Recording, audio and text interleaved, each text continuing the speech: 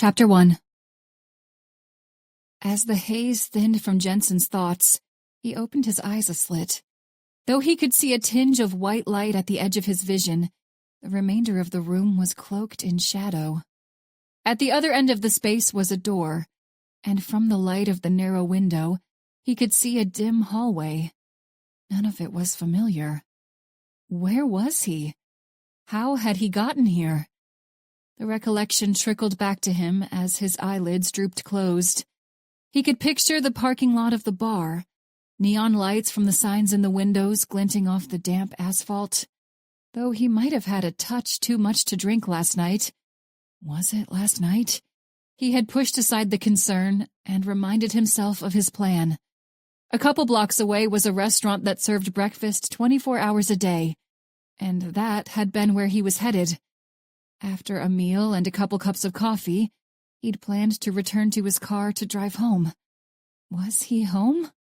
No. This sterile room wasn't part of the house he and his wife had owned for the past 10 years. Grating his teeth, he forced himself to focus on the fuzzy memory of his trip to the diner. He vaguely remembered walking down the sidewalk, his attention focused on the screen of his smartphone instead of his surroundings. In the midst of typing an "I love you" text message to his wife, Faith Leary, the world had gone black. That wasn't where the memory ended, though. At least he didn't think so. He was sure he had stepped into the restaurant, could swear he had taken a moment to bask in the aroma of roasting coffee and frying bacon as he walked through the familiar double doors. He had walked through those doors, hadn't he? No, he hadn't. As soon as the realization crossed his mind, his eyes snapped open. The world had gone black before he hit the sidewalk, but he knew he hadn't been drunk enough to black out. He had been drugged. Not in the bar, but right there at the edge of the damn parking lot. A light sting in the back of his neck had given way to utter nothingness. When he awoke the first time, his aching head had rested on a pillow, and he almost tricked himself into believing he had made it home. As he'd shifted on the hard surface beneath the light blanket, however, he wondered if he had fallen asleep on the floor beside the bed he shared with his wife. Then, he'd opened his eyes. He remembered how golden sunlight highlighted a square hatch in the ceiling at the other end of the narrow room. Room? He'd known right away that he'd been in an unfamiliar room. Flinging off the sheets, a surge of adrenaline had pushed away the ache in his head as he'd leapt to his feet. In the meager illumination, he'd felt along the walls and hoped, even prayed, that he would find a door handle. Instead, he'd been greeted with nothing more than cool, smooth metal. His movements had been fervent and soon bordered on panicked. One question had screamed over and over in his mind. Where the hell was he? Even now, as he thought back, he wasn't sure.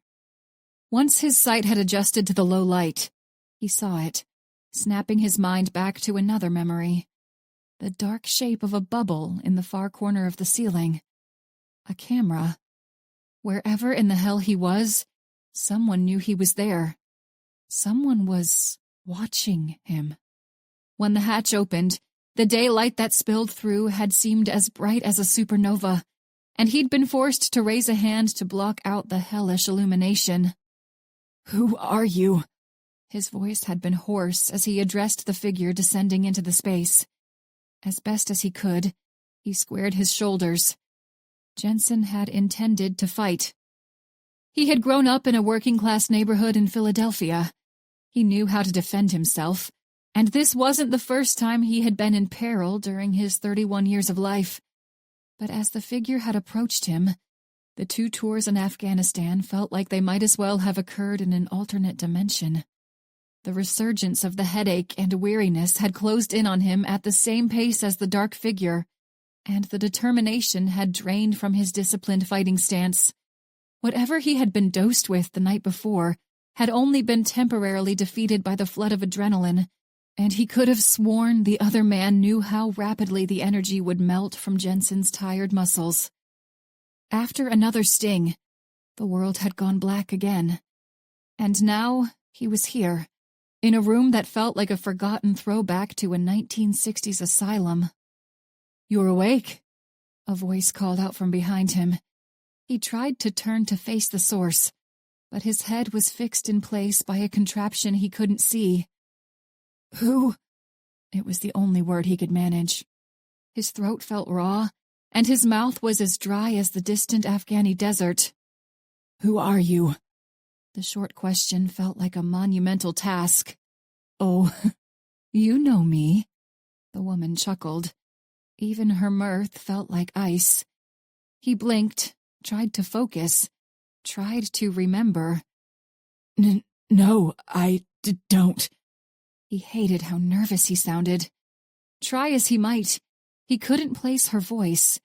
In the ensuing silence, he raked through memories of any woman with whom he had crossed paths in recent memory.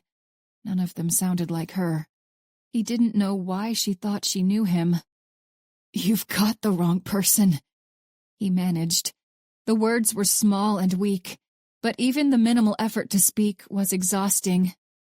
"No, Jensen, I've got exactly who I want." There was no doubt in her tone, no room for debate. A metallic whir followed her statement. What the hell was that? Was that a drill? A saw? The marked increase in his pulse made the pounding in his head more pronounced. Eyes squeezed shut like he was a grade school kid trying to hide from imaginary monsters in the dark corners of his bedroom. Jensen swallowed against the rise of bile in the back of his throat. "I'm not going to kill you, Jensen." Her calm words cut through his haphazard thoughts, but he wished they hadn't. "In fact, you might be the lucky one. When we're done here, you might come out of this even better than you were before. Just relax. I've done this plenty of times, and I know what I'm doing. You're in good hands." He didn't believe her attempt to placate his mounting anxiety. As the metallic sound grew louder, he pictured his wife. For 13 years, Faith had been at his side. For every celebration, every bump in the road, every new journey, he had always been able to count on her bright smile and that sparkle in her gold-flecked eyes. This was it. For some reason he couldn't fathom, he was about to die. And he hadn't even been able to send the text message to tell his beautiful wife how much he loved her. Chapter 2. With a smile and a $5 bill, Bree Stafford bade farewell to the driver of the sleek, black sedan. As she stepped onto the sidewalk, she couldn't help the reflexive glance to the edge of the building. 3 months earlier, around that same corner, Douglas Kilroy, the preacher, as the press loved to call him, had knocked her unconscious with a fast-acting sedative. The bastard had then loaded her into the back of a white panel van to drive to the outskirts of a little Virginia town called McCook. Maybe the brush with such a notorious killer should have left a definitive mark on her psyche, but when she looked to the dim corner, she could find no semblance of trepidation. After all, Douglas Kilroy was dead, and the man joining her at the bar tonight was responsible for the fatal shot. As grateful as she was to have been saved so quickly, Bree knew with a certainty she didn't fully understand that she would have made it out of Kilroy's grasp unscathed, one way or another. That night at the dilapidated church wasn't the first time she had been taken captive, but she hoped it would be the last. She turned her attention to a flicker of movement amidst a series of benches and tables to the side of the entryway. The glow of Noah Dalton's smartphone glinted off the whites of his eyes as he locked the screen to pocket the device. When he was outside the office, Bree thought there were few who would have guessed he was an FBI agent.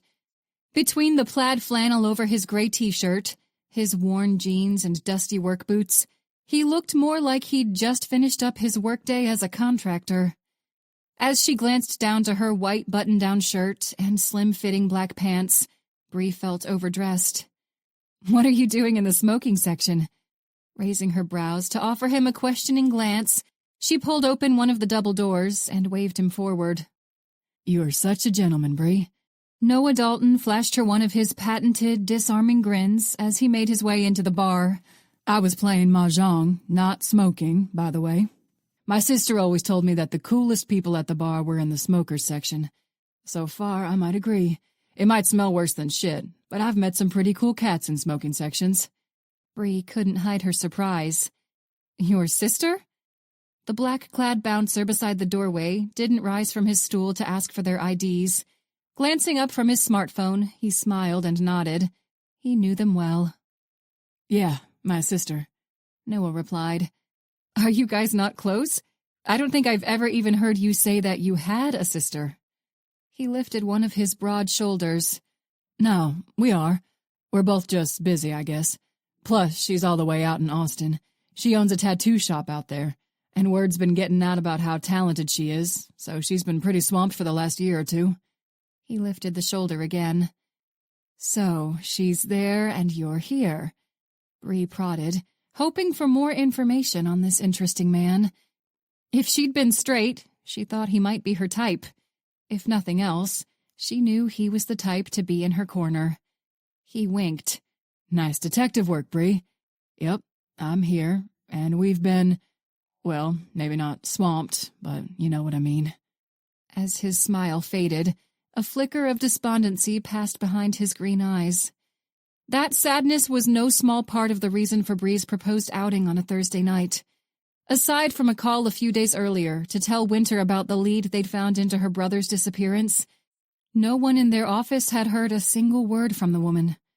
Though Noah made a valiant effort to conceal the dark cloud in his demeanor, Bree had worked alongside the tall man for long enough to know that Winter's absence weighed on him, and she had seen enough of his and Winter's interactions to know he blamed himself for their inability to locate Justin Black. Bree's reminders that he'd made the right decision to shoot Douglas Kilroy had been gentle at first, but in recent weeks they had become more pointed. If he hadn't fired that shot at that precise moment, Winter would be dead. That was it. That was the end of the story. Bree had been front and center for the entire series of events, and the only reason she hadn't fired the killing shot was because she was worried the larger caliber round would have pierced through Kilroy and hit Winter. Winter was smart, and Bree had assured Noah that even if she had harbored a sense of ill will for Kilroy's untimely death, she would have let the misgivings go by now. Whether he didn't believe her, or he'd decided to shoulder the guilt for an unrelated reason, Bree wasn't sure. Your sister sounds cool. Bree offered him a smile, thinking of her fiancé and how talented she was.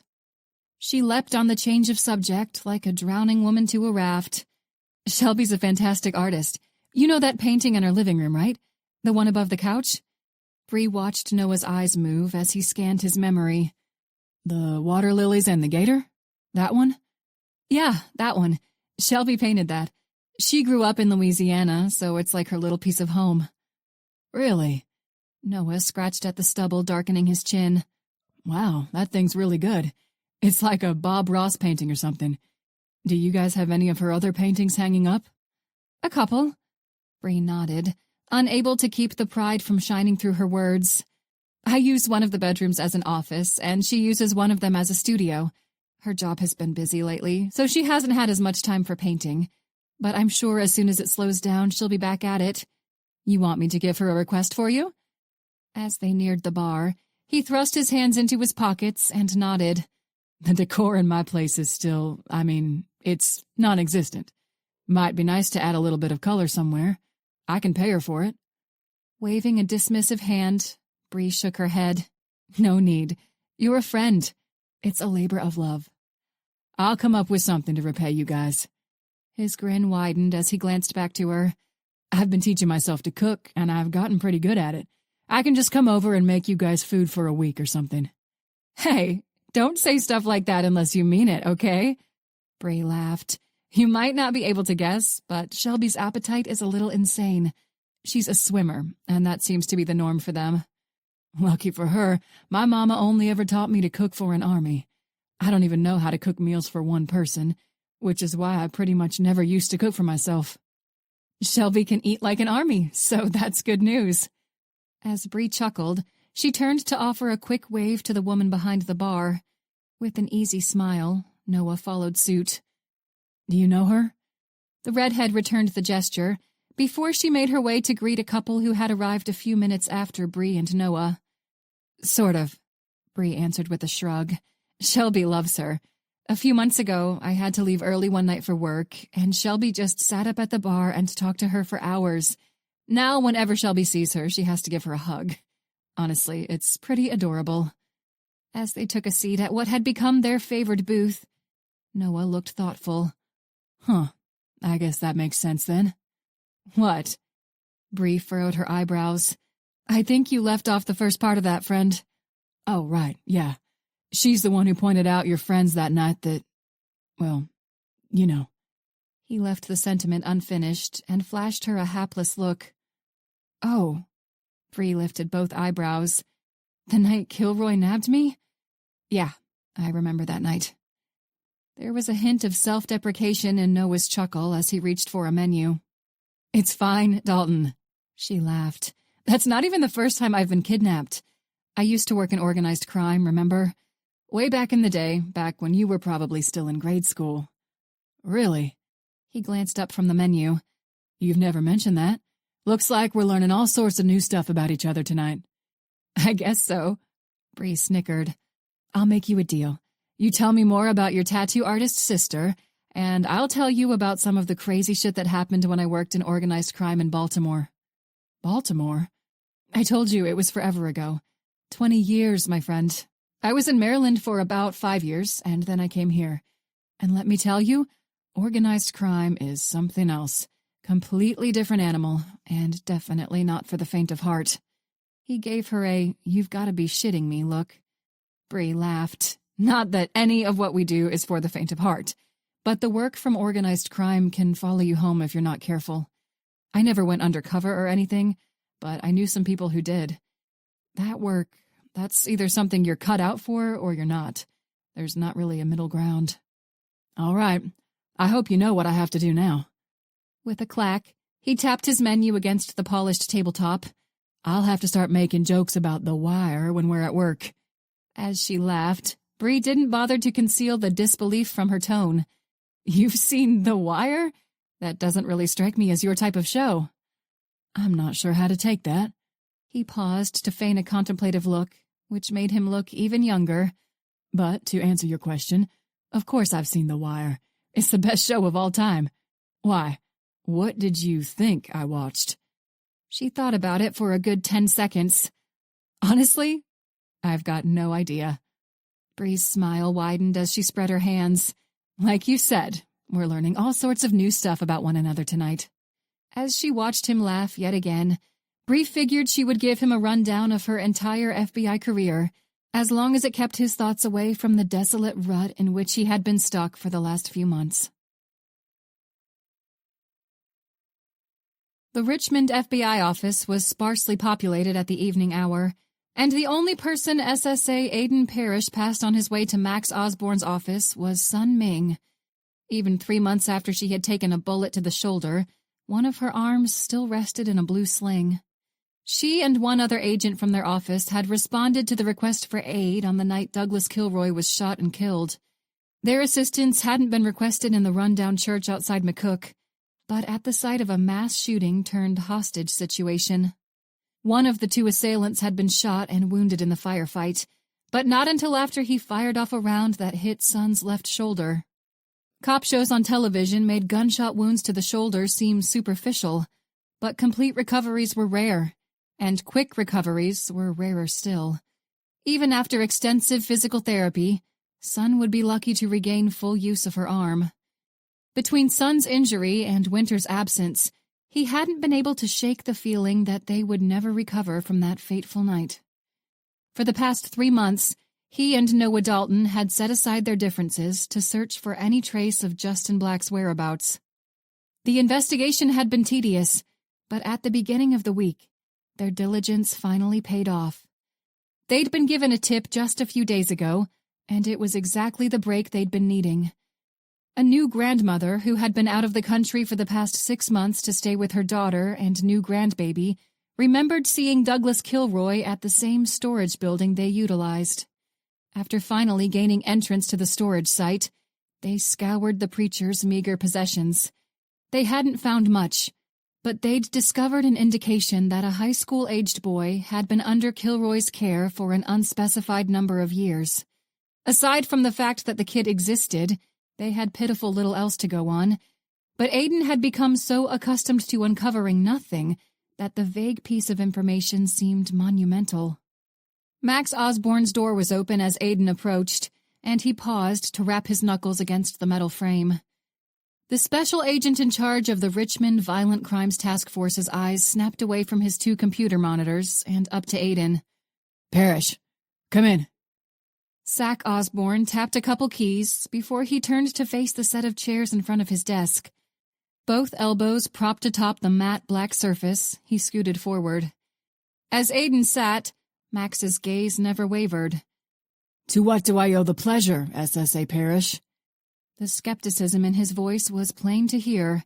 Aiden and Max didn't cross paths often, and he could already tell his request for a meeting had piqued the older man's suspicions. "It's been 3 days since Noah Dalton contacted Winterblack. Why the hell hasn't she shown up yet? We can't move forward in this investigation without her." Aiden figured an upfront query would be less likely to put Max on edge. He didn't know the seasoned Zach well, but in each dealing he had with him, he had gathered that the man appreciated a direct approach. "You know I can't tell you that, Parrish." Max's voice was flat, almost as if he had expected the question from the get-go. "Since when are you bound to secrecy about situations like this?" He made his best effort to match the unimpressed tone, but Aiden doubted that anyone could exude quite the same blasé air as Max. "When my agents take a personal leave of absence, I keep their reasons to myself. It's not your business unless Agent Black wants it to be your business, Parrish. If you want to know why she's gone, maybe you should ask her." Aiden barely managed to keep from rolling his eyes. "I tried. She won't answer any of our calls. Not mine, not Dalton's, not even Agent Stafford's. Did you stop to think that maybe she's got a good reason for that? You're a smart guy, Parrish. Head of the damn behavioral analysis unit. So I figure out of all the people here, you'd be able to come up with a reason someone might need a break from their friends and coworkers." Aiden cleared his throat, pissed at the taunt and doing his best not to show it. "There are many reasons someone would isolate themselves, but at this point it's interfering with an ongoing investigation." The statement was true, but the need to uncover a new lead wasn't the main driving force behind his adamancy to bring Winter back to Richmond. He clenched his jaw at the thought and forced himself to pay attention to Osborne's movements. "Then do what you'd do with any other witness." Shrugging, Max leaned back in his oversized chair. "You want me to get a court order to make a federal agent come back to work?" Aiden surmised, narrowing his eyes at the flicker of amusement on Max's face. "You do what you need to do, Parrish. I trust your instincts. If you think that's what you've got to do to get a hold of Agent Black, then you know where the courthouse is. I won't stop you."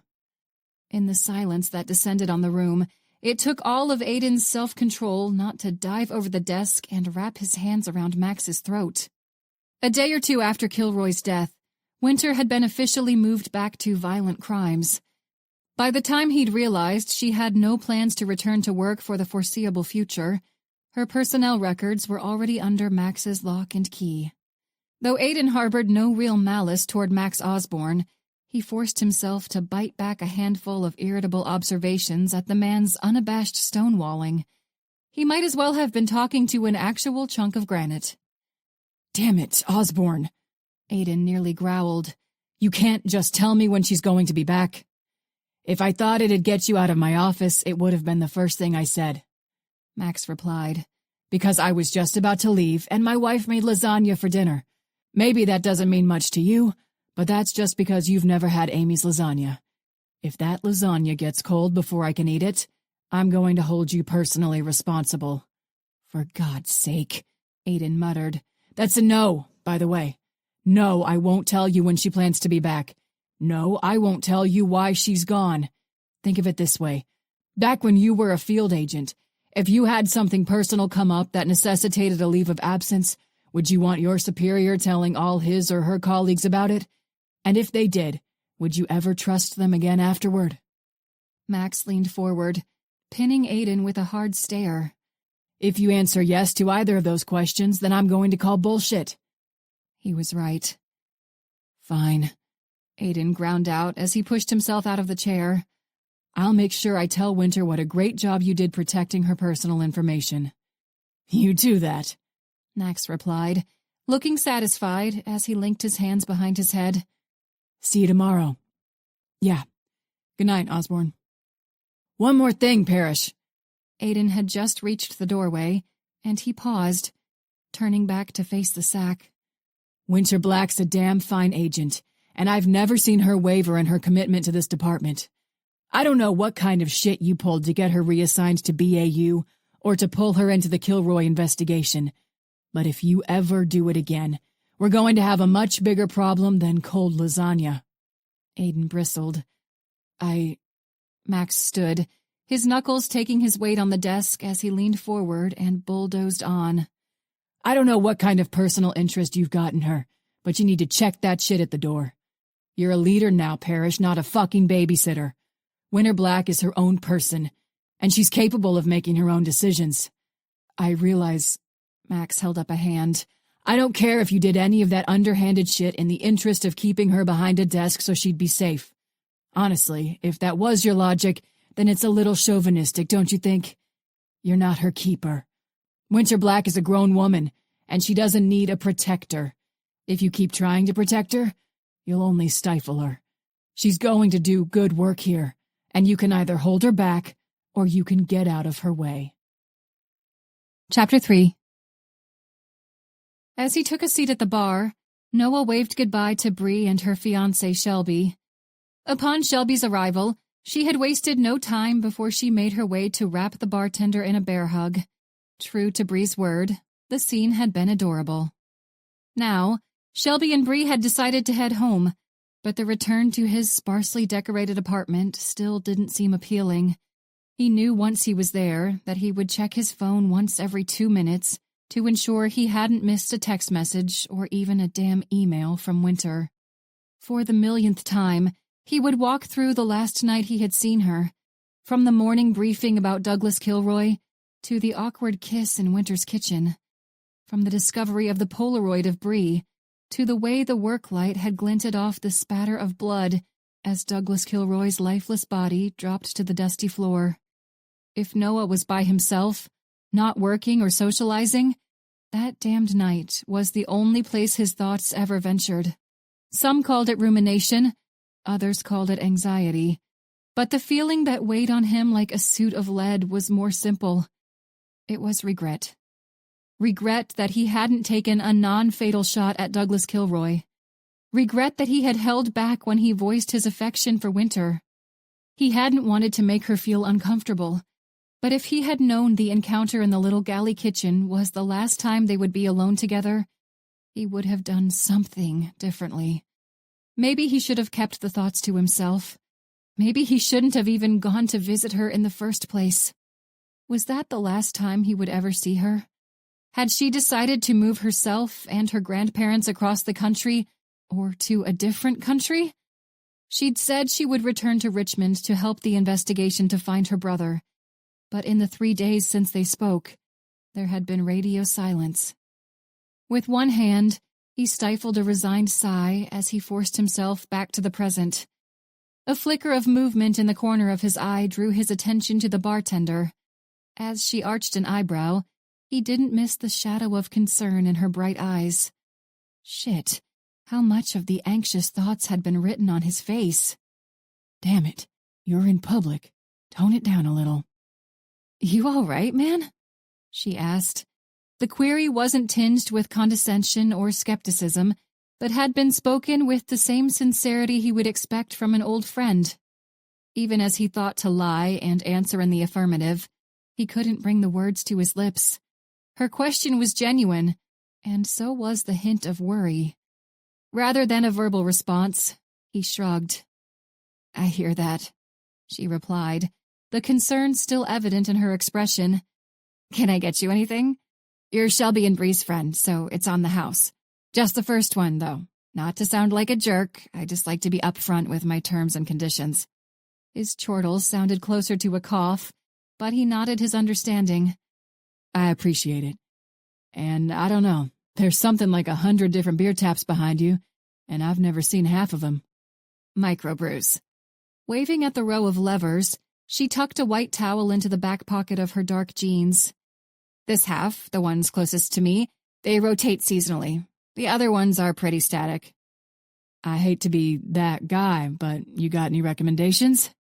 I do, but I doubt you'll like it. No one ever does. She feigned a weary sigh. All right, I like a challenge. Give me one of those, then. It's an IPA.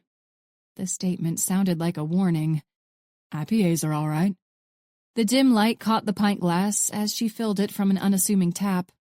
Producing a coaster from her back pocket, she set the dark amber beer down in front of him. He could feel her gaze as he picked up the glass to take a tentative sip. Though there may have been a flavor beyond the bitterness of the hops, he couldn't place it. Lips pursed, he wrinkled his nose as he glanced up at her. "I told you," she huffed, crossing her arms. "How do you drink this?" Despite the criticism, he took another pull. Good Lord, what is this? Was it brewed in a dirty sock somewhere? Okay, first, rolling her green eyes, she raised a finger. That's rude, Agent Mulder. I don't come into a bar and make fun of your favorite beer, do I? Your favorite? He echoed with a laugh. It tastes like battery acid, darling. You drink battery acid often? You know, for the sake of accurate comparison. As she fixed him with an expectant look, the corner of her mouth turned up in a smile. I don't, but with this around, I don't know why I'd ever need to.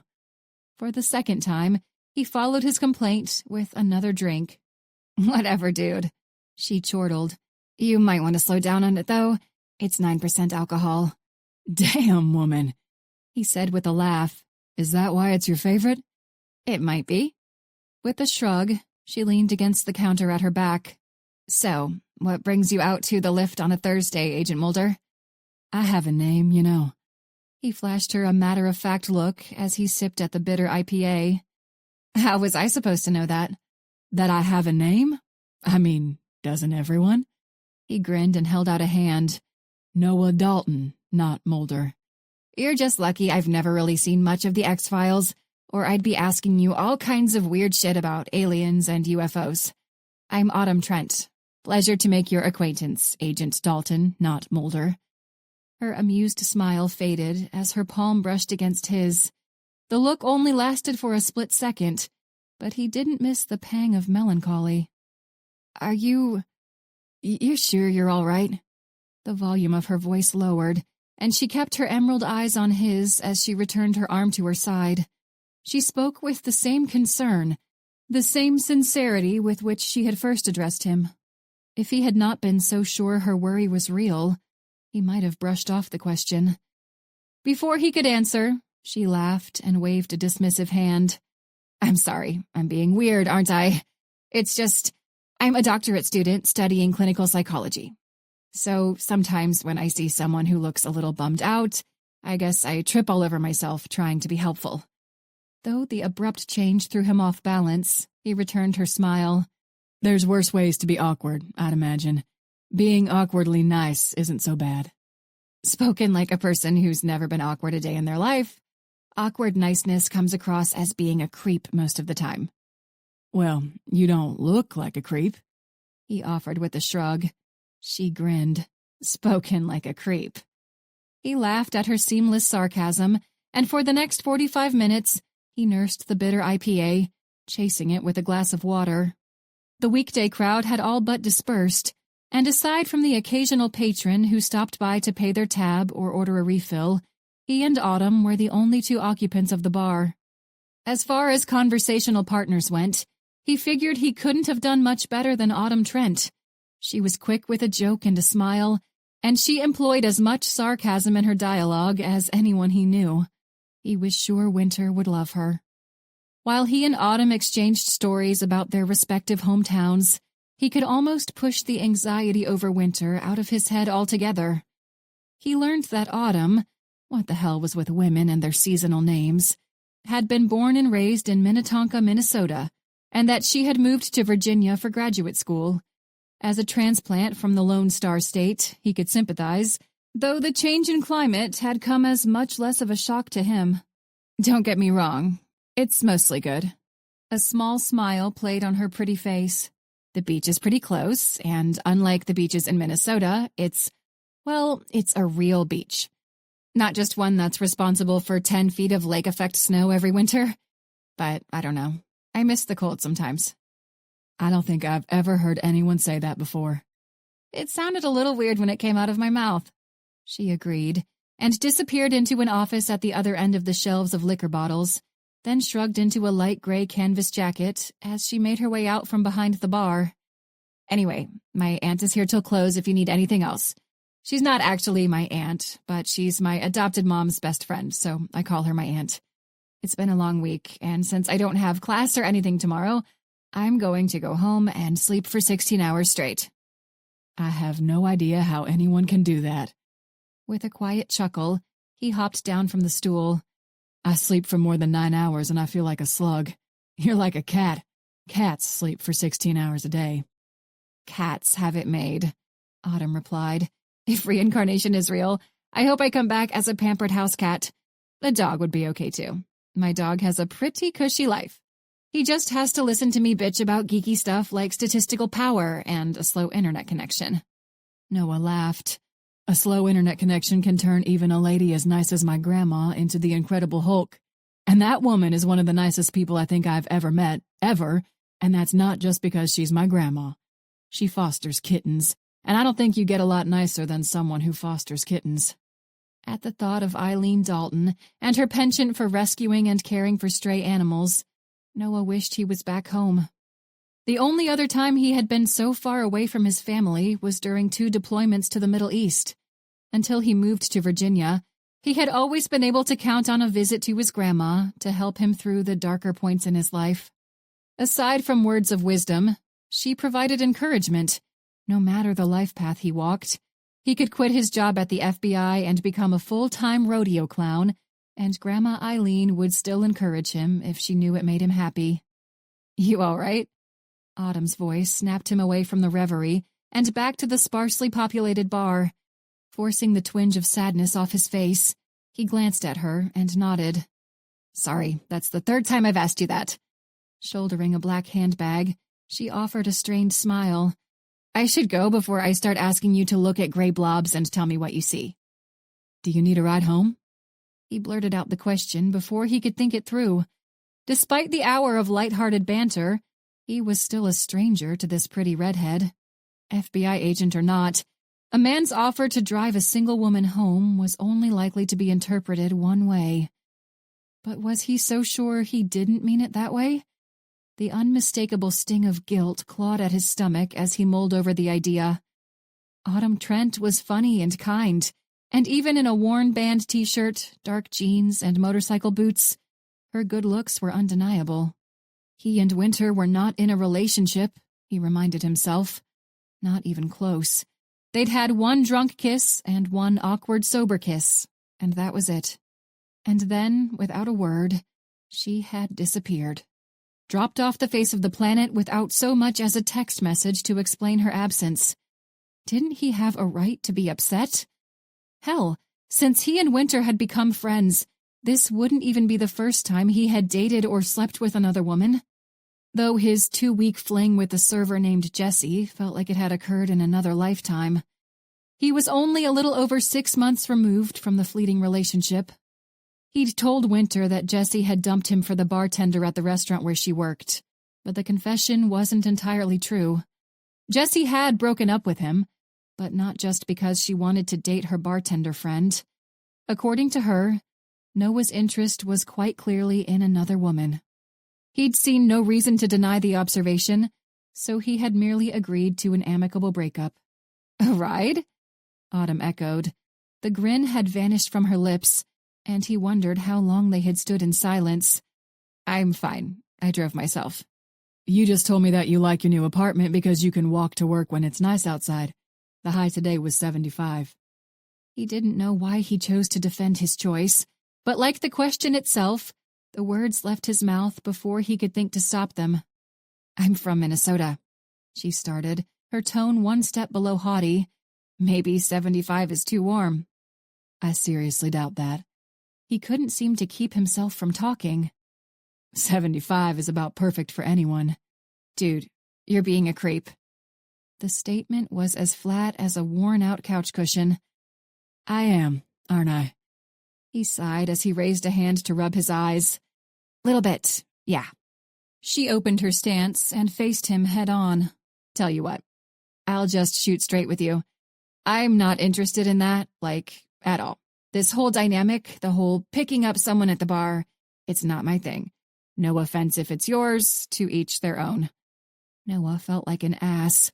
Shit, sorry, She held up a finger. It's not you, I promise. This August, I'll be defending my dissertation, and I've barely even started writing it. I've been too damn busy trying to get in all the practicum hours humanly possible, but now that those are almost over with, I've got to write a 200-page research paper in the span of something like 5 months. Noah straightened. Damn, that's a lot of work. She nodded, seeming to relax a little. It sounds doable, but when you factor in trying to help my aunt out here at the bar and squeezing in the rest of those practicum hours, it gets a little fucking stressful. He wanted to reach out and give her shoulder a friendly squeeze, but he kept his hands to his damn self. I'm sure it is. Her face fell, and she pushed a hand through her hair. Damn it, I'm sorry. I didn't mean to ramble on about my life story, but there you go. I'm also about 7 months removed from a really nasty breakup, so I'll call that icing on the cake. He scratched his chin. Damn, I'm the dumbass here, so why does it feel like you're apologizing to me? Honestly, she fiddled with the silver zipper of her jacket as her green eyes started back up to meet his. I've had some guys say some pretty nasty shit to me after I turned them down. Anymore, I just try to cover all my bases and get ahead of it, so none of them decide to follow me home, which has happened before. Wow. He cleared his throat. Now I definitely want to give you a ride home, but more as a form of hazard pay, you know? Police escort back to your place so no creeps follow you. With a laugh that sounded more like a snort, she shook her head. I go to Krav Maga lessons twice a week. I'll be all right. Okay, well, I'll be honest now. Though he made an effort to give her a matter-of-fact smile, he was sure the look came across as more wistful than sarcastic. I don't know why I said that. That was stupid, and I'm sorry. I'm not fit to deal with any of that shit right now, either. It feels like I'm a million miles away from home. And my best friend, she's going through some shit that I don't even know about. I don't know about it because she dropped off the face of the planet, and I've got no idea what the hell is going on. All I know is that I can't fix it, and I think I'm losing my mind a little. Her expression softened, and he could almost hear the tension leave her body. A compromise, then, she said, as she stuck out her hand, because I could seriously use a friend that isn't another PhD student working on their own dissertation. Plus, you're Shelby and Bree's friend, so you've already got that going for you. Noah placed a hand over his heart. Your trust brings me honor. Autumn rolled her eyes, but the smile got a little bit bigger. I'll accept that ride home, but I'm going to ask for one favor. There's this Mexican place a few blocks away that's open 24 hours a day, Alonzo's, and they've got a drive-thru. If you could swing through there so I can buy myself some food, I'll even throw in a burrito. As Noah accepted her handshake, he nodded and grinned. I could go for a chimichanga. Chimichanga eating contest, then? She proclaimed, raising her arm for a high five. Winner pays the bill? She snorted. Oh, hell no. I'm a graduate student, dude. I don't have bottomless chimichanga money. Chapter 4. The scent of wet asphalt followed Winter as she pushed open a set of tinted glass double doors to make her way into the building. A recent storm had left the summer air heavy and damp, and even now, a new mass of leaden clouds pushed in to obscure the morning sunlight. She was almost half an hour early, but apparently she wasn't the only agent in violent crimes who'd thought to get a head start on their day. Fortunately, the only greeting Sun Ming offered was a half smile and a slight nod. As Winter returned the gesture, she found for the first time that she was glad for Sun's standoffish persona.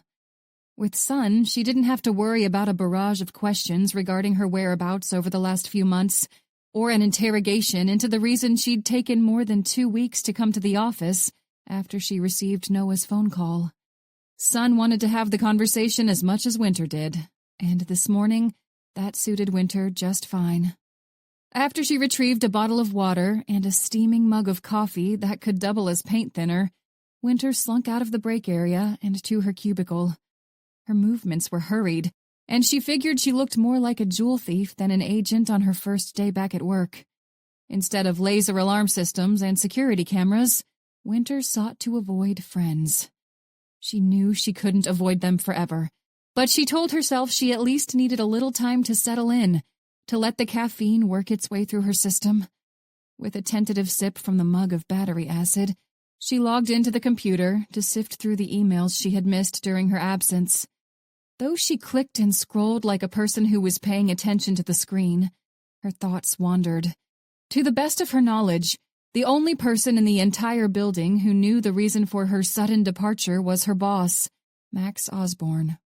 Max had been thoroughly unimpressed by her involvement in the Douglas Kilroy investigation, but the mass shooting a few hours outside McCook had created more than enough work to divert his attention.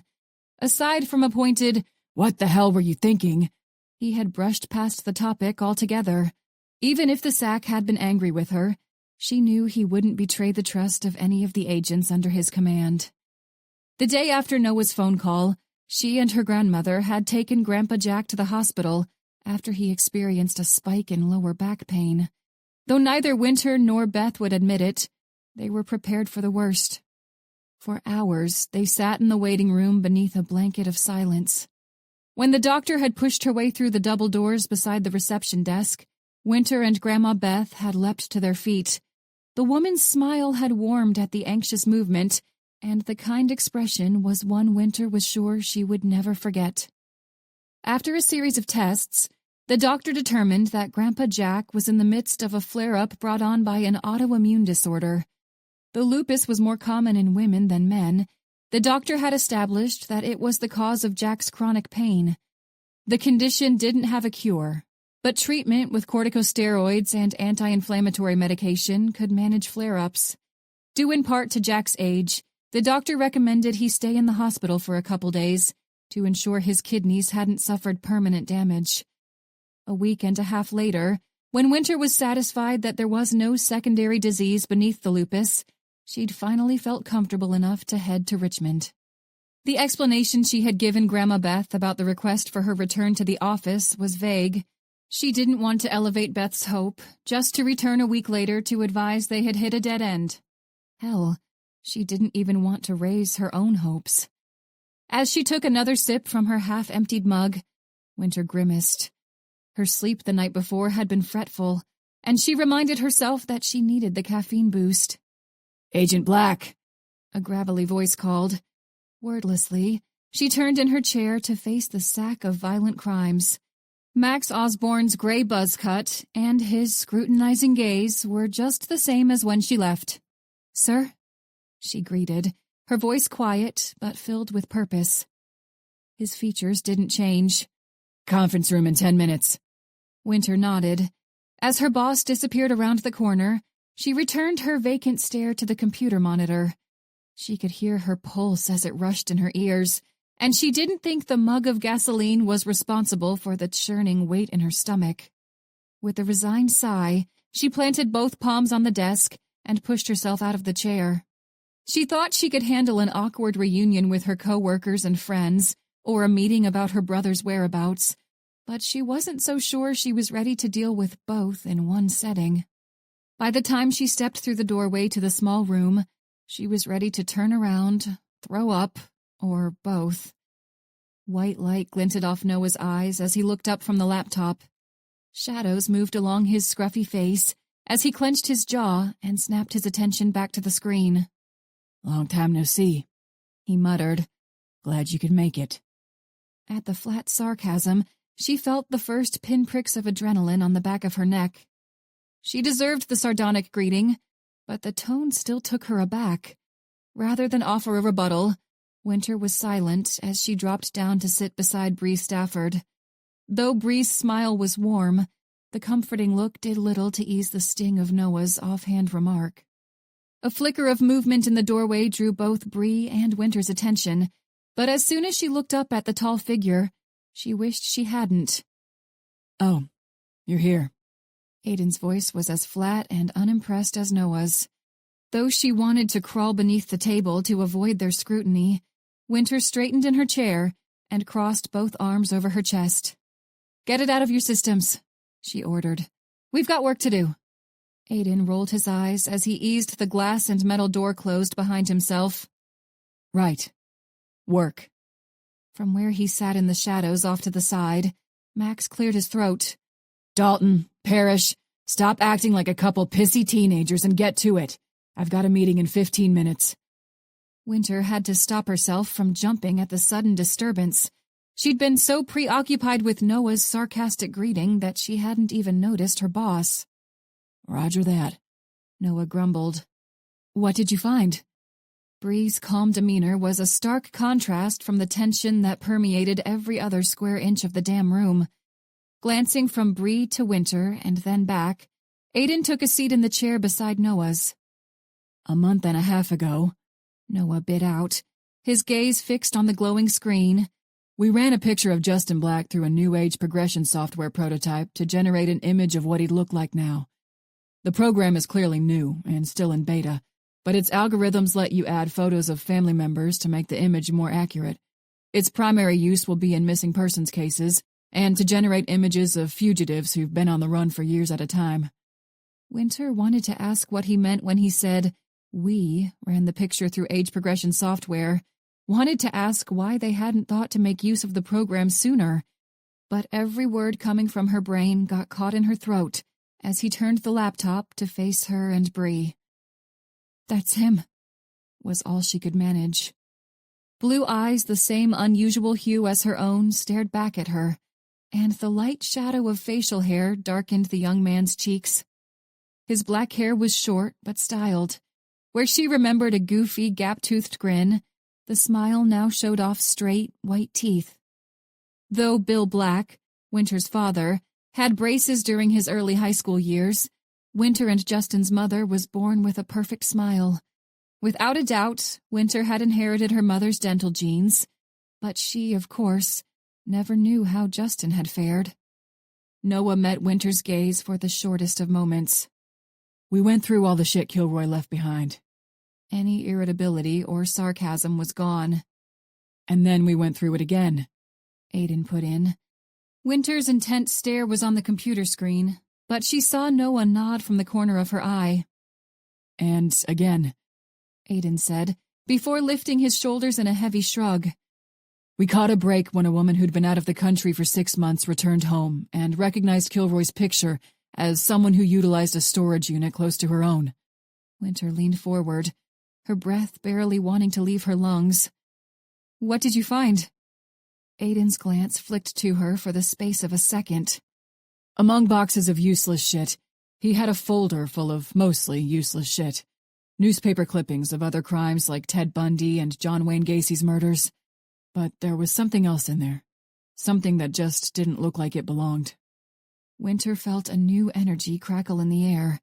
It was hope. She knew the feeling well, and most often despised it. Aiden went on. "It was an unmarked envelope containing a letter about parent-teacher conferences at Bowling Green High School, the home of the Bowling Green Timberwolves. I thought it might have been Bowling Green, Kentucky at first, but none of their high schools have a team called the Timberwolves. But there's a town a little bit north of here, Bowling Green, Virginia, and their high school mascot is a wolf."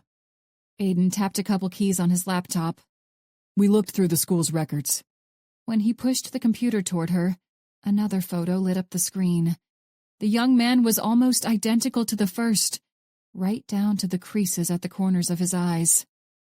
"Holy shit," Bree murmured. Winter opened and closed her mouth, but she couldn't summon a single word to her lips. As she shifted her focus down to the name below the school picture, her stomach lurched. "Jamie Peterson," she breathed. Even to her own ears, her voice sounded harried and weary, almost like she'd spent the previous night shouting. No matter what the photograph said, she knew the kid who stared back at her was not Jamie Peterson. He was her baby brother.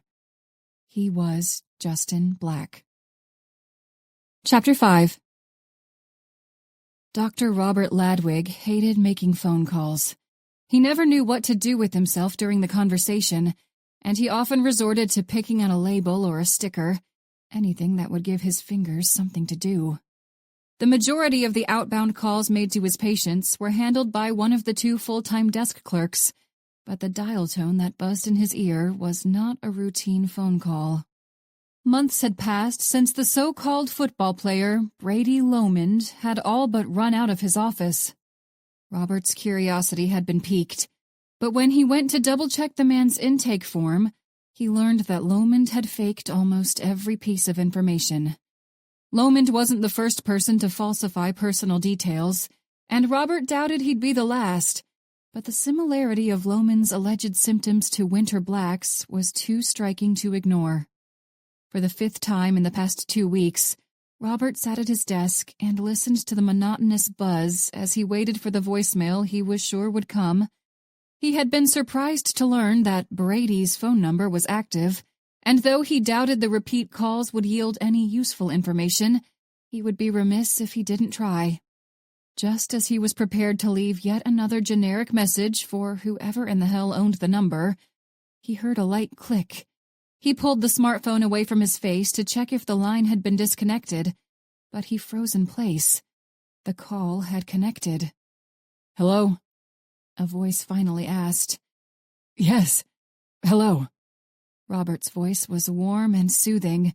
The man was not Brady Lomond, but there was a real possibility that the Texan had scrawled out contact information for a friend or family member without realizing the mistake. "Who is this?" The man sounded equal parts annoyed and skeptical. "Hi, I'm sorry. This is Dr. Ladwig, and I'm looking for Brady Lomond. Do I have the right number?" "Brady who? No, dude. Look, you've called this number like 15 times and left me 7 voicemails. I don't know who in the hell you are, and I don't know who in the hell Brady Lomond is. Please take this number off your list. I'm not going to sign up for a credit card or buy a case of whatever in the hell you're selling." "I'm so sorry," Robert said. He made sure to keep his tone pleasant. He still represented his practice. "Someone must have put down the wrong phone number. I'll make sure you don't get any more calls from us. Thank you for letting me know." "All right, no worries. Thanks." As Robert dropped the phone back to the wooden desk, he combed the fingers of one hand through his hair and heaved a sigh. "Well, this isn't good, is it?" he asked the empty room. Lomond's condition might have piqued Robert's curiosity, but he didn't want to locate Brady Lomond, or whoever in the hell he actually was, strictly for his own sake. As if on cue, his work phone buzzed against the solid surface. He hadn't saved the caller's contact information, but he knew that number. With every damn call, he had committed the number to memory as he stared at the screen and forced himself to pick up the device. "This is Dr. Ladwig." He made the formal greeting out of habit. The caller knew who he was. "Hello, Robert," the woman purred. Her calming voice was punctuated with just enough of a northern accent to give homage to the fact that she was not a native of Virginia or the surrounding area. The folksy pronunciations were disarming, and they belied little of her formidable intellect. She sounded like an extra from the set of Fargo, not a neurosurgeon. "Dr. Evans," he replied.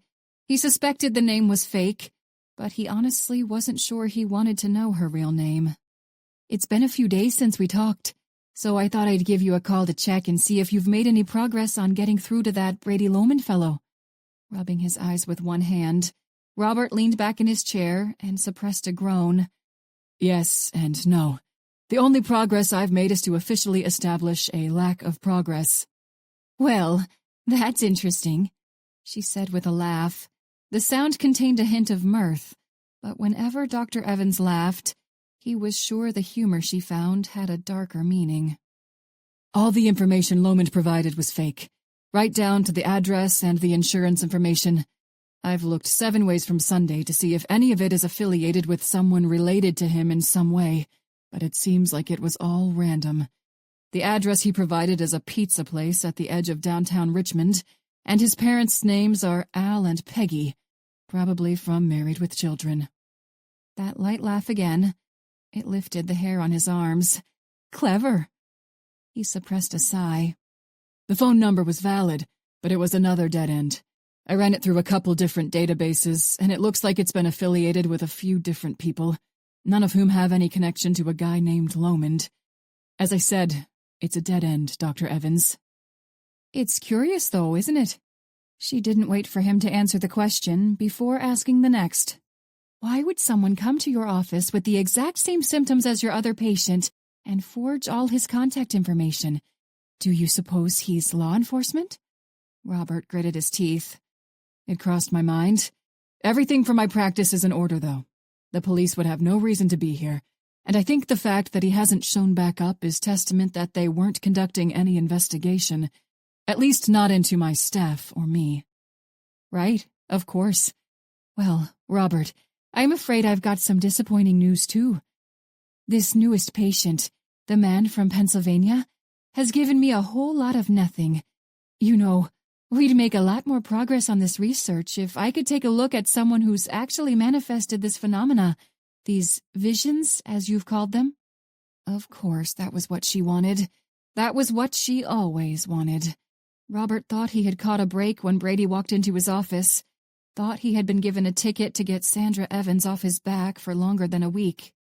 But he knew what Dr. Evans did to her so-called patients, and he knew what her kind of progress entailed. As soon as Sandra had mentioned her interest in examining Winter Black, Robert had purged any mention of Winter from his records, both digital and physical. He'd checked, double-checked, and triple-checked to make sure there were no traces of Winter left behind. Sandra Evans took every precaution to avoid detection for her gruesome experiments, but Robert didn't want to put her stealth to the test by handing her an FBI agent. The feds took the kidnapping or harm of their own as a personal affront. As smart and well-connected as Evans was, Robert wasn't about to risk the Bureau breathing down his neck.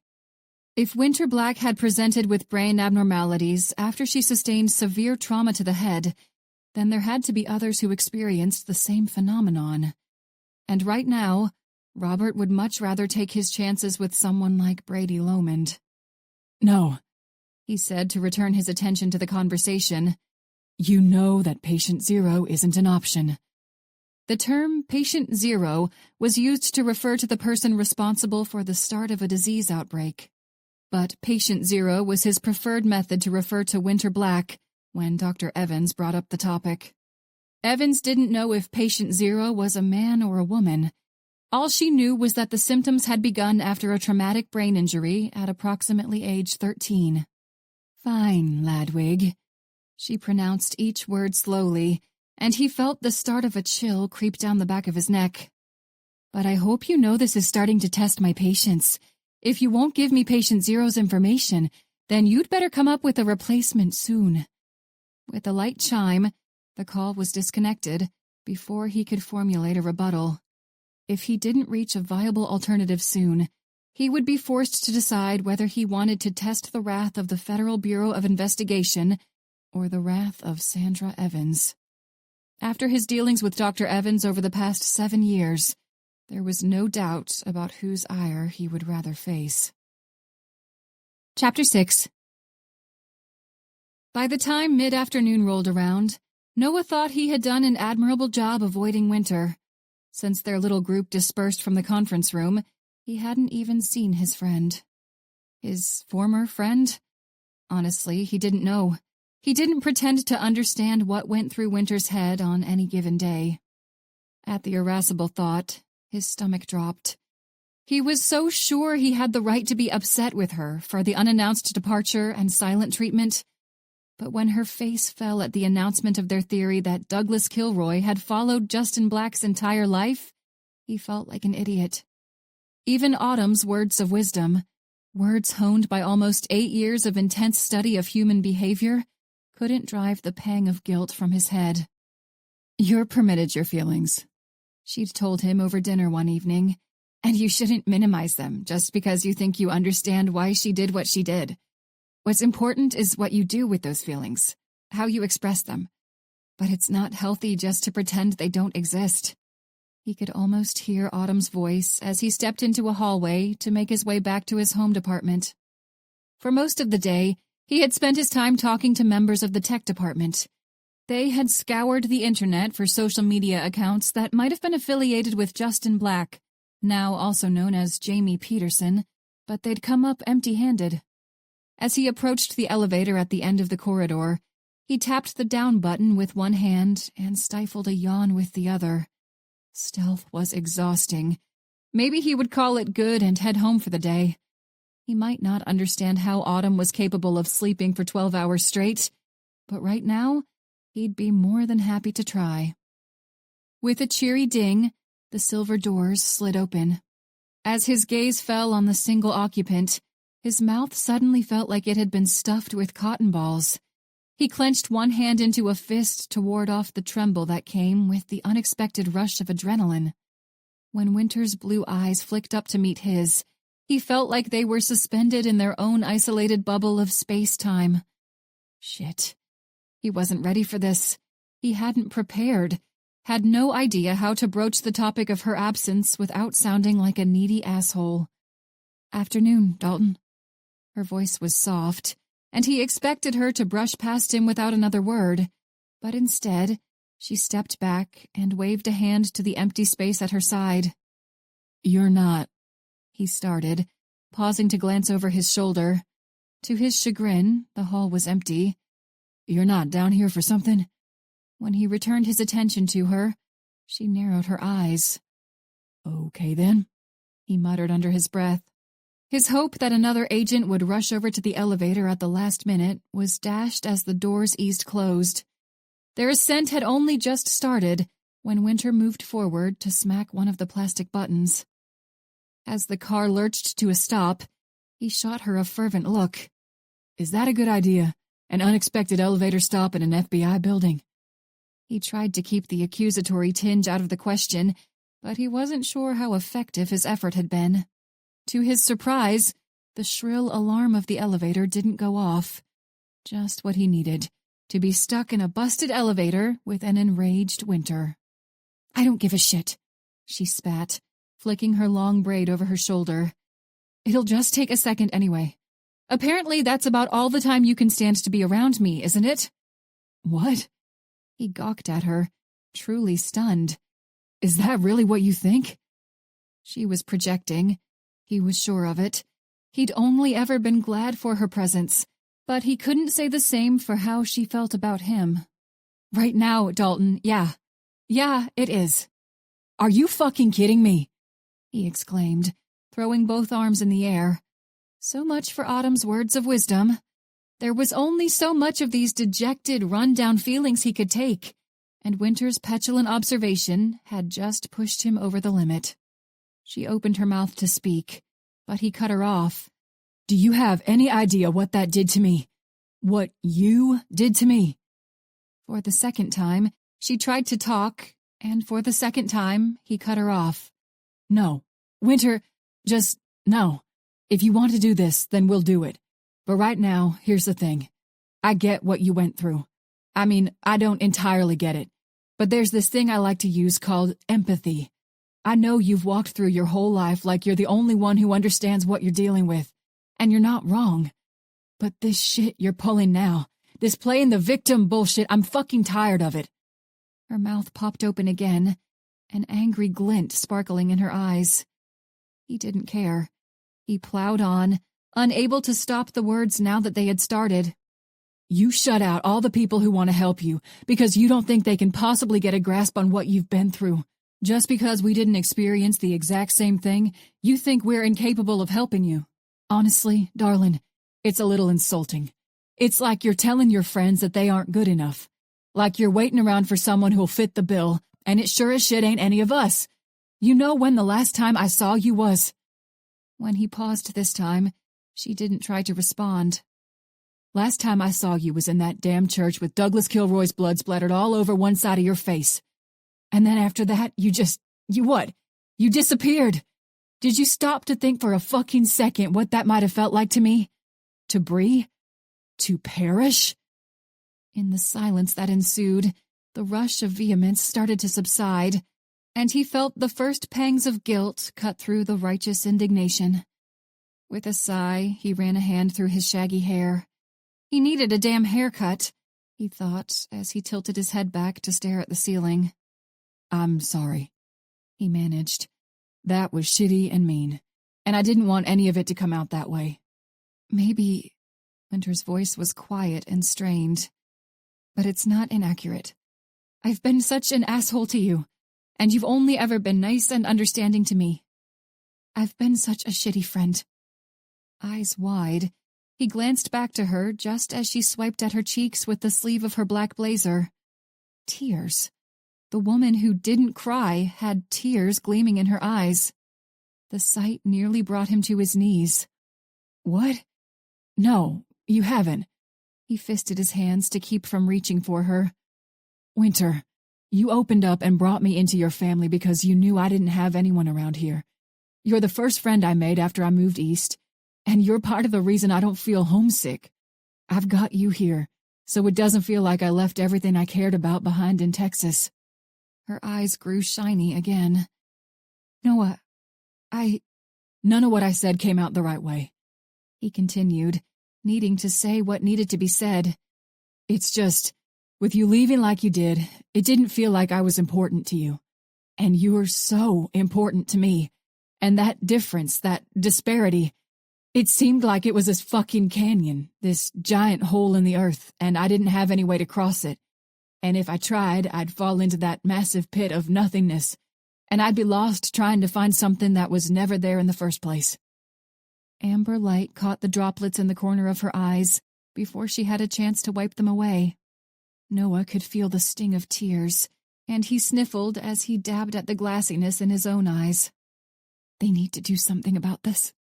Winter started, her voice scarcely above a whisper. He gave his head a little shake, trying to figure out what she was talking about. About what? She sniffed and gave a little embarrassed-looking grin. The onions in this damn elevator. I don't know who in the hell cuts onions in an elevator, but they need to knock it off. The conviction in the quiet statement was so sincere, he thought for a split second that the remark was genuine. Oh my God. He laughed, and the feel of it caused most of his muscles to relax. I missed you, Winter. With a wistful smile, she met his eyes. I missed you too. Just as he was about to ask whether or not she should press the button to resume the elevator's movement, she took a swift step forward and threw her arms around his shoulders.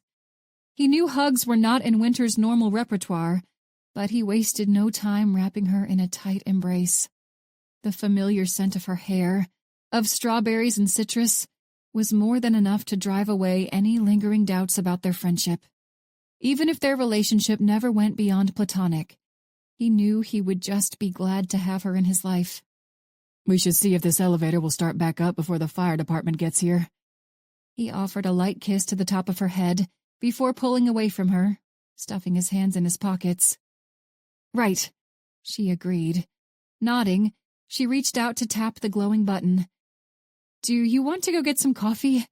I've been drinking the stuff from the break room all day, and it's, well, I'm not really sure it's fit for human consumption. He grimaced. You've been drinking that? As she snickered in response, some of the leaden weight appeared to have lifted from her shoulders. It's nice outside again, too. Seems like a good day for a walk. And just like that, they were friends again. The awkwardness began to disappear, almost as if it had never been there. On their way through the office, he gave her a summary of the mostly uneventful months since Kilroy's death. Aside from Sun Ming's injury and the information he and Aiden Parrish had unearthed on Justin, they had gone about business as usual. Once the commotion from the mass shooting died down, Noah's main focus had shifted to the items and documents left behind by Douglas Kilroy. Aside from a letter that pointed them in the direction of Bowling Green High, Kilroy's belongings were all but useless. Even after an extensive examination of Kilroy's life, the conclusion about his motives had changed little.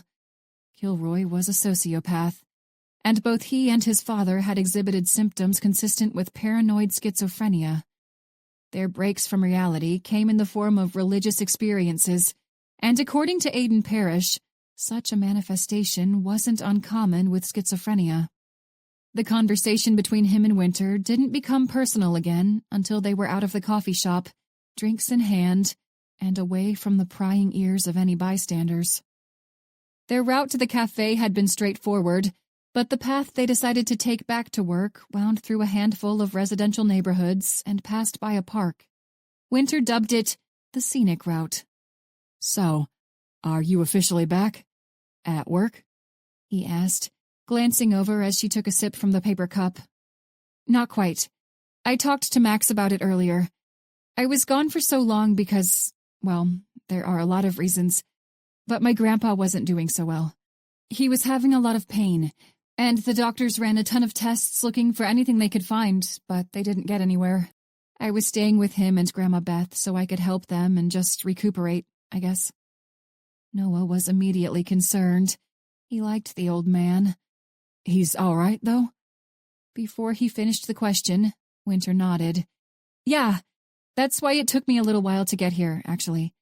He was in the hospital, and that's when they found out that he has lupus. He's probably had it for a long time but didn't realize it. It sounds bad, but it's a relief to have an actual diagnosis. I hung around while he started treatment, and when I left for Richmond, he seemed like he was doing a lot better." "Lupus," he echoed. "Yeah, my aunt has that. She's been dealing with it since she was 30-something, though. We aren't blood-related, so I guess that's good news for me." "Wait, what? What do you mean you and your aunt aren't blood-related?"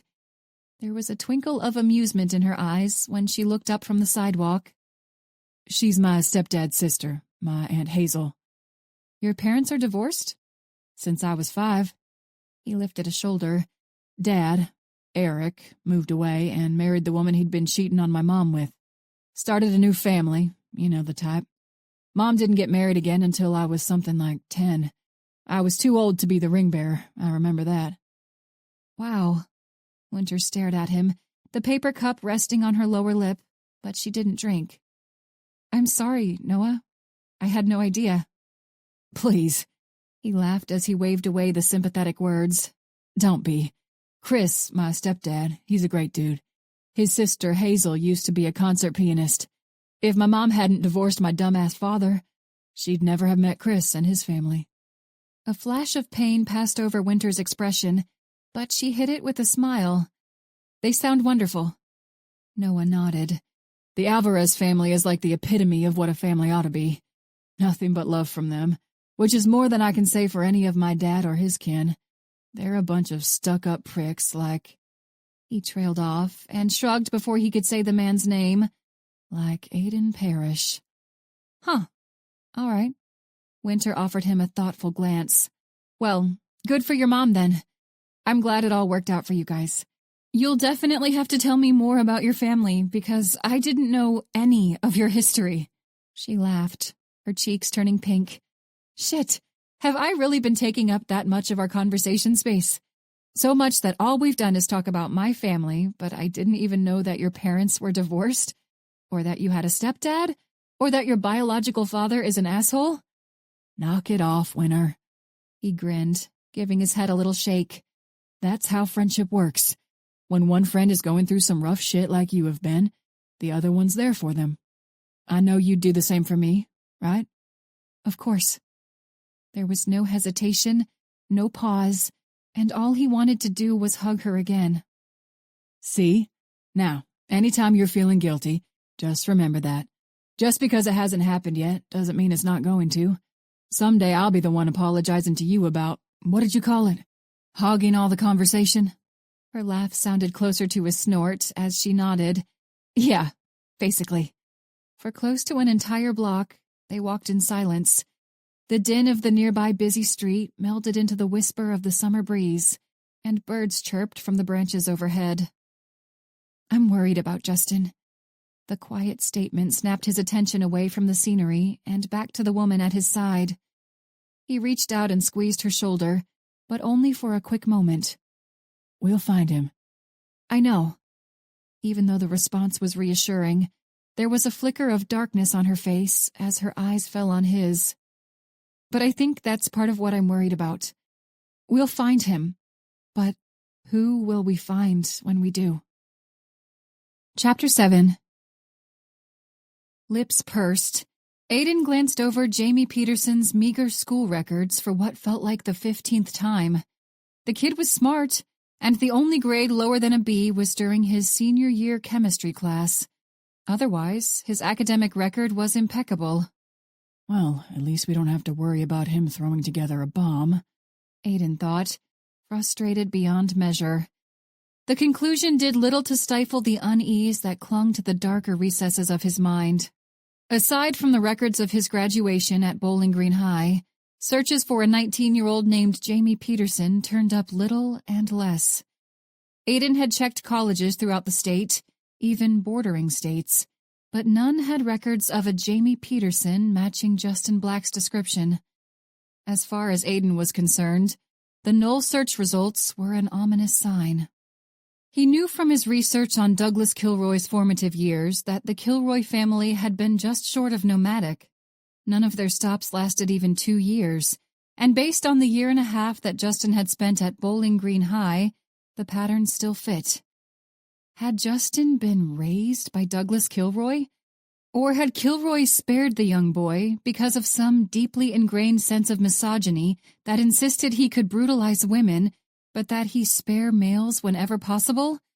Had he intercepted the letter about parent-teacher conferences from the people who had actually raised Justin? If Kilroy had been a bystander during Justin's adolescence, then the kid might have stood a chance. But there were too many question marks, too many aspects of the discovery that didn't make sense. Aiden was careful to keep the sentiment to himself. The pained glint behind Winter's eyes had been plain for him to see, and he didn't want to add his pessimistic theory to her bereaved mind. When the hell had he started that?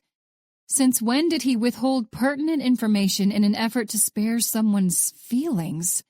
Facts were facts, and the way they made someone feel wasn't supposed to matter. And maybe those feelings didn't matter most of the time. But with Winter, it was different. When it came to her well-being, he felt like he tripped over himself in his effort to ensure she was okay. But of all the people he knew, she deserved a sense of peace. He would keep the theory about Kilroy's motivation for kidnapping Justin Black to himself until he had more to back up his assessment than a hunch. In the world of research, the absence of evidence was a poor method to prove a theory. But no matter the number of hours he'd sunk into familiarizing himself with statistical analyses and behavioral research, he already knew he was right. Kilroy hadn't left Justin alive because of a soft spot, not even because of his set of twisted ideals that insisted men were superior to women. The preacher, the man responsible for a body count that rivaled any serial killer in existence, had not decided to spare Justin's life because he cared about that life. In fact, Aiden wasn't so sure that his goal had even been to spare Justin's life in the first place. Serial killers as entrenched in their methodology as Douglas Kilroy didn't decide one day to change their routine. Those men and women adhered to a ritual, and the only deviation from the established modus operandi occurred gradually over a number of years and a number of bodies. The brutal murder of the Black family and the disappearance of 6-year-old Justin Black was far too different from Kilroy's previous crimes to be a change in the man's M.O. There had been a reason he targeted Jeanette and Bill, and that reason was Justin Black. Aiden was sure of it, and he was beginning to think that he understood why. Sure, Kilroy had intended to kill Jeanette and Bill, but his selection of a family with children was no accident. Kilroy had never married, and he had never procreated, that anyone knew of, at least. But the man was a fanatic, and like his father before him, he was not about to leave his work half-finished. In the twilight of his life, Kilroy had searched for a young boy to become his protégé. Even if Justin had spent the first 6 years of his life in the loving environment provided by his parents, He wouldn't have stood a chance under the guardianship of someone like Douglas Kilroy. Any semblance of morality the boy possessed would have been malleable at his tender age, and Kilroy would have exploited the early stage of development. If Justin, or Jamie, or whatever the hell he was called now, had been raised by Douglas Kilroy for the past 13 years, there was no doubt in Aiden's mind that the kid was just as fucked up as the man who had kidnapped him. When she got the text message from her new friend, Autumn groaned. She had planned to eat a sleeve of saltines, drink a glass of ginger ale, and then sleep for 16 hours in hopes that when she awoke, the pain in her stomach would be gone. Though she had only just turned 28, she was convinced that the stress from her final year as a PhD student had given her an ulcer. In the last 2 weeks, she had dropped a full 5 pounds. And aside from the impromptu chimichanga eating contest with Noah Dalton, she couldn't remember the last real meal she'd eaten. She had always prided herself on her ability to eat as much in one sitting as a linebacker, but she had tapped out well before her Texan friend. And, to top off her decreased appetite, she had tossed and turned all night as she fought against throwing up the 3 chimichangas she'd eaten. I'm meeting Bree at the lift tonight. You should come hang out with us. My friend Winter will be there. Noah's text message ended with a smiling cat emoji and another emoji that was just a pint glass of beer. She'd expected the muscular, broad-shouldered Texan to be a dog person, but his adamant love of cats had taken her by surprise. Apparently, his grandmother's affinity for kittens had worn off on her grandson. Before she could rationalize an excuse to avoid going out to meet Noah's best friend, she composed a response to advise him she would be on her way within the next 15 minutes. The clatter of nails against the hardwood floor drew her attention, and she rolled to her side and stretched out an arm to waggle her fingers at the little dog that approached. Her cat, Peach, was asleep at the other end of the sectional couch. "Come here, Toad," Autumn cooed. Wagging his fluffy tail, the Pomeranian mix trotted over and hopped up to sit beside her. Toad's namesake wasn't the Mario Brothers character of the same name, and as far as Autumn was concerned, her cat wasn't named after Princess Peach. Peach was a ginger tabby with fur roughly the same color as a peach, and Toad was a fluffy mutt with an underbite. Some people might have thought Toad's goofy face made him ugly, but Autumn thought his less-than-flattering jaw made him just the right combination of ugly and cute.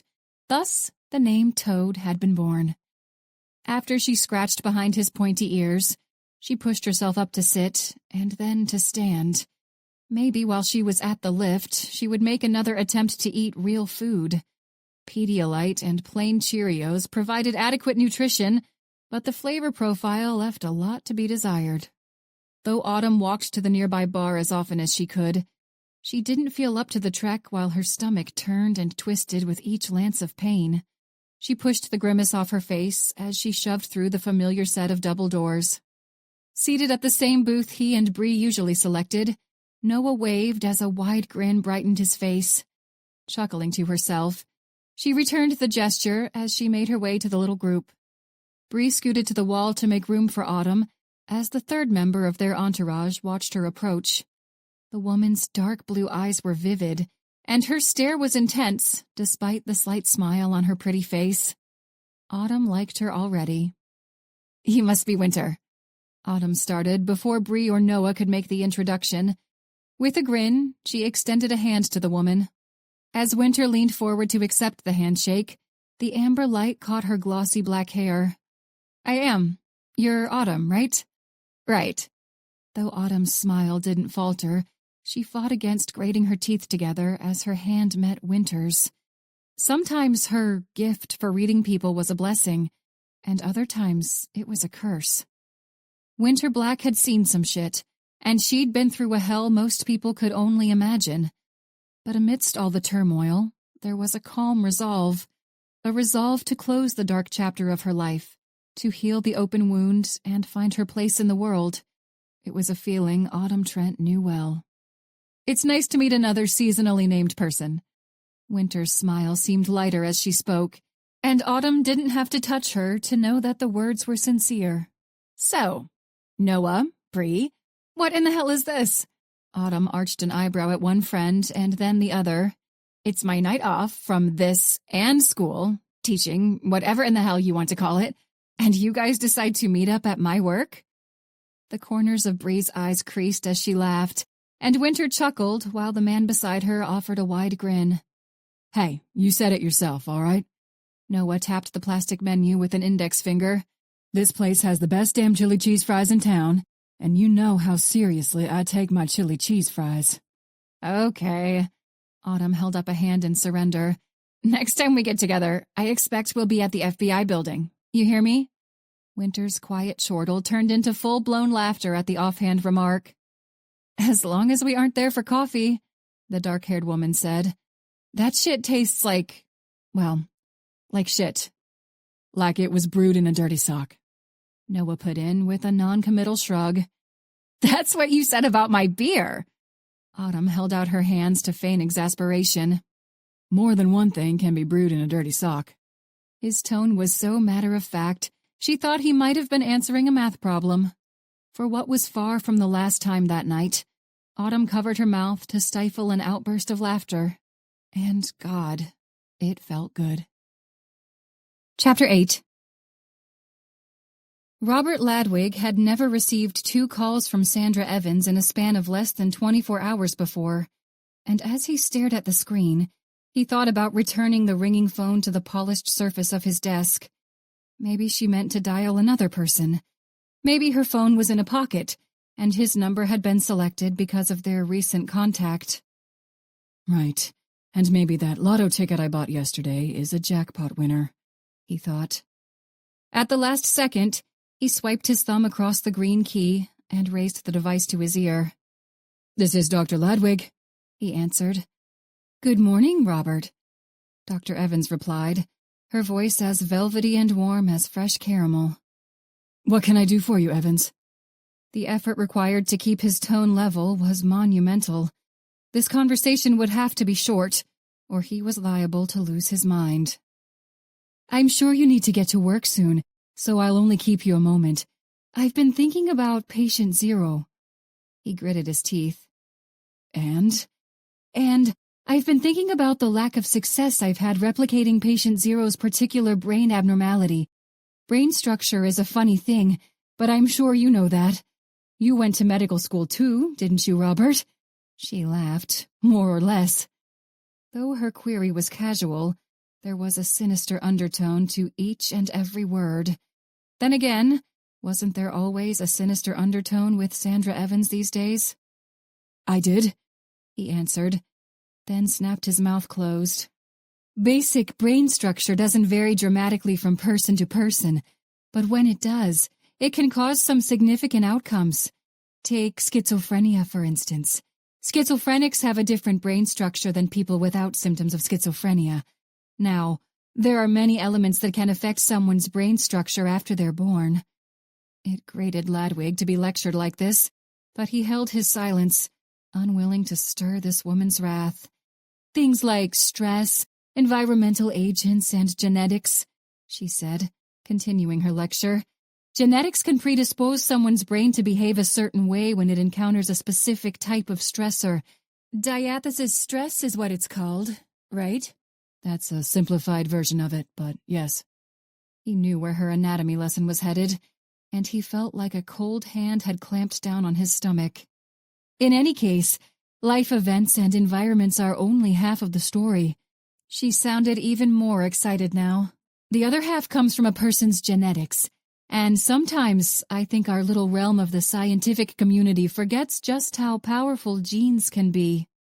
You think there's something in patient 0's DNA that predisposed them to the abnormalities they experienced after their head trauma? He surmised. I do. Her laconic response bordered on venomous, and even though he was alone in his office, he wanted to crawl under the desk to hide.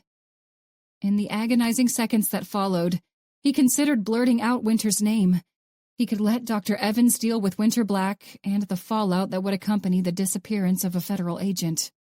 Evans was smart, but more than that, she was ruthless. If anyone was fit to contend with the feds, it was her. But if she was caught, the damn woman would drag him down with her. Probably even use him as a scapegoat, push him off of a cliff. But his own personal safety wasn't the only thing that worried him. For some reason he couldn't understand. He didn't want to lead the little dark-haired girl he used to talk to every week to slaughter. But would it be slaughter? Surely Evans wouldn't kill Winter. Would she? The sadist doctor needed her alive to monitor her brain function, to parse through the inner workings of her mind. But Robert had seen Sandra's handiwork. If Winter fell into the surgeon's custody, death would be a kindness. And if Robert didn't come up with a way to appease Dr. Evans soon, he would be on the receiving end of ire he couldn't begin to fathom. For a split second, Ladwig wished Douglas Kilroy, the preacher, was still alive, so he could punch the killing bastard, forever starting the series of events that led Ladwig to cross paths with Dr. Evans. If the delusional psychopath hadn't slaughtered Winter's family, she wouldn't have suffered the traumatic brain injury that gave rise to her unique abilities. But Kilroy hadn't murdered her entire family, had he? Patient Zero has a sibling. Ladwig felt like someone else had made the statement in his voice. Self-preservation was a powerful force. Really? To his relief, curiosity had replaced Sandra's anger. Yes, a brother. His whereabouts are unknown, but I can begin searching for him. During her time as Ladwig's patient, Winter had recalled the last time she had seen her brother in detail, but the FBI had no leads on Justin Black's fate. Though he kept the notion to himself, Ladwig had his own theory on the younger Black sibling's disappearance. The preacher had wanted Justin. Alive or dead? That was the question, but Dr. Ladwig thought it was the former. Sure, Sandra might be able to trace back to Winter through her younger brother, but Ladwig would cross that bridge when he came to it. For now, he needed a way to appease Dr. Evans before she turned her wrath on him. All right, Dr. Sandra Evans finally agreed. Find the brother. Winter had just pulled her car key from the ignition when she felt the faint vibration from the pocket of her black slacks. Narrowing her eyes at the unfamiliar number, she swiped the screen and raised it to her ear. Agent Black, she answered. Hello, Winter. Dr. Robert Ladwig's voice was as smooth and calm as it had ever been, but the hairs on the back of her neck stood on end at the sound. Do you remember what I told you the last time you called me? Her voice was a lethal hiss. I mean it, Ladwig. If you don't leave me the hell alone, I will ruin your life. Do you understand me? There's no need for that. His response was flat, but somehow the hint of irritability was less unnerving than the soothing tone in which he had greeted her. Really? She bit back. Because based on the fact that you're literally on the phone with me right now, I'd say there is a need for it. This won't take long. Like it or not, we have a history, my dear. I'm up to date on the news, and I wanted to wish you well now that Douglas Kilroy is dead. I hope that learning more about your brother's fate will bring you some peace. She could feel the rush of her pulse at the offhand mention of Justin. My brother's fate? She echoed. What in the hell does that mean, Ladwig? Well, there wasn't anything about it in the news articles I read, but I just assumed you'd found something after the preacher was killed. He sounded puzzled, but not puzzled enough for her to dismiss the question as an innocent inquiry. I don't know what in the hell you're trying to accomplish here, but I've about reached the end of my tolerance for your enigmatic bullshit. If you don't have anything useful to tell me, then this conversation is over. I've got work to do. You know, in the FBI building. Want me to tell anyone hello for you while I'm in the office, or no? Her knuckles had turned white from her iron grip on the steering wheel, and the tips of her fingers tingled from the lack of blood flow. I guess well-wishing or condolences don't count as useful, do they? Fine. Fair enough, then. Best of luck to you, Agent Black. Just as she opened her mouth to tell him where he could cram his condolences, the familiar chime indicated the call had ended. Jaw clenched, she pulled the phone away and glared at the glass screen like it was responsible for the conversation. Was Ladwig just a creep? Or was there more to his call than just an unhealthy obsession with a client he hadn't seen in almost 13 years? With an irritable groan, Winter pocketed her phone and pushed open the driver's side door of her tried-and-true Civic. As she glanced at the car, she remembered Autumn's bout of laughter when Winter and Noah had discussed the little Honda the night before. Noah had asked when Winter finally intended to purchase a grown-up vehicle, and Autumn had been quick to side with Winter to defend the Civic's honor. At the recollection, she felt the tenseness melt away from her shoulders. Winter had been skeptical when Noah told her that his new friend was a doctoral student in psychology, but as soon as she met Autumn, her unease had been put to rest. Though the woman was a self-proclaimed nerd, she didn't exhibit the same studious, untouchable demeanor as Aiden Parrish. If Winter had met Autumn on the street, she wouldn't have guessed she would be referred to as Dr. Trent before the end of the year. Maybe the title would change Autumn into a mysterious figure, like the SSA of the BAU, but somehow Winter doubted it. When she rounded a corner to the cluster of cubicles that belonged to violent crimes, she thought for a fraction of a second that her musings had summoned the tall, well-dressed man who blocked her path. His pale blue eyes flicked up from his phone to her, and that fleeting look was enough to bring on the sudden uptick in her heart rate. And just like that, the minutes-old conversation with Dr. Ladwig was the farthest thing from her mind. If Noah had been frustrated enough for a vehement outburst, she could only imagine what might have been running through Aiden's head as she came to a stop in front of him.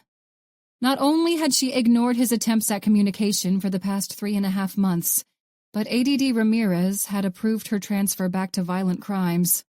After Aiden's carefully planned effort to move her to the BAU, she was right back where she started. Right back where she wanted to be. "Agent Black," he greeted. His crisp professional tone bordered on irritable. "SSA Parrish?" was her robotic response. "I don't suppose I could get a few minutes of your time?" With an expectant glance, he pointed to an open doorway at her side. Winter offered him a stiff nod. "Sure." His countenance was unreadable as he followed her into the shadowy conference room. The glass and metal door latched closed with a metallic click, and the golden lights overhead came to life in short order. Arms crossed over his chest, Aiden shifted his calm, scrutinizing gaze to her as silence descended over the small space. "Are we just going to stand here and have a staring contest or something?" Winter blurted. "Loser owes the other one a soda, or what? The air in here dries out my eyes pretty fast, so maybe we ought to just skip the contest, and I'll head to the vending machine to get you a Mountain Dew. Or whatever in the hell you drink, I don't even know. Is it Mountain Dew?" "Code Red," he answered with a slight smirk. "And if you tell anyone, I'll deny it. It's a guilty pleasure left over from when I was in college." Winter wrinkled her nose. "That stuff tastes like cough syrup." "No, it's delicious," Aiden countered, his mouth still a flat line. "But that's not why I wanted to talk to you." "Really? You didn't want to talk about how you drank straight from a 2-liter of Mountain Dew Code Red while you and your college buddies played Call of Duty for 16 hours straight?" Brows raised, she feigned a look of skepticism, though his air of professionalism rarely faltered to hint at his sense of humor. Winter had known the man for long enough to understand his distinct brand of sarcasm. "First of all, it was Halo. Call of Duty didn't even exist back then. And second of all, we drank beer. It was college." He didn't miss a beat, and Winter felt the smile tug at the corner of her mouth. Just when she thought she had a handle on Aiden Parrish's persona, he added another layer. The man was a damned mystery. As he flashed her a smirk, she could have fooled herself into thinking only 3 days had passed since she had a conversation with him, not 3 months. The weight in the air between them vanished like it had never even been there, and all it had taken was a sarcastic conversation about soda. "But no." His voice snapped her from the reverie, and she wondered how long she'd been silent. "None of those things are what I wanted to talk to you about." "All right. What's up?" She tried to make her voice sound casual, but she almost cringed at the sound. To her ears, the query sounded fit for a sorority sister, not an FBI agent who had never even been close to a frat house. Either Aiden didn't notice the over-the-top tone, or he didn't care. You and Dalton plan to talk to the Bowling Green principal today, don't you? She nodded. Fortunately, Noah had the foresight to call the school in advance so they could have anything else they'd dug up on Justin in order. Look, I know what a big deal this is to you. His expression had turned solemn, but the look in his pale eyes was sincere. And I want to be clear that I'm not discouraging you when I say this, all right? For the second time, she nodded. I'm not discouraging you, but I want your expectations to be realistic. The Justin you remember might not be the Justin we find. I don't doubt that the thoughts crossed your mind already, so don't take any of this the wrong way. From his look of concern, her throat tightened, leaving her to feel like a ball of lead had dropped in her stomach. Glancing down to her shiny flats, she bit down on her tongue to keep the sadness from her face. Just be careful, Winter. The words were hushed, his tone grave. Clearing her throat, she returned her gaze to his as she nodded for the third time. I will, she managed. Chapter 9. As Noah and Winter walked past the series of rectangular tables lining the high school's cafeteria, he caught the faint whiff of cooking food. Try as he might, he couldn't discern the type of food. He had never been able to tell the scent of one school lunch apart from the next. Flavorless steamed vegetables, questionable ground-up meats pressed into one of 6 different shapes, and a blob of gelatinous gunk for dessert. He shivered at the memory. High school had been an agonizing 4 years for Noah, and even now, 13 years later, and easily 1,000 miles away from the town where he had graduated, the taste in his mouth still soured as he walked through the halls of Bowling Green High. He made an effort to displace some of the disdain as they passed a lanky girl and her shorter friend. Wide-eyed, the taller of the duo stuffed her phone into the side pocket of her backpack before she feigned nonchalance. Like we're the damn phone police. He had been lucky. Social media hadn't existed in its present form until shortly after he had graduated and joined the military. By then, he had been too busy getting shot at on the other side of the world to care much about MySpace or Facebook. Some of the men and women with whom he'd served had been thrilled to keep in touch with their loved ones via the online platforms, but the method of communication hadn't stuck for much longer than a month for him. All he ever got from perusing his friends' and family's status updates was a healthy dose of homesickness. If he wanted to connect with someone from back home, he would call, text, or video chat with them. The passivity of scrolling through a Facebook timeline was not conducive to his mental health. What was it like? He wondered as they approached the closed door of the school office. Huh? Winter furrowed her brows as she shot him a quizzical look. Being in high school with social media, he answered. What was that even like? With a shrug, Winter rapped her knuckles against the wooden door. Hard to say. I don't have anything to compare it to, really. But I guess social media was just never really my thing. I had an account. I might have updated it like 10 times during the entire time I was in high school. People would tag me and stuff sometimes, I guess. But I never paid attention to it. I closed my Facebook account a few years ago. I guess that explains why we aren't Facebook friends. For the first time since they had pulled into the battered parking lot, he grinned. Have you added my grandpa yet? Her eyes lit up as she returned the wide smile, almost like she had stumbled across the answer to an age-old mystery. Your grandpa? He echoed. Jack's on Facebook? He is. She laughed at the look on Noah's face, which probably closely resembled her own. Grandma said he used to play those farm games, and he'd bombard her with requests for crops and stuff. Just as he was about to join in her mirth, a shadow passed behind the closed blinds, and the door swung inward. I'm so sorry about that, the woman in the doorway started, brushing off her short-sleeved blouse as she offered them a strained smile. Sometimes running this place during summer classes can be even more work than it is during the regular school year. Please, come on in. I'm Principal Amanda Williamson. You must be the agent I spoke to yesterday. That's me. Agent Dalton. With a smile, Noah stepped into the sunny office to extend a hand. As Principal Williamson brushed a piece of dark hair from her eyes, some of the trepidation left her face as she accepted the handshake. When she turned to clasp Winter's outstretched hand, the rest of the worry dissipated. "Agent Black," Winter offered. "Pleasure to meet you both." Beckoning for them to follow, the shorter woman made her way past the receptionist and into a modest office. She paused at the edge of her wooden desk, and as she moved to sit in a black office chair, the scent of hand sanitizer wafted past him. "Sorry, no offense," the principal offered, rubbing her hands together. "When you work in a high school, you get used to sanitizing your hands after just about everything you touch. I never realized before I had my own kids how gross teenagers could be. Or maybe it's just my teenagers. I'm not sure."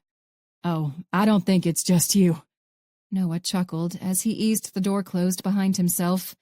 "I've got a couple cousins who graduated high school not too long ago, and my aunt used to say the same thing."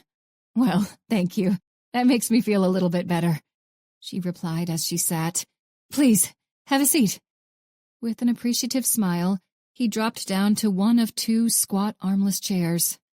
"I think my partner here has given you a pretty good idea of why we're here," Winter started. Though her expression was laser-focused, her voice was calm and non-accusatory. His partner was learning, he mused. "Yes." Principal Williamson slid a manila envelope across the polished surface of the desk. "This is everything we've got on Jamie Peterson. I made photocopies of all the documents we had, so you can take them with you." "Thank you," Noah replied with a pleasant smile. Winter's blue eyes shifted over to him, and he merely nodded at her unasked question. A less astute observer might have missed the tremor in her hand as she reached out to pick up the folder. "What questions can I answer for you today? Bowling Green isn't an awfully big town, so visits from any kind of law enforcement are rare, much less from FBI agents. Is Jamie all right?" A flicker of concern passed behind her dark eyes as she glanced from him to Winter and back. "We aren't sure." He broke his gaze away from the principal's just long enough to catch a glimpse of what he assumed was Justin Black's senior picture. He had stared at photos of the young man for long enough that he didn't need to see a color picture to know the youth's eyes were the same vivid shade of blue as his sister's. "Jamie was a great student," Principal Williamson began, and fiddled with one of the many ink pens on her desk. "I saw that. Impressive grades. Did he talk to you about where he wanted to go to school? He could have gotten into some pretty good colleges." Noah finally pried his eyes away from the black and white copies and back to the principal's worried gaze. "Not to me," she answered. "I might have heard something about Notre Dame, but I can't honestly remember if that was Jamie or one of his friends." "Are any of his friends still enrolled that we could talk to?" Noah asked. Before he finished the question, Principal Williamson shook her head. "No, they've all graduated. We don't have very big classes, usually only around 15 to 20 kids. I included the names of the boys I saw him around the most often. His schedule is in there too, so you'll have the names of his teachers. Small school or not, I've got a lot of hormonal teenagers I've got to keep an eye on, so I don't usually get to know the students as well as some of my faculty. But, well, you know how teenagers are, right? It's not like they usually share a lot with their teachers, at least not in high school." "A fair point." He flashed her another grin as he reached into the pocket of his suit jacket. The formal wear wasn't ideal for a summer day in the state of Virginia, but it beat military dress blues. "Could you tell us a little bit about what he was like?" Winter asked before he had unlocked the screen of his phone. Some of the anxiety dissipated from Principal Williamson's face, and she nodded. "Of course. Well, you already know he was a great student. He was a smart young man, and not just book smart either. I've never been a big fan of the term, but a couple of the faculty here referred to him as an old soul. He was never much for social media, and I'm not even sure that he had a smartphone." "Is that unusual?" Noah asked. The principal nodded. "Very. But he was outgoing, and I don't know that there was anyone in his class who didn't like him. He might not have been into all the same music and online stuff that his classmates were, but that didn't keep him from making friends." Winter's smile was wistful as she turned her attention to the transcripts in her lap. "What about his parents?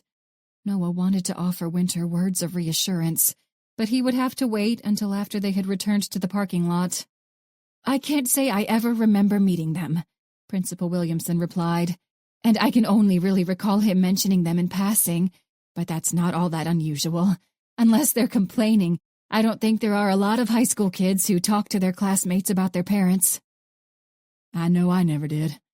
Despite the pinpricks of adrenaline on the back of his neck, Noah kept his expression pleasant as he set his phone on the desk. Pushing it toward the principal with an index finger, he kept his attention on the woman and away from the DMV photo of Douglas Kilroy. "How about this fella? He familiar at all?" He had to make a concerted effort to refer to Kilroy as a fellow rather than a sick sack of shit or an evil bastard. Lips pursed, Amanda tapped her chin as she considered the picture. Yeah, he is familiar. I can't remember his name, but he did some odd jobs around the building a couple summers ago. Southern accent, sort of soft-spoken. Seemed nice enough. Noah fought against a reflexive recoil at the reference to Douglas Kilroy, the fucking preacher, as nice enough. "If you only knew, lady. You're lucky to be sitting here right now. Lucky he didn't decide to paint the walls of your room with your blood after he raped you and carved your body up beyond recognition." The flash of anger surprised him. She didn't know any better. It wasn't Amanda Williamson's fault that Douglas Kilroy had wreaked havoc on the American South for the better part of 3 decades. He swallowed the rage before he dared to speak again. "Do you ever remember seeing him around He cleared his throat. "Around Jamie?" "No, I can't say I do." With a hapless shrug, she pushed the smartphone back to him. Noah turned to Winter, and she nodded her agreement to the unspoken question. "Okay, Mrs. Williamson," Winter started, producing a card from the inside of her blazer. "That's my card. If you remember anything else about Jamie or about that man, please let us know as soon as you get a chance. Otherwise, if we've got any other questions, we'll be in touch." Pushing herself to stand, the woman nodded. "Of course, agents. I hope I was at least a little helpful." "Absolutely," Noah replied. "Yes, thank you for everything," Winter put in. "And please, any little bit of information helps. Even if you think it's something insignificant, just shoot me an email." "Of course." A trace of the pleasant smile returned to Amanda's face as she reached out for a parting handshake. Noah didn't need Winter's sixth sense to know they had gotten all the information they could get from Amanda Williamson and Bowling Green High. He could only hope some of the names she'd provided would have a better idea of Justin Black's extracurricular activities. Chapter 10. So many thoughts and feelings had whipped through Winter's head since she arrived at work that morning. She had almost forgotten about the odd phone call from Dr. Robert Ladwig. The conversation didn't even cross her mind until Noah pulled the giant pickup into the parking garage. Winter didn't believe in coincidences, and the man's bizarre inquiry hung in the back of her head like a leftover Christmas decoration. "Hey," she worried her bottom lip, wanting to bring this up the right way. "What's up?" His green eyes flicked to her as he shifted the truck into park. "That's how I wanted to sound earlier," she thought to herself. Brushing aside the awkward memory, she straightened and unfastened her seatbelt. "I think I got a weird call from Dr. Ladwig earlier, and no, I'm not trying to dredge anything up. That's all done and over with." For emphasis, she waved a dismissive hand. "Okay." He turned to face her. "But what do you mean you think you got a call from him?" "Is that what I said? That's not how I meant it. I meant that I think it's weird. The fact that he'd call me at all is pretty weird. But he was saying shit about my brother and trying to tell me he hoped I'd found peace or something now that Kilroy's dead." "That's a little weird, yeah. But I don't know. He was your shrink for a few years, wasn't he?" "Yeah, but it's not like we were close." "Maybe not. But, darling, you tend to leave an impression on people." Almost half a year had passed since she had seen the mischievous twinkle in this man's eyes, and she'd forgotten how much she loved it. In the ensuing moment of quiet, she almost forgot what in the hell they were talking about. She tried to mask her low-key infatuation with feigned ire, but she could tell by the look on his face that she was unsuccessful. As a last resort, she threw a playful jab at his upper arm. "Damn it, Dalton," she muttered. "I was starting to think there was this big conspiracy going on, but you had to go and ruin it all by making sense." "I'm sorry," he laughed. "I'll take your feedback into consideration and try to be more of a dumbass next time." "You'd better." Despite the stressful events of the day so far, she snickered at the sarcastic comment.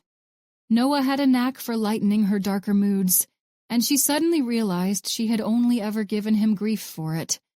Before the wave of guilt could wash over her, she reminded herself that she didn't have to succumb to the sensation. She could do better. She would do better. She would be a better friend because, of all the people she'd crossed paths with throughout her life, Noah Dalton deserved a better friend. "Thank you," she finally said, "for being such an awesome friend, and for always being here to crack a joke and make me laugh when I'm about to cry or just lose my mind or something. I don't think I tell you that enough, so thank you." The corners of his eyes creased as a warm smile overtook his handsome face. "Don't say it too much, though. We don't need it to go to my head." For emphasis, he tapped his temple. "Of course not." She snickered as she reached for the door handle. "You coming in?" Brows raised, she glanced over to him. "Nope, I've got an optometrist appointment in about a half hour." "An eye doctor?" She couldn't keep the surprise from her voice. "Have you seriously not noticed that? After all the stare-downs we've had, you haven't noticed that I wear contacts?"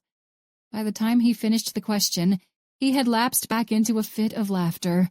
"My God, Winter, you might be the least observant FBI agent I've ever met." She narrowed her eyes at him.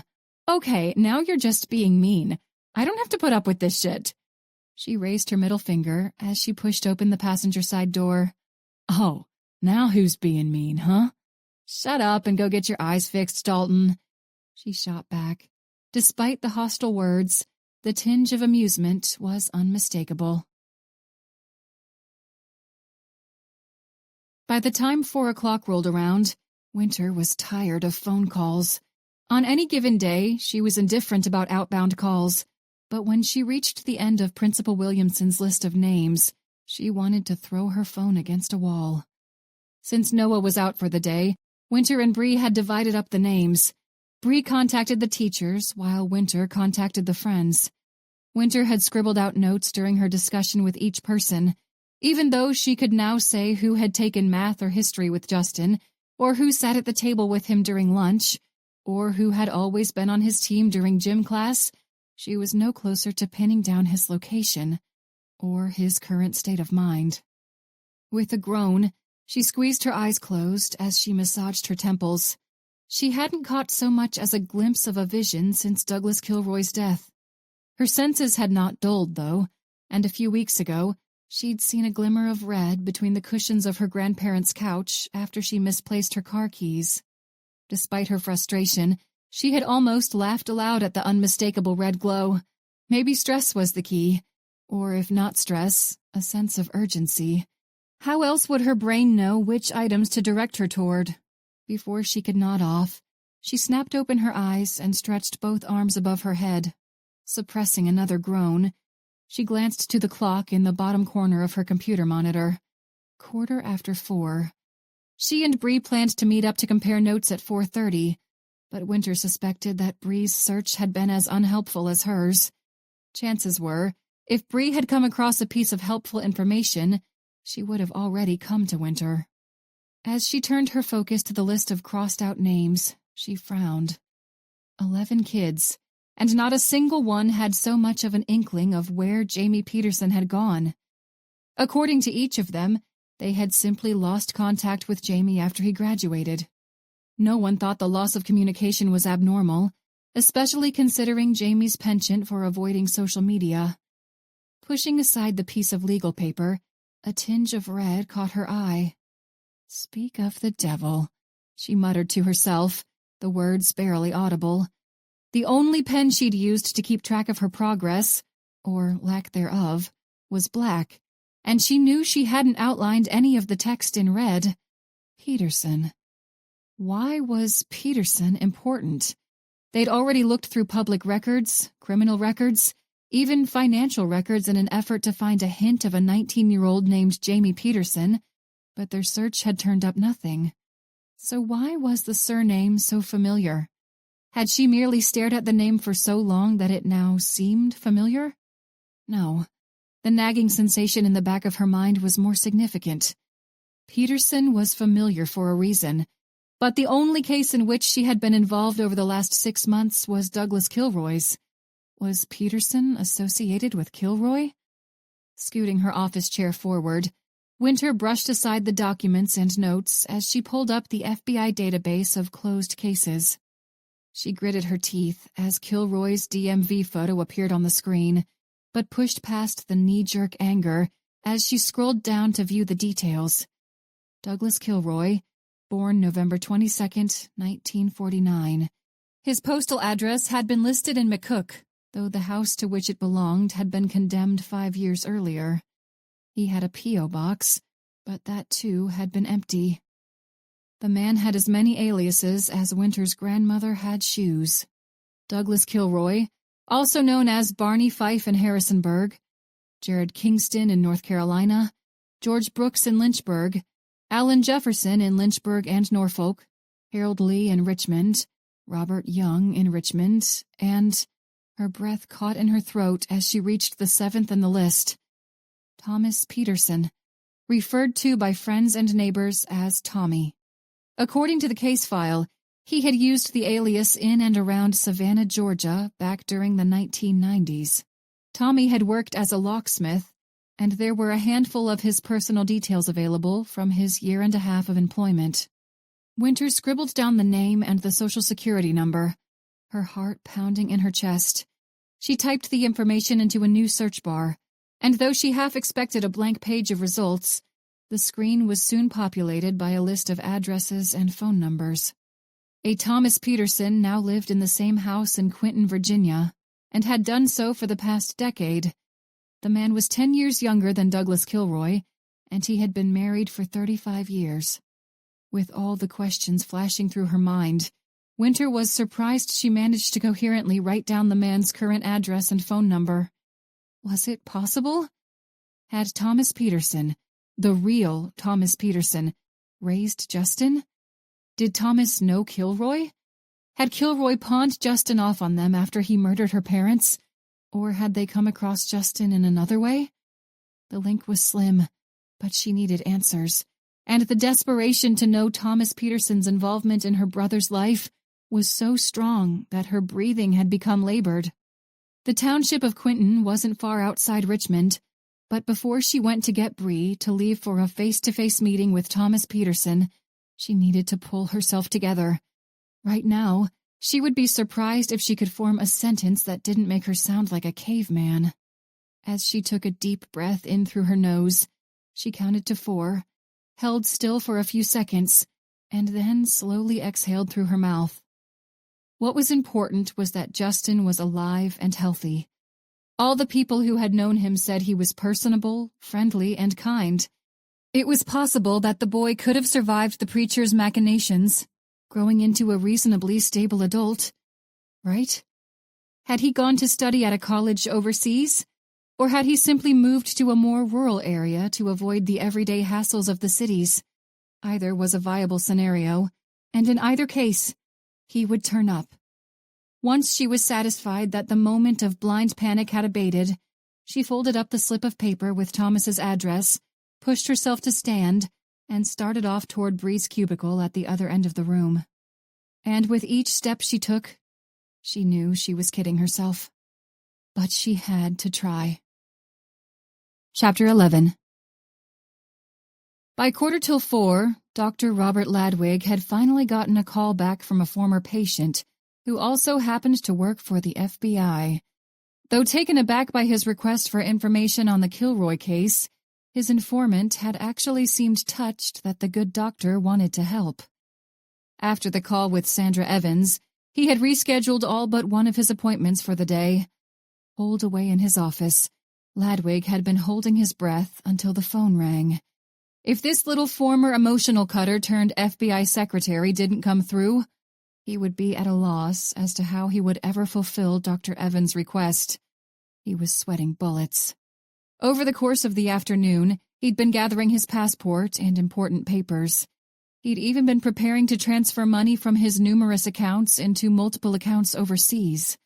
He'd been ready to run when his phone rang, and his little secretary came through. 2 words were all that had been said.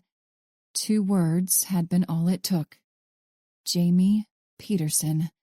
While he'd been waiting for that call, Ladwig had been sifting through all Douglas Kilroy's known aliases, at least the ones the media had splashed over every headline the past few months. The name the secretary gave him sounded familiar. Flipping back through his notes, he found what he was looking for. Thomas Peterson. He ran the surname through any medical database he could find. He filtered the searches by age, gender, ethnicity, and even eye color. Less than an hour later, he had stumbled across Jamie Peterson of Bowling Green, Virginia. Was this the one? How did Justin Black connect to Jamie Peterson? Was it one of many aliases the preacher had given the boy over the years? Puzzling through the mystery, Ladwig came to the conclusion that it was possible and continued to search for anything he could find on Jamie. It wasn't much. Toward the end of the boy's senior year, Jamie had broken his arm while playing football. Aside from the details of the emergency room visit, his findings were minimal. The age progression software in which Ladwig had access might not have been as advanced as the program used by federal law enforcement, but he had recognized the young man almost immediately. It had to be Justin Black. It just had to be. Energy stoked, Ladwig continued to search, going meticulously through page after page of search engine results. Though Jamie had no known address listed, Thomas Peterson was labeled as a possible relative. Not a preacher alias, a real, living Thomas Peterson. Ladwig researched the address, looked at the house on Google Maps. He needed to go there. He still wasn't sure how a discussion with Thomas would bring him closer to Justin Black, but right now, Thomas was the only lead he had. If nothing else, the man might have an idea who Jamie Peterson actually was. "It damn well better," he muttered to himself as he flicked off the light switch. He offered a departing wave to his receptionist, and the older woman smiled and nodded in response. Anytime he considered his affiliation with Sandra Evans while he was in Sue's presence, he was overcome with a wave of guilt. Sue reminded him of his mom, and Serena Ladwig was the reason he had chosen psychiatry as a career in the first place. His mother had only studied psychology during her undergraduate, and she had dropped out in her junior year when she got pregnant with him. She married his father, Dale Ladwig, and then she swapped her love of academia and research for the mantra of a homemaker. When Ladwig was 3, his sister had been born. Little Felicia was happy, healthy, and strong, and when his parents brought her home, it felt like she was exactly who they had waited for, like she was the perfect addition to their family. For a month and a half, their lives were picturesque. A husband and father with a good job and an even better education, a stay-at-home mother who had enrolled in school to finish her degree, and 2 happy children. To top off the idyllic image, they even had a couple cats and a dog. But in the span of 2 weeks, the entire world changed for young Robert Ladwig's family. Their dog, a 14-year-old blue heeler mix named Rosie, had been with Dale and his family since he was in high school. Rosie was a fighter, but one of Ladwig's first memories was of his father crying into the dog's fur as they said their goodbyes. The loss was hard enough, but Rosie had been an omen of darker times to come. Dale had been distraught at first, but Rosie had lived a long life full of love and affection. Both Dale and Serena agreed that they would soon adopt a dog to provide the same companionship for their young children. The 3 of them visited a shelter once, but they never went back. Less than 2 weeks after they lost Rosie, he had awoken in the wee hours of the morning to his mother's shrieks of terror. He could still remember the way the red and blue lights from the ambulance had glinted off the plastic surface of the poster beside his bedroom window. Felicia had died in her sleep, and even after an autopsy, the medical examiner was no closer to unearthing the reason for her untimely death. The official cause of death had been listed as sudden infant death syndrome. At 4 years old, young Robert had known they wouldn't recover from Felicia's death like they had Rosie's. And they hadn't. A year later, his parents divorced, and a year after the divorce was finalized, Dale won full custody of their son. Serena had succumbed to addiction, and 3 years after the custody hearing, almost to the damn day, she had overdosed. She'd needed help, and instead, everyone who was supposed to care for her had turned their backs. Ladwig never forgave his father for his role in his mother's death, but he doubted the man even noticed. Dale had remarried well before Serena died, and he had shifted his energy to his new family. Since the 7th grade, Robert's determination had steered him to the mental health field so he could help people like Serena Ladwig. As he dropped down to sit behind the wheel of his Mercedes coupe, he marveled at how far he had fallen. Ladwig knew he should have felt a sense of shame or regret, but after 7 years of Sandra Evans, he couldn't drum up as much as a pang of repentance. To be sure, he wasn't proud of his actions. Instead, where the feelings should have been, there was nothing. That part of him was dead, and he was sure nothing could bring it back to life. Aside from the fact that Thomas Peterson hated to be called Tommy, Winter learned nothing from the half hour she and Bree spent in the living room of the house Tom shared with his wife of 35 years. When Winter provided Tom a picture of Douglas Kilroy, the man shook his head and advised he had never met him. Then she produced Justin's senior picture, and Tom shook his head again. After Winter double-checked to make sure they had run into every conceivable dead end, she and Bree bade the Petersons farewell and made their way back to Bree's gunmetal sedan. One brick wall after another. Leaning against the headrest, Winter blew a couple stray strands of hair from her face. Looks like it's back to the damn drawing board. I guess so. None of the teachers I talked to had any insight on where Justin might have gone. He never talked much about college, aside from Notre Dame a couple times. One of the guys I talked to thought that might have just been because he liked basketball, though. Notre Dame was his favorite college team. Basketball, Winter echoed. Can't say I was ever really a fan of it. Or any sports, honestly. I ran track for a little bit in high school, but there's no way I'd ever go to a track meet just to watch it for entertainment. You and me both, Bree chuckled. I played softball. Freshman through senior year, all 4 summers. Softball or baseball are things I throw on if I want to take a nap or something, though. Going to the games is fun, but that's as much about the environment as anything. I like the Olympics, Winter put in. The gymnastics always blew my mind. Still do, I suppose. Just about everything at the Olympics blows my mind. Oh shit, that reminds me. You know Autumn's aunt, right? Or at least you've heard us mention her? She owns the lift. I think I saw her when we were there the other night, yeah. The mention of the auburn-haired graduate student came with an unfamiliar twinge of worry. Irrational, stupid worry that Noah had developed an affinity for the redhead that went beyond platonic. She was in the Winter Olympics a while back, in snowboarding. She didn't win a medal or anything, but she was still in the Olympics, which is pretty badass if you ask me. Yeah, that's pretty cool, Winter managed. As they sped away from the quiet small-town neighborhood, the only sounds were the quiet voices from the radio and the drone of the road. How long had Noah known Autumn? How had he befriended her? The pang of jealousy was stupid and immature, but try as she might, she couldn't push the sentiment from her mind. If she knew more, maybe then she could put her sudden concern to rest. Can I ask you something? She enunciated each word with the same precision she would use in a surgical procedure. Bree's dark eyes flicked over to Winter as she nodded. Of course. Is there something going on with Noah and Autumn?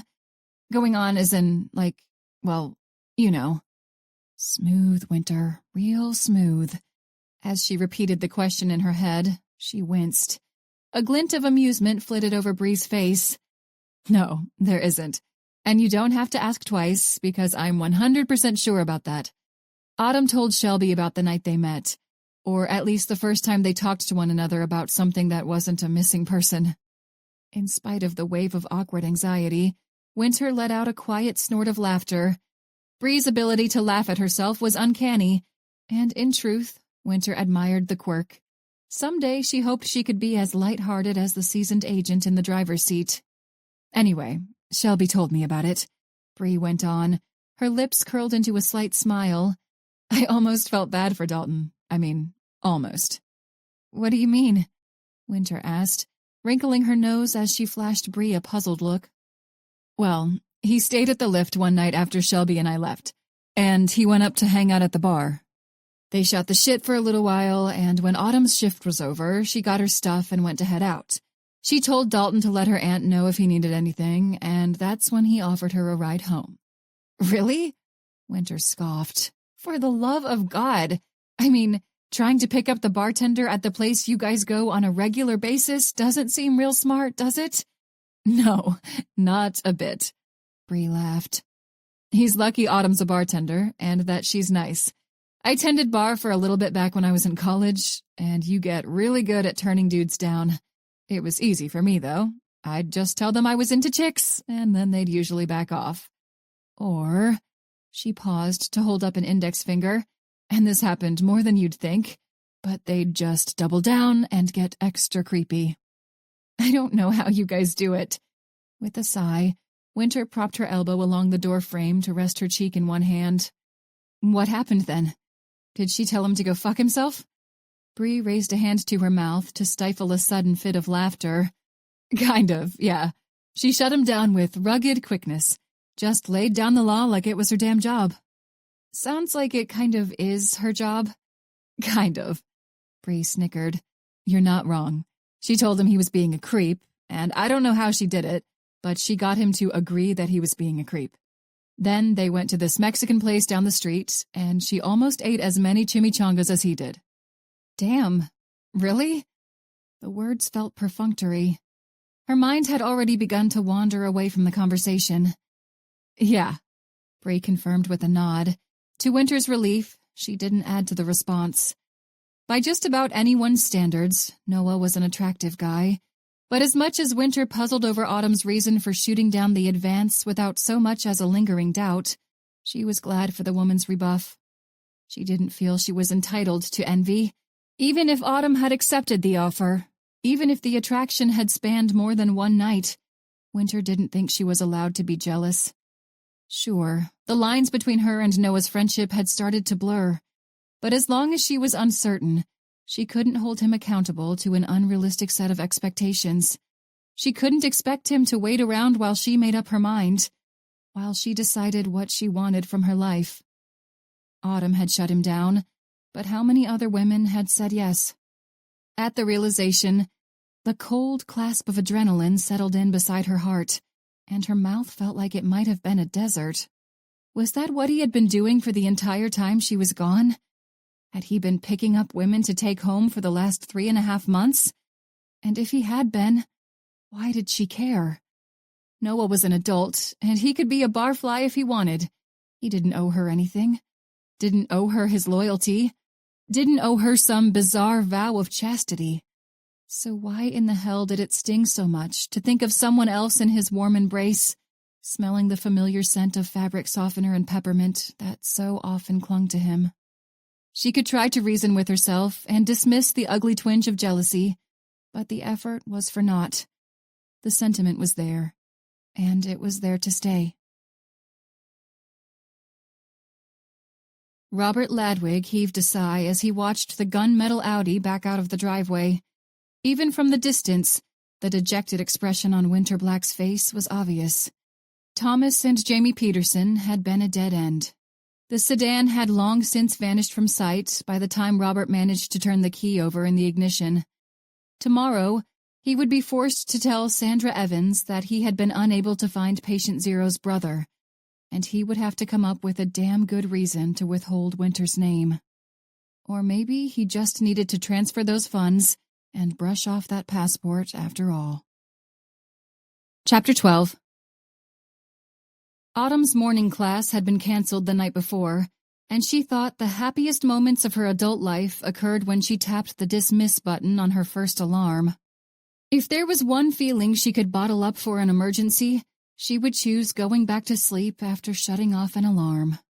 She drifted back to sleep in short order, and the next time she awoke, she did so of her own volition. With a contented sigh, she stretched both arms above her head before she went about her morning routine. If she hadn't scheduled an appointment to look into the pain in her stomach, she would have lounged around on the couch while plugging away at her dissertation. Maybe that was why she felt sick all the time, she thought. Maybe the stress of graduate school had started to eat its way through her stomach. She needed a vacation, or at least a week off where she didn't feel obligated to work on an extensive research project. The topic was fascinating, and clinical psychology was a lifelong goal, but she needed time to herself. She wanted to lounge on the couch and watch television, to watch a competitive cooking show, not write about the differences in offending patterns between male and female serial killers. Snatching her car keys from their hook next to the front door, she glanced over to where Peach had curled up into a ball on the center of the sectional. On the cushion beside the ginger tabby, Toad watched Autumn as she bade them farewell and slipped out into the hall. More often than not, the hallways in her apartment complex smelled like dirty socks, but today, the only scent she caught on her way out was a hint of citrus. Someone had finally cleaned, and she hoped the scent was a good sign for the remainder of her day. Given her choice in career, her distaste for doctor's offices might have seemed counterintuitive to a casual observer.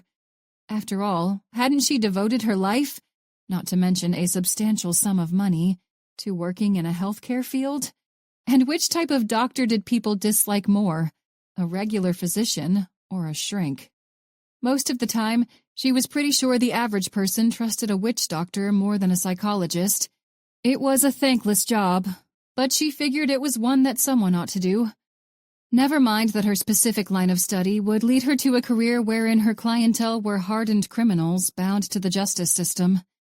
After she had received her Juris Doctorate as part of the PhD program for forensic psychology, she had debated dropping the clinical program to become a lawyer.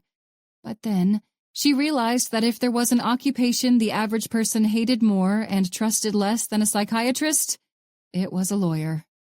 She might not have been the only person who was leery of the doctor's office, but Autumn's reservations were atypical. Her insurance was good, and she was fortunate enough not to have to worry about the expense. But each time she visited a new physician, she had to go through her entire family and medical history all over again. And each time, she had to put on a face to pretend that the topic didn't bother her. The drive to the sleek office was uneventful, and for much of the trip, she let her mind wander. Only when a nurse stepped into the waiting area to call her name did she return her focus to the present. "Autumn?" the woman called. With a practiced smile and a nod, Autumn pushed herself to stand and made her way to follow the blue-clad nurse down a quiet hallway and into an exam room. "So, what brings you in today, Miss Trent?" Clipboard in hand, the corners of the woman's green-flecked eyes creased as she offered a warm smile. "My stomach," Autumn answered as she rested a hand over her belly. "I've been experiencing a lot of stomach pain and nausea." "Are you on any medications?" Autumn shook her head. "Just the occasional allergy pill. For pollen, though. I'm not allergic to anything else that I know of."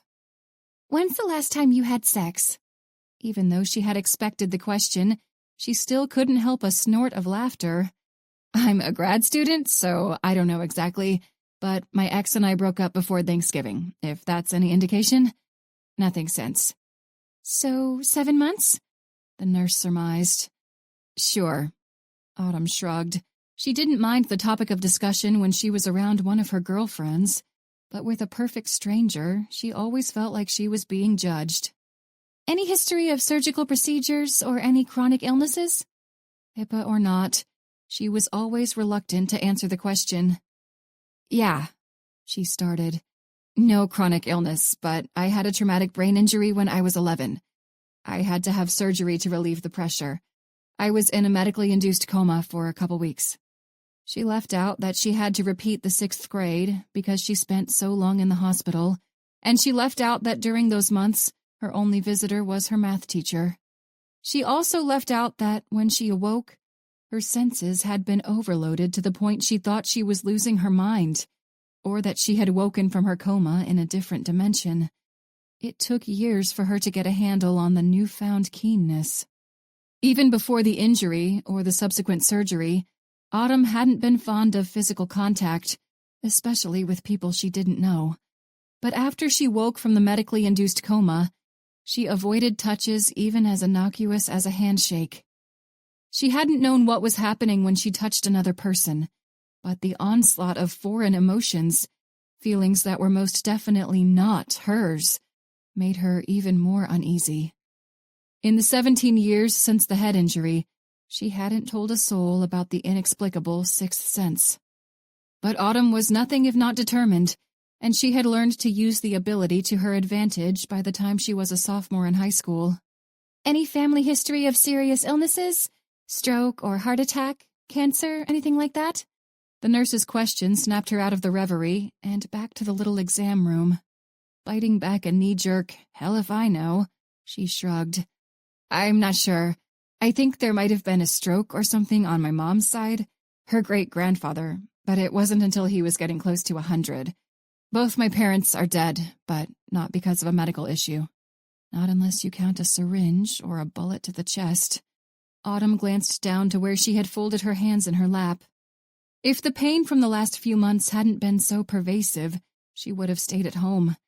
And if the nurse asked her how she had sustained the head injury, she would be inclined to hop down from the exam chair to walk out the doors altogether. To her relief, no such inquiry was forthcoming.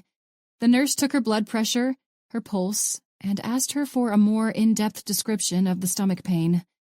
After a quick smile and a promise that the doctor would be with her shortly, the shorter woman departed.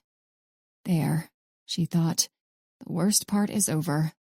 None of her experiences with doctors had been bad, and she wondered how realistic the fear that her ability would be discovered was. She'd been through so many MRI and CT scans of her head that she'd lost count, and none of the tests or images had revealed an abnormality that might have pointed to her enhanced senses or her ability to size someone up with a touch. Whatever in the hell had happened to her was not easily captured in an image, even with the aid of modern medical technology.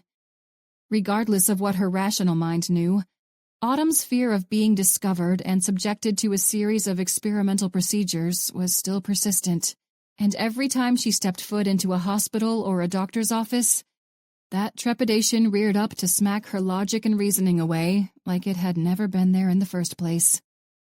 If anyone had the know-how to discover the abnormality, it would have been the woman who had performed Autumn's surgery in the first place.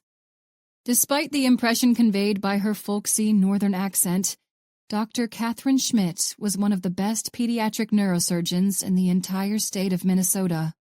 Dr. Schmidt took a personal interest in many of her patients, especially those who didn't have much in the way of a support system.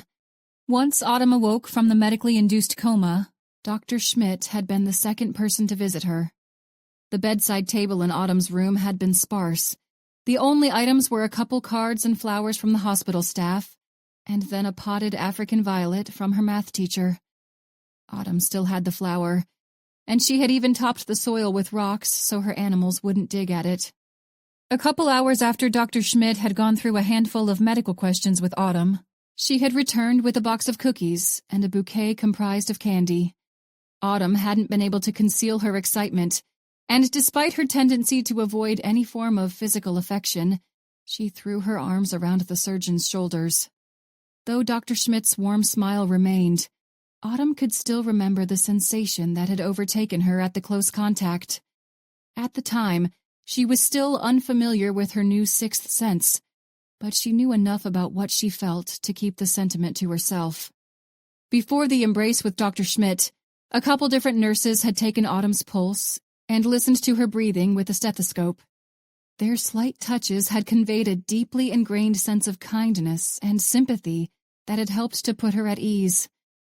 When her math teacher, Mr. Sellers, had hugged her, She had been struck by a fatherly affection she doubted she would have received from her biological father. But with Dr. Catherine Schmidt, Autumn's mind had plummeted into a shifting abyss, a place of eerie nothingness tinged with little more than ambition and anger.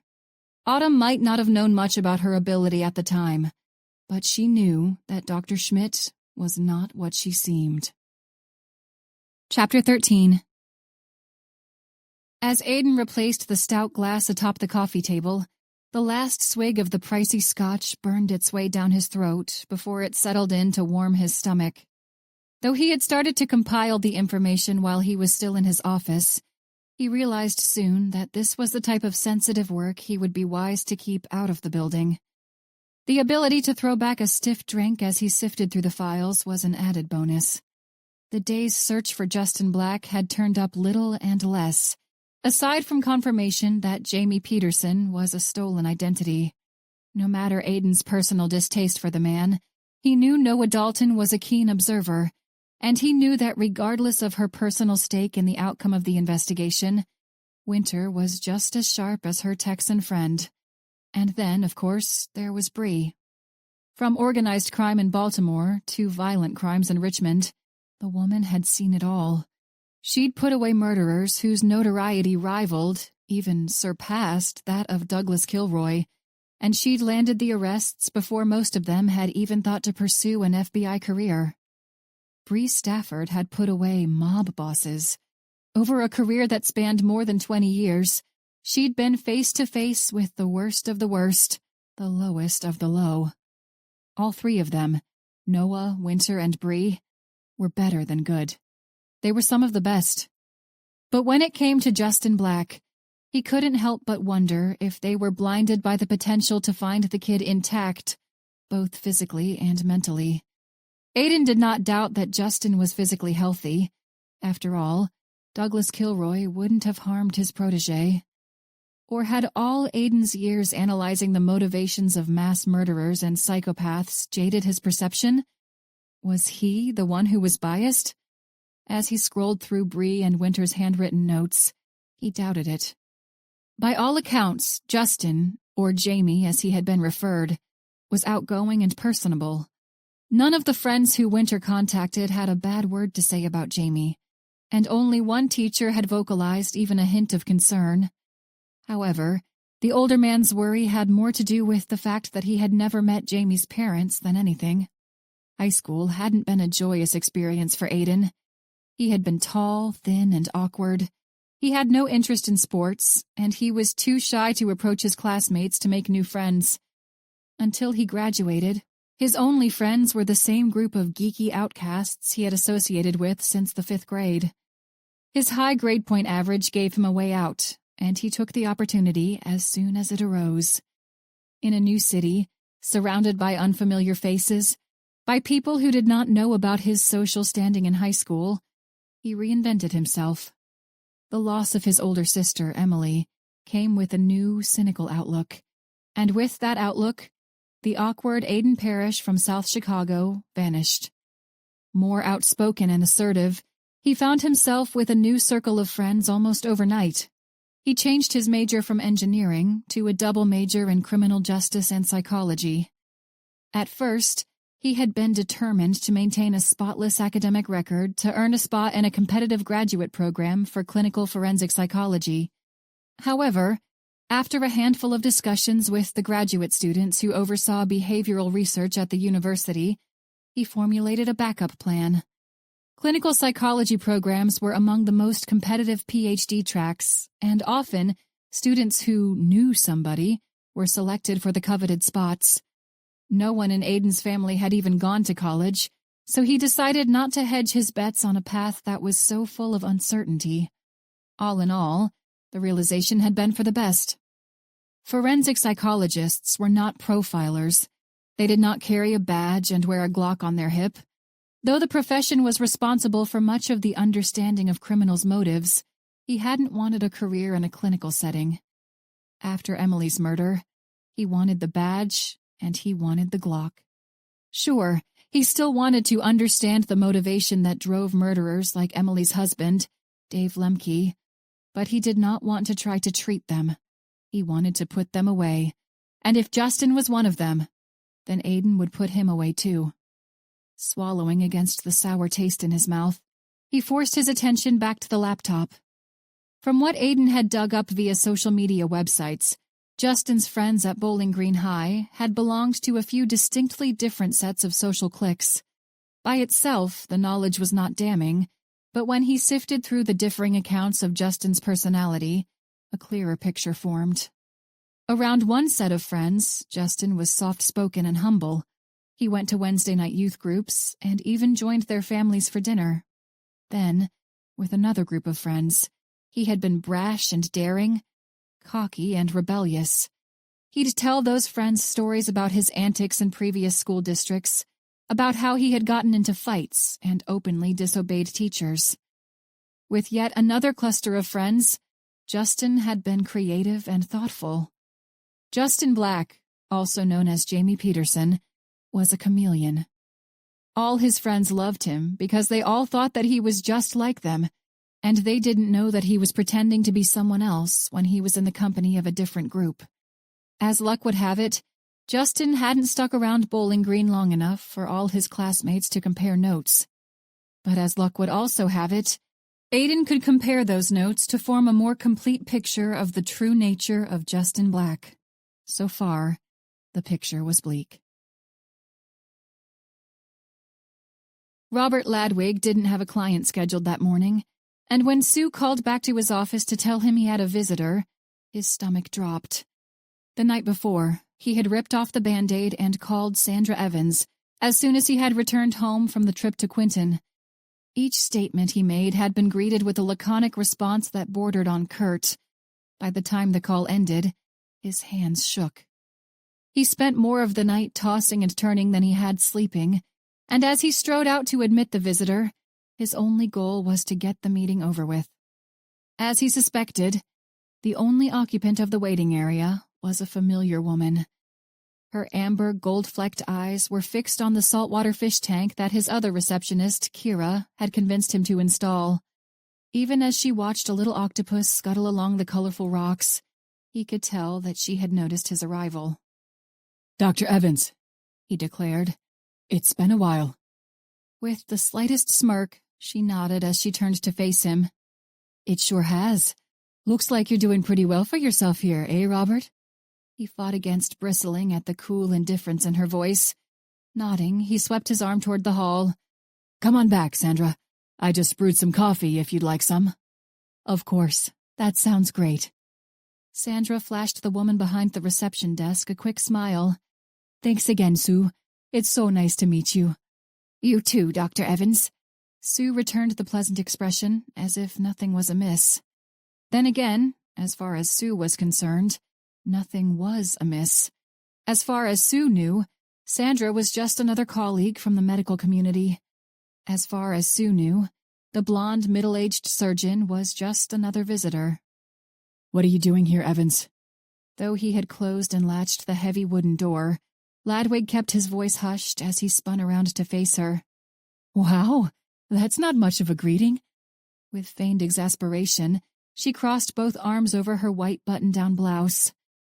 Every emotion Sandra Evans had was feigned, Ladwig knew. The woman was a fucking sociopath. "Cut the bullshit, Evans. You know how risky this is, don't you?" He made sure to keep his tone cool and dismissive. The pediatric neurosurgeon might have terrified him, but he wouldn't reveal the abject fear in her presence. "I'm aware." Her response was flat, and he didn't miss the dangerous glint behind her gold-flecked eyes. "But we need to talk, and it's about time we had a face-to-face discussion about patient 0. "Fine. Sit down."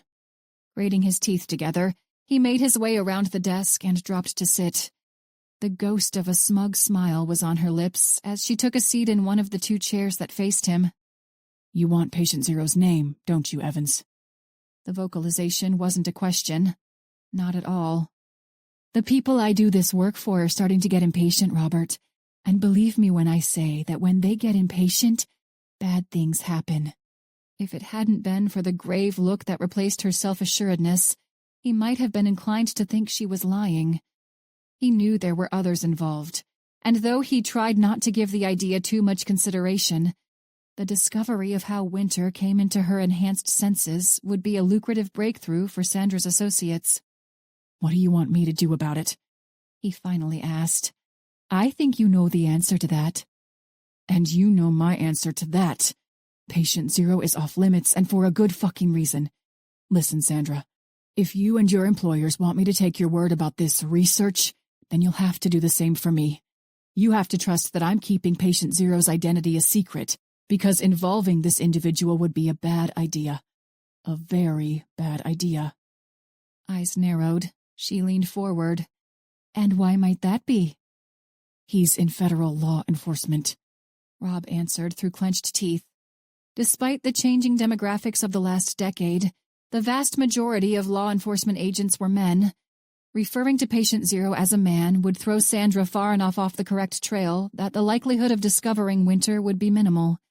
At the same time, the lie held enough truth to come across as believable. "Federal law enforcement?" Sandra echoed. To his relief, her tone was free of doubt or suspicion. "Yes." "Which agency?" "Does it matter? Do the people we work for have a preference? Would they be all right with starting a fight with, say, the ATF as opposed to Homeland Security? Or vice versa?" "No." She tapped her lower lip with a carefully manicured finger. "You were right, Robert. I'm enough of an adult to admit that. Well connected or not, none of us want to pique the interest of a federal law enforcement agency. Homeland, ATF, FBI, it doesn't matter which. We don't want to be caught, and poking the bear seems like a surefire way to get caught." "I appreciate your understanding, Evans." Even as he forced the agreeable look to his face, he wanted to shout at her to get the hell out of his building. "Do you suppose you could give me an overview of how you came across this man? Of what events led up to these unique abilities of his?" With a sigh, Robert leaned back in his chair and brushed a hand through his hair. Fortunately, he had become a good liar. "He was about 13 when it happened," Robert started. "It was an accident on a merry-go-round. You're familiar with how much teenage boys like to do stupid shit, aren't you?" The corner of her mouth turned up in what would have been known as amusement for most human beings, but Ladwig knew this woman wasn't amused. She nodded, and he rushed to go on.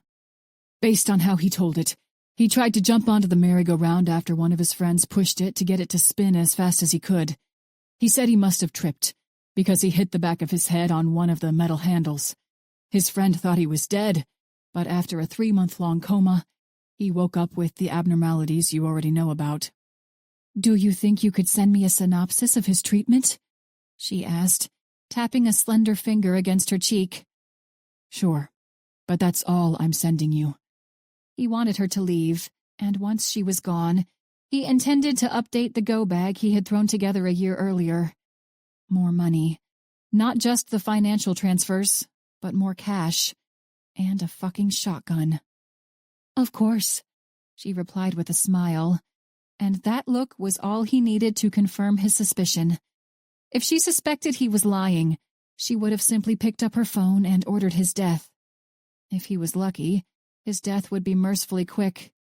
If he wasn't lucky, and Robert was rarely lucky, she would knock him out, have one of her goons load him into a van, and drive him out to wherever in the hell she kept her victims.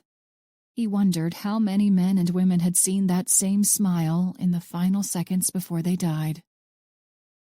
Chapter 14. Once the dinner rush died down, the lift's flow of business returned to its usual weekday tedium. Autumn had come in at the last minute to help the servers and the bartender after one of the women scheduled had to take her nephew to the doctor. According to Autumn's aunt, the poor woman worked 2 jobs, attended college classes at VCU, and babysat her nephew while her sister worked the night shift. "The struggle is real," Leah had told her, and if anyone would know, Autumn figured it would be Leah. From Olympic athlete to small business owner, Leah had worked her ass off for everything she had, and in an economy that was stagnant, Leah's everything wasn't much. With a sip from her glass of soda, Autumn forced herself to focus on the short essay she had started to grade. During the summer months, She earned her graduate stipend by teaching 2 different sections of abnormal psychology. This week's assignment had been straightforward enough, but she was still taken aback by the lack of effort put forth by some students. To those who weren't psychology majors or minors, abnormal psych was like a novelty. They could ooh and ah at all the mental health maladies listed in their manual, and they could use the fleeting knowledge to diagnose their crazy uncle. And when the time came to grade papers, even short article summaries, she could tell who those students were. Damn it, she muttered to herself. She had spaced off again, had retreated to her private headspace to avoid the half-assed attempt to summarize an academic journal article about schizophrenia. If she was at home, she suspected she would have passed out with her face on the keyboard by now. A flicker of movement caught her eye as the double doors swung open to admit a new patron. Pushing the slim laptop closed, she rose to her feet to greet the woman. The closing bartender was lounging in a booth for his lunch break, and as soon as he returned, Autumn would be clear to go home to suffer through the remainder of the papers. As her gaze settled on the familiar set of vivid blue eyes, she expected to see either Bree or Noah on the newcomer's heels. Autumn slid the computer into her messenger bag, but when she looked back up, the dark-haired woman was still alone. She made no effort to conceal the puzzlement from her face. "Hey, Winter, is it just you?" she asked. "Yeah." Winter nodded and hopped up to sit on a stool at the edge of the horseshoe-shaped bar. "Are Bree and Noah busy chasing down UFOs tonight or something?" Eyebrow arched. Autumn took another drink of her soda. "Some kind of lake monster, I think," Winter replied without missing a beat. "I'm not sure. They didn't tell me much about it." "That explains it." Autumn nodded as she leaned against the counter. She didn't have to reach out to shake Winter's hand to know that something weighed on her mind. "You want a shot? On the house." "It's been a long week." Winter's eyes skimmed the choices behind Autumn's shoulder. "Yeah, a shot sounds just about perfect right now." "I hear that. Whiskey all right?" As she produced a couple shot glasses, she offered Winter a questioning glance. "You read my mind." The overhead lights glinted off the polished glass as she and Winter tapped the shots together with a merry clink. Quality booze or not, Autumn still grimaced at the potent flavor. Her stomach had been calm for the past 24 hours, and she hoped she wasn't pressing her luck by drinking straight whiskey. To her chagrin, the doctor she'd seen the day before had referred her to a specialist. He agreed that stress was the most likely cause, but based on the persistence and the sheer level of pain, he wanted to err on the side of caution. Autumn couldn't find it within herself to argue, but she'd scheduled the appointments 2 months out in hopes that the pain would disappear and she would be spared from another office visit. "So," she started, pulling herself back to the present, "do you want anything to drink?" Still no nausea or stabbing pain. Well, that was good, wasn't it? "If I say I want a beer, it looks like there are about 600 possibilities." Winter's blue eyes were fixed on the line of taps as she scooted forward in her seat. Her gaze flicked back over to Autumn, and she offered a hapless shrug. "Any recommendations?" "I hate when people ask me that," she muttered. "I always recommend my personal favorite, but I'm starting to think I ought to just respond to everyone with Bud Light or something standard like that." "Boring." Wrinkling her nose, Winter shook her head. "I know, right? But really, I can tell you what the majority of normal human beings order, or I can tell you what I usually drink. I'll let you decide. Red pill or blue pill?" A faint smile crept onto Winter's face. "Sorry, I watched all those movies with my grandpa when I was a sophomore in high school.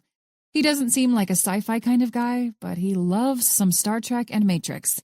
He was Captain Picard for Halloween one year, but I don't think any of the kids who showed up at our door knew who the hell he was." "Well, if he was here, or if I was there, he'd be in good company." Autumn chuckled, poking herself in the chest for emphasis. "I've been in college for 8 years, so I guess it's not a huge surprise that I'm a giant nerd. You know, I was so damn focused on a career while I was in school that I never really ventured into too much of that stuff. It always seemed like it was cool, but I guess I never really sat down to consider it." "So, you focused on school during school. That's arguably even nerdier." Shrugging, Autumn retrieved a pint glass. With a half laugh, half snort, Winter nodded. Apparently, if I wanted to be cool, I needed to be playing Halo and drinking beer. I did that in high school. It was Halo 3 by then, though. I don't suppose you happen to be a fan of Code Red Mountain Dew? The grin that crept to Winter's face insisted there was more to the question than Autumn knew, but she returned the expression. I feel like I'm playing into an inside joke here, but yeah, that stuff is great. No, you're not, Winter snickered. It's just a fun fact I found out about an old friend today. And believe me, if you knew the guy, you would not have guessed. Fair enough. All right, Neo, red pill or blue pill? Red. Definitely red. Let's see what this beer everyone hates is all about. According to Noah, it tastes like it was brewed in a dirty sock. At least that's what he said when he tried it for the first time. But if you were wondering, it's called Black Star IPA. They sell it in cans at some liquor stores. Dropping a coaster atop the polished wooden bar, Autumn set down the glass and pushed it to Winter. Brushing a piece of jet-black hair from her eyes, she gingerly picked up the beer and took a tentative drink. Rather than fix Autumn with a sour look, Winter flashed a thumbs up. Really? Autumn's response was more reflexive than doubtful. Winter took another, longer drink. Yeah, I like it. It's like a punch in the mouth, but in a good way. I mean, if I was sleepy and I was at the bar with my friends, I could get one of these, and I feel like it'd wake me up and give me a buzz. It's 9% alcohol, Autumn advised. Even better. For emphasis, Winter took a deep drink. By the time she set the glass down, almost half the dark beer was gone. Damn, girl, Autumn laughed. You looking to get blitzed tonight or something? I wouldn't be opposed to it, Winter muttered. The edginess Autumn had spotted upon her arrival was back, and she couldn't help but wonder what had motivated her to venture out to a bar by herself. She bit back the curiosity and gestured over to the other bartender as he stepped out of his shadowy booth and stretched. If you can hold that thought for a couple minutes, that'll give Eli over there plenty of time to go have a smoke before he comes back in here to take over for me. Then we can grab a couple drinks and decide how plastered we want to get. With a quiet chuckle, the dark-haired woman nodded. Sounds like a plan. Autumn offered her a wide grin and stuck out her hand. Some of Winter's wariness had worn away, but the brief physical contact came with an onslaught of different emotions. Of contentment, frustration, regret, and trepidation. Winter's solo trip out to the lift had not been made because she wanted to drink away her problems. To Autumn's surprise, the driving force was to speak to her. There was no malice to be found, but the lack of anger only made Autumn more curious. They made casual conversation while she waited for Eli. She learned where Winter was from, as well as the names of her grandparents, and in exchange, she offered up the names of her adopted parents. Before their conversation could venture too near their respective families, Autumn switched the topic. There was a flicker of relief in Winter's eyes at the abrupt change. Though Autumn could admit to a polite curiosity about Winter's reluctance to discuss her family, she was the last person who would dig into such a sensitive subject. Outside the psychiatric couch, at least. And as far as Autumn was concerned, the further away they stayed from talking about their families, the better. Once Eli made his way back behind the bar, Autumn filled a pitcher with the dark IPA and retrieved a pair of chilled pint glasses. Shouldering her messenger bag, she nodded in the direction of the corner booth where Bree and Noah usually sat. I'll take those glasses, Winter offered, and I won't argue with you. As Winter reached out to accept the cold glasses, her index finger brushed against the back of Autumn's hand. The frustration had abated, and as best as she could tell, the anxiety had been replaced with a twinge of optimism. Autumn couldn't help the smile that crept to her lips at the simple act of friendship. By the time the conversation shifted to their college careers, Autumn's head felt lighter, and she noted that Winter had become more talkative. I went to SUNY, Winter started, as she poured some more beer into her glass. In Albany. It was pretty good, at least aside from the dude who robbed a bunch of students at gunpoint. Wait, what? Autumn chortled. Holy shit, really? I applied to grad school there and they turned me down. Yeah, it was a big deal. Some rich jackass. Probably just doing it for kicks or to support his coke habit. Who the hell knows? I was the one who found his last victim. I thought she was dead for a second, but she pulled through. The news made it sound like I was some kind of superhero, but really it was just a lucky hunch. Well, you are a federal agent, so my guess is there was some skill involved there too. Grinning, Autumn held up her glass. Thanks. Winter tapped their glasses together. What about you? What exactly are you going to do when you're a forensic psychologist? It's not quite what they make it look like in Criminal Minds. She lifted both shoulders. No private planes, no badge and gun, no field work. Will you be doing any profiling? Or, I guess, is that what you want to do? Because if it is, you've got a few FBI friends now. With an exaggerated wink, Winter sipped her drink. I'll admit, it's pretty cool to have friends like that. I had no idea that the lift would be the place to meet feds, but here we are. To answer your question, though, no, that's not the plan. It'll probably sound weird, especially since you're in law enforcement. But the reason I went into this field is that I think there are a lot of people who've been branded criminals who could just use some help. She waited for a scoff or a snort, but Winter just looked at her solemnly. At times, I'm sure you're right. It's a little more scientific and a lot more treatment-oriented than profiling. I mean, it's one thing to pin a list of attributes to an offender in the interest of understanding their motive, but it's another thing entirely to understand that motive and find a way to prevent it from happening in the future, It's being proactive versus being reactive. Tapping an index finger against her glass, Winter paused, her blue eyes thoughtful. That's admirable. And for what it's worth, I think you'll be really good at it. You're down to earth, and I don't think that's a quality that a lot of shrinks have. I think you've been associating with the wrong shrinks if that's been your impression. Autumn laughed into her glass as she polished off the remaining beer. When Winter joined in her mirth, Autumn felt her smile widen. In her entire life, she had never been able to call more than 2 people a friend at any given time. Now, with the addition of Winter Black, she had 4 friends. Chapter 15. As Beth dropped down to sit across from her granddaughter, she stretched her legs and sighed. Winter had been back at the house for almost a week, and Beth could tell she had already grown restless. At the disturbance, Winter's vivid blue eyes snapped up from her smartphone. "What's on your mind, honey? And don't even say nothing. I know that look." Beth made sure her knowing glance was over the top, and Winter's slight smile told her she had been successful. The past 6 days had been markedly different from the 3.5 months Winter had spent with them after Douglas Kilroy was shot. Winter and Jack had competed with one another for the higher score in a silly mobile game about slicing fruit, and every night they all ate popcorn and sat together in the living room to watch Star Trek: The Next Generation.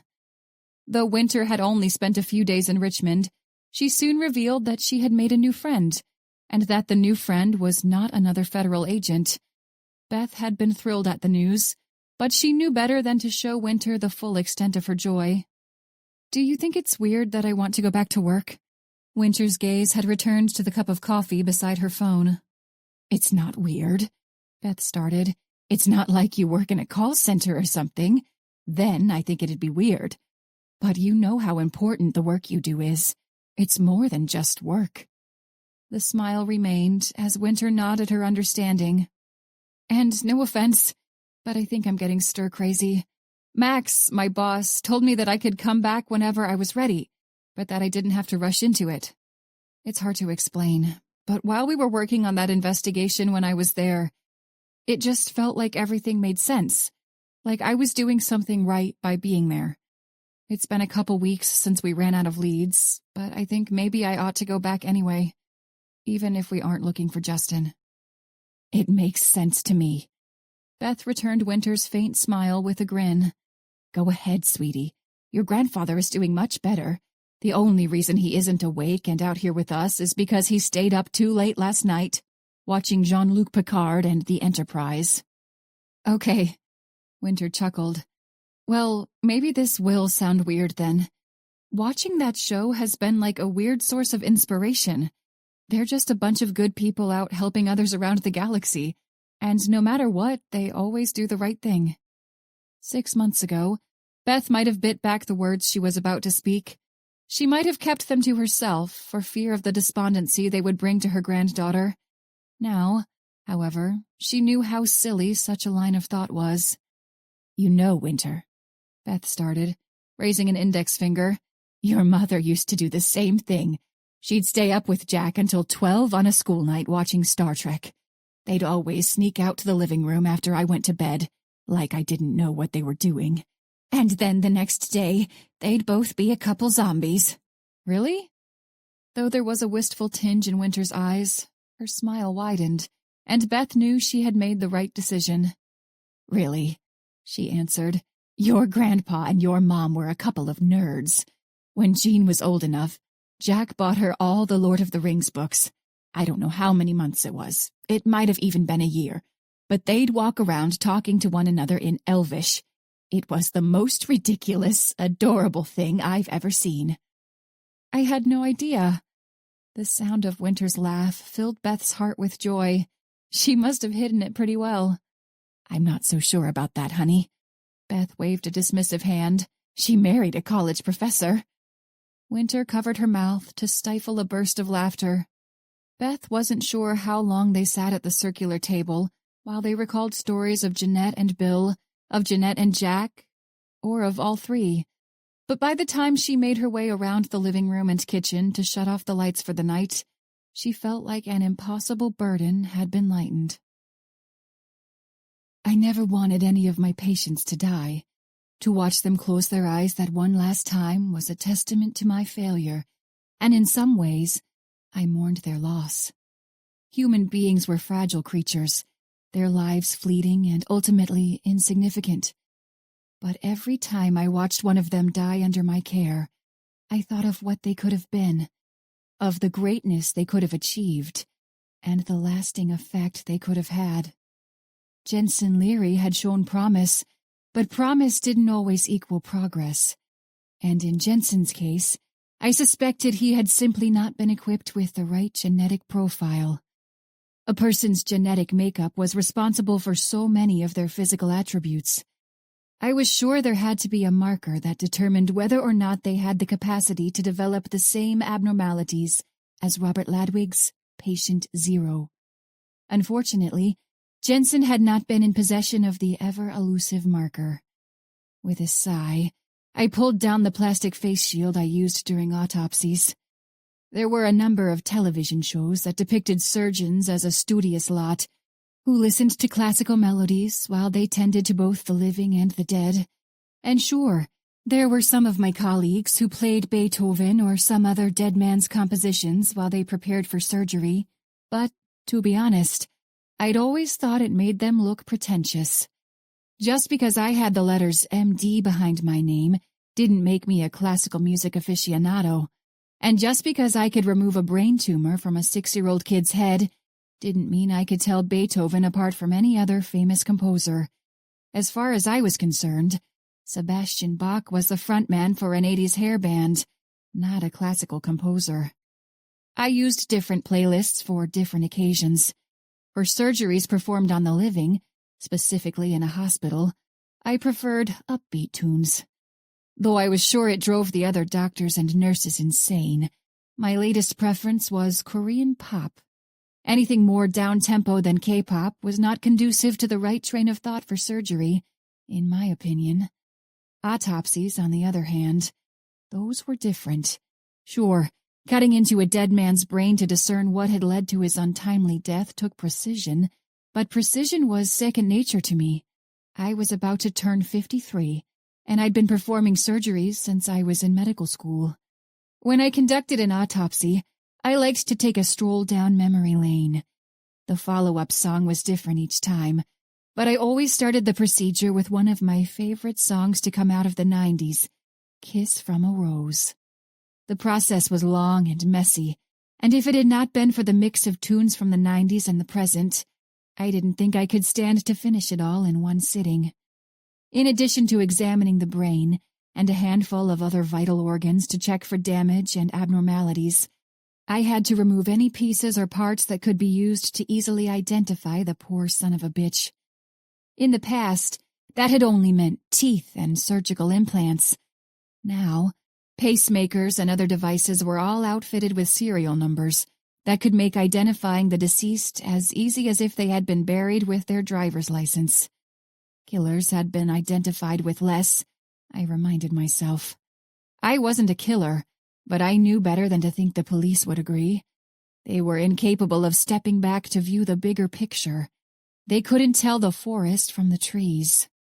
The strongest acids were monitored heavily due to their use in explosive devices, but lye was still just as easy to buy as plant fertilizer.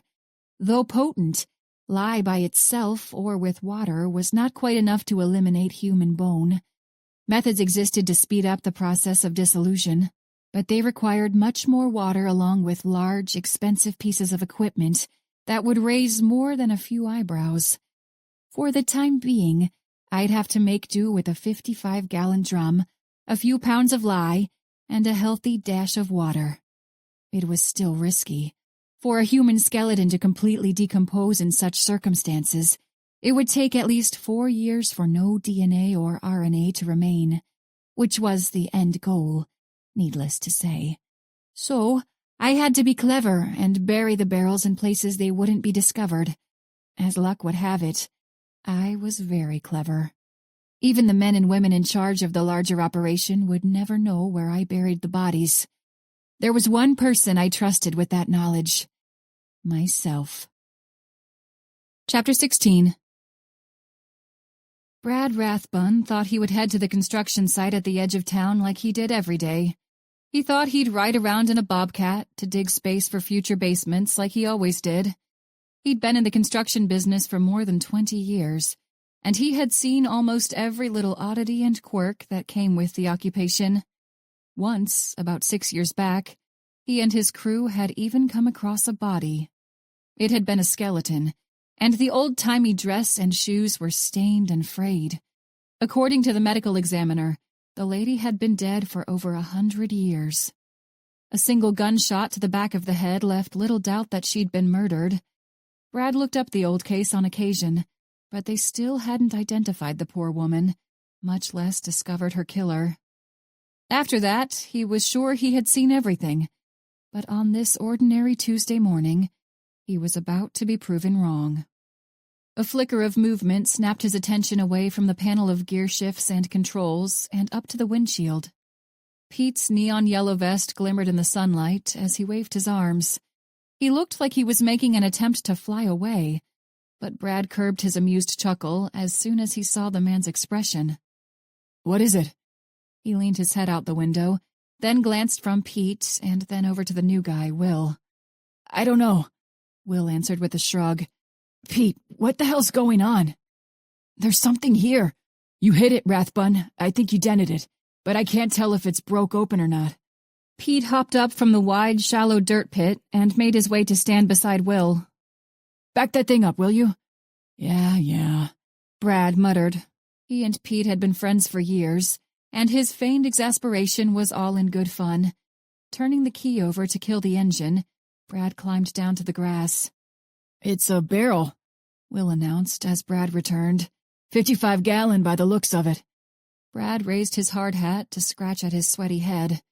"You think it's full of oil?" "Shut up, guys." Pete reached into the pocket of his well-worn jeans to produce his phone. "Nothing good ever comes in a 55-gallon drum buried out on the edge of town. I'm calling the cops." Pete was normally a jovial guy, and his grave tone was more than enough to set Brad and Will on edge. As it turned out, this Tuesday morning was anything but ordinary. 3 weeks earlier, Aiden had come to the conclusion that Justin Black was a sociopath, and 3 weeks earlier, Bree and Winter had hit a brick wall in their pursuit of Justin's whereabouts. For 3 weeks, the only reason Aiden went home was to sleep. His time hadn't been spent chasing after Jamie Peterson or Justin Black. He'd bounced from case to case in his own department, as he provided much-needed insight to the members of the BAU. For 3 weeks, he'd done his damn job, and that was all he'd done. Even after all the work they'd put in to find just a trace of evidence to lead them to Justin, Aiden had only crossed paths with Noah Dalton on a handful of occasions, and on none of them had he felt it necessary to strike up a conversation. Unlike Winter's disappearance after Kilroy's death, she had left them all with a brief email to announce her absence. The explanation was half-assed, but he figured it was better than nothing. Before the login screen on his computer had even finished loading, a shadow of movement behind the closed blinds of the door was followed by a sharp clatter as the visitor knocked. "It's unlocked," he called. As the door creaked open, he reached for his usual cup of coffee. When he swiped at air, he was abruptly reminded that he had not bothered to stop at a cafe on his way to the office. In the interest of saving a few minutes, he had convinced himself that he could subsist on the break room muck until he had a chance to walk to the coffee house down the street. At the thought of the bitter brew provided for free in the office, he wondered what the hell he had been thinking. He felt the corner of his mouth turn down in a scowl, and when the morning visitor stepped into the dim room, the expression of distaste deepened. "To what do I owe the pleasure, Zach Osborne?" His tone was laden with sarcasm. He might not have had a personal issue with Max Osborne at the beginning of summer, but a month had passed since their pointed conversation about Winter's absence. Though he would never admit it to Max, or anyone for that matter, the seasoned Sack's words about Aiden's behavior toward Winter had hit a nerve, and unflattering observations only hit a nerve with Aiden when they were accurate. A twitch of amusement passed over the man's lined face as he took a seat in front of the polished wooden desk. "Good morning to you too, Parrish." Leaning back in his chair, Aiden crossed his arms over his black suit jacket as he fixed Max with a flat look. "Good morning, Zach Osborne. Now, to what do I owe the pleasure?" "Right down to brass tacks. That's one thing I've always liked about you." For emphasis, Max held up a manila folder before setting it down in front of Aiden. "What's this? A case file?" He flashed Max a questioning look before he flipped to the first page. An autopsy report, with more blank spaces than filled. Beneath the diagram were a handful of glossy 8x10 photographs of a human skeleton. Well, the majority of a human skeleton. The bones were brittle and worn, almost like they had been retrieved from an archaeological dig site. Flashes of memory poured through Aiden's mind as he shifted through the folder's contents. "This is the new one." Max's voice snapped Aiden's attention away from the picture as the man produced a folder nearly identical to the first. This folder, however, held even less information than the other. Rather than a skeleton, the solo photographs showed a 55-gallon drum amidst a heap of fresh earth. Tapping a finger on the newer folder, he shifted his gaze back up to Max. "How old is this?" "Found on Tuesday morning, so about 24 hours since discovery. That's why there aren't any autopsy charts or pictures of the body. We don't have them yet." "All right. Now, aside from the 55-gallon drums, what else do these two cases have in common? Disposing of a body in a barrel isn't exactly unique. The cartels and the mafia all like to dump their bodies in barrels like this, so what's to say this isn't some cartel shit?" "That first one, I guess you didn't get to the back of it. You're right, Parrish. You usually are." Max didn't pause long enough for Aiden to soak up the compliment. "Cartels and Italian crime families do like their barrels, but they also like to leave calling cards. Warnings for other gangs not to fuck with them. There was nothing like that at either of these sites, and considering who worked on the first one, I'd say it's a safe bet that organized crime doesn't have anything to do with it." Who worked it? Even as he asked the question, he already knew. Even so, he turned to the agent's notes at the back of the file. "You and Agent Stafford," Max answered. 13 years ago. Aiden glanced up at the sack, and then back down to the chicken scratches he recognized as Bree's handwriting. Stafford was the case agent. Shit, we never even figured out who the victim was. Based on the fact that her name's still listed as Jane Doe, it doesn't look like much has changed. "It hasn't," Max admitted, "but it might now. I just got word from the ME's office that your John Doe there has the same precise marks on his bones as Jane Doe. Some of them are even in the same spots. And, just like Jane Doe, someone cut open his damn head. Aiden nodded, remembering the marks vividly. I'm bringing it to you first because I figured you'd want to take it. Max went on. Stafford's already on board, and I'm going to assign a couple more of my people to it too.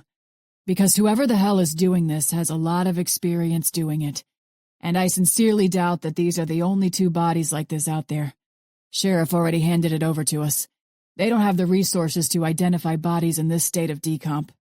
The golden light from Aiden's desk lamp glinted off the silver band of Max's watch as he raised his arm to check the time. 15 minutes, Parrish.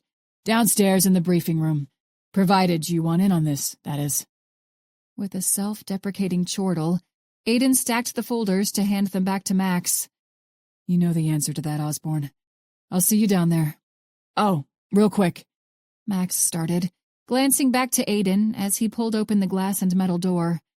Agent Black is back for good starting today. Stafford ran out to get a cake, even though I told her not to. Hope you like German chocolate, because apparently that's Agent Black's favorite. He ignored the cold creep of adrenaline as he nodded. German chocolate is good. Great. See you in a few. In the minutes he had to spare before the trip down to VC, he drank a cup of break room coffee as fast as he dared. The brew tasted just as foul as he remembered, and he mentally vowed never to make the same mistake again. After fishing a piece of gum from a desk drawer, he made his way to the VC briefing room. Like they were guided by a laser, Winter's eyes snapped over to him as soon as he stepped through the doorway. He offered her a practiced smile and nod before he took a seat beside Bree. When Noah Dalton walked into the room, Aiden didn't miss the taller man's eyes go wide as he spotted Winter. Apparently, Winter's return was a surprise to everyone other than Max, at least. Brian Camp and Miguel Vasquez filtered in not long after Noah, but as soon as Aiden caught a glimpse of the next attendee, he purposefully averted his gaze. There was a light clatter as Sun Ming eased the door closed behind herself, but he didn't look back to make note of her arrival. Dropping a little paper plate into the trash can at the front of the room, Max dusted off his hands and glanced around. Looks like that's everyone, he said. This case is going to be anything but, so I'll try to keep this briefing short. Yesterday morning, a construction crew building new houses at the edge of the city was digging up a lot to start laying foundation. Max paused to press a button on the remote in his hand. From where it was projected onto the whiteboard at the man's back, the dark earth and the navy blue drum seemed washed out and faded. A 55-gallon barrel buried underground, Miguel remarked. Never a precursor to anything good. It sure isn't, Agent Vasquez, Max replied. In all my years with the Bureau, I've never gotten a call from the local PD to tell me about a barrel they dug up and cracked open that was full of candy. I'm still holding out hope, but it's looking less and less likely as the years go by. Vasquez's tanned skin darkened even more. No doubt, sir, he said with a little salute thrown in. Anyway, I'm sure no one's surprised that there was a decomposed body in that drum.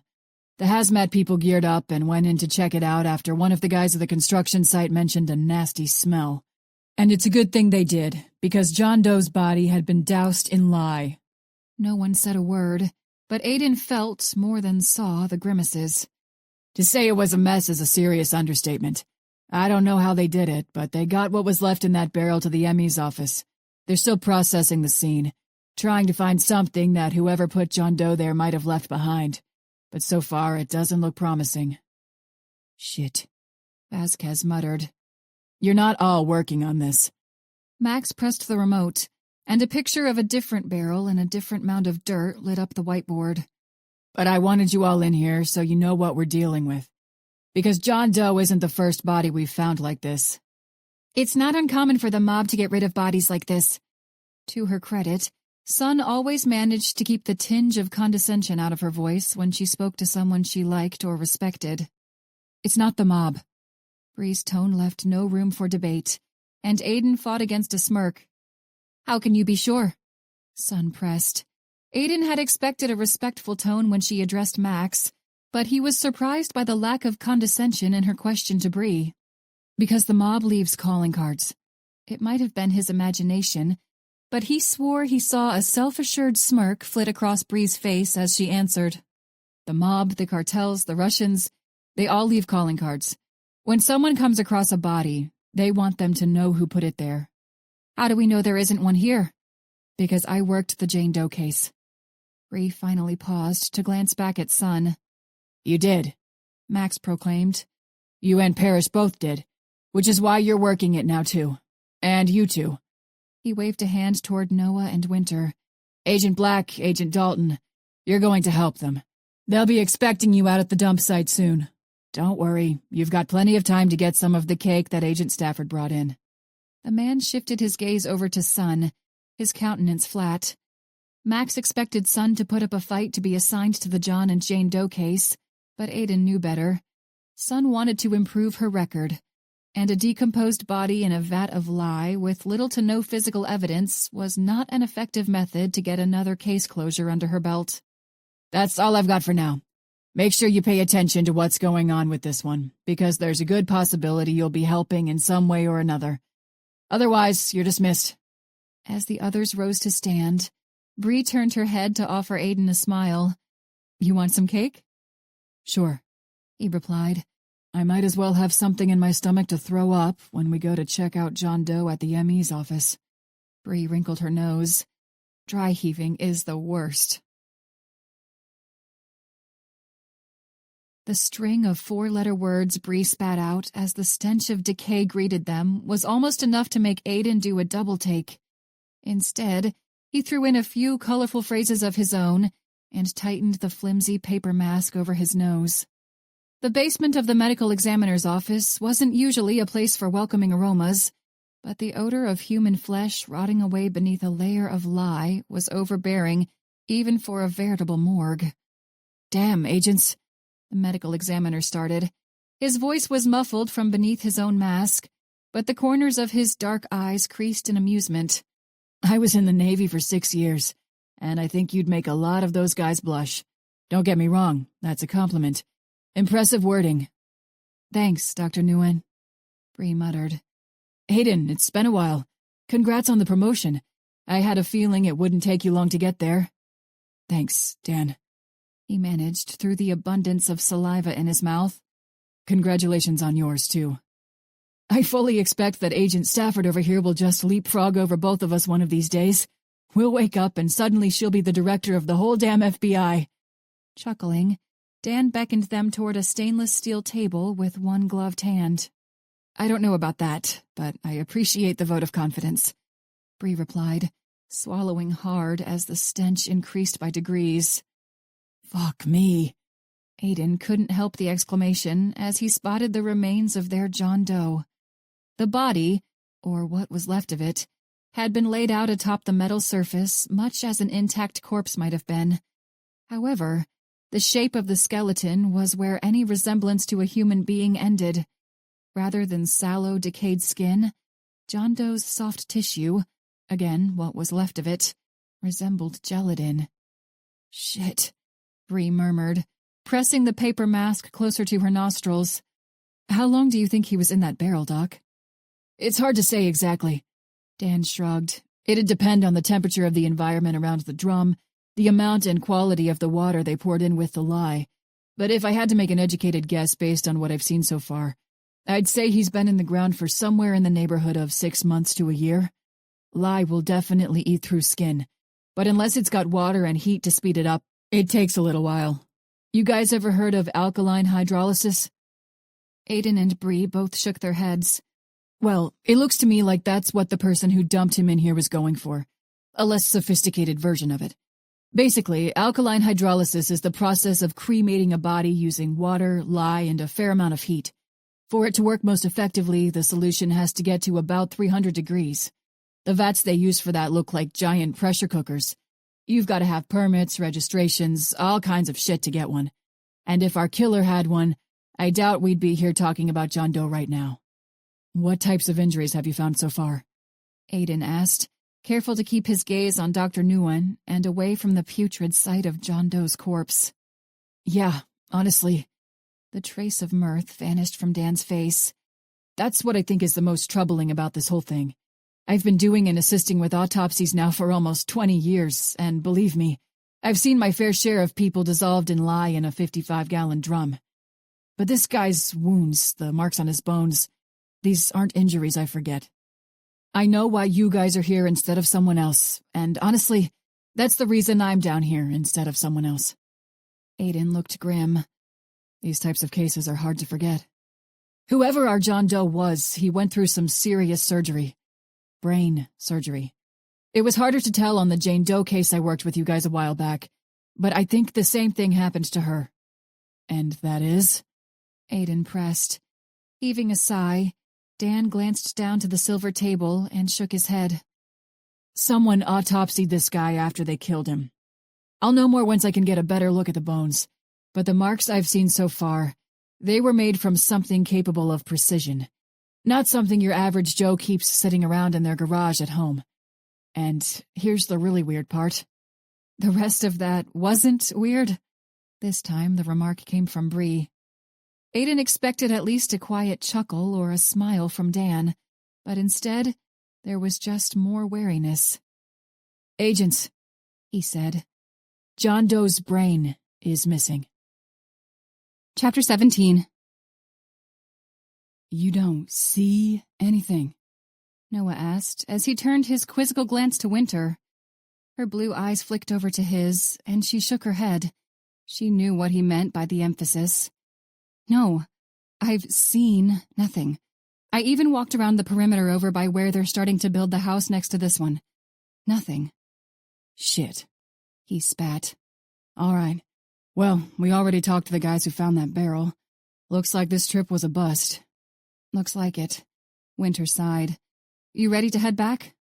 Noah nodded his response. They handed business cards out to the 3 men who had made the initial discovery, bade them farewell, and started back toward the gravel parking lot. For the duration of the trek, neither he nor Winter spoke. He'd made his best effort to respect her boundaries, but the past few months had been, for lack of a better term, a fucking roller coaster. First, there had been the awkward kiss in the kitchen of her apartment, a kiss that he did not initiate.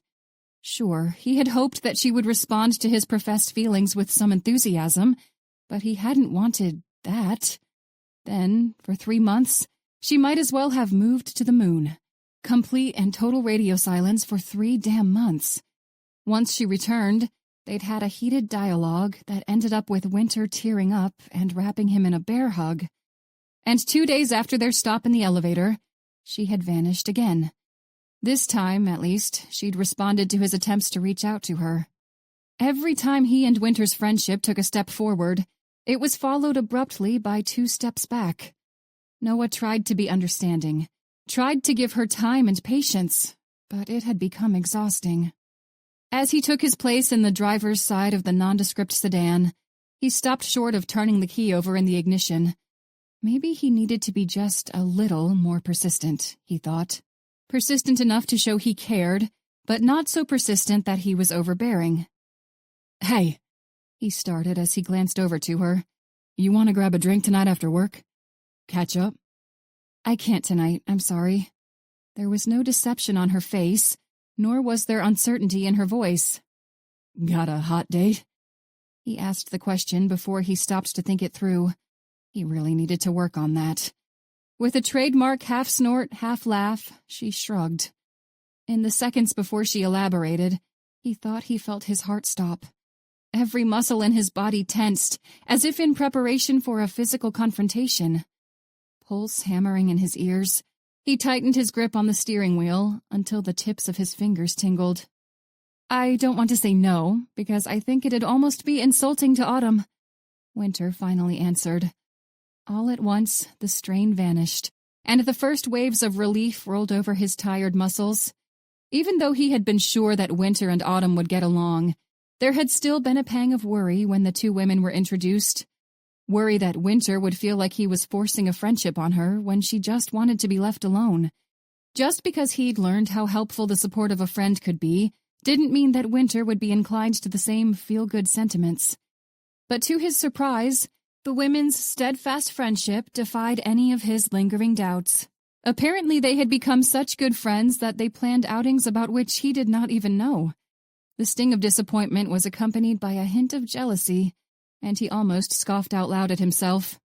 Winter and Autumn didn't have to involve him in everything they did just because he had introduced them. To think he held a monopoly over their friendship was chauvinistic at best, and outright mean at worst. No, the twinge of envy wasn't due to some need for control or a possessive streak. He simply missed his friends. As he pulled himself out of the reverie, he glanced over to her. The glint of petulance in her eyes was unmistakable, and the first chill of adrenaline rushed up to greet him. "I'm sure you agree that Autumn's a hot date, right?" She spat the question as much as spoke it. Even as he nodded, he narrowed his eyes. "This seems like a trap, but all right. I'll spring it. Yeah, Autumn's a good-looking lady. So are you. So is Bree, and so is Shelby. What are you getting at here, darling?" Winter paused as her expression turned thoughtful. The venom was still there, he noted, but unlike him, she carefully contemplated her next words. "You've got a point." She blew out a long breath. "That's the wrong way to go about this, isn't it? She's just doing what we all do, trying to look and feel good about herself. It's not her fault that she gets creeped on by guys while she's working. Bree used to be a bartender, too. I guess there are a lot of guys who don't really give a shit when a woman says she's not into them." "You're still being pretty vague here. Are you pissed that Autumn has to deal with creeps at work? I mean, on some level, we should all be pissed about that, shouldn't we? What was it Autumn said? Something like, creeps are just representative of our society's tolerance for their creepy bullshit. Something like that. I think she had a better technical term than creepy bullshit, though." "Damn it, Noah!" Winter exclaimed. "You're the creep here! You're the creep who creeped on her." "Oh." As he scratched his unshaven cheek, he hoped the shadow of stubble would be enough to hide the flush. "Maybe I should grow a beard," he thought. "Oh?" Winter echoed. Enough venom dripped from that single syllable to kill 10 full-grown men. "Did she tell you that?" The weak question was all he could manage. "For the love of... Does it matter?" She snapped. "But no, she didn't rat you out. No one ratted you out.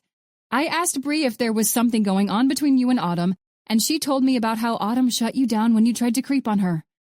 Fuck. He didn't think he had uttered the word aloud, but when Winter glowered at him, he realized he had. "And just in case it's crossed your mind, don't try to blame any of this on Bree or Autumn. If you didn't want anyone to know about you being a sleazy jackass, you shouldn't have been a sleazy jackass. Is that your thing now, Dalton? Just picking up women when you go to the bar? Or, I guess, in this case, trying to pick up women." "That's not..." he started. But the words sounded so stupid he hesitated before he went on. "That's not what it was. It's not what it sounds like." "For shit's sake," she spat, rolling her eyes. "Is that it? That's all you've got to explain this? You come to me and tell me that you have these feelings for me, and then what? I don't know what in the hell you thought that was, or how in the hell you thought I took it, but I took what you said to me pretty damn seriously." If he'd had enough oxygen in his lungs, he would have snorted. "Believe it or not, I really, really thought about it," she railed on. "I thought about it because I thought you meant it, but then a few weeks later, and I guess it slipped your mind. Or was that just how long it took for you to lose interest? Is that just the norm for you? It's fine if you're out picking up women and getting laid, but if I'd do it, you'd lose your fucking mind, wouldn't you?" He managed to open his mouth. You'd take it as some kind of personal slight." She poked him in the arm with an index finger that felt like a knife. "Well, tell me I'm wrong, Dalton. Tell me that isn't what your pissing match with Aiden is all about." He was damn sure going to get a word in now. "No," he practically shouted. No. The guy's just an asshole. He's not an asshole to you because you've got history with him, but he is an asshole. No, Winter, that's not what any of this is about. I had no idea you took it seriously." He paused to grit his teeth to will away the stammering. "The next day, you were just gone. And no, I didn't think you took it seriously or honestly gave a hot damn. She crossed her arms over her chest and managed a snort that was loud and long. It's always been easy for me to talk to people, he went on before the snort could turn into words. I like talking to people, getting to know them, all that shit. Just because I can do that doesn't mean I've got a menagerie of best friends in my back pocket that I can turn to when life gets hard. I'm 1,000 miles from home, Winter. I've been 1,000 miles from home for years, and with you just disappearing like that, it felt, I don't know. Lonely doesn't really cover it, but I guess that's it. Noah, And yeah, maybe it sounds pathetic to you, but that's why I tried to get Autumn to go home with me. But she didn't, and it's a good thing because she's been a damn good friend. And it turns out that's what I needed. I needed a damn friend, and I lucked out and got one even though I acted like a dumbass. As Winter leaned back in her seat and turned her gaze to the windshield, he watched the bluster drain from her face. In the wake of her anger, the shadows beneath her eyes seemed more pronounced. The silence that descended on them felt like a noxious haze, and once he was sure she didn't intend to break it, he turned the key over in the ignition. He was done with this day. The digital clock read 12:17, but unless they returned to a major development in the John Doe case, he was finished. Maybe he would go make good on Winter's less-than-flattering observation about his penchant for picking up chicks. Never mind that he could count on both hands the number of times he had even made an attempt at a casual hookup, or a one-night stand, or whatever in the hell people called it. But if that was the impression he gave to one of the most important people in his life, he figured he might as well live up to it. Chapter 18. Winter was still reeling from the unexpected emotional conversation with Noah a few hours earlier. Their drive back to the FBI office had been made in complete and utter silence, and Winter was sure that in all her 26 years of life, those 20 minutes were among the most strange she had ever experienced.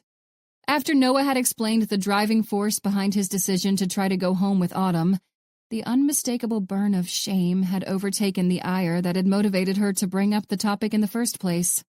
When Winter showed up at Autumn's door later that afternoon, she was greeted with a warm embrace. Her eyes widened at the unexpected gesture. Over the past few weeks, she and Autumn had at least one conversation about how neither of them was keen on hugs. In fact, as best as Winter could tell, Autumn was not a fan of most physical contact. Half the time, she was even leery of a handshake. "What was that for?" Winter asked, as she handed Autumn her contribution to their meal that night, popcorn kernels and a jug of Hawaiian punch.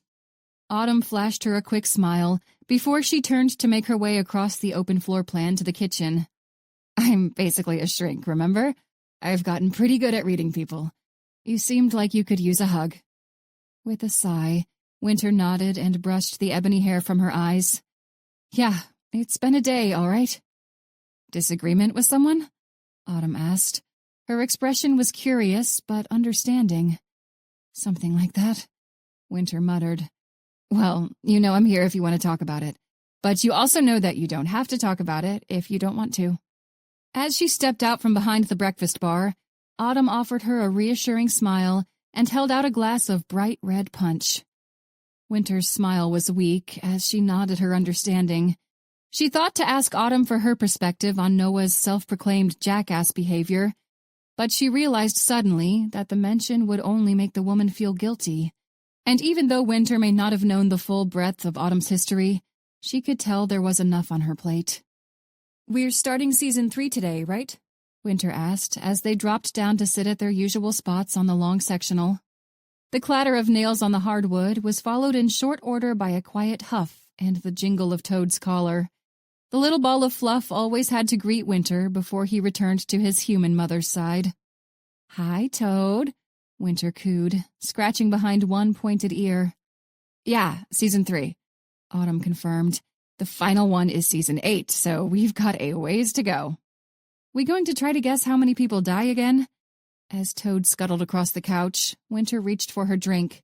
3 weeks earlier, Autumn had proposed that they watch the entire Game of Thrones series together. Winter had heard Bree mention her and Shelby's obsession with the show, and aside from providing her with another topic to discuss with Bree, Binging 6 hours of television at a time was a good way for her and Autumn to unwind. Laughing, Autumn shook her head. I don't even want to try. Just as the screen flickered to life, a loud knock at the front door snapped both their attention over to the short hallway. Though Toad's ears perked up, the pup did not make a sound at the disturbance. Unless Autumn purposefully incited it, Toad rarely barked. Between his size and his pointy ears, Winter thought Toad behaved more like a cat than a dog. "Were you expecting someone?" she asked. Autumn's gaze flicked back to Winter as she shook her head. "Probably someone trying to sell me something or convert me. Just a sec, I'll take care of it." After a couple metallic clicks, Winter heard the door creak open.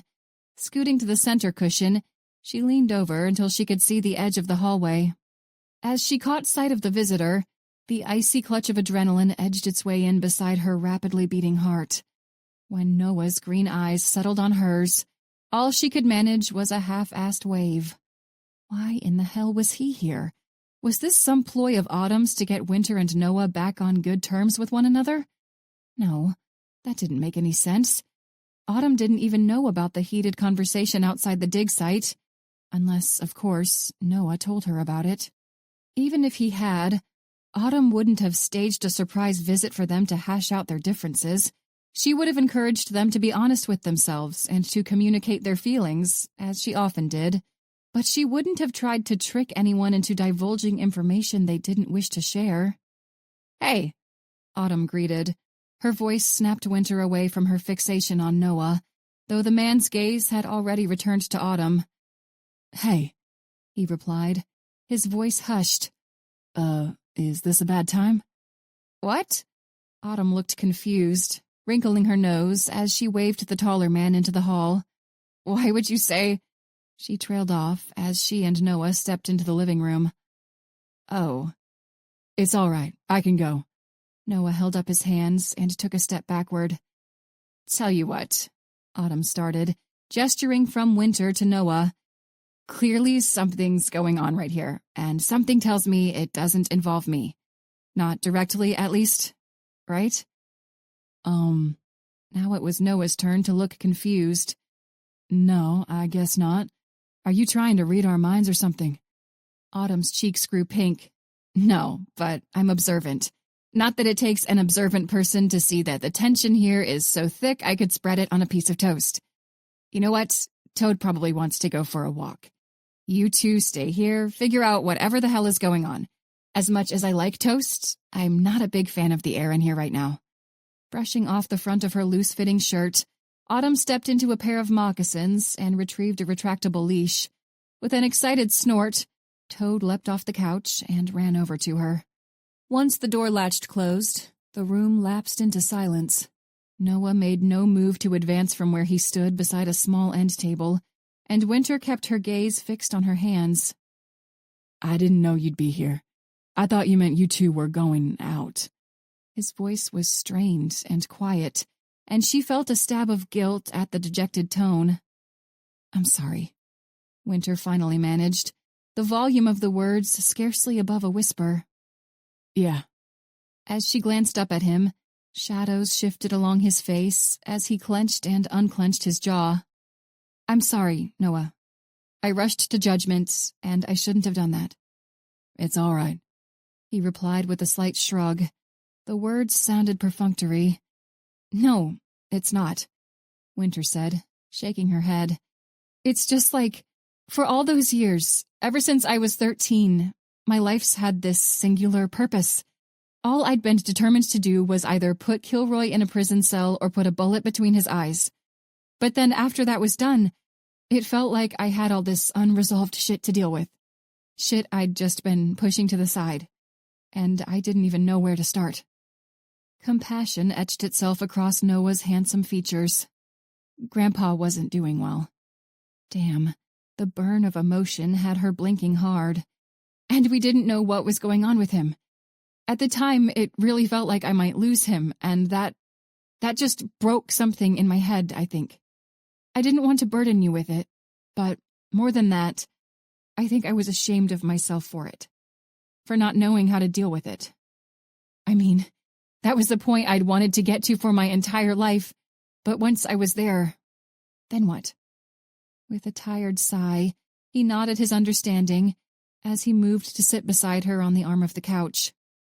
His expression was still strained, but the suspicion had vanished. I get it. Look, I know I'll never understand how it felt to lose your family like that. But that feeling you just described, not knowing how you fit into anything anywhere after you're finished with your task, I know how that feels. You do? Before he could respond, she held up a hand and shook her head. I'm sorry. I didn't mean to sound like I doubted you. It's just hard to picture you not fitting in, you know? His gaze fell to the cat, who'd chosen that moment to go batshit crazy and shoot across the room. I guess. But yeah, I do. It wasn't as bad for me as it was for some of the other guys I was overseas with. That's one of the big problems a lot of combat vets have when they get back to the States. They're used to being on high alert all the time. Their brains are tuned into that frequency, and some people have a harder time tuning out of it than others. She looked at him. Really looked at him. This was the first time he'd really talked about his experience in the military. We came back from a war zone, from a place where we had to kill to survive, and everyone just expected us to fit right back in like we'd never left. Believe it or not, the skills you learn as an infantryman aren't compatible with a lot of civilian jobs. Not with jobs that aren't some entry-level nonsense, anyway. He turned to face her, then reached for her hand. When he was only inches from touching her, he pulled away, rubbing his palms on his pants. You just got back from a combat zone, darling, and you don't need to be ashamed of not knowing what to do next. It's normal, and you're not alone. I'm sorry I acted like a jackass. I knew you were going through some shit, and I just threw myself a pity party like some kind of butthurt teenager. Winter felt the corner of her mouth turn up in a smile. Apology accepted. And I'm sorry I just took off without telling you anything about anything. That was a jerk move. And I don't think you were the only one who threw yourself a pity party like a butthurt teenager. I guess not. He chuckled. As his eyes met hers, his wistful smile was more noticeable. It's all right to not be all right. I'm your friend, and I'll never think any less of you because you're not all right. She felt the telltale pinpricks in the corners of her eyes as she leaned over to wrap her arms around his shoulders. Thank you, she murmured as she tightened her grasp. You know, he said, breaking a spell of quiet, if you keep doing this, keep hugging me, you're going to have to change your mantra about not being a hugger. She chuckled softly as she glanced up at him. Only for you, Noah. Had it not been for the metallic click of the door latch, Winter wasn't sure what might have happened next. Part of her was glad for the interruption, and part of her was disappointed. The creak of the front door was followed by the clatter of paws on the hard wood as Toad rushed over to greet them. Toad is happy to see you, Autumn said. Noah crouched down and straightened the pineapple print bandana around Toad's neck before he scratched behind one fluffy ear. You know, Autumn said, her green eyes flicking from Winter to Noah and then back. It's the first time you've both been over to hang out with me at the same time. Maybe that's not exciting to you guys, but for me, it's kind of a big deal. This is the most people that have been in my apartment at one time since I moved here 2 years ago. And if there was one more person here, that'd be an all-time high for me since I moved to Virginia. Come to think of it, Winter chuckled, I think 3 other people in my apartment would be an all-time high for me too. Same here, Noah put in. Autumn arched an eyebrow. Really? Why does everyone think I've got like 100 friends? He threw his arms up and sighed in feigned exasperation. Flashing him a smug look, Winter crossed her arms over her chest. See? I'm not the only one. I've only got 90, he huffed. Get it straight, ladies. Autumn, where's your cat? With a sarcastic grin, she raised the popcorn kernels to gesture to the short hallway to the side of the front door. Pretty sure she's on my bed.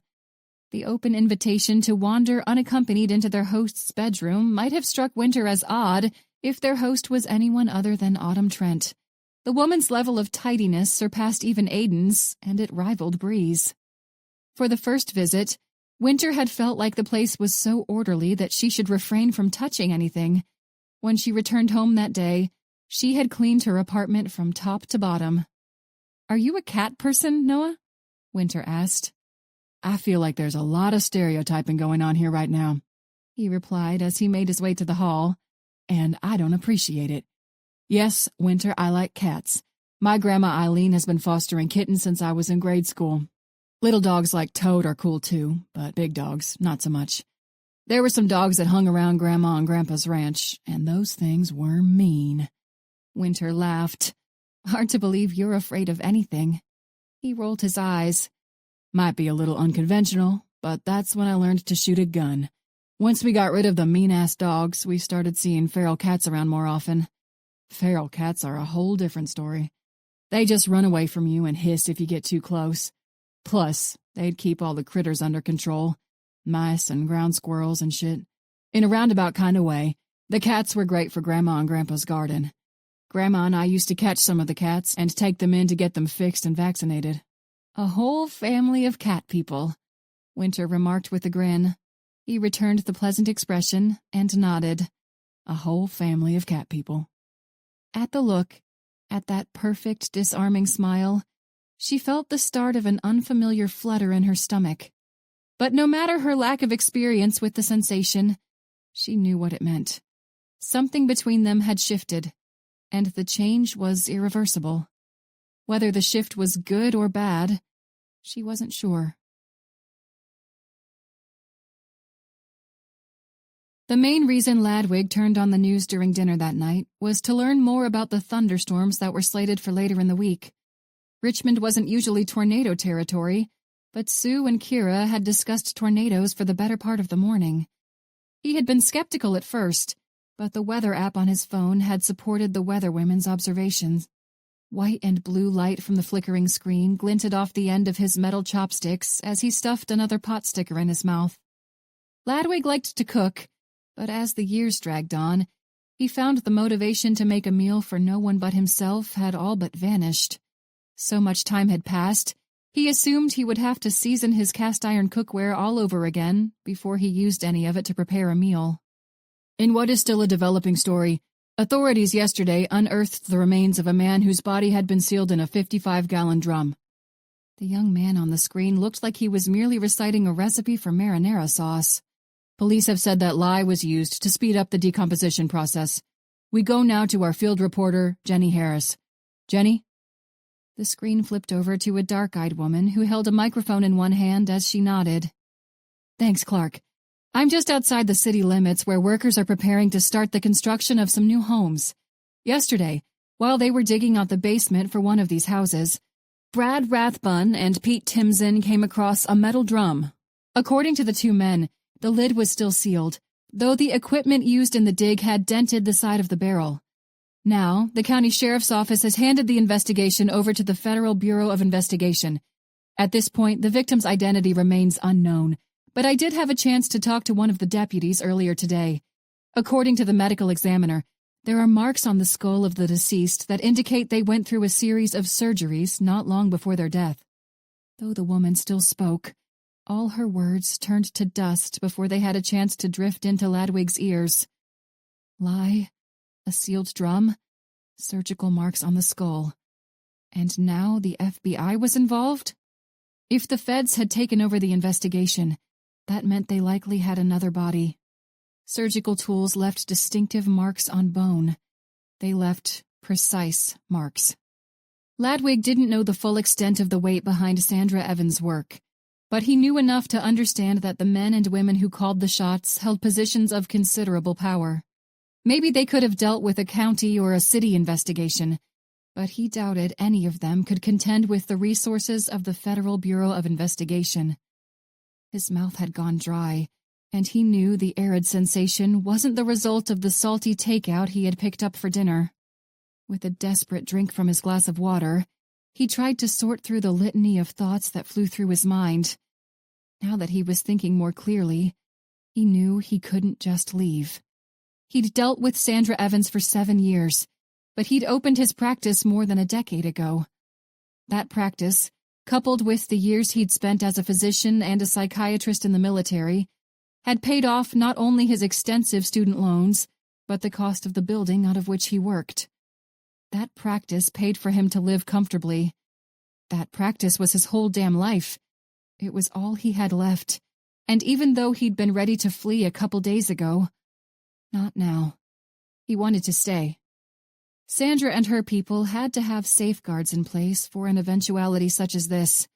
They'd be stupid not to, and if there was one thing Sandra Evans was not, it was stupid.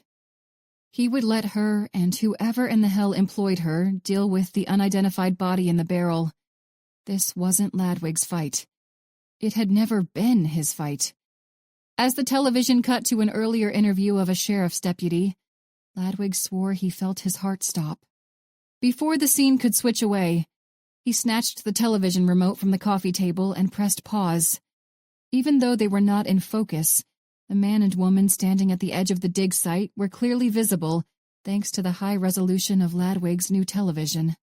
The afternoon sunlight glinted off the woman's sunglasses as she pushed them to rest atop her head, and the man's aviators had been clipped to the breast pocket of his black jacket. The sight of Winter wasn't a surprise, but the man was a different story. The man at Winter's side was Brady fucking Lomond. Chapter 19. Max Osborne was in a meeting about a different matter, and he had tasked Aiden with updating their little group about the John and Jane Doe cases. Behind the same podium from which he had announced Douglas Kilroy's identity, from which he had effectively solved the case that had stumped them all for decades, he prepared to advise that same group of people of the scant evidence they had uncovered for their newest case. All three agents, Bree, Noah, and Winter, were seated, but a flicker of movement at the doorway drew their attention as Dan Newen strode into the room. He wore his usual agreeable expression, and the casual smile was a far cry from the gravity of their most recent encounter. I think you all know Dr. Newen already, Aiden started, as the newcomer moved to stand at his side. Though Dan was an inch or two shorter than Aiden, he always forgot how tall the man was. During a typical interaction, Dan was either seated beside a body, behind a desk, or hunched over an exam table. Agents. Dan offered Winter and Noah a quick smile. Nice to see you again, even though I wish it was under better circumstances. I was in the area, so I figured I'd come by and make sense of what I've included in my report so far. Aiden nodded and stepped aside. You're the one with the medical degree. Go ahead. Warm welcome as always, Mr. Parrish. Dan chuckled, but his expression remained grim. To start with, I'm sorry to say that we still don't have any idea who John Doe is. All his teeth were pulled, and none of his skin was intact enough to pull any kind of print. We'll be lucky if we can get DNA from any of the tissue that was left. Lye degrades DNA, and John Doe was doused with a hell of a lot of lye. We'll test bone, of course, but even so, DNA only helps us if he's in the database. And, I'll be honest, the odds aren't in our favor there. Any update on the cause of death? Aiden asked. None. With the tissue as decayed as it is, we aren't likely to get much from a tox screen, but we're going to try to run one anyway. I've got a theory, but at this point, that's all it is. That's about all we can ask for right now. Aiden put in. Let's hear it. There are some interesting marks on John Doe's bones, specifically the bones here. He paused to draw the shape of a Y over his black suit jacket. With his vintage hairstyle and pricey watch, Dan almost looked like he was in the employ of a marketing firm, not the medical examiner's office. Like an autopsy. Bree's words were not a question. Exactly like an autopsy. And the tools that were used to make those marks weren't just some set of knives in a psychopath's garage. Those marks were made by precise surgical tools. They're the same marks left behind after an autopsy. An autopsy performed by a professional. By someone with a medical degree and years of experience. And that's not even the weirdest or worst part of it. It's not? Noah furrowed his brows. Nope. Bree sighed and leaned back in her chair. No, it's not. John Doe's head was split open like a coconut, and his brain was gone. Dan's dark eyes shifted from agent to agent as the shocking realization registered on their faces. That's still not it, though. There was a lot going on with John Doe's head, it turns out. He'd recently undergone a surgery that involved cutting open the back of his skull. You're saying someone performed brain surgery on him before he was killed? Winter surmised. Her laser focus didn't drift from Dr. Nguyen. Even under the intense stare, Dan didn't so much as miss a beat. I can't say with complete accuracy when it happened, but yes, more or less. The surgery is recent, within the last few months before he died, at least. Now, that was on the back of his skull, the parietal bone, but at the front, right in above the temporal bone on his left side, there was an old healed injury. There were some marks to indicate that he'd undergone surgery for that injury, too. As a child? Winter asked, the hair raising on her arms. Nguyen nodded. My theory is that whoever killed him and took his brain would have wanted it intact. Rather than a bullet or another type of physical injury, I think they euthanized him in the same way a veterinarian would euthanize a sick animal. John Doe was anywhere from 30 to 50 years old, probably Caucasian. Sick bastards, Noah muttered. Jane Doe, the case from 13 years ago, she's got the same autopsy marks as John Doe. A forensic anthropologist estimated at the time that she was between 20 and 30. Also consistent with John Doe, Jane's head was split open. The body was too decomposed to tell, but I'd be willing to bet that her brain had been taken too. They didn't make a lot from it at the time, but she had an old head wound as well. Hers was on the back of her head, near the occipital bone. I think it stands to reason that you've got two murders with a really distinct pattern. But I'm just here to relay the physical evidence. Making a behavioral sketch is SSA Parrish's job. Thanks for stopping in, Dr. Nguyen. Aiden reached out to clasp the man's hand in a parting shake. With a grin, Dan nodded. Always a pleasure working with you guys. I'll keep you in the loop as to what we find. The autopsy, if that's what you want to call it, has been a mess, but we're not leaving any stone unturned. Hopefully, I'll have more for you guys soon. Dan waved to them as he pulled the glass and metal door closed behind himself. Well, shit, Noah muttered. Aiden suppressed a sigh. Yeah, well, shit about sums it up. What do you have so far? Winter asked. Not much. Aiden stepped behind the wooden podium and flipped open the manila folder. As we just learned, both victims had similar surgical procedures conducted on their heads. The wounds had started to heal in both cases, so those surgeries were conducted while they were still alive. An autopsy was performed on both victims, but it centered around their head. We don't have a lot here in terms of physical evidence, but these deaths were both really, really specific. The killer has a specific set of skills, and based on how recent John Doe's body is, they're still in the city somewhere. They've been using lye to dissolve their victims' bodies for at least 13 years, and they added water to John Doe's to speed up the process. This is someone who knows what they're doing, both in terms of the procedures performed during and after the victims' lives. They know how to destroy identifying evidence, and they know how to keep a person alive after they cut open their head and poke around in their brain. You think we're looking for a surgeon? Bree surmised. Yes, he answered. Most likely a neurosurgeon. This isn't another Jeffrey Dahmer chopping people up in his bathtub. This is someone with a medical degree, at the very least. Probably someone with specific experience performing surgery on the brain. The surgical tools used to make these cuts and to saw open the skulls were medical grade, but that doesn't necessarily mean that our surgeon is practicing. They could have been fired for malpractice, or happily cutting into patients at a hospital right now. Noah muttered. Aiden nodded. It is likely they are still practicing, still seen as a competent physician. Considering the previous head trauma experienced by both victims, there are a couple different ways the killer could have found them. They could have looked through medical records and decided they wanted these specific people, or these people could be previous patients of theirs. There's no doubt here that we're dealing with a serial killer, and I don't think there's any doubt that Jane and John Doe are just two of many. Drumming her fingers atop the polished table, Bree glanced over to Noah and Winter, and then back to him. We pull missing persons reports from the past year with a focus on those submitted in the past 7 months. Check through those people to see if any of them have any history of traumatic brain injuries. Meanwhile, we look through hospital personnel records to see what kinds of brain surgeons around here have been slapped with malpractice suits. Sounds like we're sleeping here tonight, then. Noah leaned back in his chair, his jawline grim. I hope someone has their own coffee maker, because if we're all relying on the shit in the break room, we'll be dead before we can find out who John Doe is.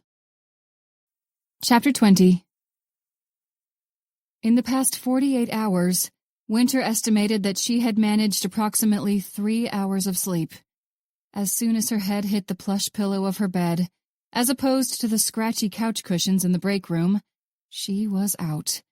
Despite the soft mattress and the warm blankets, her fretful slumber was marked by bizarre, vivid dreams. Though the digital clock at her bedside indicated she had slept for almost a full 7 hours, she felt like she had rested for only 2 out of the 7.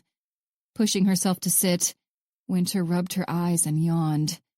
She could feel a dull ache at the base of her head, but she wasn't all that surprised to wake up with the start of a headache after a night of such fitful rest. Before she could scoot over to swing her legs off the edge of the bed, the room blurred as the pain sharpened to a stab. Months had passed since her last vision, but the sensation was so unlike any other that it was easy to differentiate. As darkness ate away the edge of her vision, she reached one clumsy hand over to the tissue box on the nightstand. She had only just pressed the balled-up tissue to her nose when the world went black. Through the dusty glass of an old window, Winter watched a flurry of fat, white snowflakes whip by on a mournful gust of wind. The beige windowsill was specked with dirt, and chips of paint had begun to peel away from the cheap wood. She snapped her gaze away from the snowy scene as she heard the faint whisper of music. The sound grew clearer as her senses tuned her into the little bedroom, and she soon recognized the song as a popular rock anthem during the late 1990s. Atop an overturned milk crate was the clunky old-school boombox that blasted the well-known tune, and beside the makeshift nightstand, a girl sat cross-legged on a twin-sized bed. The bright greens and blues of the comforter were faded, and the edges were frayed in spots.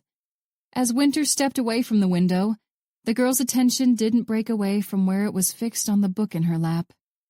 Though she was no older than 10, she wasn't reading a children's book or even a comic book. This 10-year-old kid was reading a full-length novel. The clatter of a door snapped the little girl's gaze up to the shadowy hall at the other end of the room. Even in the muddy gray daylight, her green eyes shone like a pair of emeralds. As soon as Winter saw those eyes, she knew who the girl was. "Autumn!" a woman called, her voice muffled. There was an unmistakable slur to her voice. Whoever she was 3 sheets to the wind. Shoving the paperback closed, Autumn scrambled to the end of the mattress to press the power button on the radio with a shaking hand. She scooted back to the corner where the bed met the wall, grabbed a stuffed kitten from the pillow, and clutched the cat to her chest. As Winter glanced back and forth between the doorway and the young girl, she could feel her heart rate pick up, each beat pushing the chill of adrenaline through her body. Autumn was terrified, and now Winter was terrified too. She wanted to tell herself that she was standing in the middle of an event that had never transpired in the real world, that the fear she felt was a nightmare Autumn had experienced when she was young, but Winter couldn't so much as entertain the idea. Whatever in the hell she was watching had happened. Whatever caused the sickly sense of fright to hang low and heavy in the air was real. A flicker of movement drew Winter's gaze away from Autumn and over to the doorway, and she took in a sharp breath as the woman shambled into the room. The resemblance between her and the Autumn that Winter knew was uncanny, but what surprised Winter the most was how young she looked. She was hardly halfway through her 20s. "Autumn," the woman repeated. "Why are you looking at me like that?" The query was as weary as it was accusatory. The dull afternoon light glinted off the tears as they streaked down Autumn's pale cheeks. With a sniffle, she brushed the droplets away and shook her head. "You're drunk." Autumn's words were little more than a whisper, and Winter could feel the pinpricks at the corners of her eyes. There was more melancholy in the little girl's voice than there ever should have been in someone her age. At 10, Autumn had seen more pain and suffering than most adults would witness in their entire lives. "I'm not drunk." The slur with which she spoke was almost ironic. Heaving a tired sigh, the woman brushed off the front of her denim miniskirt as she dropped down to sit at the end of the bed. With one hand, she combed the pieces of bleached blonde hair away from her hazel eyes. "Okay," she giggled. "Maybe I'm a little tipsy." In response to the lessened distance between them, Autumn's grasp on her orange stuffed kitten tightened. "I'm not going to hurt you, sweetie." As she reached a hand toward her daughter, Autumn jammed herself farther into the corner. "That's what you always say," Autumn whispered. If Winter hadn't been in the midst of a memory, she would have pushed the woman off the bed, punched her in the jaw, or both. "I know." Shadows along the woman's throat shifted as she swallowed. "Why do you hate me, Mom?" As the woman shook her head, Winter caught the glassiness in her green-flecked eyes. "I don't hate you. I'm going through a hard time right now. But it's about to get better. I promise it's about to get better. We're going to get better. I'm going to stop using. I'm going to stop drinking. I just had to go out one last time before I got well. Okay?" Autumn's only response was another quiet sniffle. "Honey, your dad is going to move back in with us." "What?" Autumn stammered. "When? Why? We can't."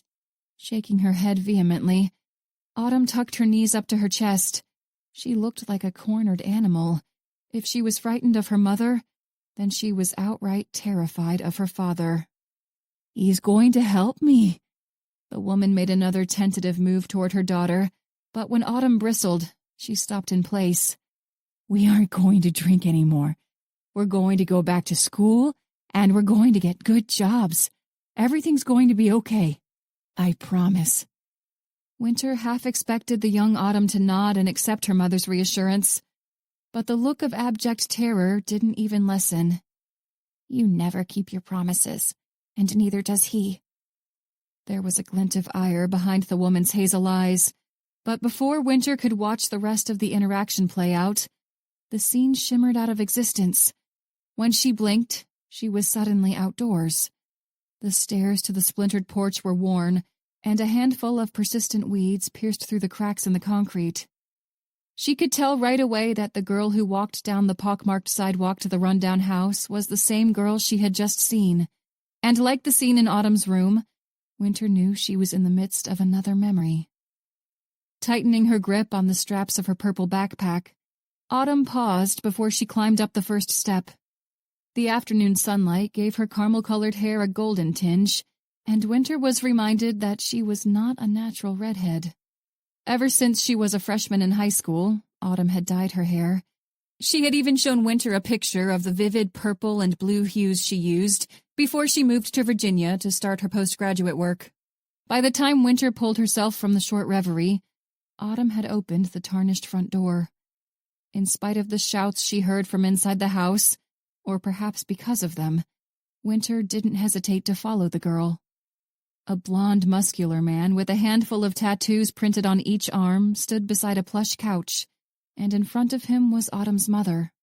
Her hair was now a deep chocolate brown, and the dark circles beneath her eyes were more pronounced. Maybe she had made good on her promise to quit drinking, but whatever her new substance of choice, Winter suspected its effects were far worse. Try as she might, Winter couldn't focus on the words the two hollered back and forth at one another, but without warning, the man snapped one arm up to crack the back of his hand across the woman's face. Reflexively, Winter covered her mouth to stifle the sound of her sharp gasp. Autumn's words were just as indistinguishable as her parents', as she set her books atop the coffee table to rush over to her mother. "Go to your room, Autumn," the man ordered, jabbing an index finger at a set of stairs beside the entrance to the kitchen. "Leave Mom alone!" Autumn returned as she positioned herself between the two adults. "Get the hell out of here!" His voice was just below an outright shout. "Fuck you, Jeff!" the young girl shot back. "Why don't you just leave? I know that's what you want to do anyway, so why don't you just get it over with?" "I'm your father, Autumn," he grated in response. "You'd best watch your damn mouth, you hear me?" His green eyes had narrowed, and his dangerous expression made the hair on the back of Winter's neck stand on end. "Whatever you're going to do," Autumn ground out, her tone strained. "Just get it over with, you piece of shit!" Curling his right hand into a fist, Jeff took a step forward, arced his arm backward, and swung. At the precise moment the blow landed on Autumn's cheek, Winter felt a searing pain just above her forehead. Autumn's lids fluttered closed, and with a sickening crack, her head struck the corner of the sturdy wooden coffee table. If Winter didn't know better, she would have thought she had just witnessed Autumn Trent's death.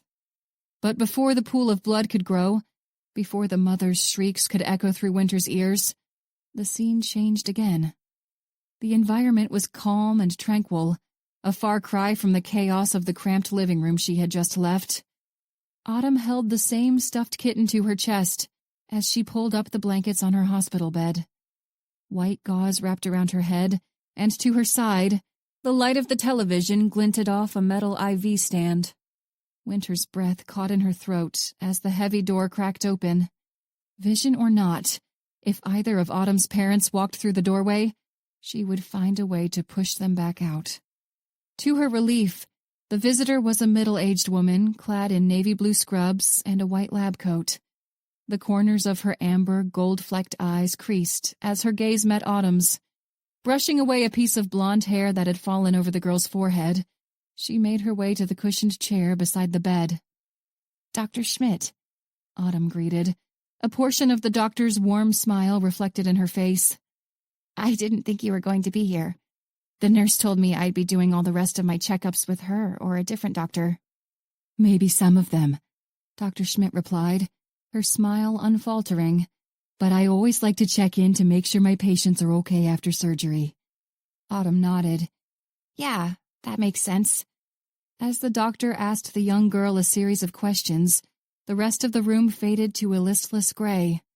By the time the darkness crept back into the edge of Winter's vision, everything other than Dr. Schmidt was black and white.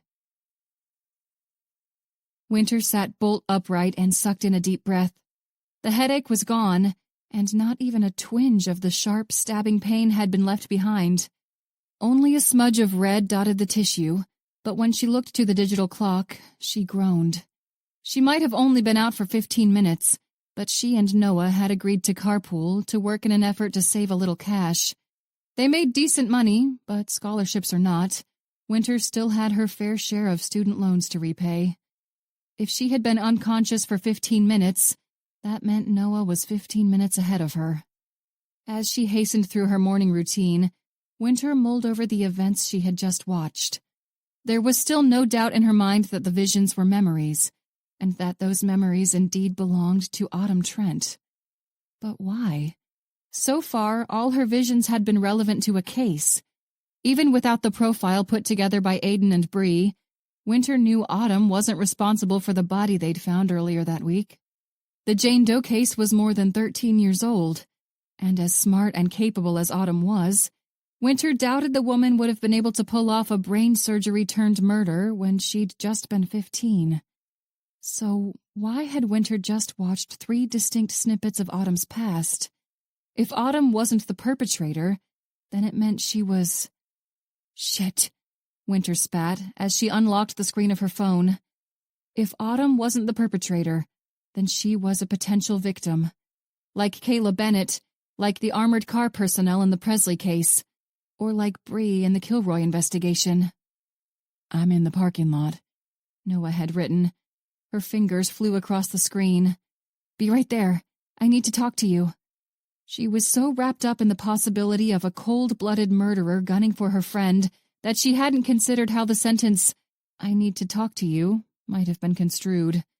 "About the case," she added quickly. Dropping the phone into her handbag, She went through a mental checklist of essential items, her phone, wallet, badge, weapon, and then scooped up her keys and made her way out into the summer morning. The sun was blanketed by a layer of clouds, and to the west, the sky darkened with the first hints of the forecasted storms. Gray daylight glinted off the lenses of Noah's aviator sunglasses as he turned them over in his hand. His gaze was fixed on the horizon, but as soon as she stepped onto the lot, his green eyes flicked to her. "Mornin'," he greeted, stifling a yawn with one hand. "Did you sleep like shit, too?" she asked as she pulled open the passenger side door of the red pickup. He only managed a nod in response as he yawned again. "It's stress, probably." With a sigh, Winter squeezed her eyes closed and rubbed her temples. "Maybe we should ask Autumn if she's got any recommendations. She's a double expert when it comes to stress, you know.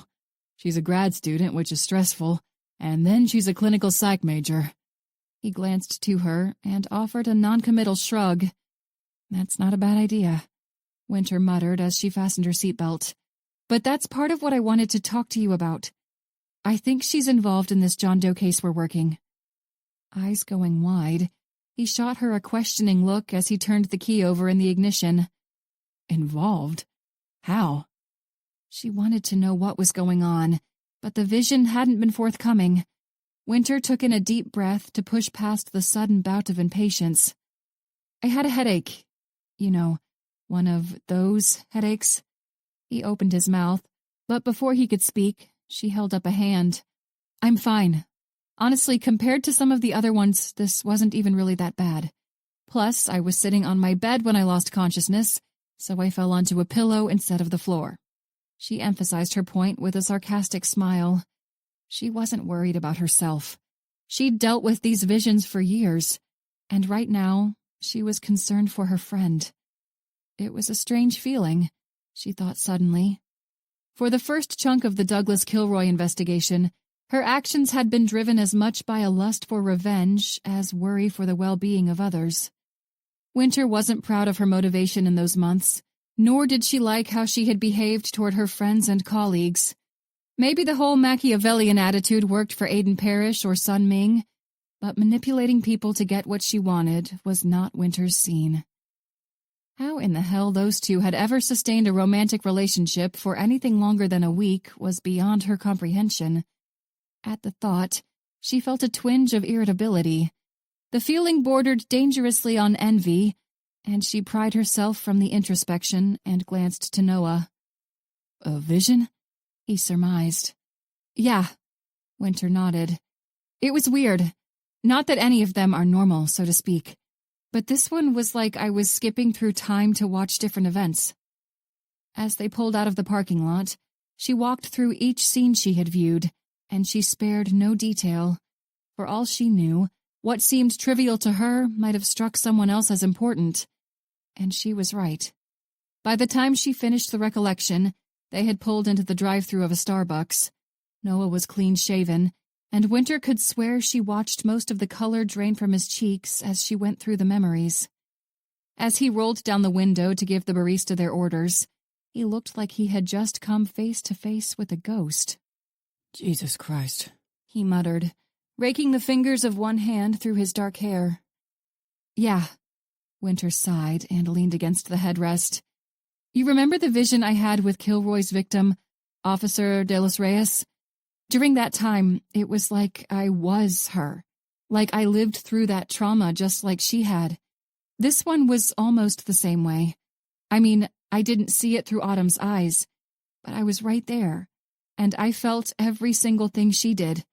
When she was scared, so was I, and when she hit her head on the edge of that coffee table, it hurt." "Yeah, I remember that. And I think what we should do right now is try to set aside a lot of that. Set aside the knowledge that her parents are a couple serious high-grade pieces of shit, and just try to figure out what the stuff you saw has to do with the John Doe case.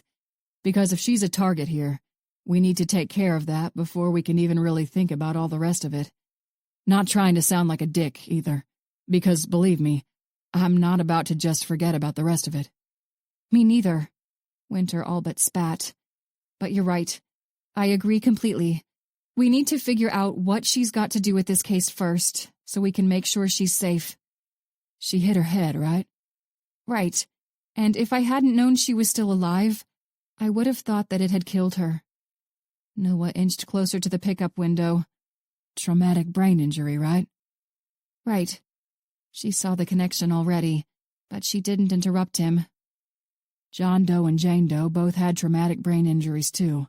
From what the ME said, the injuries were older, and he said that they'd undergone surgery for those, plus the surgery that the killer, or at least we assume the killer did before they overdosed them on morphine or whatever in the hell it was they used to kill them. So, since they were able to keep these people alive after a damn brain surgery, we're looking for a brain surgeon, right? Winter stared at him. Do you think... It was like the rest of the words were stuck in her throat. That doctor you saw. He finished for her. Yeah, Dr. Schmidt, right? Schmidt is a common name, and we don't know where the hospital was. Yeah, Autumn grew up in Minnesota, but for procedures like that, sometimes people get life-flighted pretty far away from where they were when they got hurt. We don't have enough for a subpoena. Thoughtful gaze fixed on the windshield. He tapped the steering wheel with an index finger. Could we just ask her? How? Winter held out her hands as she shook her head.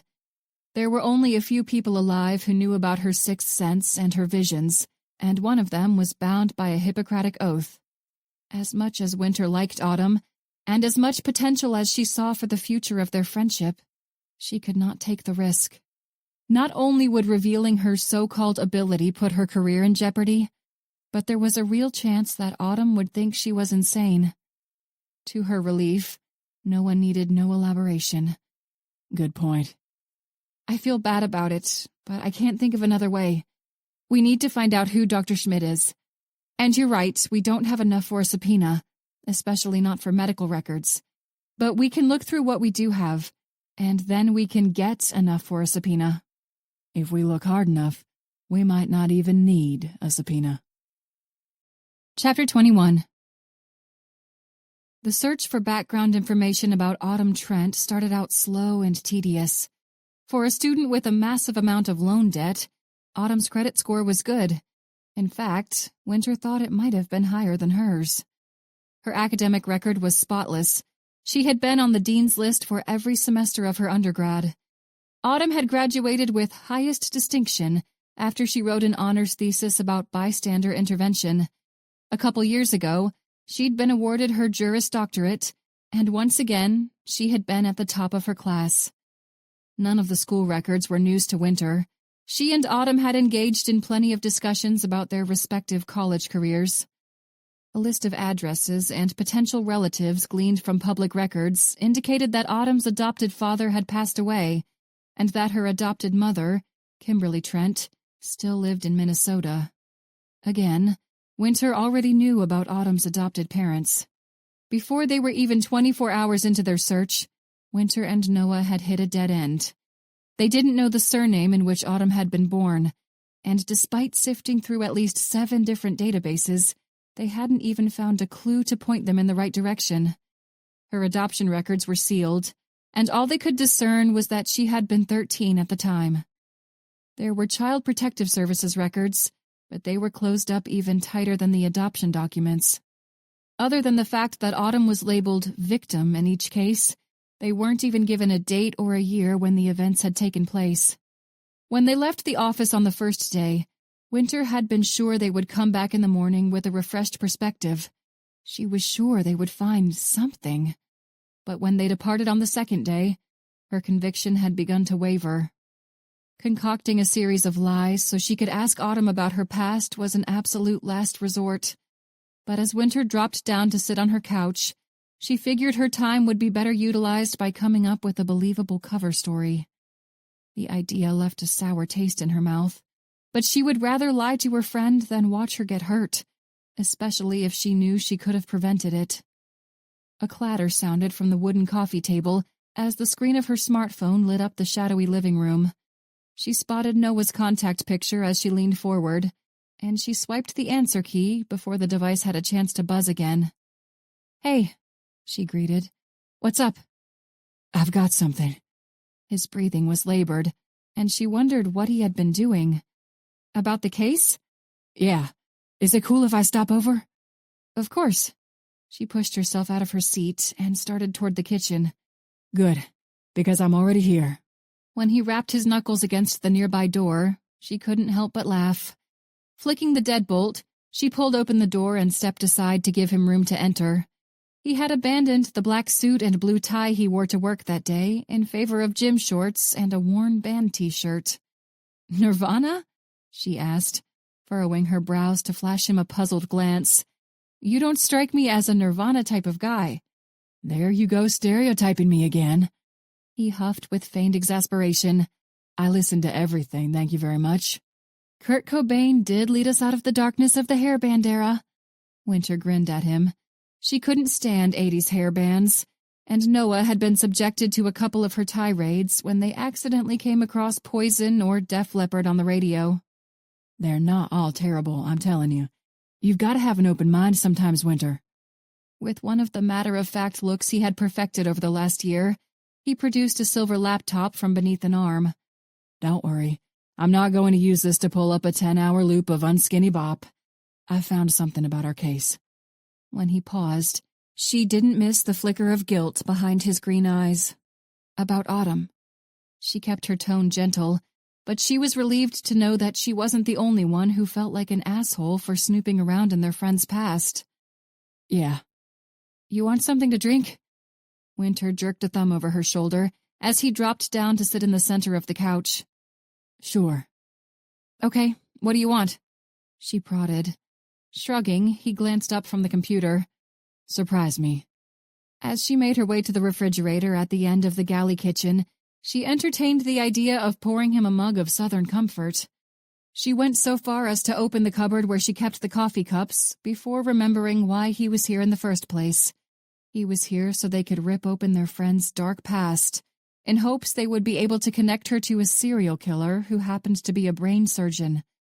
Her stomach dropped, and she wondered if she should pour herself a mug of Southern comfort. With a sigh, she pried open the stainless steel fridge and retrieved 2 bottles of beer. Autumn had recommended the seasonal brew, and now Winter and Noah were obsessed. Thanks. Noah accepted the bottle from her outstretched hand and took a quick swig. What did you find? She asked as she dropped down to sit at his side. Her name. Winter tightened her grasp on the cool glass. Her last name? Yeah. She and her adopted parents changed it at the same time they officially adopted her. Her last name before then was Nickel, and her parents were Regina Petsky and Jeffrey Nickel. And their records. Shaking his head, he left the observation unfinished as he opened a new window. I didn't spend very long on them before I came over here, but from what I saw, neither of them were good people. Her mom looked really young, Winter put in. 16. Noah tapped a few keys. And her dad was 19 when she was born. So based on the age you thought Autumn was when you saw her, I looked through his criminal record. The dude dropped off the face of the planet after the state pressed charges. And I mean, he really dropped off the face of the planet. Didn't leave so much as a breadcrumb behind when he did. Fuck him, Winter muttered. Noah nodded. Hopefully he got eaten by a shark or sucked up by a tornado or something. I found the date that it happened. April 23rd, 2002. Little less than a month before Autumn's 11th birthday. And that's when I called to tell you I found something. Winter reached for her notepad. Now we look for news articles and other reports from that day. There ought to be something out there that'll mention which hospital they took her to. And then we look up their personnel records and find the woman you saw. And then we've got a suspect, right? He paused to offer her a non-committal shrug. I don't know about that. I mean, obviously, we'll know she's a suspect, but I'm not sure how we explain that to anyone else, especially Autumn. Winter hesitated before she made the next suggestion. She knew he wouldn't like the idea, but at this point, she figured they were desperate enough that he would still agree.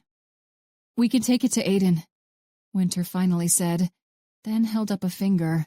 I know, but before you say anything. Propping both elbows on his knees, Noah shifted his green eyes to hers. You're right, he started. No offense, because I know he's your friend or mentor, whatever, but the guy's manipulative as shit. If anyone will be able to come up with something for us to use to talk to Autumn, it'll be him." Though Winter's first inclination was to protest, she stopped herself before the words had formed on her lips. Well, he wasn't wrong, was he? "All right," she replied. "Yeah, something like that. I'm going to go get my laptop so I can help." Though they spent over an hour sifting through the records of the hospital, the time was minimal compared to the 2 days that had yielded no useful information.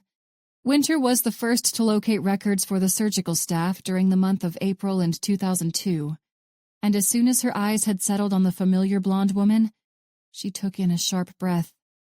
Noah's attention snapped over to her laptop screen before she even announced her finding. "That's her." Winter gently tapped the woman's picture with an index finger. "Dr. Catherine Schmidt, pediatric neurosurgeon. It says she only worked there for a couple more years after 2002. I'll see what I can find in the FBI databases." Her fingers were already moving. "Okay, I'll see what I can find online." A silence enveloped them, but it was broken within a matter of minutes as Noah heaved a sigh. "What?"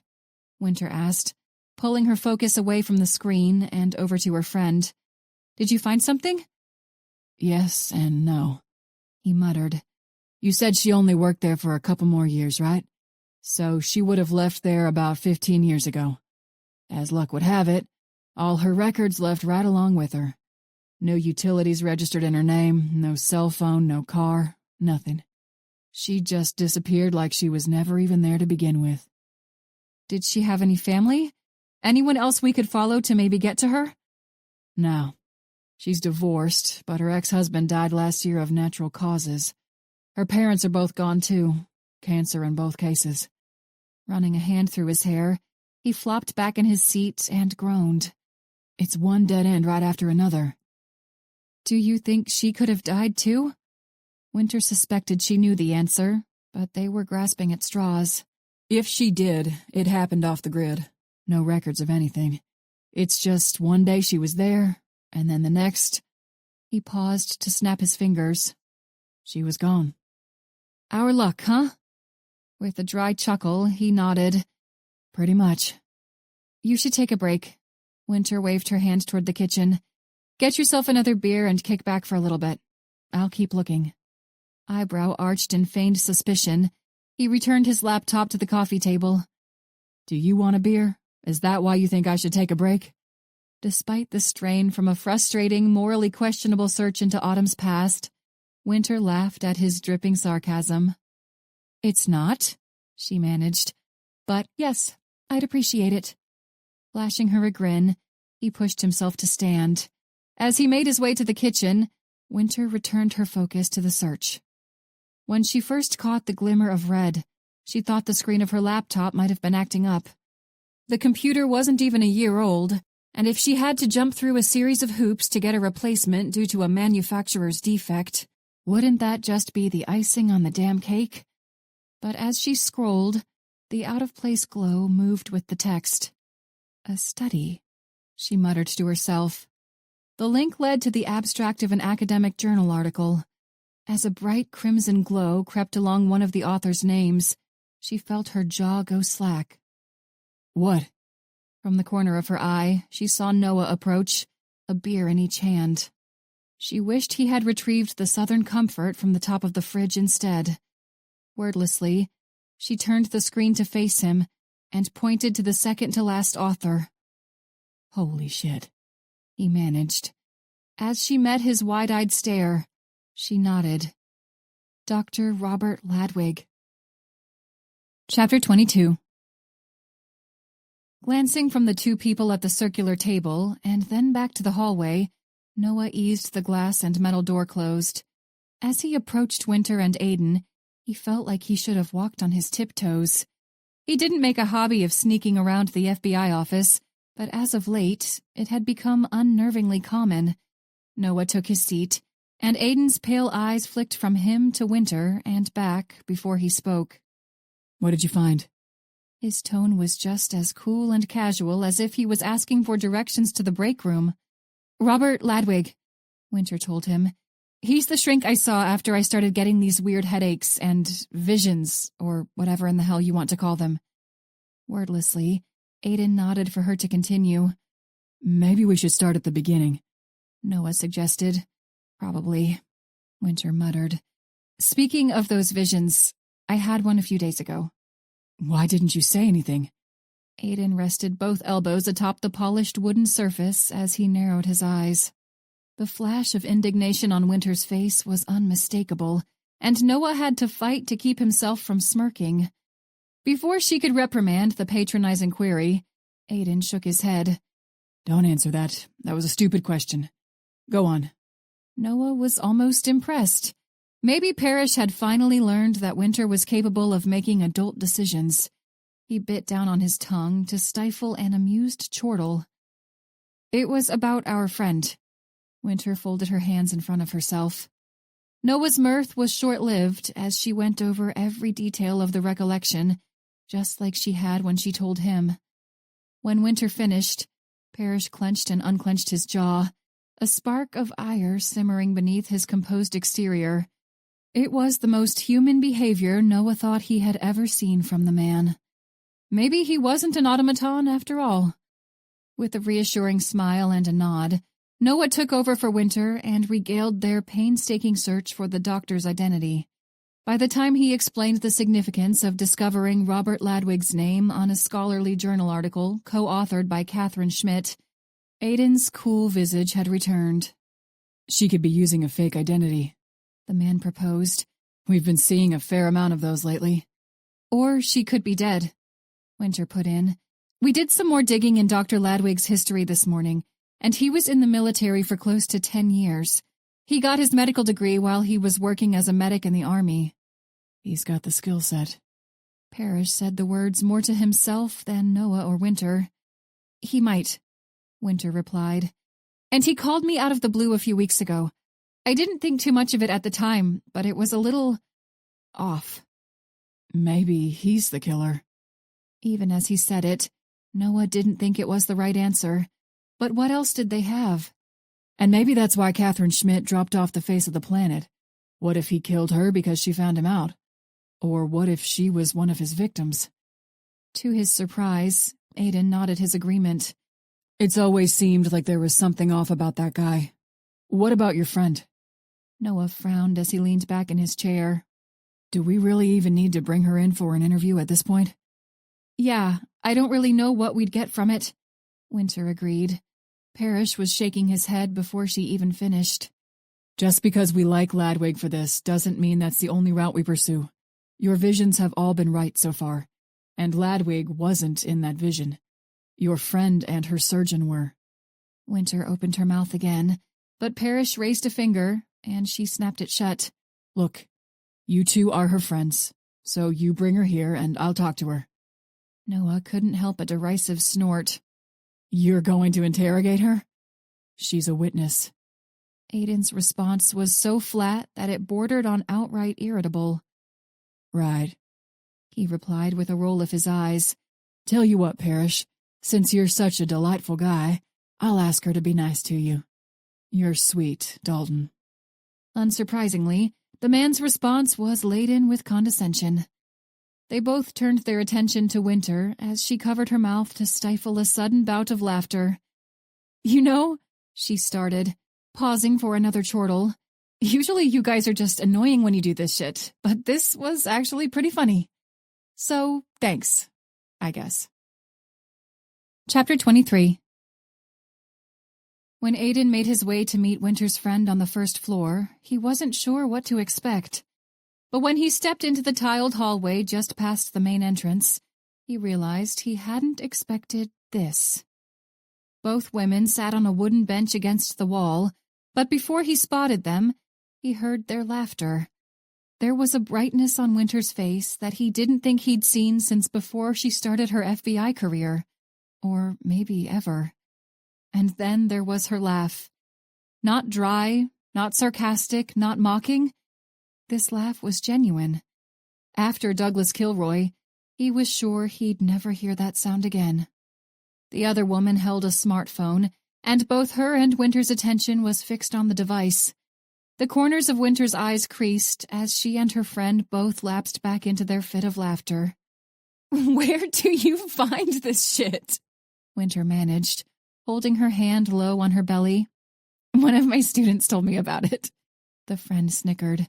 She opened her mouth to add to the explanation, but then her gaze flicked away from the screen as he approached. As the light-hearted expression started to dissipate, he almost considered backing away to let her and Winter return their focus to whatever had given them so much amusement. Winter turned her head to regard the source of her friend's sudden distraction. "Afternoon, SSA Parrish. That was fast." "It's important." He forced an agreeable expression to his face as he inclined his chin toward the other woman. "I didn't want to waste your friend's time." "Right." Winter was clearly unconvinced, but he brushed away the skepticism. Autumn Trent, formerly Nickel, stood just a touch taller than Winter's 5'7", and he realized in short order that her DMV photo didn't do her justice. As her emerald eyes flicked over to Winter, he let his gaze linger. Her auburn hair contrasted with her fair skin in a way that was almost ethereal. A teal shirt beneath her black and white striped cardigan clung to the hourglass shape of her body like it had been made specifically for her, and her slim-fitting jeans gave the same impression. When Winter cleared her throat, he snapped his attention back to her. Based on the malevolent glint in her blue eyes, she hadn't missed his less-than-polite observation of her friend. Autumn, on the other hand, seemed oblivious to the exchange. He didn't personally know the redhead, but he thought he would have rather had her notice the drawn-out look than Winter. "You must be Miss Trent," he said to pull himself out of the sudden haze. With a slight smile, he extended a hand. "I am, but please call me Autumn." She nodded as she accepted the handshake. The smile that crept to her lips was sugary sweet, but there was a cunning behind her bright eyes that made him second-guess his assertion from moments earlier. "Since you're such a delightful guy, I'll ask her to be nice to you," Noah Dalton had said the day before. "I'm Aiden Parrish, Supervisory Special Agent of the Behavioral Analysis Unit here at the Richmond office of the FBI. "That's a hell of a title," Autumn chuckled. "I hope it's got an abbreviation." "SSA," Winter offered, "and BAU. Alphabet soup." Glancing over to Winter, Autumn shrugged. "All right, well, I suppose I'll see you back here in a few. Thanks again for the ride. I don't know what the hell is wrong with my car, but I'm really hoping it isn't something to do with the transmission. I definitely do not have transmission money." "I wish I knew enough about cars to be helpful," Winter replied. "I'm going to go get a coffee from down the street. Do you want anything?" "Actually," Autumn tapped a finger against her cheek. "Yes, salted caramel mocha. The biggest one they have. If they've got one of those giant gas station cups, fill that." Winter grinned, and once again, Aiden was surprised at how relaxed she looked around the other woman. "I wish. I'll pay you when I'm done with this." For emphasis, she gestured to him. "Don't worry about it." Winter waved a dismissive hand. Consider it a payment for having to deal with the FBI. If he hadn't known better, Aiden would have thought the two women had been friends for their entire lives. Before she turned around to make her way to the exit, Winter flashed him a dangerous look. Ignoring the implied threat, he led Autumn back into the heart of the building, and he paused in front of the silver elevator doors. "I've got an office upstairs," he said as he met her curious glance. "Or there are a few interview rooms down the hall. Wherever you're more comfortable." "You know," she offered him a sarcastic grin, "I think I'll take the interrogation room. I've been in a few of those, but I've never been in a Fed's office." "What is life if not the opportunity for new experiences?" With an exaggerated shrug, he waved toward the corridor. "Thanks, Socrates, but it just seems like it'd feel too much like a job interview," she replied, unfazed. "After you. I don't know where the hell I'm going." Chuckling lightly, he nodded. "Fair enough." Despite the moment of amusement, he started to wonder about Dalton's sarcastic comment the day before. Federal agent friends or not, He had expected Autumn to be intimidated by a stroll through the FBI office. Even as he held the door for her to enter a windowless interrogation room, her calm didn't waver. I overheard you say something about one of your students earlier. He pulled out a rickety metal chair to sit. What do you teach? Teach? She echoed. Oh, right, that. I'm not a teacher. I'm a graduate student, and I teach so the school will give me my stipend. What are you studying? I half expected you to know all this stuff already. She laughed. Or do you know it, and you're just screwing with me? I am not, he replied as he rested his arms atop the stainless steel table. And no, I don't know anything about your academic record. Winter and Agent Dalton didn't tell me any of that. The corner of her mouth turned up in the start of a knowing smirk. Clinical forensic psychology. I defend my dissertation at the end of August, but I've already gotten my JD. A law degree? No wonder she wasn't nervous. In a couple months, she would have more letters behind her name than he had in front of his. Oh, don't worry, I haven't passed the bar or anything. It's just part of the forensic psych track at VCU. Try as he might, he couldn't tell whether she was mocking him or merely being informative. I have a master's in social cognitive psychology. I did some work toward a PhD, but I never finished it. I love social psychology. For the first time, he was sure her pleasant smile did not hold an ulterior meaning. What did you study for your dissertation? Diffusion of responsibility. An oldie but a goodie. Well, you seem like you're a pretty busy guy, so I won't bother you by asking questions about your postgrad. Winter wasn't too specific, but she said you're here to ask me about my doctor from 17 years ago? Dr. Schmidt. Right. He nodded and reached into a pocket to retrieve his phone. After a couple taps, he slid the picture of Robert Ladwig over to her side of the table. Do you recognize him? She paused to study the photo before she shook her head. No, I've never seen him before. What about Dr. Schmidt? What can you tell me about her? Shrugging, she crossed her arms over her chest. She was a good doctor. One of the best neurosurgeons in the country, if I remember right. People would fly their kids in from all over the place to see her. But I guess I was lucky enough to live in Minnesota. Did you stay in touch with her afterwards? He hadn't even finished the question before she shook her head. No. There was more to her succinct response, and he could tell he was getting close to a nerve.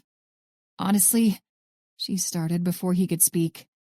She gave me the creeps. She was a good doctor, but she was fucking weird.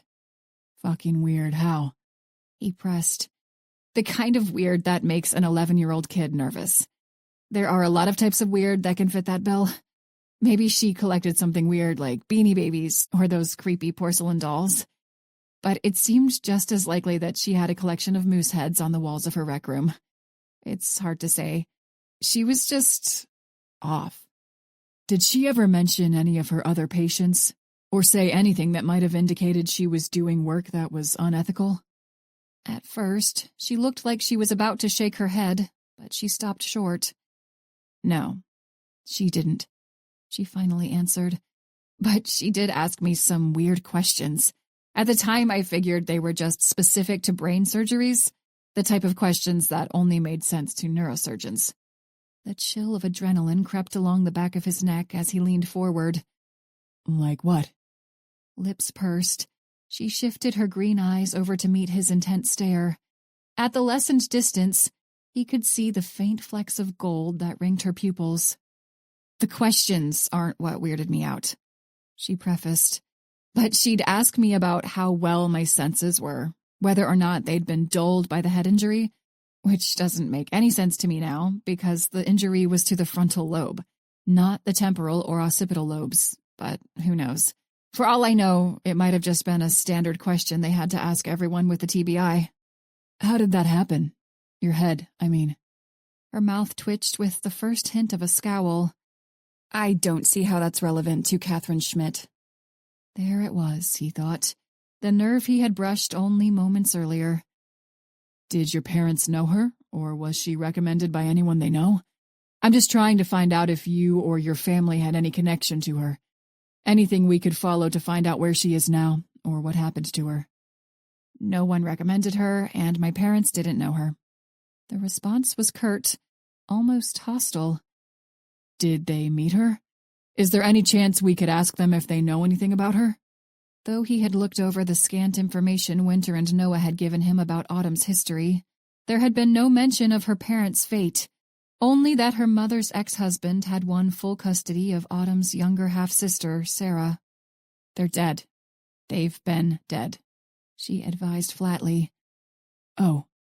He grated his teeth as he pushed through the split second of awkward shame.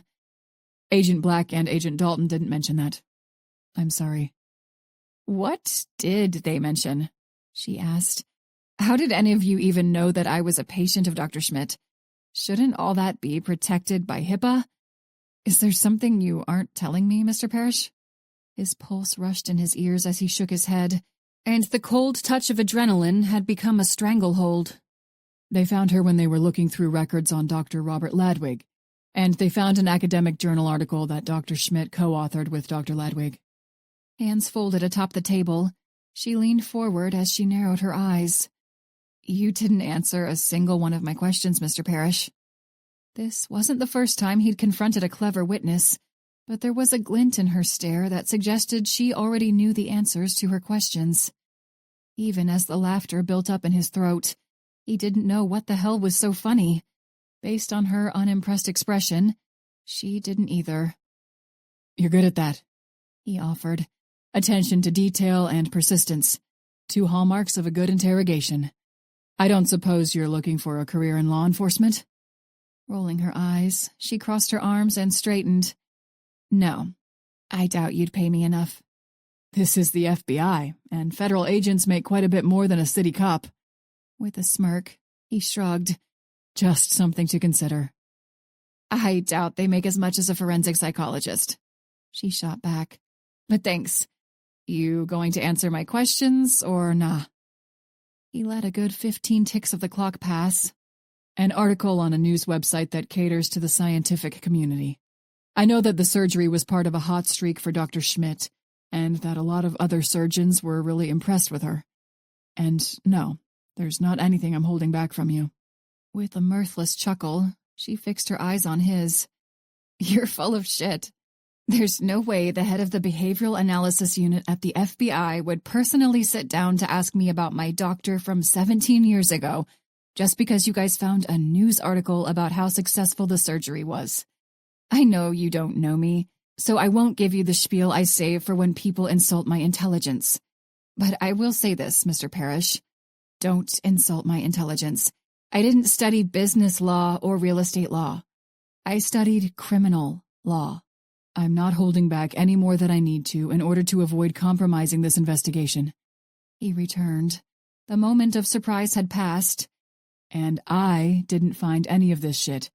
If you want to know more about it, you'll have to ask the people who did.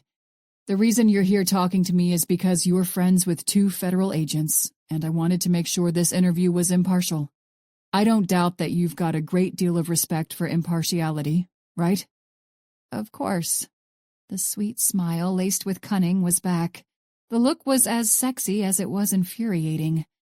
Did you have any other questions for me, or am I free to go? You've been free to go this whole time. Before she could retort, he held up an index finger. And yes, I know you knew that. Forgive me for not knowing the proper etiquette here. The only people with law degrees I'm used to talking to are lawyers. I'm not used to witnesses with Juris Doctorates. So I'm not insulting your intelligence because, believe me, it's not lost on me. When she laughed, the hostility dissipated. Fair enough. Well, I hope that was useful, but I sort of doubt it. If that's all you had, then I think it's time for me to go get that giant coffee Winter's bringing me. In the short walk back to the lobby, he thought to ask her about the subject of her dissertation research, but he decided not to press his luck. Aiden didn't normally have a problem burning bridges with people he'd never see again, but in addition to the fact that she was Winter's friend, Autumn Trent was different. The job offer he'd made to her hadn't entirely been sarcastic.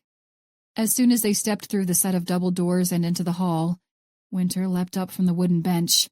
He didn't miss the scrutiny in her eyes as she glanced at him. Here, he said, holding out a business card as he looked back to Autumn. If you think of anything else, just let me know. Or if you change your mind about working in law enforcement." He raised an eyebrow. With a chuckle, she accepted the card and nodded.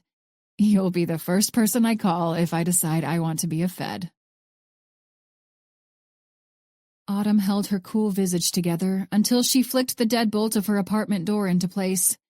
As soon as the pressure to maintain a cool facade dissipated, her stomach lurched. She hardly managed a greeting to her pets as she hastened down the short hallway to the bathroom. Up came the last third of the salted caramel mocha Winter had bought for her, but aside from the latte, there was no food for her to throw up. She had spent the previous night waking in fits and starts as her sleeping brain dragged her through one nightmare after another, and the lingering anxiety made the idea of a meal laughable. What happened when her friends learned about her past? Would they look at her with the same expression of pity as any other friend in whom she'd confided over the years? Or would they decide that she was not one of them, that her messy upbringing, that the real Autumn Trent was not fit for their company?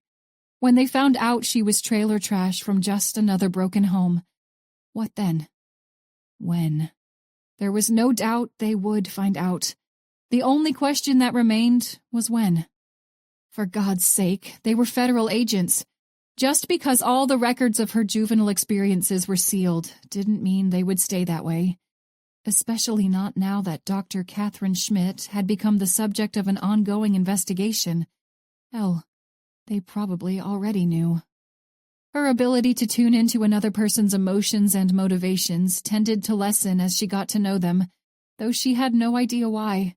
Maybe as she honed her perception of them, the bizarre lizard part of her brain grew less keen.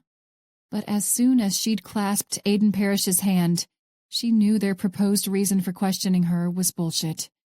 They might have been in search of information about Catherine Schmidt, but they had not come across the surgeon's name during a review of Robert Ladwig.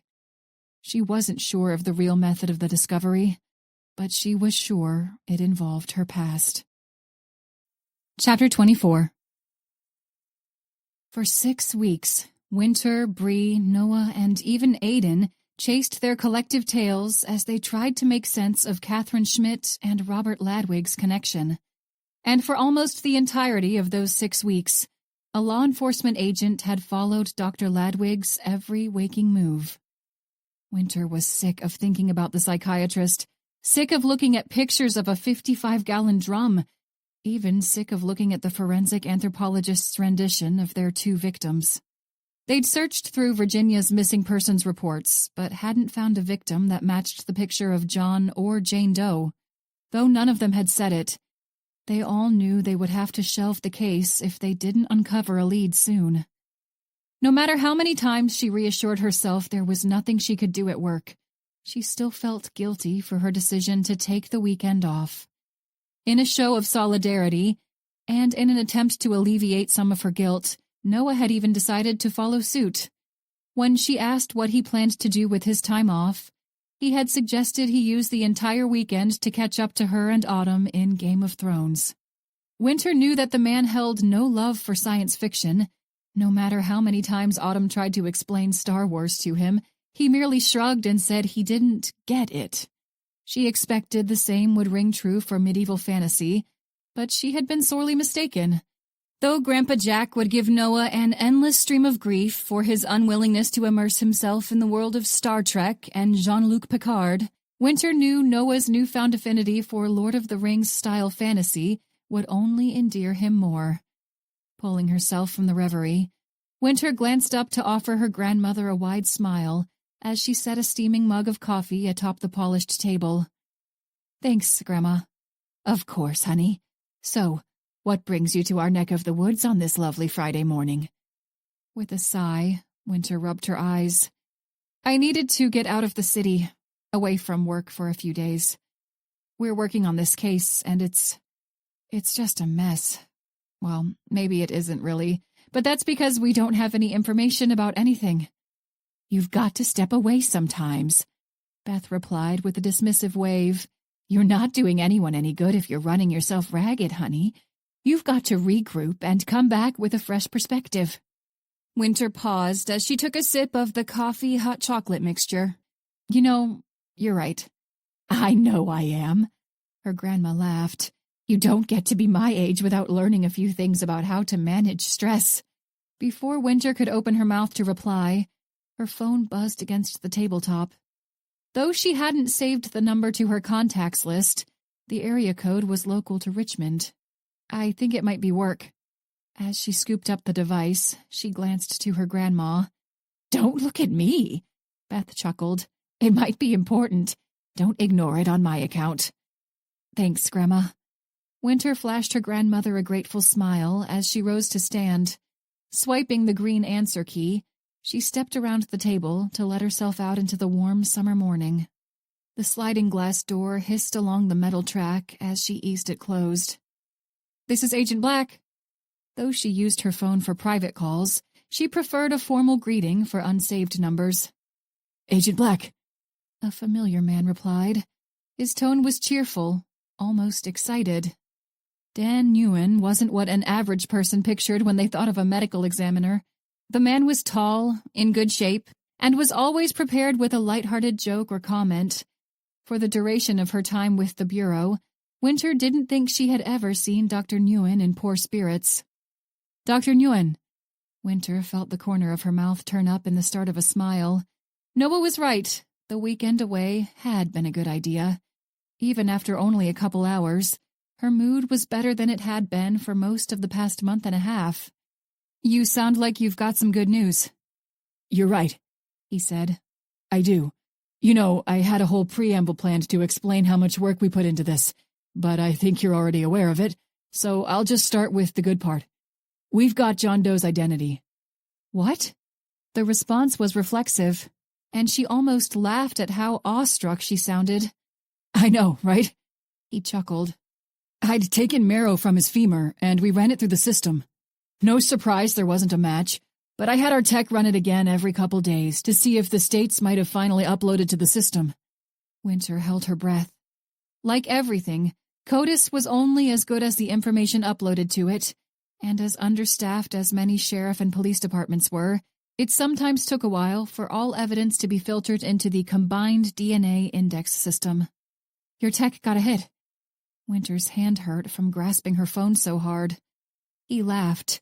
Damned right we did. You are my favorite person on the entire planet right now. The observation only elicited more laughter. I didn't do the analysis. I just dug out the DNA and gave it to one of the ladies in forensics. She did the rest. Then text me her name when we're done, and I'll send her a fruit basket. The identity of one victim might not have been a guarantee that they would find the killer soon, or even at all, but Winter liked their odds a lot better now. Based on the lengths the perpetrator had gone to conceal their victim's identity, chances seemed good that they would be able to discover a link between John Doe and the killer. Vic's name is Jensen Leary, Dan started. The reason you guys didn't find him when you looked through missing persons is because he didn't live in Virginia. He lived in North Carolina. His wife reported him missing about 9 months ago, right around Thanksgiving. Turns out the forensic anthropologist did a damn fine job. The picture they came up with matched Jensen almost exactly. Holy shit, she breathed. Send whatever you've got on him to me. I'm a couple hours away right now, but I'm about to head back. Already done. I sent it to you and the other agents working the case. Perfect. Okay, I'll stop short of writing you a sonnet here and let you get back to work. Let me know if you find anything else. Sounds good. He chuckled. Safe travels, Agent Black. Talk to you later. As soon as she ended the call, she pulled up Noah's number and dialed. Apparently, she hadn't needed a full vacation in order to stumble upon a viable lead. I still don't know why you needed me here. Hands on her hips, Autumn glanced away from the sleek dining set to flash him one of her patented, knowing looks. Because, Noah started, sweeping an arm to the host of tastefully decorated clusters of tables and chairs. Your place looks good, and mine, well, you've seen it. It sucks. Figured if there was anyone I'd want with me furniture shopping, it'd be the person who knows how to put a room together without it looking like a college dorm. Which is how Winter's place looks. She's got a mini fridge in her room, for the love of God. He left off the part about how he and Winter had scarcely seen her over the past 6 weeks. Supposedly, Autumn had been dedicating the majority of her waking moments to her dissertation. In less than 2 weeks, she was scheduled to defend the extensive research project, but Noah and Winter suspected that wasn't the only reason. Noah had been the first to bring up the timeline, and he was sure that Autumn's conversation with Aidan Parrish was behind her recent absence. He had come close to confronting the man about it a couple times that week, but Winter had encouraged him to talk to Autumn instead. And today, that was what he intended to do. Both he and Winter had taken the day off to give themselves a 3-day weekend, and as luck would have it, Autumn had given herself the day off for a doctor's appointment that afternoon. With a faint smile and a chuckle, she shook her head. All right. She rolled her eyes. Well, what do you want your place to look like? Like mine? Like a place where an adult human being lives. He flashed her a grin. Like the person who lives there is capable of cooking something more than boxed mac and cheese, you know? Which I am, thank you. I taught myself to cook at the beginning of the year. And now I've got all kinds of shit in my kitchen, but every other room looks like someone put it together with furniture they found lying on the side of the road. So that's not the look you're going for? Furniture roadkill? Hey, it might not be coordinated or even really nice at all, but it's functional, damn it. He crossed his arms and huffed. Noah, you use a file cabinet as an end table. A file cabinet you got when the FBI decided to do some remodeling, she reminded him. Finally, there was a familiar flicker of amusement in her green eyes. But it's functional. Raising his eyebrows, he offered her an expectant smile. I mean, I guess, if you need to do some filing while you're watching TV. See? I knew you'd understand. In that case, do you want to go buy all of your furniture from the office supply part of the store? She was biting back laughter, which made him laugh too. Instead of a dining room table, we could just put 4 file cabinets together in a square, and then get shorter file cabinets for the chairs. You're getting a little extreme now, darling. He snickered. I don't do that much filing, all right? Okay. She waved a dismissive hand. We'll find a balance then. Balance your need for filing with your need for style. There we go. Before he could add to their sarcastic conversation, he felt a buzz against his leg. Raising a hand, he retrieved the smartphone from the pocket of his worn jeans. It's Winter. Tell her I said hi. Will do, he replied, swiping the screen. Hey, he greeted as he raised the phone to his ear. Noah, Winter said, her cadence hurried. I just got a call from Dr. Nguyen. Forensics identified John Doe. He already sent you all the information about the guy. Listen, I'm in Fredericksburg right now, but I'm about to head back to town. Holy shit, he managed, eyes wide. All right, yeah, I'll meet you at the office. I'll see what else I can dig up before you get back. As he bade Winter goodbye, Autumn's expression turned curious, and he was struck by an unexpected pang of guilt. So much for reconnecting with his friend. Chapter 25. As Aidan wrapped his knuckles against the wooden door, he grated his teeth. He'd never been to the apartment complex before today, and the GPS on his phone had directed him in circles twice before he found the damn parking lot. The building wasn't in poor shape, but neither could it be classified as upscale. Based on the whiff of must and stale cigarettes in the hallway, the monthly rent for a 1-bedroom was right in line with the income of a graduate student. Just before the door creaked inward, he thought he heard a resigned sigh. Leaning one shoulder against the wall, Autumn Trent eased the door open with her other hand. As the opening widened, he spotted a little pointy-eared dog tucked against her chest. The pup's eyes followed his movements, but it didn't bark. Can I help you? There was more than a little suspicion in her tone, or maybe it was impatience. Either way, his hopes for an easy dialogue were dashed. Yeah, actually. Brows raised, he gestured to the hallway at her back. You mind if I come in? Green eyes narrowed. She stepped aside to give him room to enter. Shoes off, she ordered. This complex might be a shithole, but that doesn't mean my place has to be. The light scent of pineapple and vanilla was a far cry from the sour odor they left behind in the dim hall. As he glanced around the spacious living room, he could almost trick himself into believing the complex catered to well-off hipsters instead of debt-ridden college students. A rustic stone-surfaced coffee table sat in front of an expansive sectional couch, and the television on the matching stand was at least as large as his. Rather than a table and chairs, the dining area off to the side of the open kitchen had been set up like an office. "I've got a doctor's appointment in an hour." Her voice snapped him out of the intent observation. "And my car's in the shop, so I've got to take the bus or an Uber. So make it quick, Mr. Parrish." Paws clattered against the hardwood floor as the little dog trotted over to sniff Aiden's legs. Dropping down to a crouch, he held out a hand before he looked back up to where Autumn leaned against the breakfast bar. "Give me a half hour, and I'll drive you to your appointment myself." Her olive green shorts ended just above mid-thigh, and the start of a tattoo was visible from beneath the hem. Printed on her loose black t-shirt were the letters N-I-N, the logo of a band he knew well from his days in high school and college. Maybe he'd finally found a piece of common ground that would alleviate some of her suspicions. Scratching one of the dog's fluffy ears, he gestured to her shirt with his free hand. "When I was in my undergrad, I saw them in Chicago. They played Hurt, and Johnny Cash walked out onto the stage at the start of it. Easily the best show I've ever seen." Though he half expected her to brush off the recollection and ask him to hurry up and get to the point, the impatience dissipated from her pretty face. She now looked incredulous. "Really?" "What does that mean?" Despite the pointed question, he felt the start of a smile on his lips. "It means I didn't pick you for a Nine Inch Nails fan," she answered with a slight shake of her head. "I don't know what the hell I thought you listened to, but it wasn't Trent Reznor or Johnny Cash." "First, who doesn't like Johnny Cash? And second, you didn't know what you thought I listened to, or you don't want to tell me?" Now the touch of amusement had turned into a full-blown smirk. "Little of both, honestly." "All right, I'm curious now."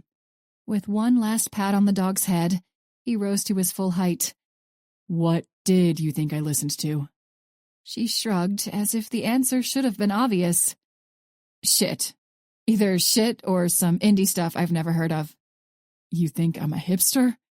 he pressed, eyebrows raised as he offered her an expectant look. "Your words, not mine." She shook her head again, but he could see the first trace of amusement in her eyes. "All right, well, if you're going to chauffeur me to my doctor's office, then I guess I've got a little time. I'm not going to turn down a chance to ditch the bus. What was it you wanted to ask me?" With a nod, he retrieved his phone as he made his way to the breakfast bar that separated the kitchen from the living room. "Jensen Leary," he said. He watched her expression as he raised the device for her to view the screen. "Do you know him?" She squinted and leaned closer, but there was no flicker of recognition on her face. "No," she finally answered, shaking her head. "Sorry, I've never seen him. The name doesn't sound familiar either." "Here." He held out the phone for her to take. "There are some older pictures of him there, too.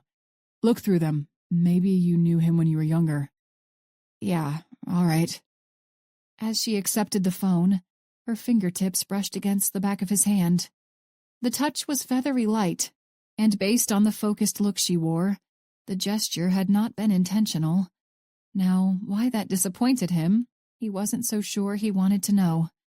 What was important, he reminded himself, was that the borderline hostility with which she had greeted him had finally worn away. All it had taken was the mention of a concert from 17 years ago. White light glinted off her eyes as she sighed and shook her head. "No, I'm sorry. He doesn't look familiar. Who is he?" "Well, he was born and raised in Minneapolis and Minnetonka." Based on their interaction 6 weeks earlier, if he wanted to delve into her past, he would have to be careful in his choice of words. She shrugged and passed the smartphone back to him. "Minneapolis is a big city, and Minnetonka is decent-sized too." "He had a traumatic brain injury when he was 12 years old. He had to have surgery, and his surgeon was Dr. Catherine Schmidt." She stiffened minutely. "And?" she prodded. "He was found dead in a 55-gallon drum a little over a month and a half ago." Though the look was fleeting, her eyes widened. Oh. We believe that whoever killed him also killed a woman we found about 13 years ago. We still haven't identified her, but she had a healed injury on her skull, too. We were able to retain a partial list of Dr. Schmidt's surgical patients from one particular hospital, and we're getting a court order for a list of patients in other hospitals in which she had surgical privileges. After that, I'm pretty sure that we'll find Jane Doe in that list. Autumn crossed her arms over her chest, and Aiden noticed goosebumps raise on her skin. She just stared at him, saying nothing, the blood draining from her pretty face as he spoke. Whoever she was, he went on, the medical examiner says that both she and Jensen Leary underwent brain surgery shortly before they were killed. And whoever performed the surgery knew what they were doing, because both of them stayed alive long enough for the surgical wounds to start to heal. And you think Dr. Schmidt killed them? Her green eyes flicked back to his, and he saw a hint of anxiety beneath the calm demeanor. We aren't sure. Dr. Schmidt dropped off the face of the planet 15 years ago. No death certificate, no obituary, no nothing. One day she was there, and then the next day she was gone. But whoever they are, they're targeting Dr. Schmidt's patients. Is that what I'm picking up here? We think so. As they lapsed into silence, she tapped her fingers against the back of the tall chair at her side. This is going to sound really weird. She started, shifting her attention to him. I can deal with weird. Try me. It was just a weird feeling I got when she'd come check up on me after the surgery. After I came out of the coma, it was like I was just better at socializing, I guess. I could get a read on people like I hadn't been able to before. That sort of reaction isn't unheard of with frontal lobe injuries. Aiden nodded. That's the part of the brain that's essentially responsible for your personality. Autumn nodded in return. Exactly. I was shy and quiet before, but after, she sighed and shook her head. It's like I wasn't beholden to any of the doubts that had been holding me back before, and that, being able to read people, that was a big part of it. But like I told you, she just creeped me out. There was something off whenever she talked to me, like she had an ulterior motive for everything she asked. I didn't know what it was. I still don't know what it was. But you want my honest opinion? He nodded. Absolutely. And don't put too much weight on it. Memory, it's not as reliable as people like to think it is. We learn new information, and that biases the way we look at our memories. Memories aren't static. They're subject to change, just like everything else in our brain. The corner of his mouth turned up in the start of a smirk. I know. She flushed a little. Right. Masters in social cognitive. My bad. You remembered. Of course I remembered. She rolled her eyes, but the amusement in her tone was unmistakable. Meeting the dude who runs the behavioral analysis section of the FBI is a pretty memorable experience to us plebeians, Mr. Parrish. Oh, okay. The woman who'll have a PhD and a Juris Doctorate by the end of the month calls herself a plebeian. Whatever you say, Dr. Trent. With a matter-of-fact smile, she held up an index finger. Not Dr. Trent yet. I've still got to defend my dissertation, and that's all provided I don't keel over between now and then. Or I guess now it's all provided I don't get nabbed by a serial killer and murdered into an oil drum, huh? It's a very real concern for all of us. He offered her a shrug and a knowing smile. Okay. The word was a cross between a snort and a laugh. Well, thanks for the moment of levity. That's probably the best way to tell someone you think they might be the target of a mad scientist murderer. I do what I can. You're doing a great job. That's nice of you to say. He chuckled. What was it you were saying about memory? As the mirth behind her eyes gave way to unease, he was taken aback by a rush of disappointment. Right, sorry. Memories, they're unreliable, even flashbulb memories. But in my honest opinion, she shivered again. Based on my interactions with Dr. Schmidt and the knowledge I've got now, I think she was a sociopath. Chapter 26. By the time he saw Winter stride into the cluster of cubicles reserved for the Violent Crimes Division, Noah had unearthed just about every imaginable piece of information about Jensen Leary. And as best as he could tell, Jensen was a regular guy who had lived a regular life before he was kidnapped and murdered by a deranged killer. "Hey," he greeted, pushing himself out of the office chair to stand. "How was the drive?" Slow. The word was practically a groan as she readjusted the aviator sunglasses atop her head. Any luck? What did you find about our victim? With a sigh, he dropped down to a sit. "Pull up a chair." That good, huh? She nodded as she shoved the other office chair to rest beside his. What did you find? As she sat, her blue eyes flicked over to take in the spread of pictures and documents on top of his desk. Jensen Leary was a normal dude. He was 31, married, no kids, no record. Former military with a bachelor's degree in mechanical engineering from Old Dominion. He was working on his master's when he disappeared. His wife, Faith Leary, is a supervisor in a call center for a cell phone carrier. She's got a degree too, but hers is in chemistry. It's from Old Dominion as well, which was how they met. Winter picked up a picture, studying the man's face. Sad. Noah had to agree. A month or two before he disappeared, the local cops in Fayetteville were looking for a serial rapist around the neighborhood where Jensen and Faith lived. Jensen gave them a DNA sample to rule him out as a suspect, but they found their man before it was entered into the database, and no one thought to enter the info after the fact. A new chief came on board and began whipping the department into shape. Had them update records, and the DNA was finally entered. Way to go, Chief, Winter muttered, thinking of how much time that could have been saved had the information been available weeks ago. Since learning of Jensen's identification, we also learned that his head injury occurred when he was 12. He was riding a bike without a helmet, and he wrecked it. Nothing suspicious, no foul play, just a legitimate accident. But he lived in Sioux City, Iowa at the time, and they life-flighted him to a hospital in Minneapolis, the same hospital where Autumn had her surgery, and I'll give you one guess who his surgeon was. Catherine Schmidt. Winter breathed. What about Ladwig? Did this guy have any connection to him? He saw a psychiatrist while he was at Old Dominion, something to do with reoccurring migraines. He went to a shrink because he thought it might have had to do with stress. At least that's what his wife said, so that's what he told her. It wasn't Ladwig, but... He paused to hold up an index finger. I looked them up, and surprise, surprise, guess who was at the same conference as them? Ladwig. Right. Now, conferences about psychiatric topics don't necessarily mean that everyone there knows one another, but I think it's enough.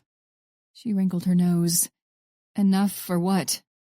Enough to go have a chat with our favorite psychiatrist, he answered, closing the folder with a slap. See what he knows about Catherine Schmidt and Jensen Leary. What about Jane Doe? She wondered after a brief moment of quiet. Nothing yet, but Bree just finished getting a court order from a judge. We should have a list of all Dr. Schmidt's patients by the end of the day. Then it's just a matter of matching up the one who fits the forensic anthropologist's picture of Jane Doe. We match that, plus the type of head injury and the approximate time she went missing, and we should have a tentative ID. Enough to dig around some more to find a connection between her and Ladwig, too. Propping an elbow atop the desk, she met his gaze as she leaned in closer. What if it's not Ladwig? I didn't see him, so what if he's not who we're looking for? You saw his name, though, when you were looking for information about Catherine Schmidt. That's something, right? I suppose, she sighed. I suppose is just about as good as we've got right now, darling. We've had someone following Ladwig every day for the last month and a half, but he hasn't given us anything. We don't have probable cause to arrest him, but now that we've got a victim's name, we can ask him what he knows and get a feel for whether or not we're headed in the right direction. Winter rubbed her temple, but didn't seem in any distress as she answered, True. If we still think Catherine Schmidt is our primary suspect, we can get a hold of someone in white-collar crimes and see if they can help us track down something that'll tell us where in the hell she went. As he offered her a reassuring smile, he hoped the look was convincing. Victim identification or not, they were grasping at straws, and they all knew it. Unless Ladwig gave them something, their trail would go cold again. It would go cold until they found the next man or woman dissolving in a 55-gallon drum. Lips pursed. Winter finally nodded her agreement. All right. Yeah, we should go talk to Ladwig. Let's do a little more digging around in Jensen's history first. Find out everything we can about him, and then see what we can find out about the conference Ladwig and Catherine Schmidt attended. The more we know, the more likely we are to get something out of him. Right, yeah. He's a weird guy, but he's smart. We need to make sure we've got all our bases covered. His smile felt a little more genuine as Winter's skepticism gave way to cool determination. The more we know about Jensen, the harder it will be for Ladwig to pull the wool over our eyes. Chapter 27. Hands folded in her lap, Autumn sat at the edge of an exam chair as she stared absently at a poster affixed to the back of the closed door. The infographic gave a rundown of the benefits of vaccines, and at the bottom right corner was a list of sources used for the data. After an ultrasound of her abdomen had revealed a foreign object pressing on the side of her stomach, the doctor had ordered an X-ray. If the images still didn't reveal specifics about the anomaly, then she would send Autumn to a different part of the hospital for a CT scan. The whole process was familiar, but the familiarity was as much the reason for her unease as anything. As the door creaked open, Autumn pulled herself from the moment of contemplation to offer a slight smile to the woman who stepped into the room. Her thoughts threatened to spiral into a mass of anxiety, but she pushed past the rush of worry. Well, I've got some good news, the doctor announced as she tucked a translucent black and white print into a lighted fixture on the wall. Her blue eyes flicked over to Autumn as she tapped the circular shape of the unknown object. It's not any sort of cancer or infection or anything of that nature. Now, you said you had surgery when you were younger. Could you elaborate on that? Is there any way some piece of a medical tool could have broken off and lodged itself somewhere in your body? Autumn was already shaking her head before the woman finished. No.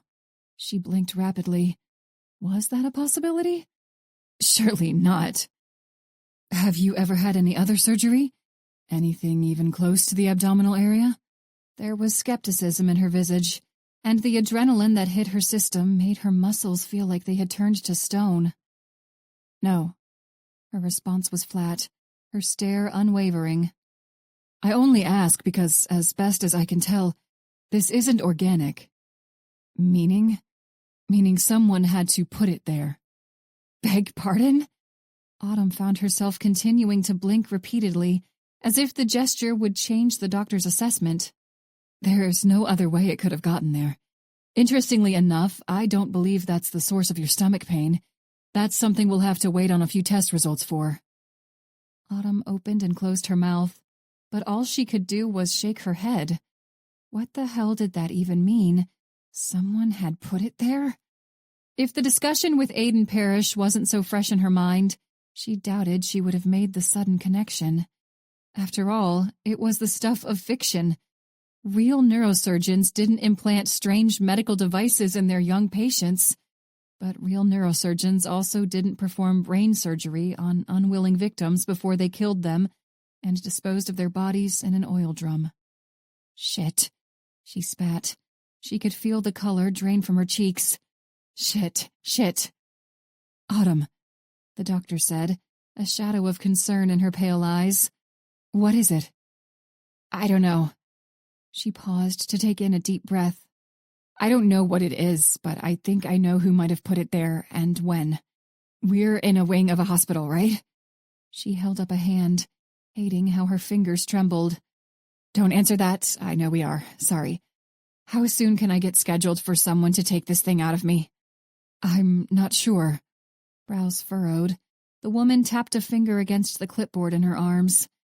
If you think it might be dangerous, we can get you over to the ER. Yeah. Autumn replied without hesitation.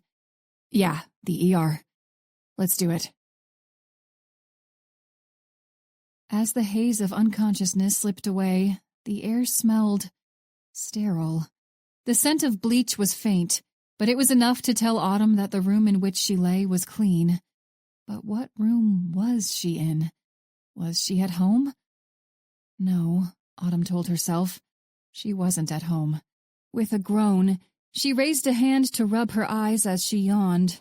There was a light tug against the inside of her elbow at the motion, and suddenly, the cobwebs in her brain made sense. Though it was minimally invasive, laparoscopic surgery still required anesthesia, and the first few minutes of consciousness afterward were always fuzzy. Details drifted back one by one as she blinked to clear the film of sleep from her vision.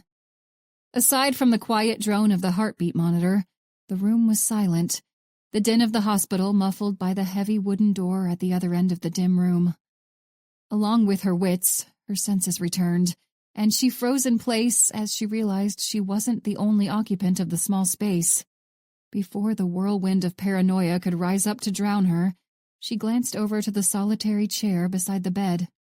Pale eyes fixed on the glowing screen of his smartphone, caramel-colored hair neatly styled, tailored suit just as sharp as she remembered.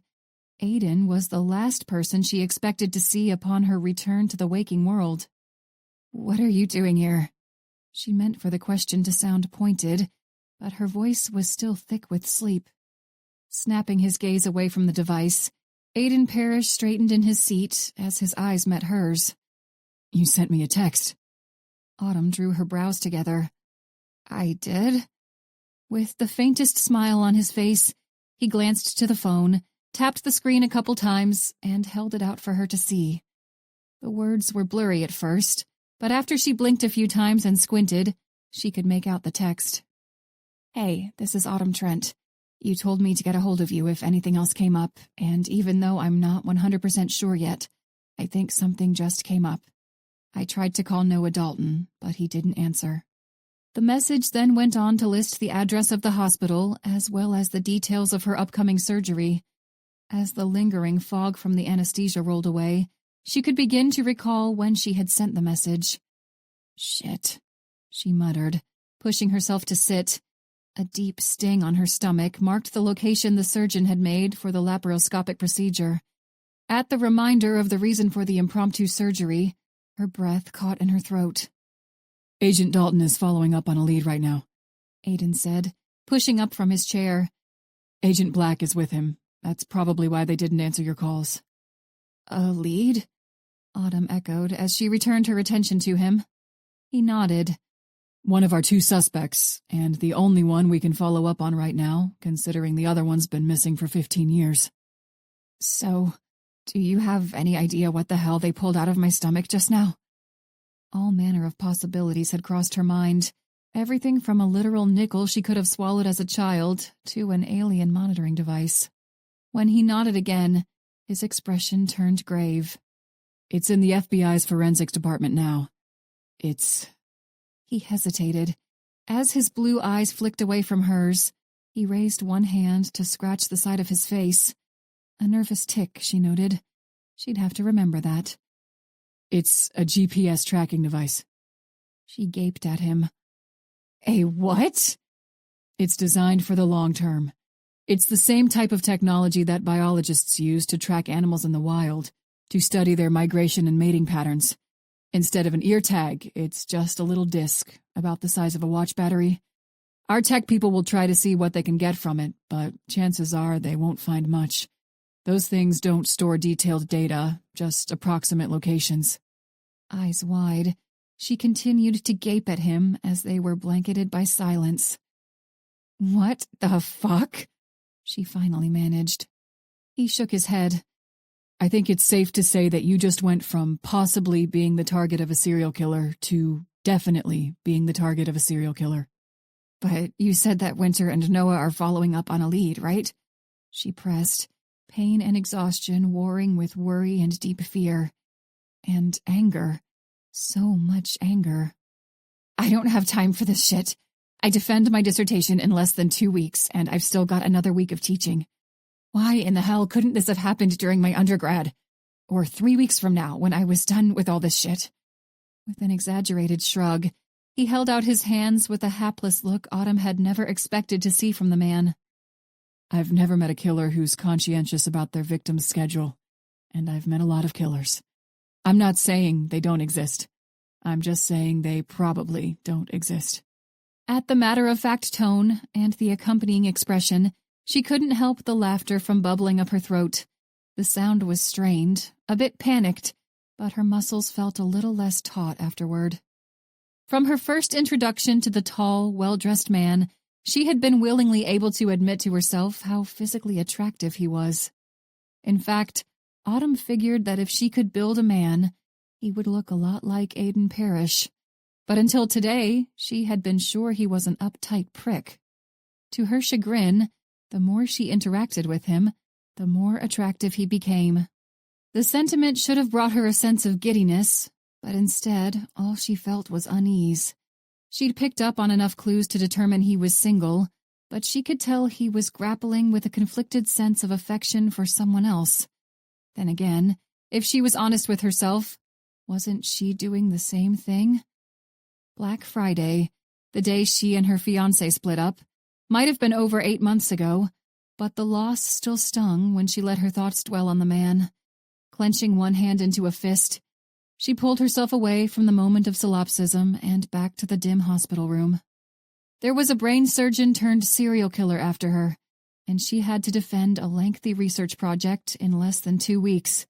She didn't have time to think about the man on whom she'd wasted over 4 years of her life, nor did she have time to contemplate the emotional nuances of her dealings with Aiden Parrish. I don't have time for any of this shit. All right, she said instead. What now?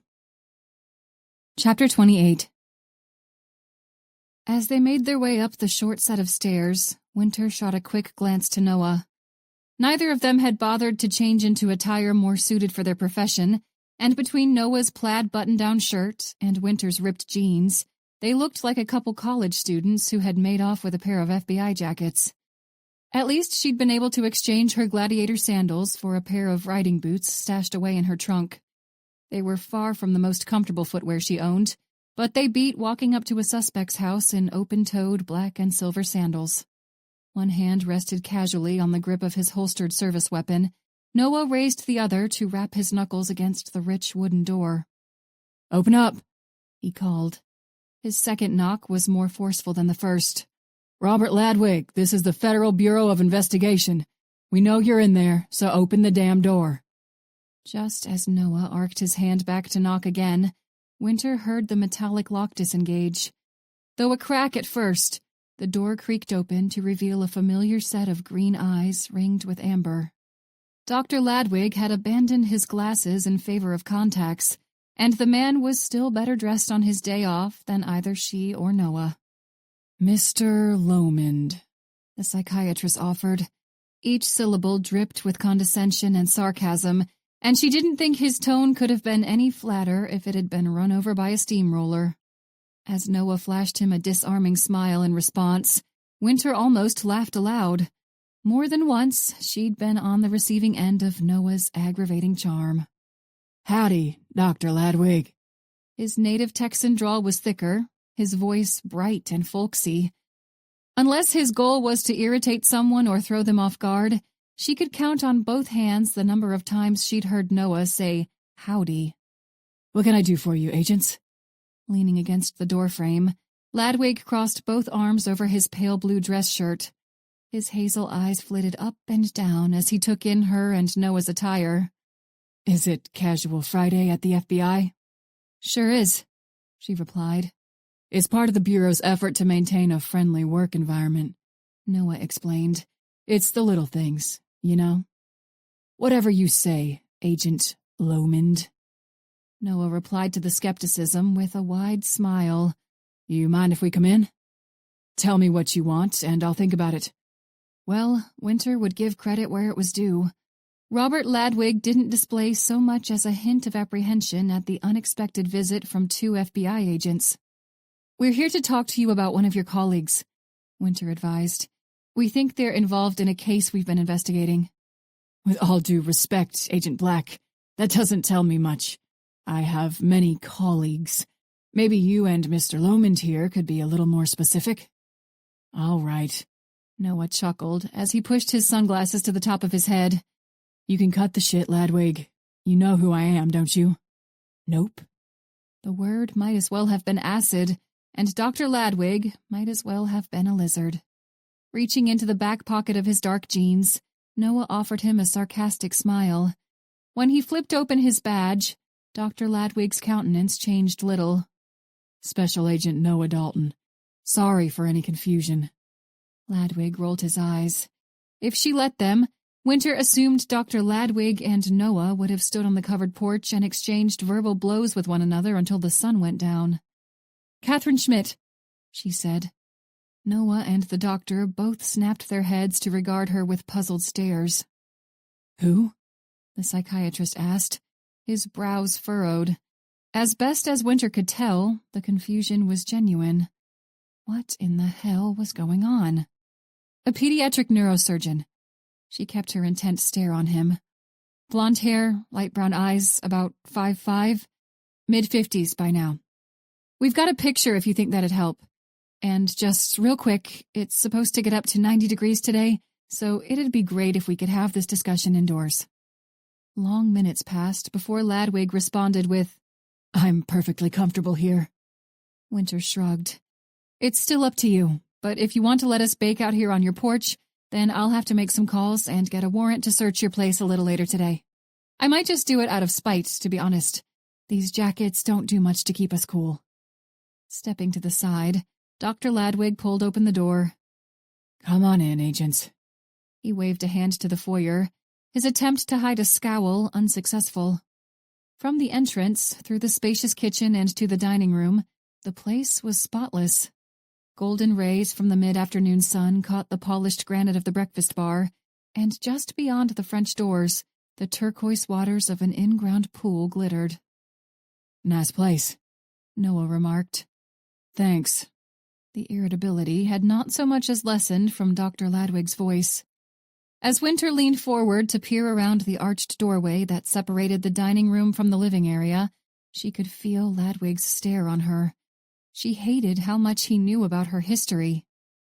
Splayed open at one end of a gray sectional was a carry-on travel bag. "Going somewhere?" She didn't bother to look over to him as she posed the question. Atop a coffee table was a laptop, and though she couldn't be sure from the distance, she thought she spotted a red glow on the side of the computer. "I am," Ladwig answered. From her periphery, she saw him glance back and forth between her and Noah. "Where are you headed?" Noah asked. When her eyes met his, she inclined her chin in the direction of the computer. "Maine." The doctor's response was crisp and curt. "Where in Maine?" "The southern part," he replied.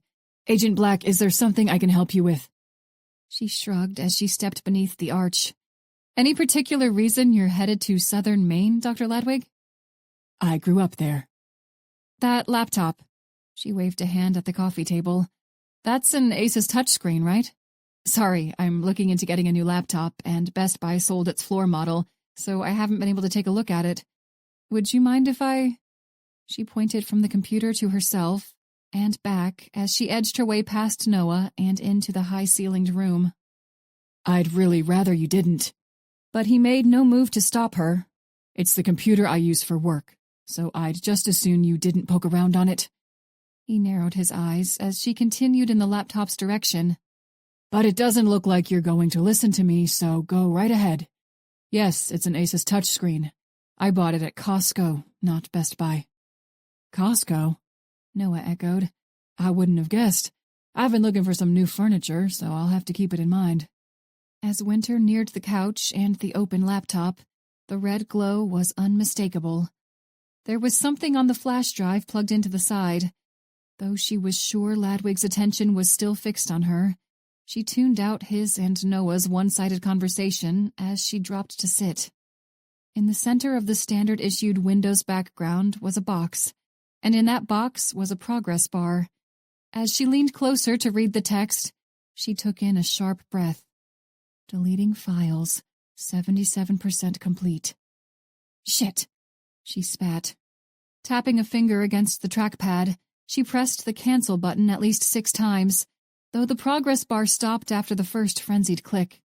Her pulse rushed in her ears as she pulled up the contents of the flash drive. The same contents Ladwig had been more than 3/4 of the way through deleting. Each file was labeled with a series of numbers and letters. And while some of them corresponded to recent dates, there was plenty that made little sense. Less than halfway down the page, she saw a red glow manifest around the edges of an icon labeled BL 07151921145. She felt the rush of ice water through her veins as the document lit up the screen. At the top, each photograph was marked with a timestamp. The first was July 15th at 9:45 at night. Keys in one hand, green eyes fixed on the distance, was Noah. Though no buildings were in the shot, Winter could tell that the picture had been taken in the parking lot of their apartment complex.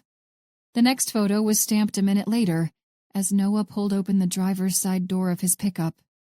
Winter remembered that night. They had been awake since 5 a.m, and as they combed through the case file for the 700th time, Noah offered to go pick up some late dinner. "What the fuck?" she murmured to herself. "What?" Noah asked. "He's been stalking you." With one hand on the textured grip of the Glock at her side, she rose to her feet. "He's been stalking me?" Noah echoed, his voice incredulous.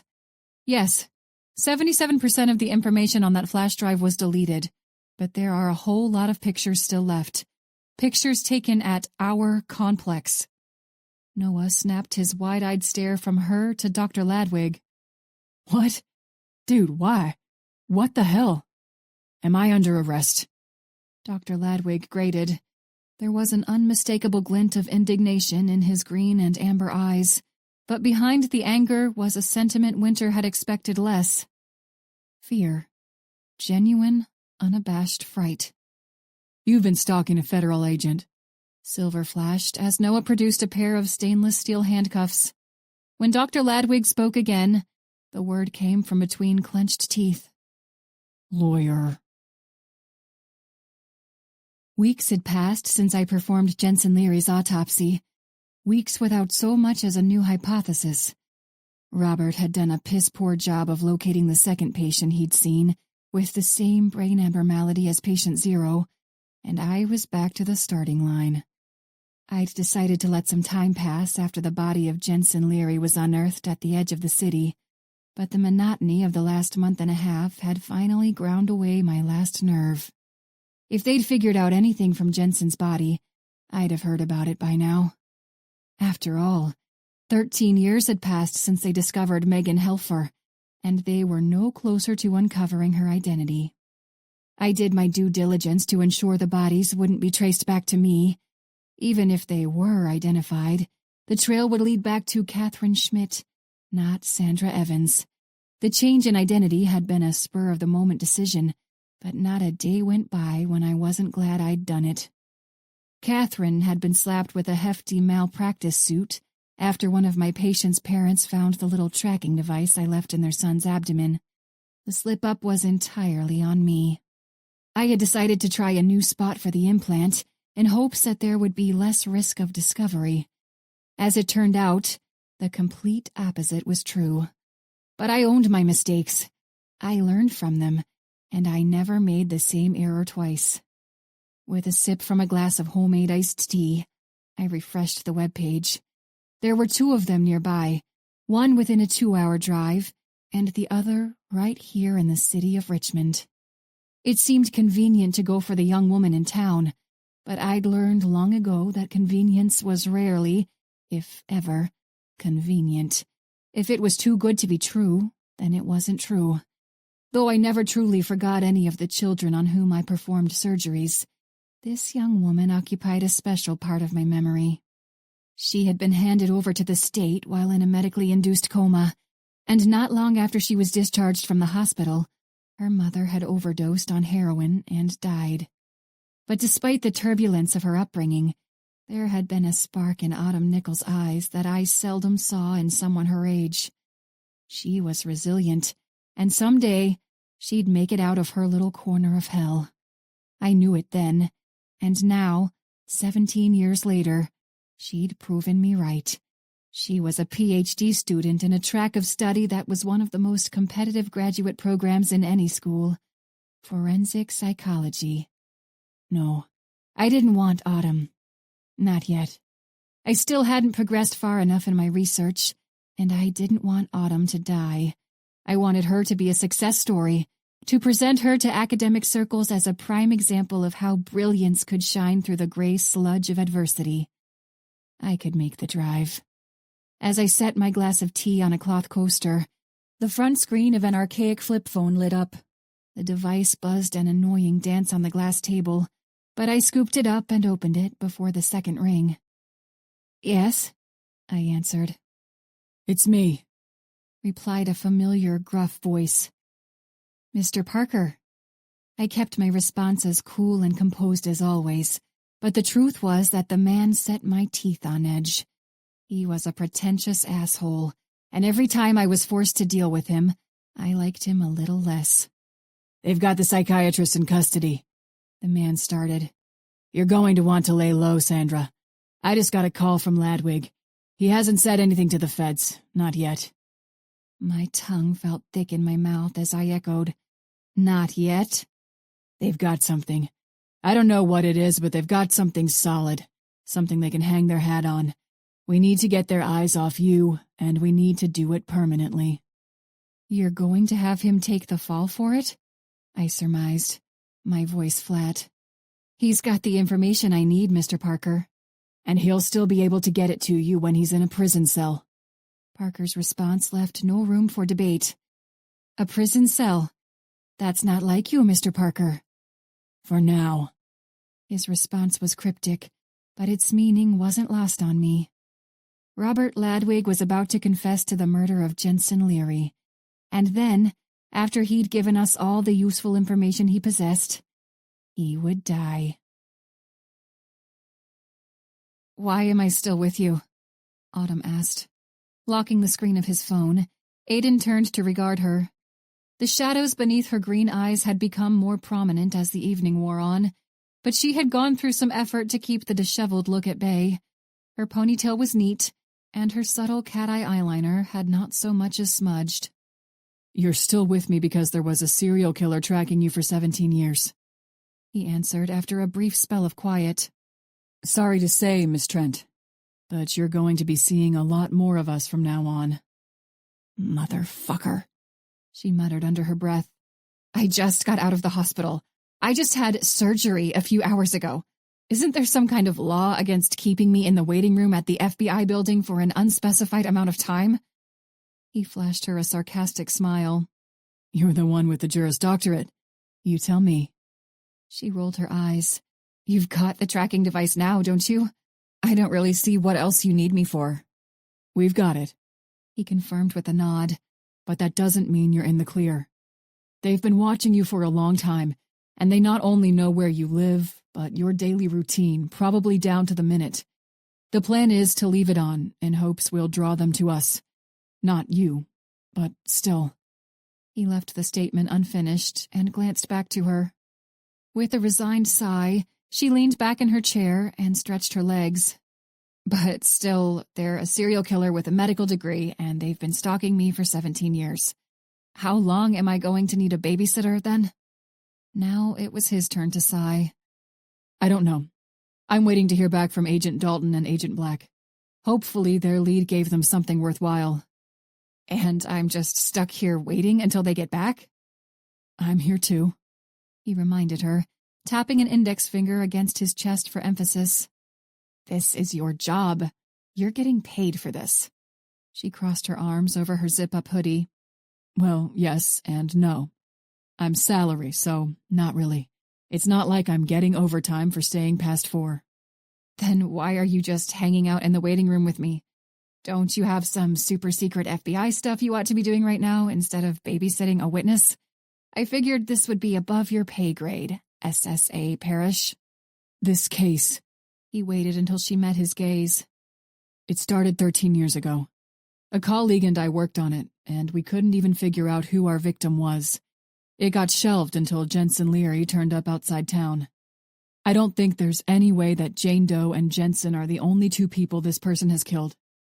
Based on the precision and how damn thorough they were, they aren't new to this." Autumn lifted her chin. "I think that's pretty clear." "We might have that tracking device now, but I'm not willing to bet that'll be enough to stop them from searching for you. That's not to say I doubt another agent could do this, but I'm here to see this through. And right now, it looks like that means babysitting a witness." In the silence that followed, her green eyes remained fixed on his. For the most part, he had been truthful in his explanation. Her dry sense of humor and her good looks were just an added bonus. There was no doubt that Autumn Trent was a beautiful woman, but he had to wonder if he felt so drawn to her because she reminded him of someone else, someone who, with each passing day, seemed to drift farther and farther away. "Okay," she finally said, "but just a fair warning, I'm probably going to keep pissing and moaning until I get some food. I haven't eaten at all today." He pushed aside the doubts about Winter, doubts about himself, to offer her a slight smile. "Then, while we wait for them to get back, let's go get some food." Chapter 29. Aside from asking Robert Ladwig if he wanted something to drink, neither Noah nor Winter had spoken a word to the man since his arrival in the FBI building. For 2 hours, Ladwig was alone in an interview room while he waited for his lawyer. And for most of those 2 hours, Noah and Winter had watched the man from behind a pane of one-way mirrored glass. They'd stepped away after the pricey defense attorney arrived, and at least another 20 minutes passed before the man indicated that his client was ready to talk to them. Their case was almost entirely circumstantial, and the successful interrogation of Robert Ladwig was the only way to lend weight to the evidence they did have. The interview had to be flawless. In an effort to maintain impartiality, Winter had suggested that Noah and Bree take over. She and Aiden Parrish would watch the exchange to provide backup and ensure no aspect of Ladwig's dialogue was overlooked. As soon as the SSA came to mind, a flicker of movement from the open doorway snapped Noah's attention away from the one-way glass. Fluorescence from the hallway caught the silver band of the man's pricey watch as he raised a plastic baggie for them to see. Though Noah's first inclination was to mentally berate Parrish for the absurd amount of money he'd undoubtedly spent on the timepiece, he stopped himself. Watches had never caught Noah's interest, but his granddad had a whole collection, and any one of them could rival the value of Parrish's. "What's that?" Bree's query drew him back to the dim room. "A GPS tracking device," Aiden answered, as he set the bag on top of a wooden table. "It's what our perp used to keep tabs on their victims." "Shit," Noah muttered. "Where'd you get it?" Parrish's blue eyes flitted from him to Winter and then Bree before he answered. "From your friend Autumn." "What?" he and Winter asked simultaneously. Aiden ignored their outburst. "There's only one person who could have put it there, and that person wasn't Robert Ladwig. That means that at the least, Catherine Schmidt is or was a co-conspirator. Your theory still holds. He might have worked with her and then killed her after she lost usefulness." A determined glint in her dark eyes, Bree pushed herself to stand and glanced over to Noah. Wordlessly, he nodded. Showtime. Rolling up the sleeves of his white dress shirt, Noah followed Bree to the interrogation room. She rapped her knuckles against the metal surface as she pushed open the heavy door. With a wide smile that was mostly feigned, Noah nodded a greeting to the psychiatrist and his lawyer. For the first time since they'd seen him that afternoon, the man looked worried. Until now, his visage had been cold and steely, and he hadn't so much as twitched when he was handcuffed. Maybe his attorney had gone over the situation and he'd realized he was cornered. But was he cornered? Not even close, Noah thought. They had found barely enough to arrest him, much less press charges. Sure, he had hired a private investigator to follow Noah around for the better part of 6 weeks, but that was hardly illegal. After all, Noah had provided false contact information, false insurance information, and false medical information to Dr. Ladwig. Hiring a PI to figure out why Brady Lomond had falsified all those records was well within the realm of possibility. But no one knew there was more to the story. He knew there was something they'd missed, a detail that would put all the little pieces together like a damn puzzle, and he knew that Robert Ladwig was involved. When he turned his attention to the lawyer, A feigned amiability vanished from Noah's face. The man was well-dressed. His tailored suit had likely cost as much as Parrish's, but that was where any resemblance to a white-collar professional ended. Though he was seated, Noah could tell the man stood close to his 6'4". His lean frame filled out enough of the expensive suit to show that he kept in peak physical shape. Jet black hair was brushed straight away from his face, and then there were his eyes. They were dark brown, and they brimmed with the same malicious cunning he would have expected from Charles Manson or Jim Jones. Even as he looked away from the unnerving sight, he tensed at the cold caress of a shiver that threatened. "Evening, Dr. Ladwig." He forced the agreeable expression back to his face. "I know we've already met, but I'm Agent Dalton. This," he paused to gesture to where Bree stood in one shadowy corner, "is Agent Stafford." "Agents," the lawyer said. "Pleasure to meet you. I'm Chase Parker, and I'll be representing Dr. Ladwig." "Then you know why we're here, right?" Bree's voice was as sweet as her smile was condescending. Chase nodded. "I do." He turned to Robert Ladwig with an expectant look. "We've discussed it, and my client and I would like to make a deal." Noah could hardly keep the stupefied look at bay. "A deal?" he echoed after the stunned silence. "What kind of deal?" "A plea deal." The lawyer's smile was full of teeth. "A full confession in exchange for a guarantee that the death penalty is off the table." This didn't make any sense. There wasn't enough evidence to frighten a competent lawyer into a full confession. Not unless... The flash drive. Ladwig might have made a valiant effort to erase the data, but the Bureau's tech department would be able to restore the majority of the information. "All right." The clatter of the chair legs against tile followed Bree's laconic agreement. As Bree sat at Noah's side, he still couldn't shake the feeling that there was an important aspect of the case they were missing. Something with the lawyer was wrong. Something with Ladwig was wrong. Something with this whole damn investigation was wrong. "Let's hear it." Bree's composure hadn't faltered. Coughing into one hand to clear his throat, metal clattered against metal as Ladwig rested his arms atop the table. "Jensen Leary." His green and amber eyes shifted from Noah to Bree and back. "And Megan Helfer." He could almost hear Winter and Aiden scramble to check Ladwig's statement for accuracy. And sure enough, as Ladwig continued on, there were aspects of his story that hadn't been released to the public.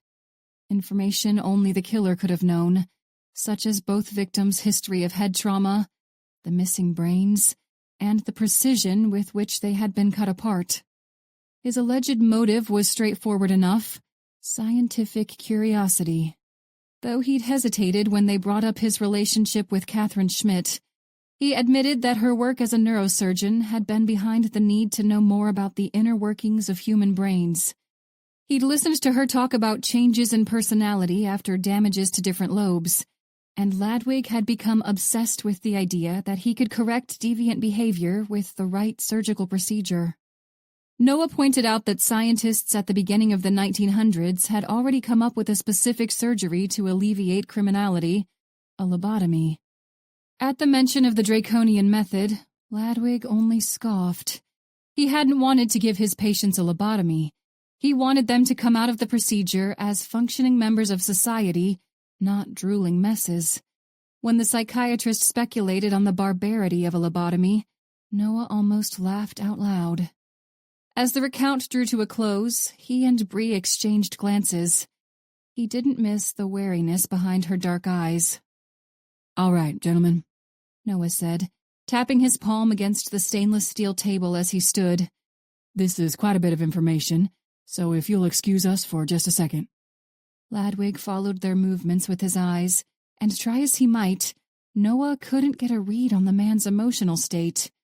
Robert Ladwig was like a brick wall. Maybe he was a sociopath. Noah had no substantive reason to doubt him, especially when he considered all the details Ladwig had revealed about the two murders. Before he and Bree even stepped into the adjoining room, Parrish was already shaking his head. Winter sat at the table in front of the one-way mirror, her lips pursed, blue eyes fixed on the psychiatrist and his lawyer. "What?" Noah asked. "I don't believe him." Paris reached out to grab the baggie with the coin-sized tracking device. "He didn't say a single word about this, not even a vague mention of it when you two asked him how he found his victims. Seems like an important piece to leave out, don't you think?" "A little," Noah said through gritted teeth. As much as he was loath to admit, the man was right. He usually was. "We'll ask him about it," Bree decided. "You said that's from Autumn, right?" "Right." Parrish nodded. "Ask him about the tracking devices he planted in his patients' heads." "That was in Autumn's head?" Noah's eyes widened as he looked back up to Parrish. "No." Aiden's voice was flat. "It was in her abdomen, which is why you're going to say it was in her head. Then if he agrees with it, or goes along with it, we know he's not the one who put it there." Jaw clenched. Noah nodded, looked to Bree, and tilted his chin in the direction of the doorway. He pushed past the sudden wave of concern for Autumn. Though he and Winter had each missed a call and a text from her earlier that afternoon, the messages were vague.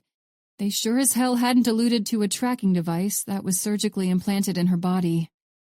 First, he had been pulled away from their outing, and then he'd failed to answer an urgent call.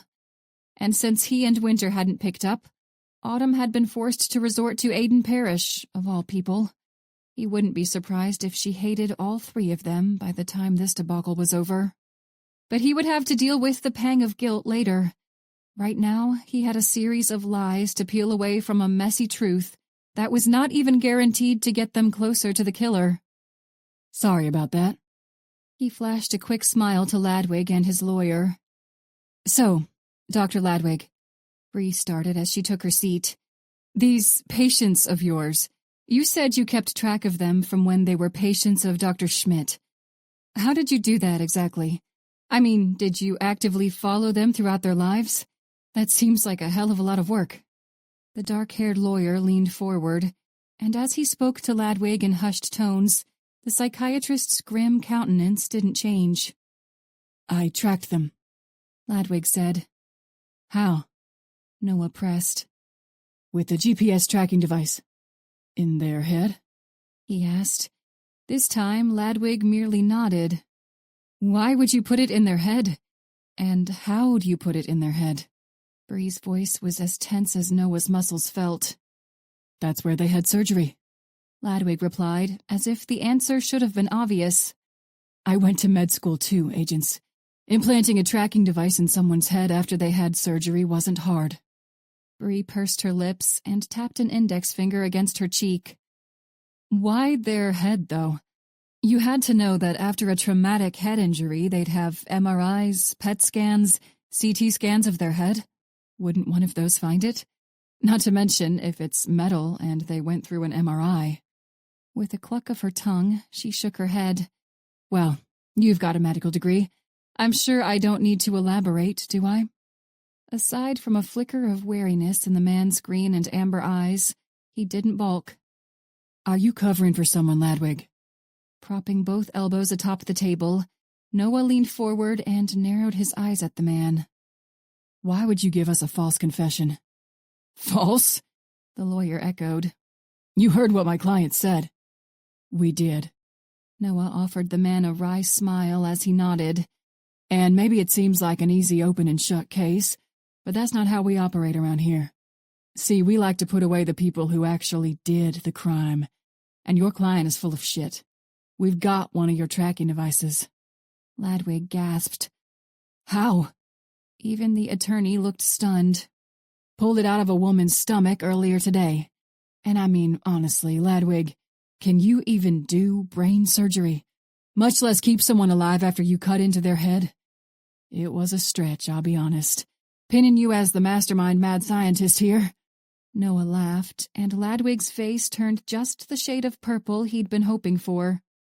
"That's quite—" The doctor let out a whoosh of air as his lawyer elbowed him in the ribs. A part of Noah smirked, but the other part couldn't stop staring at the attorney. What the hell was going on? He looked at Ladwig again. "Now, I'll tell you what, gentlemen. When we do find the killer, and we will find them, this can go one of two ways. Chase Parker regained his composure first. Do tell. He looked bored, but his pupils were still dilated, no one noted. First, he held up one finger. Your client can tell us who he's covering for, and we'll go easy on him when it comes time for sentencing. Or, he raised a second finger, you can keep your mouth shut, and then when the real killer's case goes to trial, you'll go on trial right along with them. And I'm afraid our no death penalty deal won't extend that far. For what felt like an eternity, Ladwig's intent stare was on Noah. The silence was so complete, so pervasive, that they could have heard a pin drop in the next room over. You've got 24 hours. Bree's voice broke through the quiet like a thunderclap. 24 hours or 24 minutes, Noah thought. It wouldn't make a difference. Ladwig's stare told him everything he needed to know about the level of cooperation they could expect. They were on their own. He just didn't understand why the man was offering himself up as the scapegoat. Chapter 30. Autumn leapt from her seat as soon as Aiden Parrish stepped through the doorway, then immediately regretted the movement. Her stomach hurt like a son of a bitch, but she'd be damned if she let the BAU chief witness it. She had been seated in the same waiting area for the past 45 minutes, and she was about to lose her mind. There were only so many games of solitaire a person could play before their sanity slipped away. Despite the target a serial killer had painted on her back, she had decided to leave if no one came to update her in the next 15 minutes. There was more to Aiden Parrish's motivation to keep her around than he let on, but she couldn't be sure of the precise reason for the man's sudden interest in her. All she knew was that his motive was less than professional. Maybe the attention should have made her giddy. Maybe the idea that such a smart, handsome man had taken an interest in her should have made her cheeks flush, her stomach flutter, and her mind wander. And maybe it would have if Autumn was a normal 28-year-old woman. She was far from naive, and she suspected that even without the sixth sense that gave her insight into other people's behavior, she would still have been suspicious. When Winter rounded the corner after Aiden, she was so surprised by the wave of relief that she had to keep herself from stalking over to wrap the woman in a bear hug. As she made note of Winter's stony expression, however, the cold claw around her stomach kept her rooted in place. Winter looked like she had come from a funeral to discover that someone had wrecked her car. "What?" Autumn blurted, glancing back and forth between her and Aiden. "He's not our guy." Even though Autumn's attention was fixed on Winter, Aiden was the first to respond. Furrowing her brows, she turned to meet the man's steely gaze. "Wait, what? Who the hell did you bring in, then?" "He is only an accomplice," he answered. "Whoever did the actual killings is still out there." With a sigh, Winter rubbed her eyes. "I'm sorry, Autumn," she offered. As the implication became clearer, Autumn only opened and closed her mouth. So there was still a serial killer out there who had painted a target on her back. Whether or not the Bureau had the tracking device, the killer had watched her movements for long enough to have a detailed outline of her routine, of her address, of her whole damn life. She cleared her throat. "Then what does that mean for me?" "For now, it means we're going to make sure there's an agent or a local cop keeping an eye out for you." Though Winter's tone was reassuring and kind, Autumn's stomach dropped. "For now?" she echoed. Aiden crossed his arms as he shook his head. "It's not a permanent solution. It's expensive, and it's not a joyous experience for you or anyone else involved." "But we'll find them," Winter added quickly.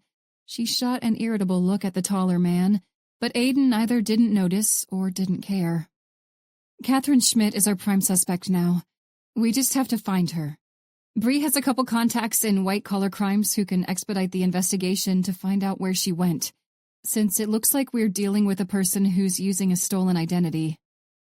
"Motherfucker," Autumn spat. "Well, can I go home now, or do I get a sleeping bag so I can stay in the FBI waiting room?" She knew Aiden and Winter both wanted to keep her safe, but she couldn't help the petulance. She was exhausted and hurting. She'd just had surgery, for heaven's sake. No, Aiden started. I can take you home. We'll get a hold of the local PD and have someone post up outside your apartment building. Though Winter's glance to Aiden was fleeting, Autumn thought there was enough venom behind her eyes to kill a regiment of soldiers. She didn't have to touch them to recognize the tension in their dynamic. There were as many unresolved issues between them as there were between Autumn and her most recent ex. Was that it? Had Winter and Aiden dated? No. The man would have come up in conversation between either her and Noah or her and Winter. Autumn could tell Noah's affection for Winter went beyond platonic, but he was respectful of her boundaries and valued her friendship. As Autumn turned her attention back to Aiden, the picture became clearer. Aiden's affection for Winter went beyond platonic, too. Unlike Noah, however, he was still at war with himself over the feelings. She could see it in the way he looked at her, could hear it in his voice when he addressed her. But what about Winter? Was she at war with herself over her feelings for Aiden Parrish? When the corner of Winter's mouth twitched in a faint scowl, she thought she had her answer. "It's fine." Autumn waved a dismissive hand. "I'll take an Uber. I need to check my stitches, and I'm so sick of this building, I don't think I ever want to see it again." I was about to leave. Winter took a step toward her. "I'll take you home. If it's all right with you, I'll stay at your place, so you don't have to deal with a stranger outside your door all night." Autumn bit off a weary sigh and nodded. "Yeah, that's fine. Sorry, Mr. Parrish. I'm going to have to go with my friend on this one, even if it means riding in a Civic instead of a Mercedes." At first, the man looked like he might protest. Why in the hell were he and Winter fighting over her? Were they really fighting over her? Or was this some sort of pissing match that went with their ill-perceived affections for one another? She fought against a groan. She had never wanted to be at home as much as she did right now. "Okay," Aiden finally replied. Propelled by a sick sense of curiosity, Autumn extended a hand to him and feigned an amiable smile. "Thanks again for the food." As he accepted the handshake, she wanted to release her grip and sprint out the door, but she held the agreeable expression together until she and Winter turned to leave. Aiden Parrish might have had an ulterior motive for his actions toward Autumn, but mixed in was a sense of intrigue she hadn't expected. She could only assume that the draw he felt to her was the basis for the conflict that raged in his mind. Still, she couldn't fault him for the sentiment. The inner turmoil was just one more thing she and Aiden Parrish had in common. Only, in her case, the bridge had already been burned. Aiden still had a chance to pursue the woman who captivated him so, and Autumn did not have such a luxury. Neither she nor Winter spoke on their trek out to the familiar little Honda. As Winter turned the key over in the ignition, Autumn fastened her seatbelt and rolled down the window. "So," she started, her tone as casual as she could manage. "How long have you and Parrish known one another? Seems like you guys must go way back." A less keen observer might not have noticed how Winter stiffened at the question. "Yeah," she answered. I've known him since I was about 13. So 13 years, give or take a couple months." "Really? How'd you meet an FBI agent when you were 13? Shadows from the ruddy streetlights shifted along Winter's face as she clenched and unclenched her jaw, and Autumn felt a twinge of guilt. She was prying, and she hated when people pried into her past. "I told you that my parents died when I was younger, right?" Winter's blue eyes flicked over to Autumn as they pulled up to a red light. "Yeah, I'm sorry. I didn't mean to bring that up. I guess I just thought it might have been a funny story or something." As Winter shook her head, a faint smile passed over her face. "No, it's all right. Part of being friends is sharing stuff, right?" Autumn returned the smile and nodded. "Well, that's how I met Aiden. My parents were both killed when I was 13, and he, the guy who killed them, he hit me in the back of the head really hard. I think he was trying to kill me, but I woke up from a coma after 3 months." "No way." Autumn kept her tone light, in hopes it would alleviate some of the wistfulness she saw on Winter's face. You had a traumatic brain injury, too? Before the light could turn green, Autumn pushed aside some of her auburn hair to point at a jagged scar on the side of her forehead. I was in a medically induced coma for 2 weeks. Really? Winter gawked, her eyes wide. Holy shit. How did it happen? Did you get smacked in the head by a serial killer too? With a snort of laughter, Autumn shook her head. No, I tripped and fell into the edge of a coffee table. The lie was so practiced that these days it rolled off her lips like it was the truth. But in that moment, she suspected she wasn't the only one of them withholding something. Winter's moment of wide-eyed disbelief hadn't been the level of surprise Autumn expected. She'd expected a string of 4-letter words, repeated utterances of sympathy, or a stunned silence. Instead, Winter reacted the same way Autumn would have expected if she'd announced they had the same favorite flavor of ice cream. Well, still, Winter flashed her a smile. TBIs suck. It sucks that you had one too. They do suck. Autumn chuckled, pushing her friend's demeanor out of her thoughts. Sorry, I didn't mean to interrupt you. Winter shook her head. No, I appreciate the levity. It's been a long time since it happened, but it can still be hard to talk about. My parents, they were both killed by a serial killer named Douglas Kilroy. His moniker was the Preacher. Though Autumn wanted to gawk at her friend, to vocalize her awe, she swallowed the sentiment down and merely nodded instead. Douglas Kilroy might have been fascinating from a psychological perspective, but the man had killed the parents of Autumn's good friend. I followed that case, she replied. That guy was a serious piece of work. I'm sorry you had to go through that. It was hard, Winter said, her voice lowered. I won't lie about that. But my grandparents raised me, and they're both wonderful. They took me in like I was their own kid. That's why I wanted to be an FBI agent, though. So I could track down Kilroy and put him away. Autumn could tell the recollection had become more difficult. Maybe someday you can tell me about it. With a wistful smile, Winter nodded. Yeah, someday. Autumn hesitated before she spoke again.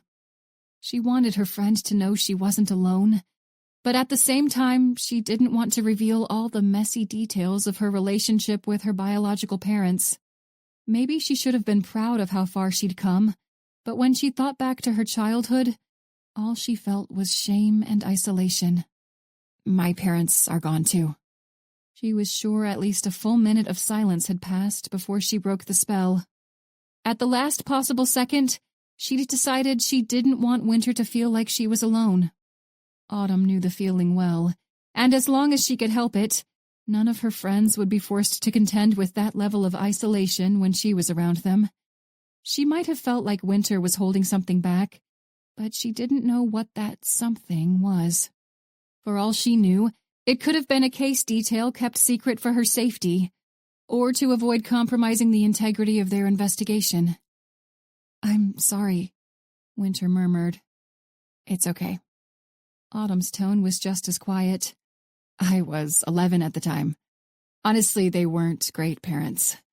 Mom overdosed on heroin, and I don't even know what happened to my dad. He just up and disappeared. Probably got killed and buried in the woods somewhere for ripping off a dealer or something.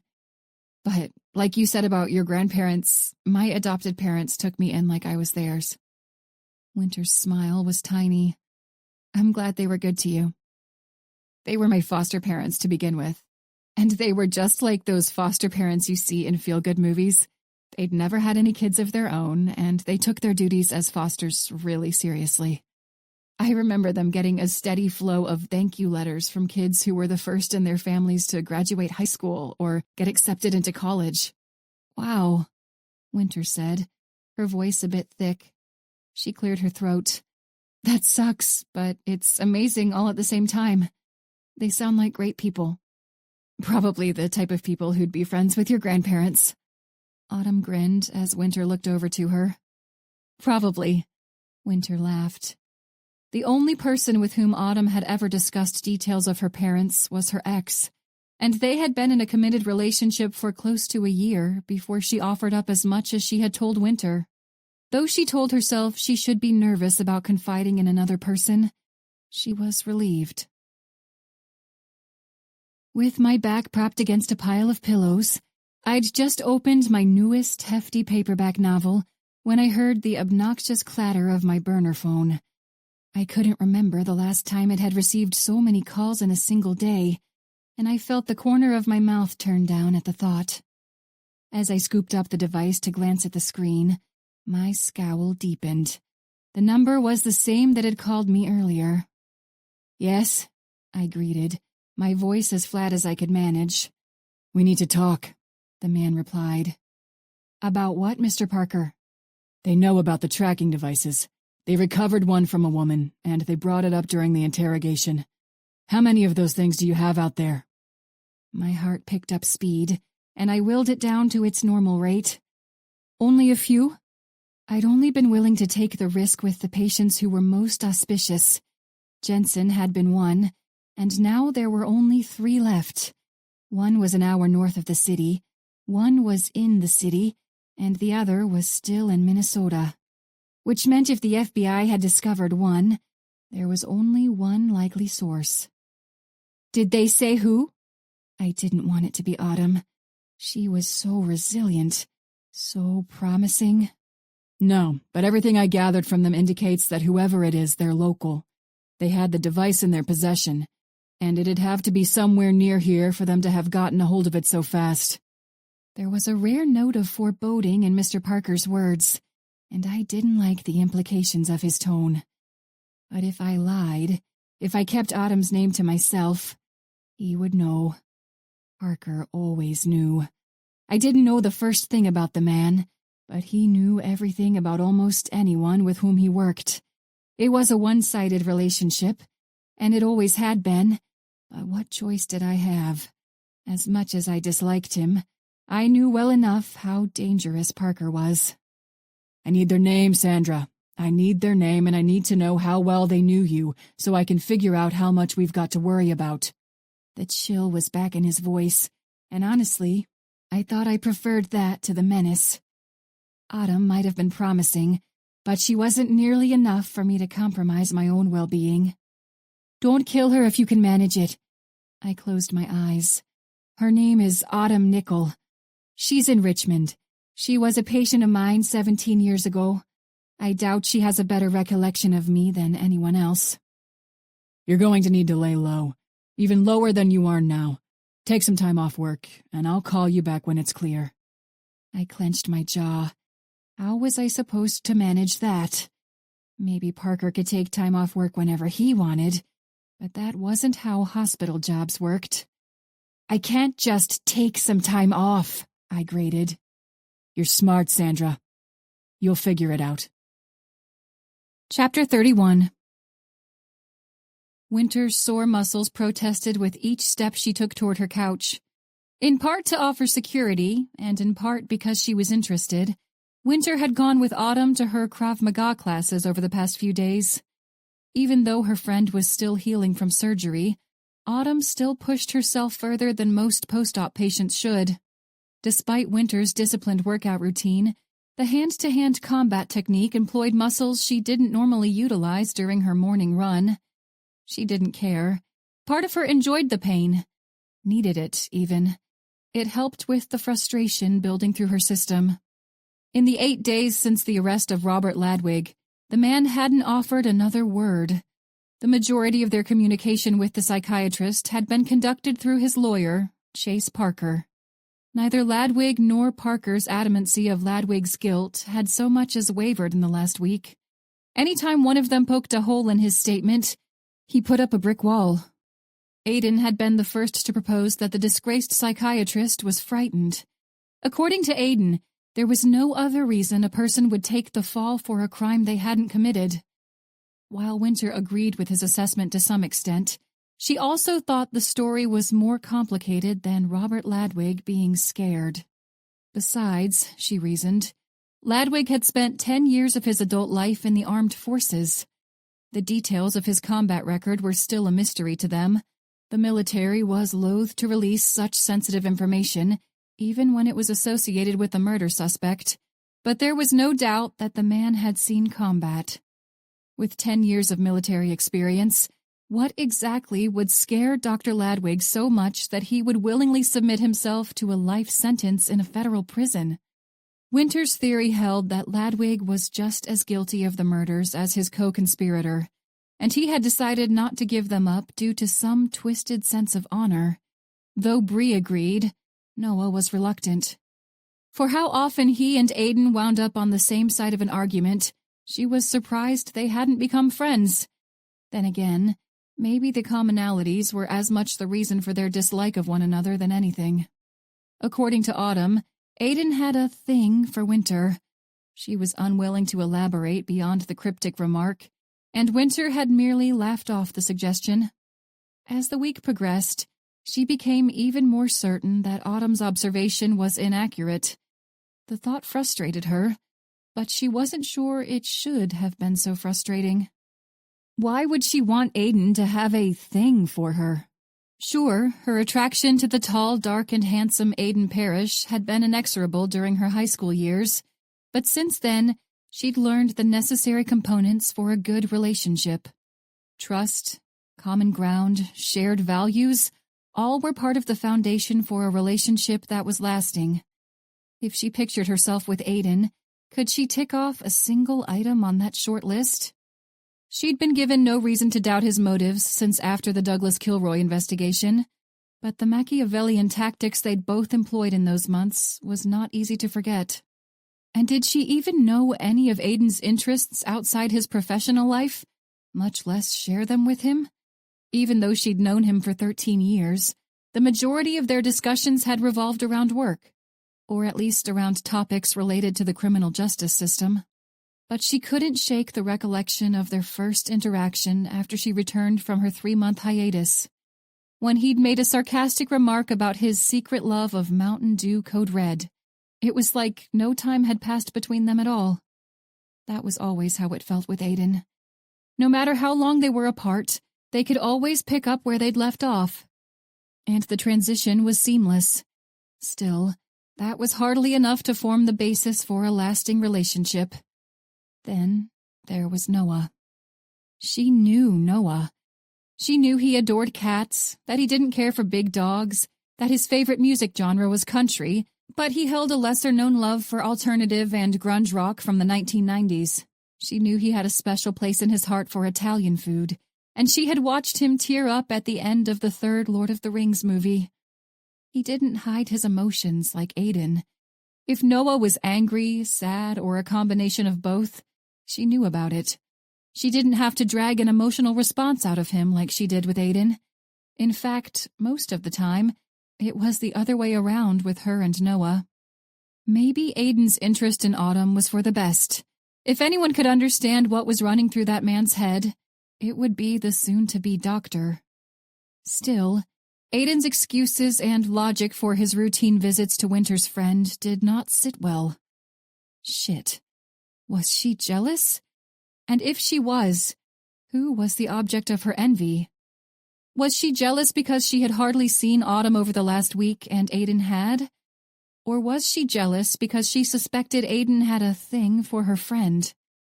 Or did she just want him to have a thing for Autumn and not her? With a groan, she leaned back and covered her face with both hands. She wanted to run the thoughts by someone, but she couldn't bring the topic up to Noah or Autumn. When the knock sounded out from the front door, she heaved a sigh of relief. Her tired muscles ached as she pushed herself to stand, and she almost chuckled at how ridiculous she must have looked.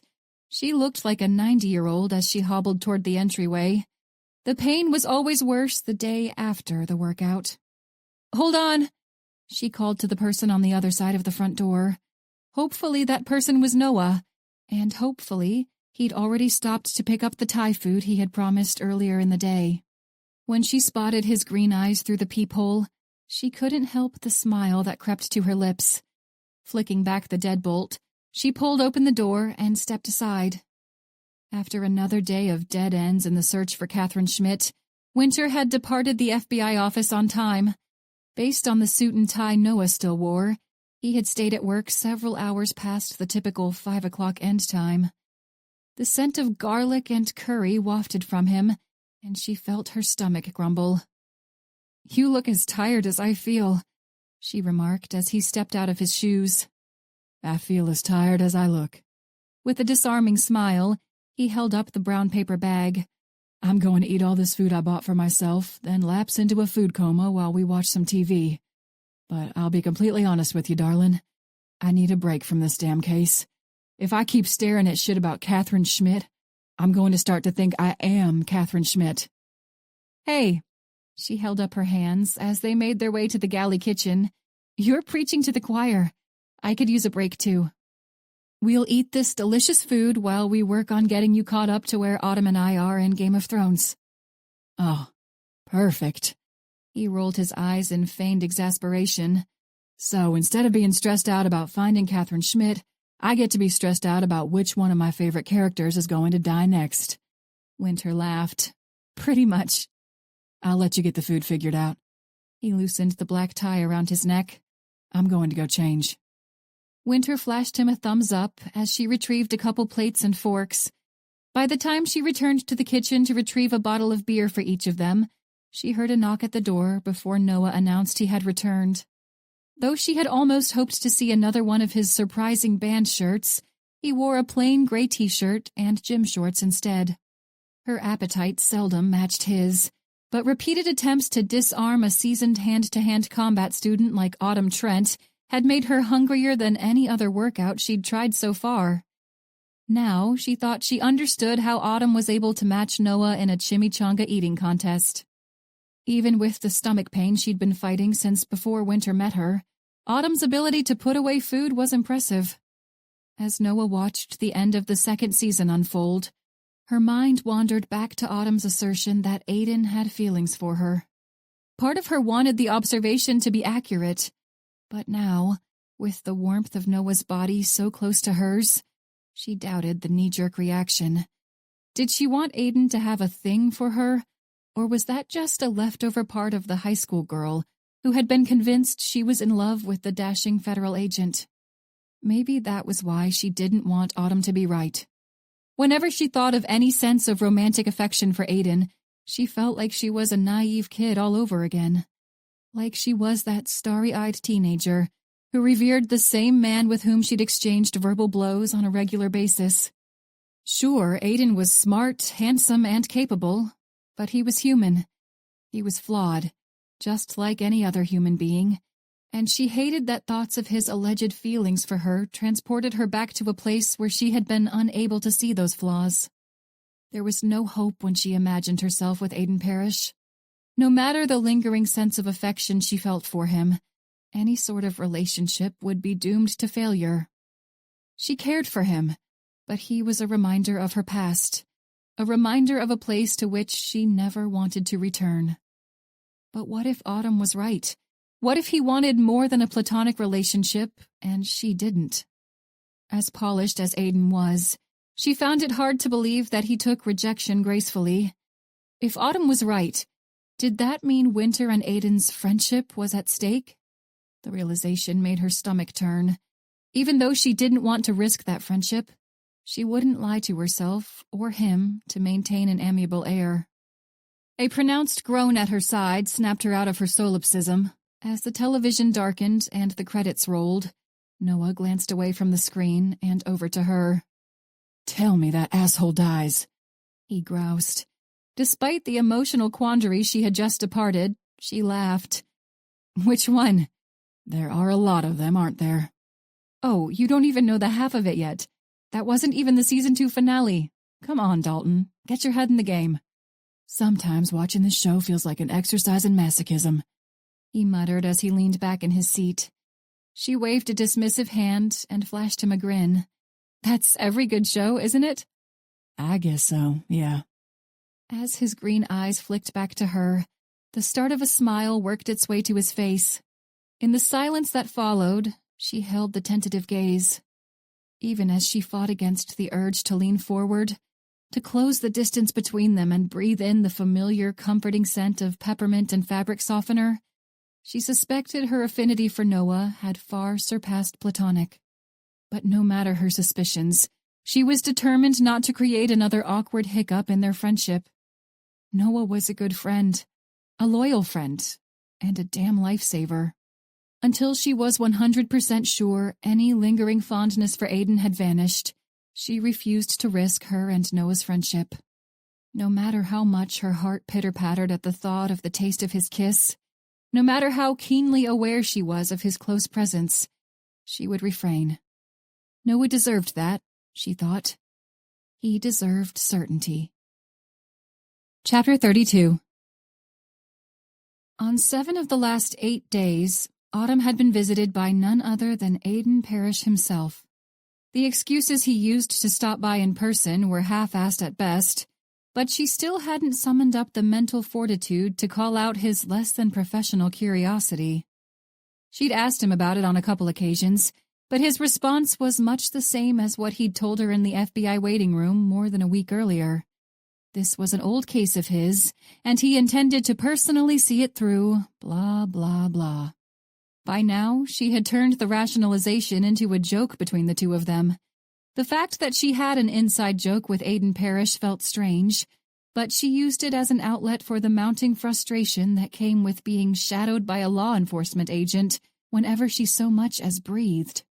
Though, considering her car was out of commission until she could drum up the cash to fix the transmission, maybe the constant presence of a cop or a federal agent had a silver lining: reliable transportation. As she glanced to the man in the driver's side of the black sedan, she tucked her messenger bag beside her feet and fastened her seatbelt. Only a couple years older than Autumn, Agent Bobby Weirick was a 6-year veteran of the United States Army and a self-proclaimed nerd. He was also her second favorite federal bodyguard. Her favorite, whether or not she liked to admit it, was Aiden Parrish. At the beginning of the year, Bobby and his wife, an EMT named Kara, had closed on a house. They'd adopted 2 German Shepherd puppies from a shelter a few weeks earlier, and each time she saw him, he had new pictures of the growing dogs. According to Bobby, his 2 cats were teaching the pups to cat. The man was also a habitual smoker, and even though Autumn had rid herself of the nasty habit a few years ago, the frustration of the past week, coupled with the tantalizing scent of second-hand smoke in the car, had pushed her to her breaking point. "Hey, Bobby?" She flashed him a guilty grin. Turning the key over in the ignition, he glanced up to her. "What's up?" "Do you think you could swing by a gas station on the way back to my place? I need some damn nicotine." "You can just have one of mine." He held out a cardboard pack of smokes. Autumn wrinkled her nose and shook her head. "You smoke menthols, man. I want nicotine, not to feel like I've got the flu." Yeah. With a slight smile, he shook his head. "That's fine. I could use some coffee and a taquito anyway." "So," she started as they pulled out of the student parking garage, "you've been at the FBI for a few years now, right?" "Yep," he nodded. "Since I got out of the military 4 years ago." "What do you know about Aiden Parrish?" She blurted out the question before she could consider why she even wanted to know. He flashed her a curious look. "Head of BAU? Not much. I've been in violent crime since I started, stuck on the damn night shift. But it's what Kara works too, so I don't complain. This is like my morning right now, hence my need for coffee. I don't hardly ever run across any of those weird day shift people." Bobby's native Tennessee twang was different from Noah's drawl, but until recently, Autumn had been unable to tell one southern accent from another. "Huh, all right, fair enough. Night shift, though, that sounds rough." "It's not all that bad." Shrugging, he flicked on the signal to turn into a bustling gas station. "Plus, it keeps me and Kara on the same schedule." "True. Okay, well, I've been drinking coffee all day, and I need to run to the bathroom, so I'm not doing a weird dance while we're waiting in line." With a chuckle, Bobby nodded his understanding as they stepped out of the car. Autumn made a beeline back to the ladies' room, and her federal agent Shadow posted up at the opening of the hallway, where he pretended to look interested in the selection of coffee. As far as any outsiders were concerned, she and Bobby were just two friends at a quick pit stop on their way home from class. Though Aiden Parrish was perpetually well-dressed, Bobby opted for inconspicuous attire. A couple days ago, Aiden had accompanied her to the night class she taught. She'd been quick to point out that his tailored suit, expensive watch, and equally pricey shoes would make him stick out like a federal agent on a college campus. "You look like such a Fed," she had told him. "You're going to sit in the back of the room like that and freak all my students out, so they talk even less than they usually do. They're going to think you're from the IRS or that you're a hitman or something." "Can't you just tell them that I'm from the university to sit in on the class for some administrative reason?" he had suggested. Autumn had offered a snort of laughter in response.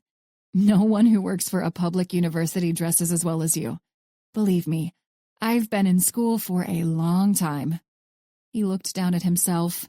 "Well, I left all my band t-shirts at home, so you'll have to figure something out." There was still a clear picture in her memory of the little self-assured smirk he'd worn. It was a look that made her knees weak, and she had started to wonder if he knew it. If there was one thing she did not want him to know, it was how attracted to him she had become.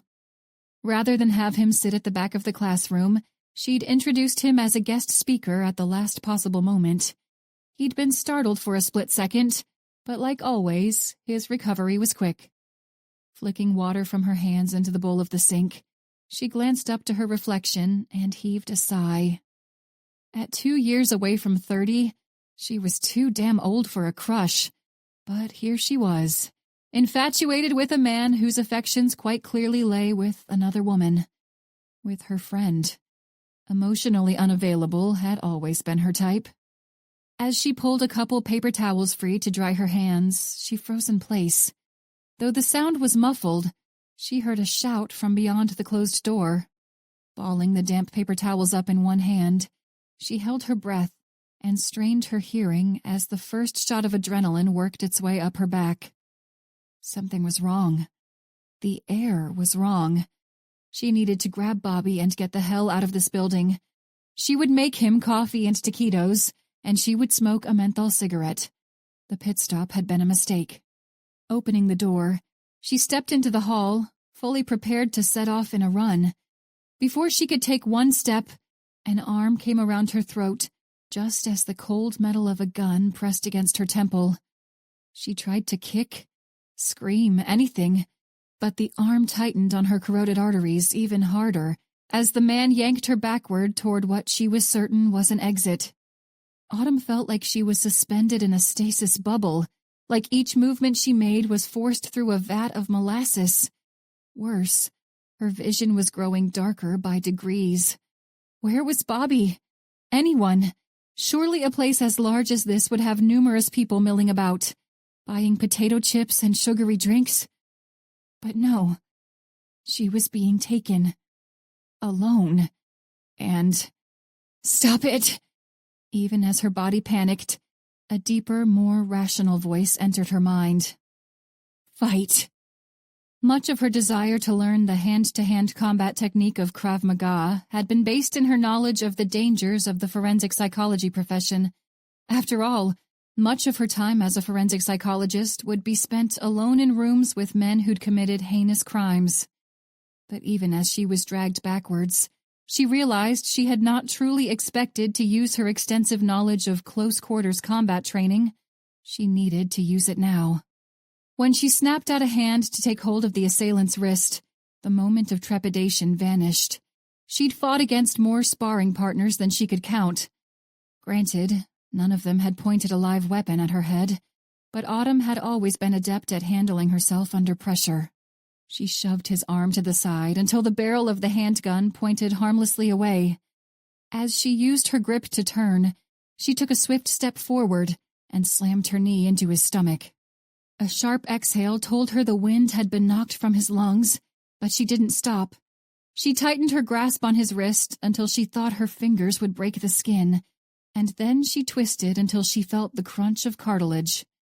The clatter of the weapon against the tiled floor followed, and before she could give the move a second thought, she crouched down to retrieve the handgun.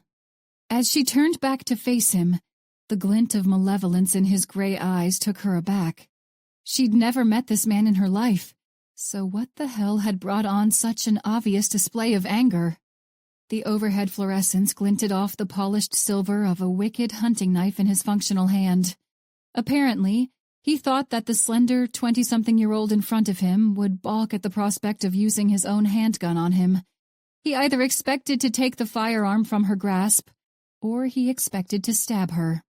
In either case, as she glared down the sights and took aim, all she could think was that he had brought a knife to a gunfight. She squeezed the trigger and watched his body jerk backward from the force of the first shot that hit his chest. The entire scene was surreal. She could hardly believe she was about to kill someone, and that all the physical effort required from her was a slight motion of her index finger. The second shot spattered the wall at his back with dark splotches of blood and brain matter, as crimson blossomed from the center of his forehead. As his body crumpled into a graceless heap, she realized she'd been holding her breath. As she inhaled sharply, a flicker of movement snapped her attention back to the hallway's entrance. She leveled the handgun at the space, but as soon as she saw the newcomer's face, she dropped her hand with a sigh of relief. "Bobby," she breathed. Chapter 33. Aiden had only just dropped down to sit on the sectional couch at Autumn's side when his phone buzzed from the pocket of his slacks. With a quick glance to his hostess, he retrieved the device and swiped a key to answer the call. "Yeah." His greeting bordered on irritable, but he didn't particularly care. "Aiden," the caller replied. "It's Dan Ewan at the ME's office. We got an ID on your guy, and I figured you'd want to know before anyone else." "You figured right. Who is he?" "Nicholas Coletti, goes by Nico. He's a contract killer for the Russo family. Or at least that's what the general understanding is. The Russos are mostly based out of D.C., but they've been poking around Richmond for the last few years. All right, send me what you've got on him, and let me know if anything else comes up." Aiden suppressed a sigh as he lifted a hand to rub his eyes. It was barely 9 at night, and already he felt like he'd been awake for a full 24 hours. "Will do.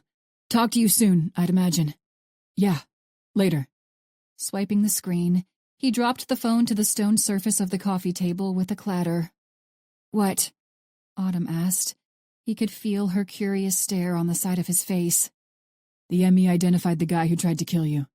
Though he tried to keep his tone neutral, he heard the tinge of foreboding. To her credit, Autumn's expression changed little. "And?" she pressed. "Who was he? One of my crazy exes?" Did her brand of sarcasm ever completely disappear? Even as he looked over to gauge her reaction, the corner of his mouth twitched in a slight smile. "Not unless you dated a contract killer for the Russo family." She paused to wrinkle her nose. "I've made some bad choices when it comes to men, but that was never one of them, no." "I wonder if you'd be willing to make another one tonight." The thought came to him unbidden, and he was glad he hadn't turned on the floor lamp. When he finally dared to look back at her, the light from the flickering television glinted off the whites of her eyes. Stifling a yawn, she scooted away from him to rest her head on an assortment of throw pillows. Both animals perked up at the movement, but they settled back onto their cushions as Autumn tucked her knees to her chest. "Are you sure you're all right?" She shifted in her spot until her green eyes met his. "I'm fine. Do I look like I'm not fine or something?" "No, but you just killed someone a few hours ago.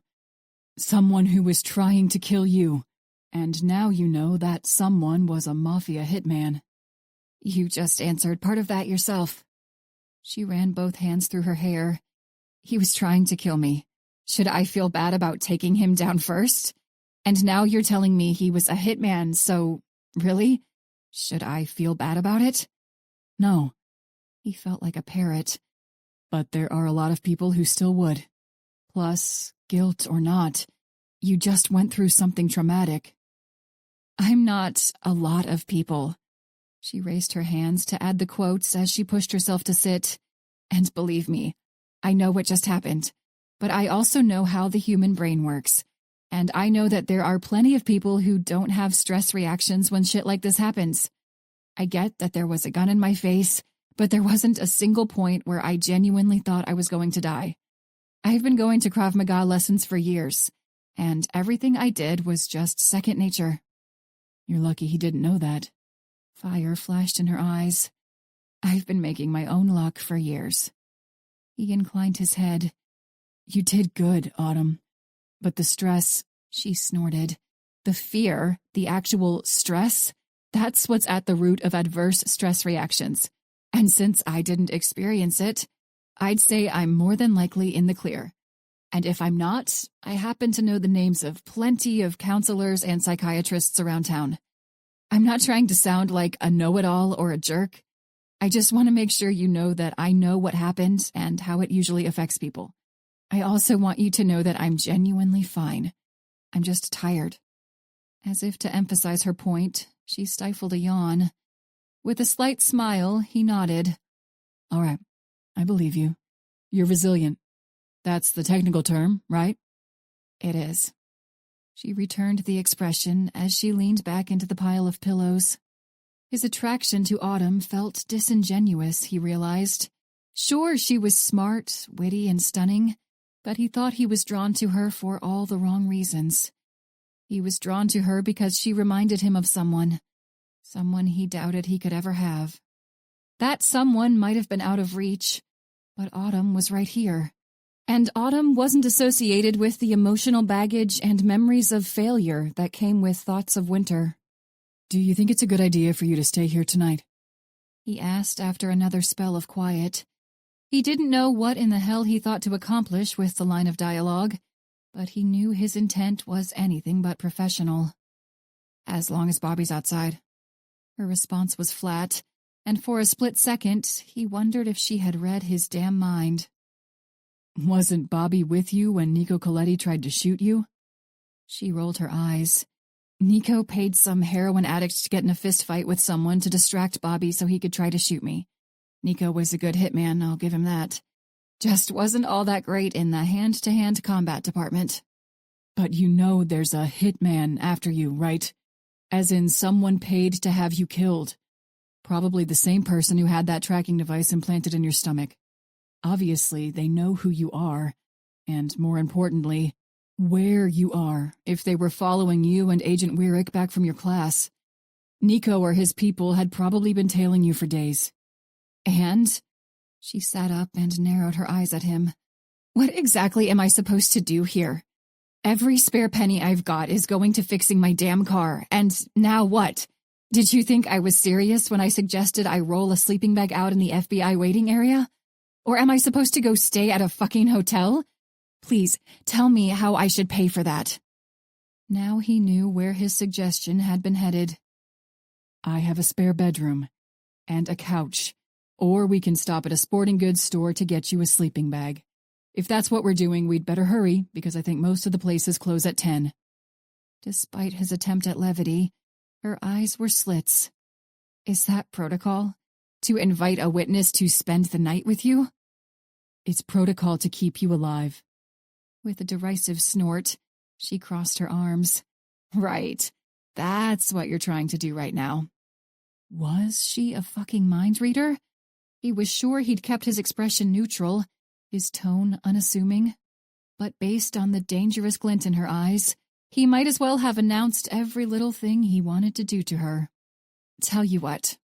Extending a hand, she scooted closer to him and tucked one leg beneath herself.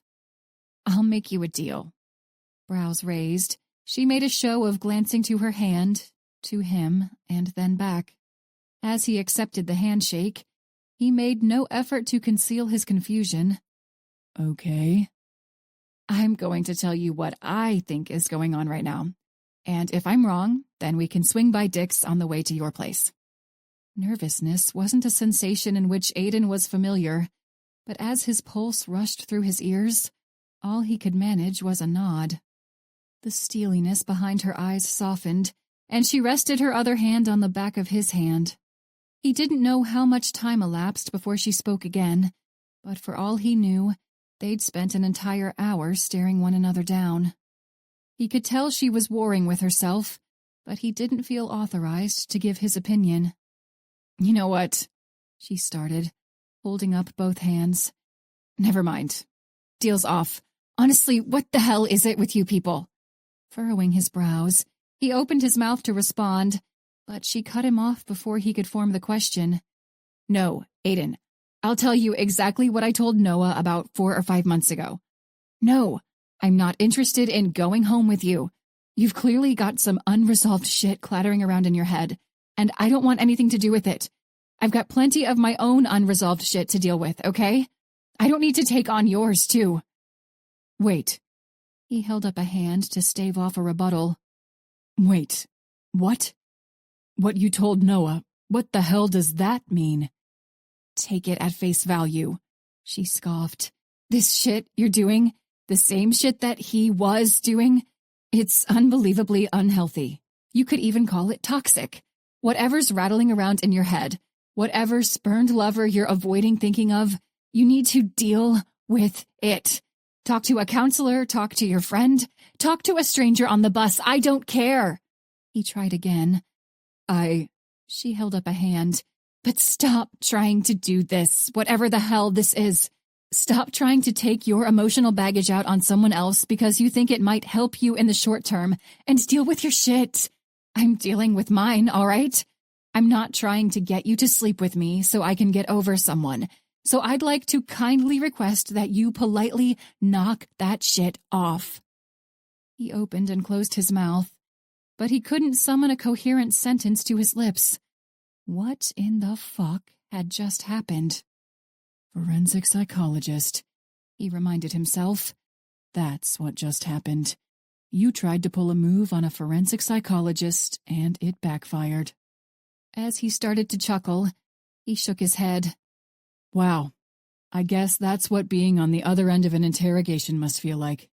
Are you sure you don't want to work for the FBI? To his relief, the irascibility melted away from her face as her lips curled into a smile. I'm sure. She sighed and pushed both hands through her hair. Like I said, I don't think you'd pay me enough. I've got $100,000 in student loans to pay back starting in a few months. Speaking of, he paused to gesture to her laptop. I've been meaning to ask you if I could look at your dissertation. Maybe I can help you with it. She offered him a thoughtful glance as she reached for the computer. Maybe, yeah. I defend it next week. Then if you don't want to sleep on my couch, I'll sleep on yours.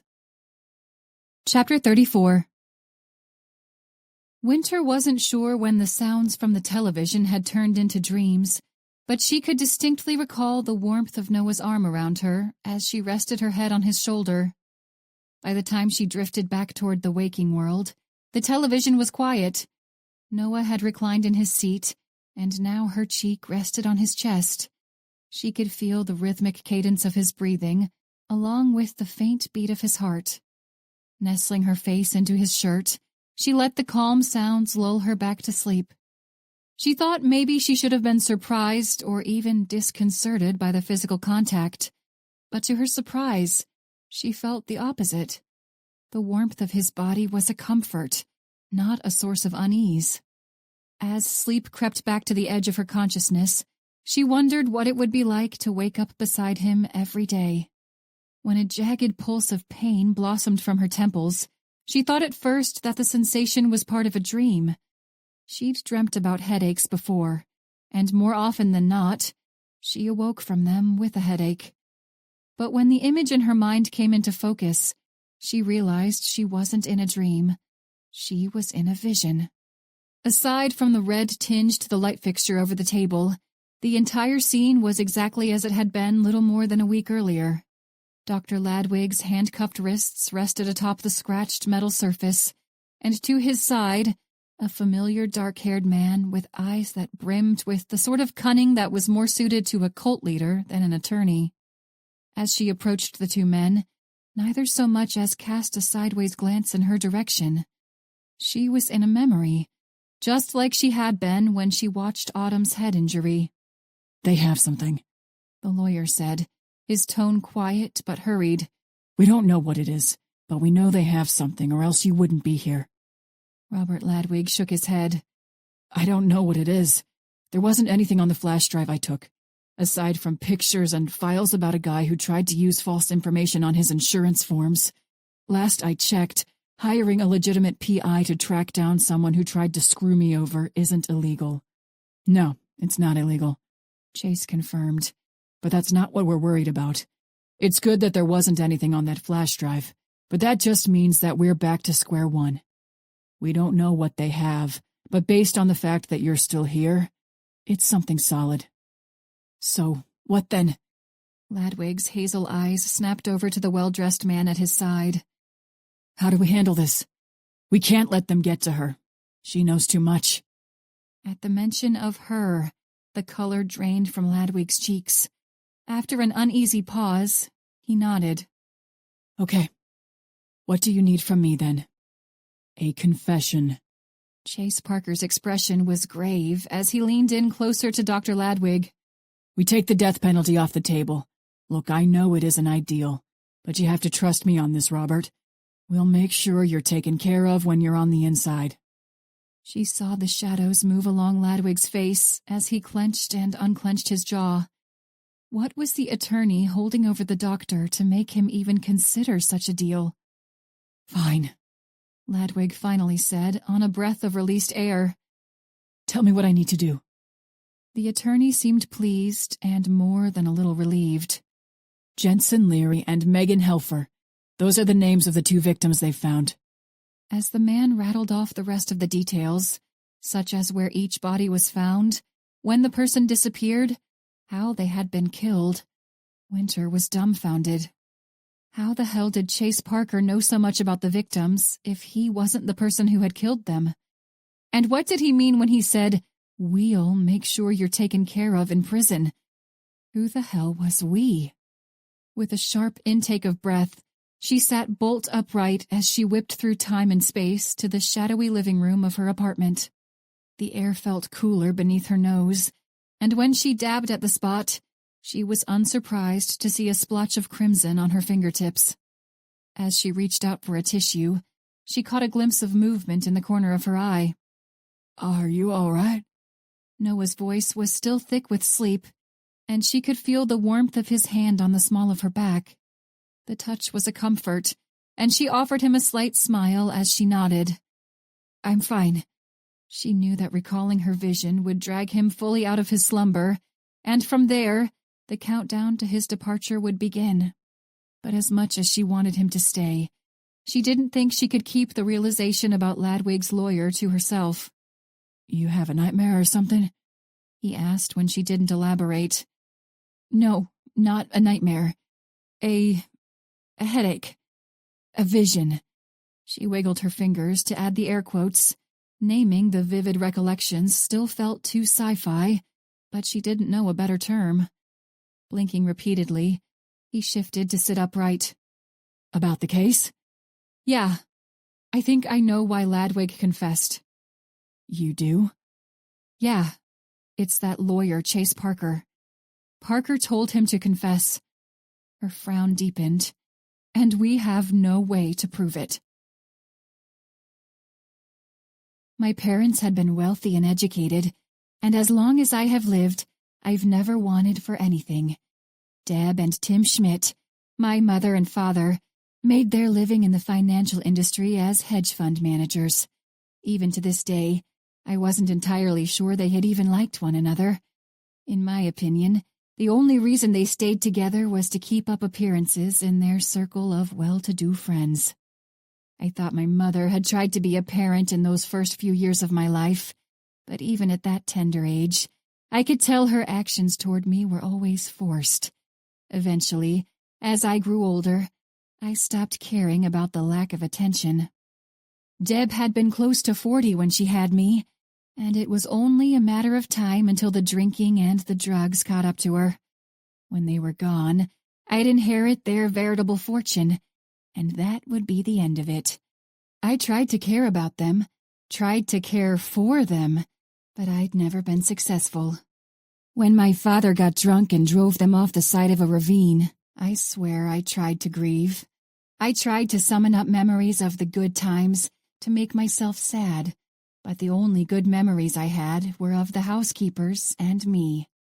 My father screwed around with at least 2 of the women, but the infidelity didn't change the fondness I had for my surrogate family.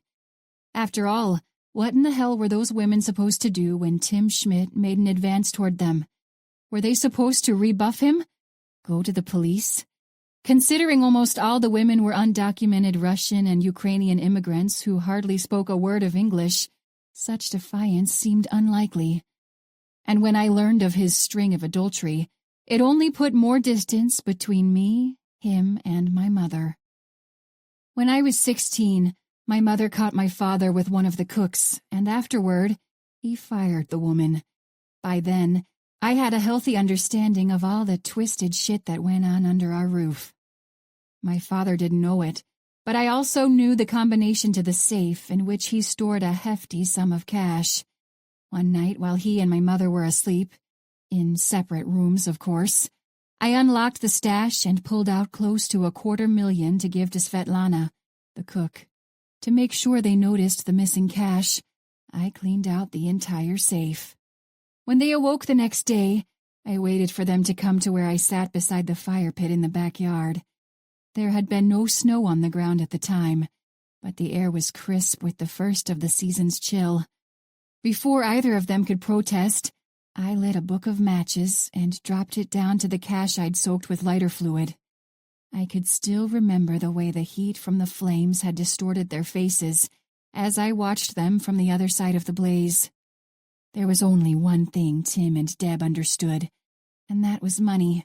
As much as I'd wanted to give the rest of the stash to the other housekeepers, I'd wanted to hit my father in a way he couldn't get it back. They threatened me, but I had expected the bluster. It wouldn't make a difference. I was untouchable. All my schoolmates and my teachers adored me. Our housekeepers adored me. Everyone except for them adored me. If they tried to ship me off to a boarding school like they assured me they would, I would drag them down into a spiral of darkness and shame they'd never escape. We reached an understanding that day, and my father never touched any of the staff again. My mother sponsored Svetlana for her work visa, and she and my father paid for all the other workers to obtain their citizenship. After I left for college, the only reason I came back home was to ensure that my parents had not slipped back into their abusive ways. When they died, I sold the house and divided up the profits among all the men and women who had worked on the grounds over the years. I kept a small percentage of the estate for myself, but the sum was more than enough for me to live comfortably, even if I hadn't gone to medical school. Money had never been a draw for me. That wasn't why I conducted my research. I conducted it in hopes of achieving a scientific breakthrough. Fame, accolades, that was a reward. Should have been my reward, anyway. Without ever actually meeting the man in person, however, I knew Mr. Parker was motivated by the same greed, the same lust for wealth as my parents. When I received the call from him to tell me that the hit he had ordered on Autumn had failed, I could hear the same ire in his voice that I'd heard in my father's so many years before. But as much as I loathed the man, I knew that the order to kill Autumn had not come from Parker. Even now, after more than 20 years of this work, I wasn't entirely sure the extent of the hierarchy, nor was I so sure I wanted to know. As glad as I was to hear that Autumn hadn't been killed, I knew the failed hit meant that there was a storm on the horizon, and if I stayed to weather it out, I knew without a doubt I'd be swept away by the storm surge. Chapter 35. As Autumn made her way back to the living room, she passed off an unopened toothbrush to Aidan Parrish like it was a baton. He had accompanied her for Toad's evening walk around the block, and now, after almost 3 hours of discussion about her dissertation, Autumn had announced that it was her bedtime. The only bathroom in the apartment was through her bedroom, so she had told him he could brush his teeth now or forever hold his peace. When she glanced away from the rerun of Supernatural to where he reappeared from the shadowy hallway, she stifled a yawn. As far as Autumn was concerned, the past 24 hours had lasted for an entire week. Between the failed hit and Aiden's constant presence afterwards, she thought for sure she was about to crack. After all the trouble she went through to stop at that damn gas station, she hadn't even been able to buy a pack of cigarettes. She inhaled deeply through her clean lungs.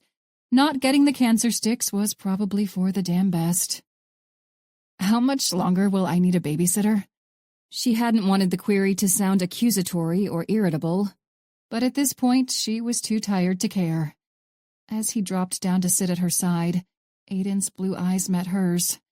Until the moment after we catch whoever ordered that hit on you. And if you don't? He kept his intent stare on her in the silence that followed. Shaking his head, he combed a hand through his hair and sighed. Honestly? Yeah, she replied. Honestly. Witness protection, more than likely. Nico was the real deal, Autumn. He was a seasoned contract killer for one of the larger Italian crime families in the D.C. area. Whoever hired him had resources, because I can't imagine his rates are affordable. He was connected, and that means whoever paid him to kill you is just as connected.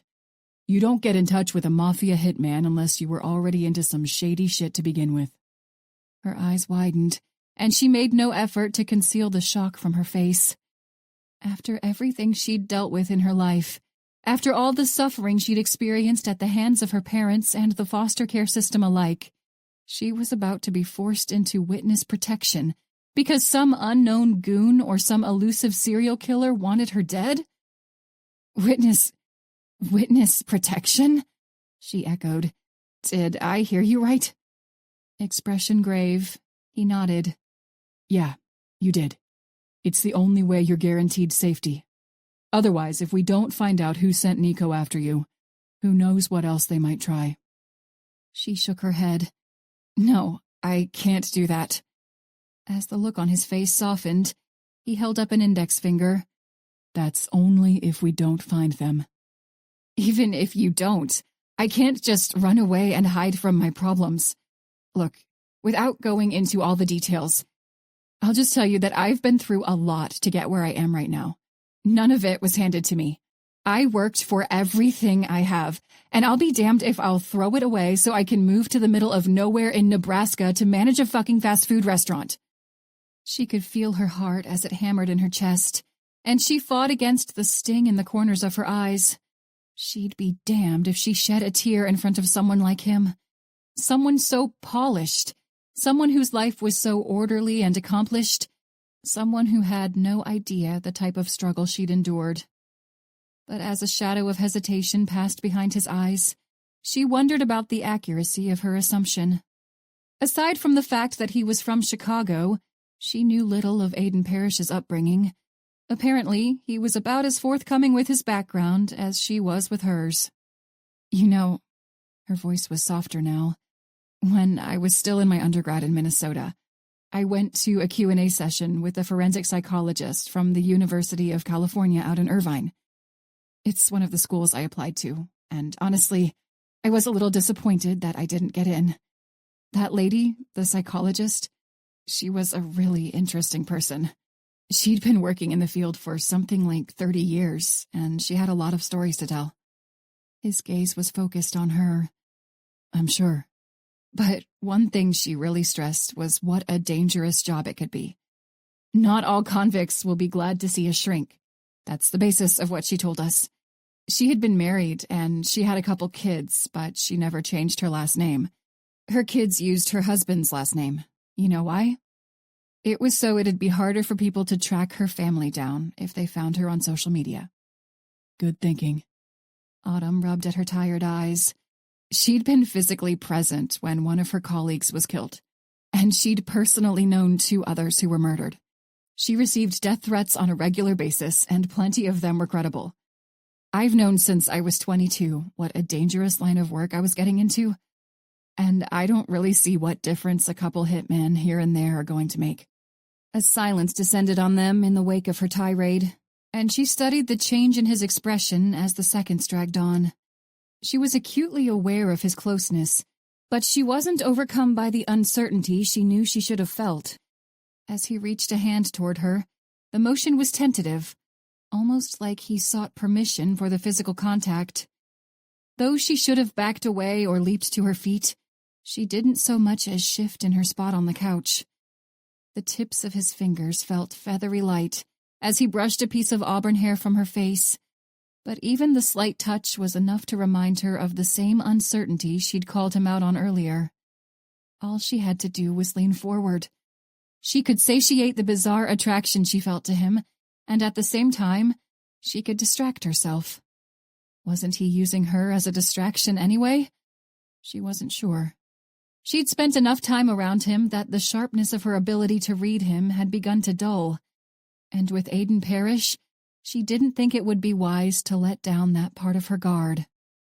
He wasn't a bad person, to be sure, but his motive in that moment, in every interaction since they'd met, was questionable. Maybe he didn't realize the ignoble intent himself, but to Autumn, it had been clear from the start. Rather than put into motion a series of events she was almost certain she would regret, she took hold of his wrist. Her grip was gentle but resolute as she guided his hand back to his lap. Rising to stand, she pointed to a microfiber blanket draped over the cushion at his side. "If that's not enough, there are more in the linen closet in the hallway." "It's still warm outside," he replied. The disheartened look in his eyes was fleeting. "I'm sure I'll be fine." "Peach, my cat, she likes to sleep on the couch. She's persistent, so I hope you don't mind cats." "I don't. Cats are fine." There was a wistful tinge to his slight smile as she made her way over to the hall. "Sleep well, Autumn. I'll see you in the morning." She forced a smile to her lips, though all she wanted to do was swear at him. If she wasn't drawn to him, rejecting an advance, even one as innocuous as what had just happened, would be easy. She could tell him she wasn't interested, that he was acting like a creep, or both. "You too. Thanks again for, being my babysitter." With a quiet chuckle, he nodded. "Anytime." Chapter 36. The last time Autumn remembered catching a glimpse of her alarm clock, the glowing numbers had advised her that it was after 2 in the morning. When her eyes snapped open at 6:15, she flopped an arm over her face and groaned.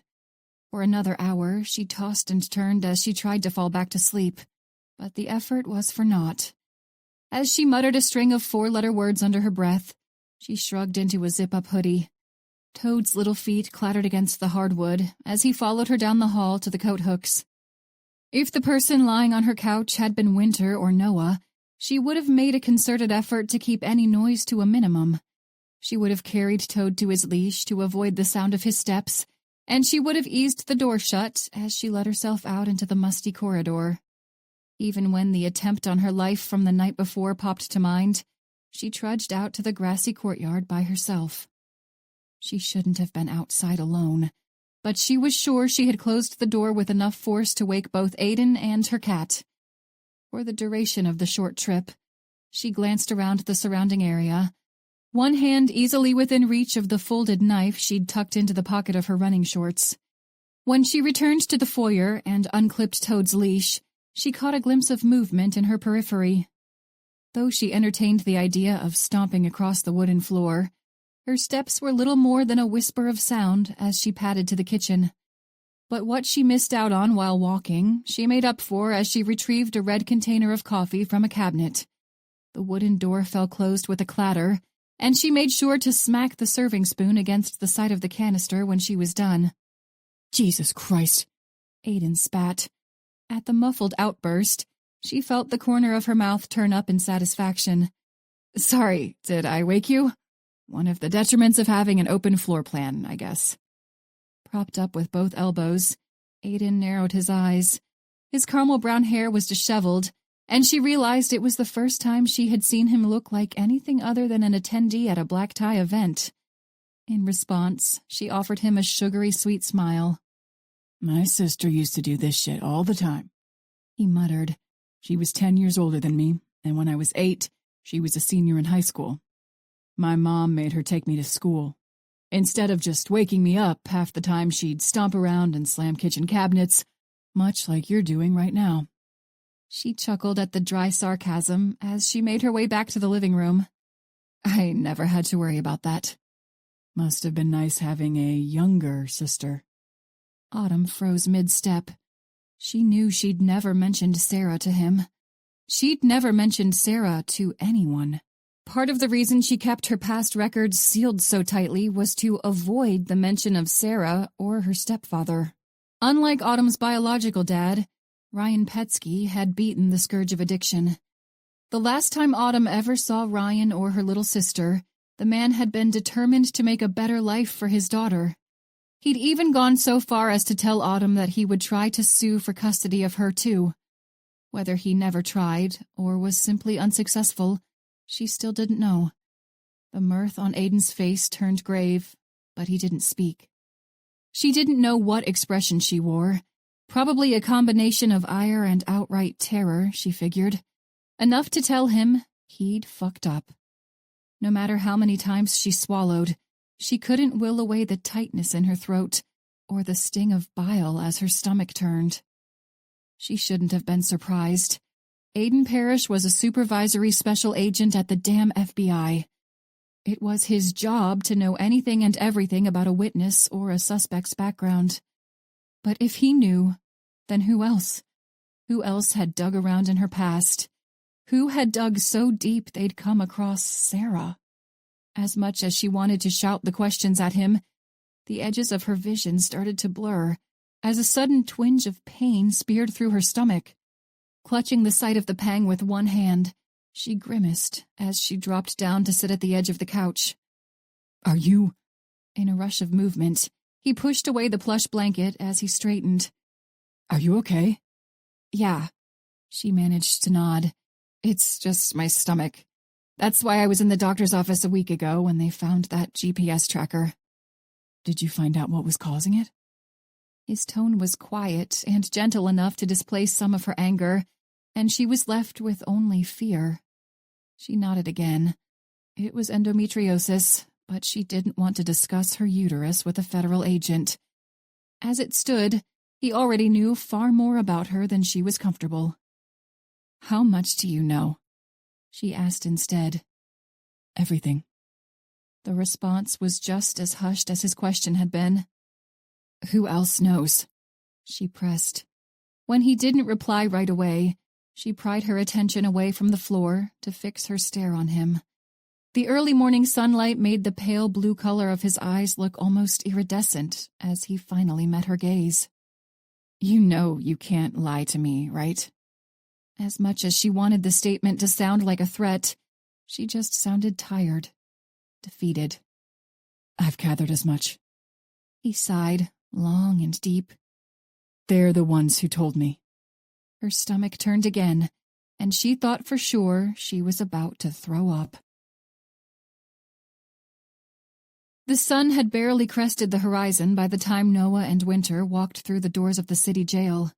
They handed their weapons and badges to the corrections officer behind the glass at the entrance, and then a different man led them to the windowless room where Robert Ladwig waited. Even in the harsh fluorescence overhead, the dark circles beneath Ladwig's eyes were pronounced. As Noah took a seat beside Winter, the psychiatrist crossed both arms over his bright orange shirt. Where's my lawyer? He asked. Despite his unshaven cheeks and haggard appearance, there was still a defiant glint in his green and amber eyes. We're not here to talk to you as a suspect, Noah advised. Though he normally would have been inclined to add a wide smile to the statement just to set the man on edge, he maintained his grave expression. If Winter's vision was accurate, and so far none of them had been wrong, then Ladwig was innocent, and even their theory that he had led Catherine Schmidt to her victims was inaccurate. From what Winter saw, Ladwig hadn't even known the victims' names. Chase Parker had provided them, so Robert Ladwig could craft a believable confession. Really? Ladwig scoffed. I find that hard to believe. Right now, it just looks like you're here to violate the Sixth Amendment. No, we're not, Winter replied, folding both of her hands atop the tarnished metal table. We're here to talk to you as a witness, and you don't need to have an attorney present for that unless you feel it's necessary. The Sixth Amendment doesn't apply here. And before you cut me off and tell me you want your lawyer, I want you to hear me out." She waited until he met her gaze before adding, "Will you?" In the silence that blanketed the cramped space, Ladwig kept his petulant stare fixed on Winter. On the drive over, Noah and Winter had agreed that Ladwig would be more receptive to her suggestions than to his. They had a history, and Noah's only history with the doctor was his half-assed attempt to goad the man into elaborating on Winter's visions. "Fine," Ladwig grated. "I'll listen, but that's all I'm doing." "That's all I'm asking." "Then, by all means." He gestured to her with one hand. "We know you're innocent," Winter started. "And personally, I don't like to see innocent people go to prison. I don't know why you're willing to take the fall for something you didn't do, but I'll tell you what I think. I think you know who actually did it, and you're copping to these murders so you don't have to risk ratting them out." She paused, giving him a moment to respond. He didn't. The only sign of his anxiety was the rapid flutter of his pulse beating overtime in his throat. After half a minute, she went on. "And I'm here to tell you today that I get it. If she's in on it, and if your lawyer is in on it, that doesn't leave you with a lot of options, does it? If you dismiss your lawyer, then she'll find out about it. And if you give her up, then Parker will know about it. You're stuck between a rock and a hard place." The doctor mumbled something that sounded like, "no shit," but didn't elaborate. "But here's a third alternative, Dr. Ladwig." For emphasis, Winter held up 3 fingers. "You tell us who she is right now, we make a call, and then one of us waits here with you until the U.S. Marshals arrive. We're offering you witness protection. No trial, no nothing. All we want is a name, and then you can disappear." As Ladwig clenched and unclenched his jaw, they lapsed into a spell of eerie quiet. "When you say disappear..." He left the question unfinished as he glanced to Noah and then back to Winter. "We mean disappear," Noah put in. "As in no trace left behind. The marshals handle it, so even we don't know where you are. They give you a new name, a new identity. It might not be as glamorous as what you're doing right now, but you'll be safe." When Ladwig's eyes broke away from Noah's, the man heaved a sigh. "You were in the military, weren't you, Dalton?" Noah pushed aside his surprise at the unexpected query. "Yeah," he answered. "Marine Corps for 6 years. You were Army, right?" "I was." There was a distant look in Ladwig's eyes, and he kept his vacant stare fixed on the door as he spoke. 10 years, but you knew that. You probably knew that I was a medic, too. The Army was the only reason I wasn't flat broke by the time I finished med school. You were in the Corps, so you've heard of the Battle of Fallujah, right?" Noah's face was grim. "Yeah," he answered. "I wasn't there for the first Battle of Fallujah, but I was there for the second. They said it was the bloodiest battle since Vietnam." Noah leaned forward, memories churning in his gut. "Urban warfare is brutal." Ladwig nodded, finally looking at the other man for longer than a second. "It's fucking excruciating. It's exhausting, and you're right, it's brutal. While I was there stitching up gunshot wounds and trying to save 20-some-year-old kids from dying, it didn't occur to me that I was part of a historical battle." He paused, seeming to be expecting a response. "The movies make it more glamorous than it is," Noah said, his face tight. Ladwig's nostrils flared. "Damned right. There wasn't anything even remotely glamorous about it. I was just there to pay for my damn med school, and there sure as hell isn't anything valiant or heroic about that, is there? That fight lasted for a month and a half, and I was there for every damn day of it." "That's where you met them," Winter said, speaking so softly that Noah almost missed it. Ladwig looked startled. "Yes." Surprise turned to chagrin, then anger. "None of this shit was supposed to go like this. When I met these people, I thought they were after the greater good, too." With a mirthless chuckle, Ladwig shook his head. "What do you mean?" Noah asked. "What greater good?" "I know you know about it, too, Dalton." The psychiatrist inclined his chin in Winter's direction. "Agent Black's..." He studied her more closely, eyes narrowed. how do you say it? Agent Black's brain abnormality. The same thing you tried to tell me had happened to you when you pretended you were Brady Lomond. The visions, the heightened senses, the way your mind directs you to important items. Winter shifted in her seat, looking uncomfortable. Ladwig barked out a sound that resembled a laugh. Yeah, HIPAA, I know. But look at me. He gestured to the orange shirt and matching pants. You think I give a shit about HIPAA right now? I'm staring down the barrel of a death sentence for God's sake. But that's it, agents. That's what they wanted to find. They wanted to find out what made that happen. And I was the dumbass who confirmed that the abnormality existed. Before me, all they had to go on were rumors from some shady medical circles. A hollowed shadow passed behind Winter's blue eyes, and her fair face looked even paler. I wanted them to figure it out. Ladwig shifted his gaze back to Noah, and there was a hint of defeat in his expression that hadn't been there during any of their meetings. I wanted them to replicate it so they could pass it over to the military. I didn't give a shit what kind of edge it'd give them in combat. All I could think of was how many of those kids wouldn't have died in Fallujah. In the art of interrogation, silence was golden. Noah held his tongue and kept his face carefully neutral while he waited for the doctor to go on with his story. Thankfully, Winter was quiet too. But I can't even use that as an excuse anymore, can I? Another bark of sound. This has gone so damn far from what I thought it was. I can't even recognize it anymore. I just kept clinging to the fucking greater good, like it gave me an out. You know how the saying goes, right? The road to hell is paved with good intentions. Noah didn't even bother to try to process the admission that the killer was in pursuit of Winter's so-called brain abnormality. Even if he tried, he was sure the effort would only give him a headache. No matter the motive, they still had a serial killer to find. Then make it right. Noah's voice was soft, supportive, agreeable, urging. Tell us who she is, and if you can, tell us where she is. We put her away, and you go put all this shit behind you. Minutes passed, and the only sound Noah heard was the beating of his own heart.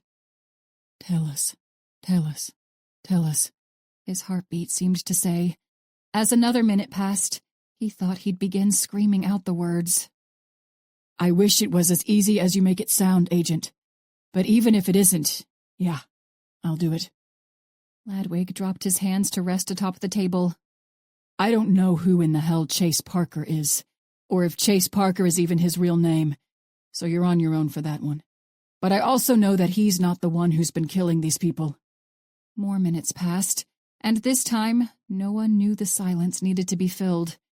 The doctor needed just a bit more encouragement. Winter seemed to sense this too. "Who's the killer, Dr. Ladwig?" she asked in a gentle voice. Ladwig sighed, then inhaled deeply again. As that breath released, he exhaled the words they needed to hear. Sandra Evans. Chapter 37. Aiden had tried to explain to Autumn that Winter and Noah had only dug around in her history so they could try to keep her safe, but he walked a dangerous line.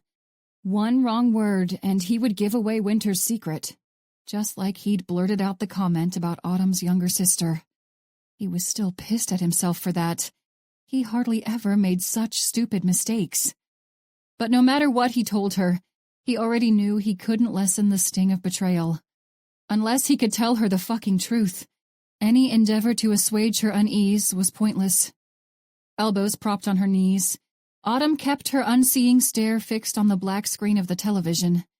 He had watched the clock, and before she spoke again, a full 3 minutes had passed. "I can't do this," she finally managed. As she shook her head, she still didn't return her gaze to him. "What do you mean, can't do what?" he pressed. "I can't be friends with people who thought it was fine to dig around in my fucking past without so much as a heads up. Is there anything you don't want people to know about you, Aiden? Anything about your past that you're not all that proud to share with other people? Now, what if someone you trusted went snooping around without your permission?" "That's not the same thing, and you know it," he returned. Though the affection he'd fostered for her over the last week and a half had acted as a buffer for his usual mantra of brutal honesty, he had hit a dead end. He couldn't tell her the truth, and he had no other route to take. They were investigating a serial killer. You know what they say about the road to hell, right? She shot back. Green eyes narrowed, she turned her glare to him. Paved with good intentions and all that bullshit. Before he launched into a rebuttal, he told himself the harsh words were as much to distance himself from her as anything. She was right, after all. He had plenty of inner turmoil of his own. He didn't need to make another stupid decision so he could spend years regretting it, too. Is it just because you actually were a victim that you've gotten so damn good at playing the victim? He snapped. At least if she was pissed at him, Winter's secret would be safe. Because there are at least 2 dead people. People whose bodies were dissolving in a 55-gallon drum of lye for who knows how long before we found them. Those poor souls might take exception to your delicate sensibilities right now. Her eyes widened as she took in a sudden breath. But the shock was replaced in short order by malice. Before either of them could speak another word, his phone buzzed against his leg. Just in case you forgot, Miss Trent, that's what your friends were doing. They were chasing a fucking serial killer. As he rose to stand, he pulled the phone from his pocket and swiped the screen to answer the call. He hadn't even bothered to pay attention to the caller ID. SSA Parish, he grated. Aiden, it's me, Winter replied, her voice breathless. We've got a name and a location for Catherine Schmidt. Based on the venomous glint in Autumn's eyes, he would have better odds of survival at the takedown of a serial killer than he would if he stayed. The soft dirt and moss beneath the cover of the cluster of trees muffled Winter's footsteps as she and Aiden circled around to cover the back exit of a rustic cabin. Just as Robert Ladwig had promised, Catherine Schmidt, also known as Sandra Evans, had absconded to an isolated patch of land in the neighboring Henrico County. Ladwig had been clear that he had never been to the property, and he had prefaced the information by saying he shouldn't have even known about the location. But in the years he had known Sandra, he had connected a series of dots to gauge an approximation of the hiding place. Though Noah had offered to stay behind to brief the U.S. Marshals, who would take on the task of ensuring Robert Ladwig's safety, they had assembled a full tactical team to accompany them to the Virginia woodland. Then again, as she glanced over to make note of Aiden's persistent scowl, she wasn't so sure they needed the tactical team. At any point, she fully expected the BAU director's skin to turn green as he transformed into the Incredible Hulk. Aiden wasn't a chipper person on an average day, but ever since his arrival at the FBI office that morning, Winter had been keenly aware of the air of petulance that surrounded him. Even if they didn't have a task, she knew better than to ask the reason for his ire. She felt a tickle on the side of her face as another droplet of sweat rolled down her cheek. The black jackets emblazoned with bright block print were necessary to distinguish friendly counterparties from foes, but the temperature that day was slated to reach 94. The sooner they cuffed Catherine Schmidt, the sooner they could return to air conditioning. We're in place at the southern and eastern edges. The man's voice in her ear was tinny, like someone had spoken through an old radio. As she flattened her back against the trunk of an old oak, she glanced over to where Aiden stood behind another tree. His pale eyes were fixed on the cabin as he raised a hand to cover his mouth. The north exit is covered, he advised. The west side of the house is covered too, Bree chimed in. Roger that, the first man replied. We breached the front door in 5. Winter tucked the stock of her M4 carbine against her shoulder, the barrel still pointed at the ground. As the seconds ticked away, she held her breath to strain her hearing for the telltale clatter of splintering wood. She had expected the disturbance to be muffled by the distance, but the battering ram smashed into the front door with the same force as a gunshot. A handful of shouts identified the intruders as FBI agents, and then 2 different men shouted for the occupants to drop their weapons. Abruptly, after the second request, a series of raucous pops sounded out in rapid succession. Those were gunshots, she knew. She could only hope they had been fired by the team that had breached the door. In tandem, her and Aiden's gazes snapped over to a flicker of movement. The wooden door at the back of the cabin flew open in a blur of movement. A woman emerged, shrugging on a backpack as her panicked eyes darted around to take stock of the tree line. With one last glance over her shoulder, she sprinted across the lush grass. The afternoon sunlight caught the lustrous shine of her golden hair, and even from a distance, Winter immediately knew who she was. When Winter glanced to Aiden, he raised a hand before he jabbed a finger into the Kevlar over his chest. To her chagrin, the malevolent glint in his pale eyes had not so much as lessened. Where she would have normally protested, she nodded instead. As Catherine Schmidt closed the distance, the sound of her labored breathing became clearer. Once she crossed over into the shade beneath the canopy of leaves, she paused for a fervent look back to the property. She set off into the wooded area at a jog. But before she reached safety, she had to pass by Winter and Aiden's post. A twig snapped beneath one of the woman's booted feet, and even the quiet disturbance rose above the drone of the summer wildlife. Aiden flipped the matte black rifle over in his hands, stepped out from behind the tree, and swung the M4 in a single, fluid arc. The wet crack of the weapon's stock against Catherine's skull stood out in such stark contrast from the breaking twig that Winter thought it was almost poetic.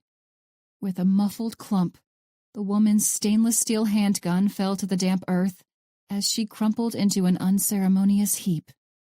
"We've got her," Winter announced. "At the north exit. She's unconscious." "Roger that," a man replied. "2 hostiles killed inside, but the rest of the house is clear. Shut out back is clear, but it looks like we've got a cellar door out here."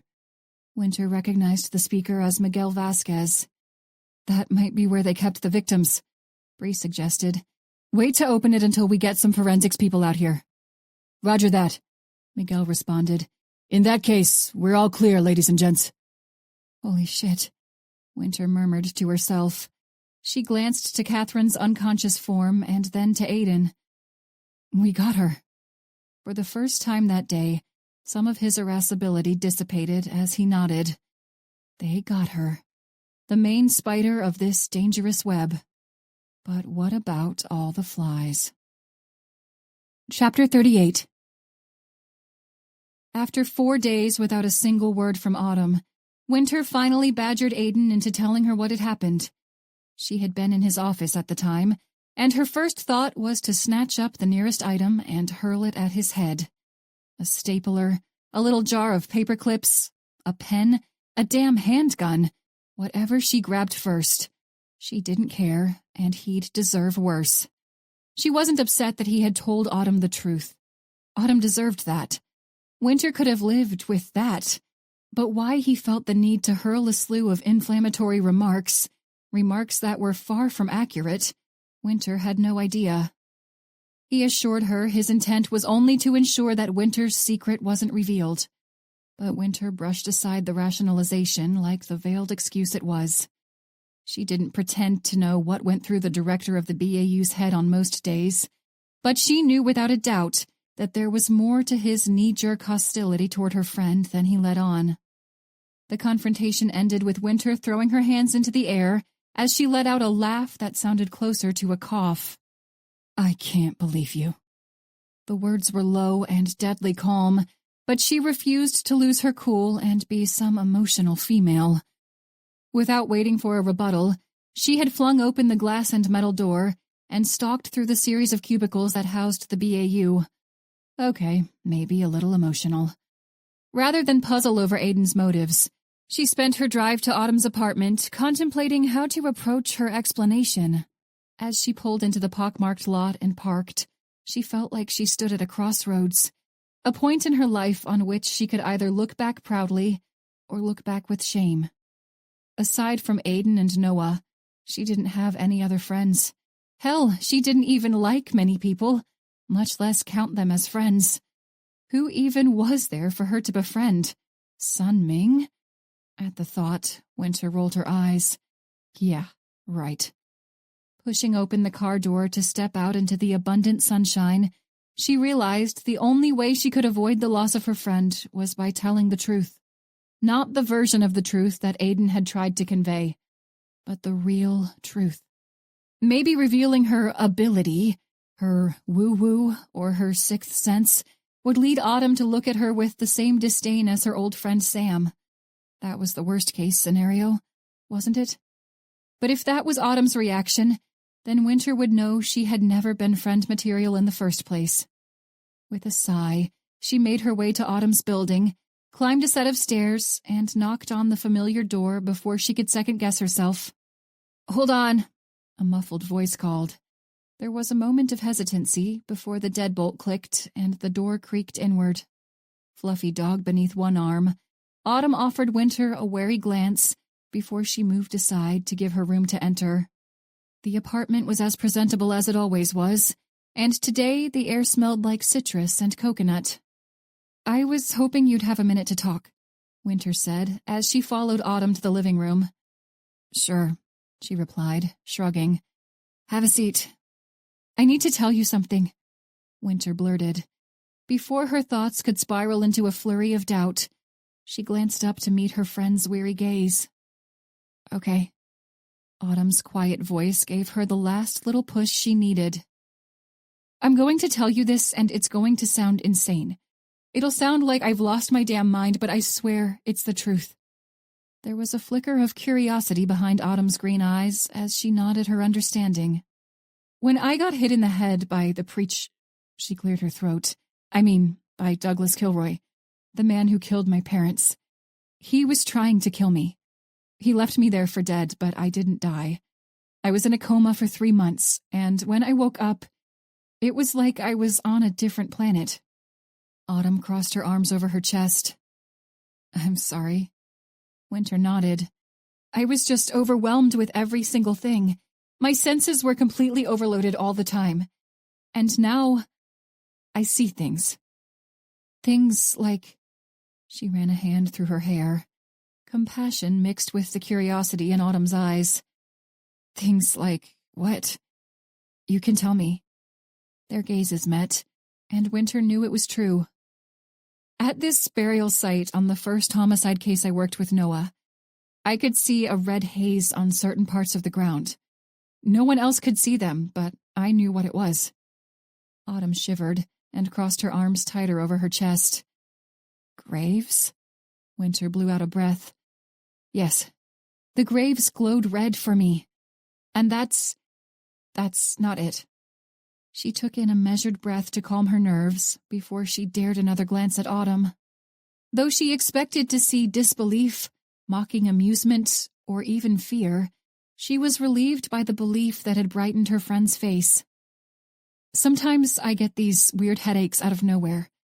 It'll feel like someone put my head in a vice, and there are still times when I'll get them, and I'll be convinced I'm about to die. But then I'll lose consciousness, and I'll see things.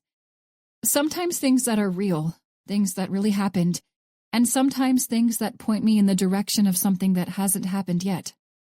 Autumn blinked. "That's insane," Winter finished for her. "I know it sounds insane, but I swear, this is the God's honest truth. That's how I knew that Catherine Schmidt had something to do with this case. I woke up one day, had this massive migraine, and then it was like I was walking through these points in your life. I saw you with an orange stuffed cat while you read a book. I can't remember what the book was, but the song was Scar Tissue by the Red Hot Chili Peppers."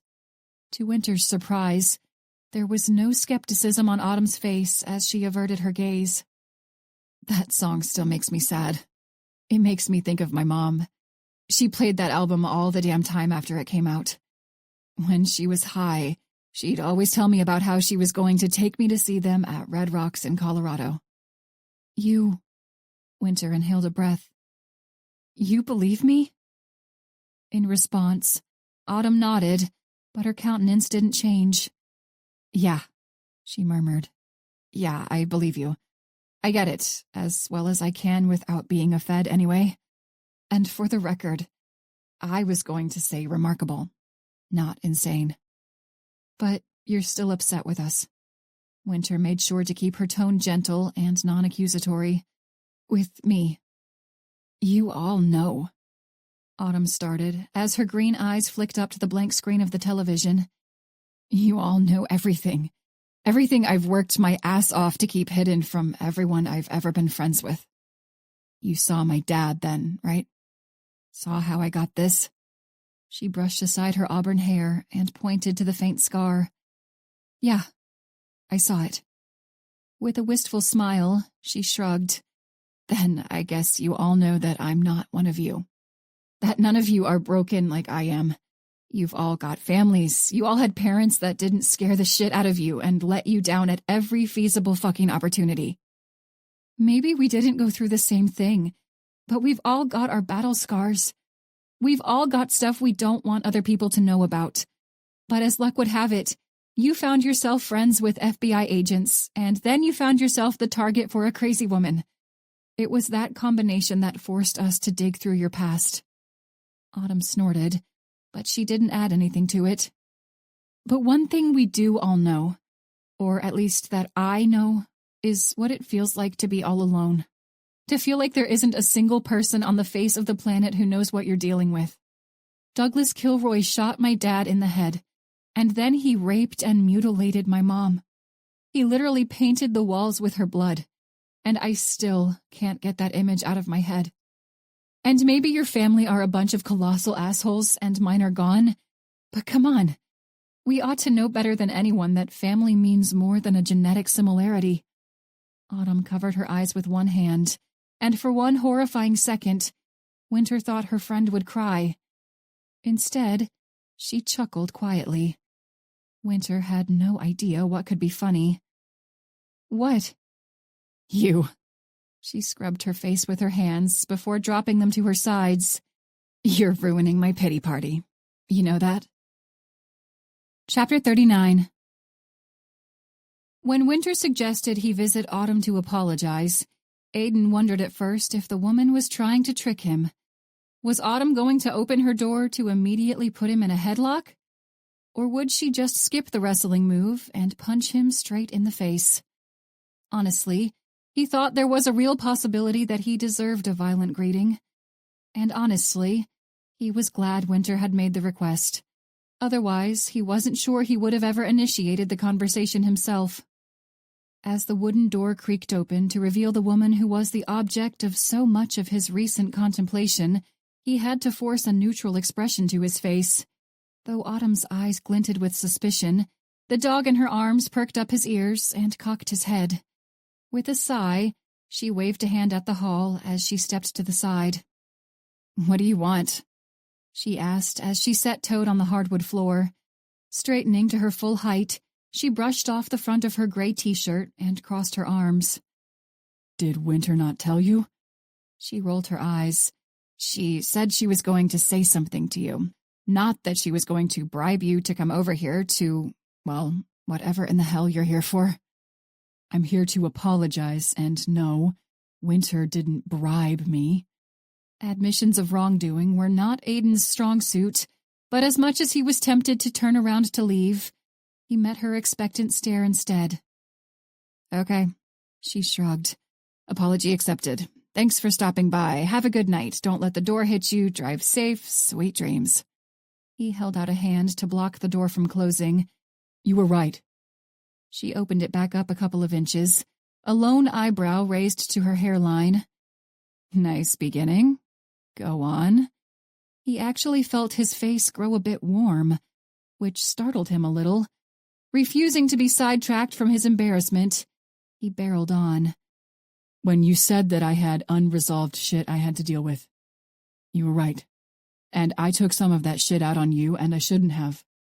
Look, I always thought my childhood was garbage, and I always thought there couldn't be a lot of people who had it worse than I did. We were dirt poor. My mom dated a series of serious douchebags while I was growing up, and then my sister started doing meth, and it was just a shit show. The cynical eyebrow lowered, and Autumn's expression transformed into compassion. I'm sorry. He waved the apology away. I'm not trying to make this about me and my problems. I don't know. Maybe that and the unresolved shit in my head made me defensive. I'm not sure. Winter told me that she filled you in on everything, but at the time, I didn't want to say anything about it. I didn't think it was my place to tell anyone about it, but that's still not an excuse. And if it's worth anything now, it was all bullshit. I was just being an asshole to be an asshole. She dropped down to sit at the end of the couch as she heaved a sigh. You were an asshole, but I get it. She means a lot to you, and you were trying to keep her confidence. Yeah, but you know what they say about the road to hell. He stepped past her to take a seat at her side. Maybe, but intentions are also what separate premeditated murders from accidental deaths. He narrowed his eyes. Funny how you didn't mention that the other day. With a sweet smile, she shrugged. It didn't suit me the other day. It suits me now. Wow. I can definitely see why you and Winter get along so well. He feigned a look of exasperation and shook his head. I've also got some news for you about the Schmidt case. Did she escape from prison or something? Autumn muttered. No, at least not in the traditional sense. Her brows drew together. Then what? She's dead.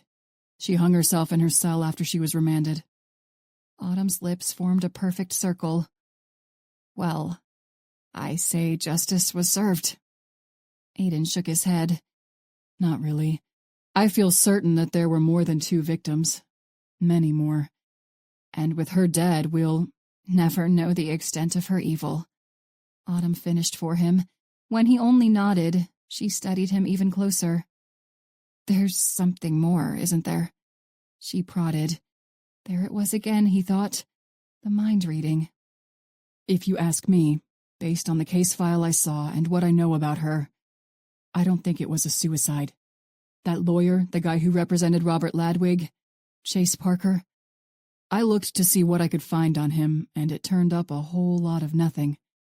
As far as our records are concerned, the guy never existed, and he wasn't at the cabin where we found Schmidt. Shit, she breathed. I'm still not going into witness protection, if that's what you're hinting at. It's not. He chuckled, then decided to change the subject. The other would only end in an argument. There's something else I wanted to ask you, though, if you've got a minute. Something psychology-related. All right, shoot. There's this kid, a missing person of sorts. When he was a kid, 5 or 6 years old, he was taken in by a sociopath. And I mean that literally, not just that the man who took him in was an asshole. He was a bona fide sociopath with signs of paranoid schizophrenia to boot. As best I can tell, when the kid was in high school, he blended in with a few distinctly different social groups. He'd tell one group of friends all the crazy shit he'd done, and all the fights he'd gotten into in his old schools, and then he'd turn around and attend Wednesday evening youth group with another group. And they were all completely convinced that this kid was one of them. That's how well he blended in. Autumn tapped a finger against her lips as she paused, looking thoughtful. He moved around a lot then? He did. Well, her eyes flicked back to his. Based on what you've told me, I'd say you were reciting a textbook case of antisocial personality disorder, also referred to as psychopathy or sociopathy. No, this is a real case, he assured her. Then, still based on what you've told me, it sounds like you might well be looking at a sociopath. Now, I can't say for sure without talking to the kid in a clinical setting, just so we're clear on that, all right? Absolutely. Thank you. The fact that a forensic psychologist had reached the same conclusion he had drawn about Justin Black was validating, but at the same time, he had almost hoped she would tell him that the young man's development was completely normal.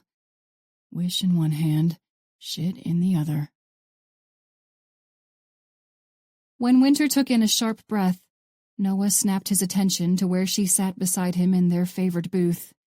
He felt like an entire lifetime had elapsed since the last time they spent a lighthearted night at the lift with their friends. Though he and Winter had beaten their companions to the bar, Bree and Autumn had both sent text messages to advise that they weren't far behind. But when he noticed the haunted look in Winter's blue eyes, he wondered how lighthearted the night would be. "What is it?" he asked. In response, she merely turned her phone for him to see. On the screen was an email, the title of which was No Subject. As he looked down to the body of the message, he felt his eyes widen. "Hey, sis. Heard you've been looking for me." Holy shit. Noah's mouth gaped open. At the same time, a duo of familiar women came into view. The amusement vanished from Bree and Autumn's faces as they spotted him and Winter. "Everything all right?" Bree scooted into the booth, Autumn close behind. "It's Justin, my brother," Winter managed to say past the emotion in her throat. "He knows we're looking for him. He sent me an email." The fleeting surprise on Bree's face gave way to a reassuring smile. "Hey, we just closed the Schmidt case, right? Why don't we take a look at Justin's case while we've got downtime? We can send that email to the tech people, and I'll touch base with my contact in white-collar crimes to see if they can give us some help looking into a stolen identity. That type of thing is their bread and butter." When Winter's pang of worry slowly dissipated, Noah thought he could have reached across the table to give Bree a bear hug. "Then let's order a round and watch some preseason football," he said. "Or whatever other sport they're playing in here tonight. I don't really care." "I can ask my aunt for the remote," Autumn replied with a chuckle. Noah winked at her. "You can?" "Dude, yes." She pushed herself out of the booth with an amused smirk. True to her word, when she returned, she held a sleek television remote. "So, what do you want to watch, Noah? A cooking show? Some SpongeBob?" "Honestly, either one's preferable to professional football. I like college ball, but when you get to the professional league, they just suck all the fun out of it." Bree leveled an appreciative finger at him. "Couldn't have said it better myself." "I don't mind professional football," Winter put in with a hapless shrug, glad for the distraction from her baby brother. "They're playing the game at the absolute highest level. It's impressive." "I've got to back Winter on this one," Autumn added, her green eyes fixed on the nearest television as she flicked through channels. "It's not something I go out of my way to watch, but it is impressive." "Whoa, Autumn, go back." Bree leaned forward to get a better view of the flickering screen mounted above the bar. "One more. There." "CNN?" Autumn arched an eyebrow. Beside the news anchor, the mugshot of a 20-some-year-old man switched over to a photo of the same man taken from social media. Though Noah couldn't place him, he knew the face was familiar. "Oh my God," Bree managed. Her dark eyes flicked over to him and then to Winter. "You remember the two guys who held a bunch of people hostage the night we found Kilroy?" Even before she went on, he realized where he'd seen the man's face. "That's one of them." She raised an arm to gesture to the television. "He's dead. Murdered." When Noah's phone buzzed in his pocket, he wondered if the word murder held an ancient power to summon a call from someone at the FBI. "Shit," he spat. "It's Osborne." 3 sets of eyes were trained intently on him as he raised the device to his ear. "Agent Dalton," he answered. "Dalton," Max started. "One of the suspects we had in custody for the mass shooting earlier in the year was just killed. The guy was in federal custody, so it's federal jurisdiction." Noah bit back a derogatory comment about expending valuable federal budget to investigate the killing of a mass murderer. "He had to have been surrounded by cops. Do they have someone in custody?" "No." Max hesitated. "They've got no leads, no nothing." "How?" "Because whoever killed him was a sniper." The end. To be continued. Exclusive offer from the author. For me, Winter Black is such an intriguing character, filled with a mix of rage and hurt and secrets that fuel her every breath. In the Winter books, you've met the tough FBI agent ready for action, but Winter had a few lessons to learn before being sent on her first case. Those lessons are shared in a short prequel, Winter's Origin, and I'm excited to offer you the opportunity to read the digital ebook for free. Simply visit my website at authormarystone.com/freebook and scroll to the very bottom of the page to access your free book. Unfortunately, this prequel is only available in ebook form. Enjoy! A note from the author. How does one properly thank everyone involved in taking a dream and making it a reality? Let me try. In addition to my family, whose unending support provided the foundation for me to find the time and energy to put these thoughts on paper, I want to thank the editors who polished my words and made them shine. Many thanks to my publisher for risking taking on a newbie and giving me the confidence to become a bona fide author. More than anyone, I want to thank you, my reader, for clicking on a nobody and sharing your most important asset, your time, with this book. I hope with all my heart I made it worthwhile. Much love, Mary.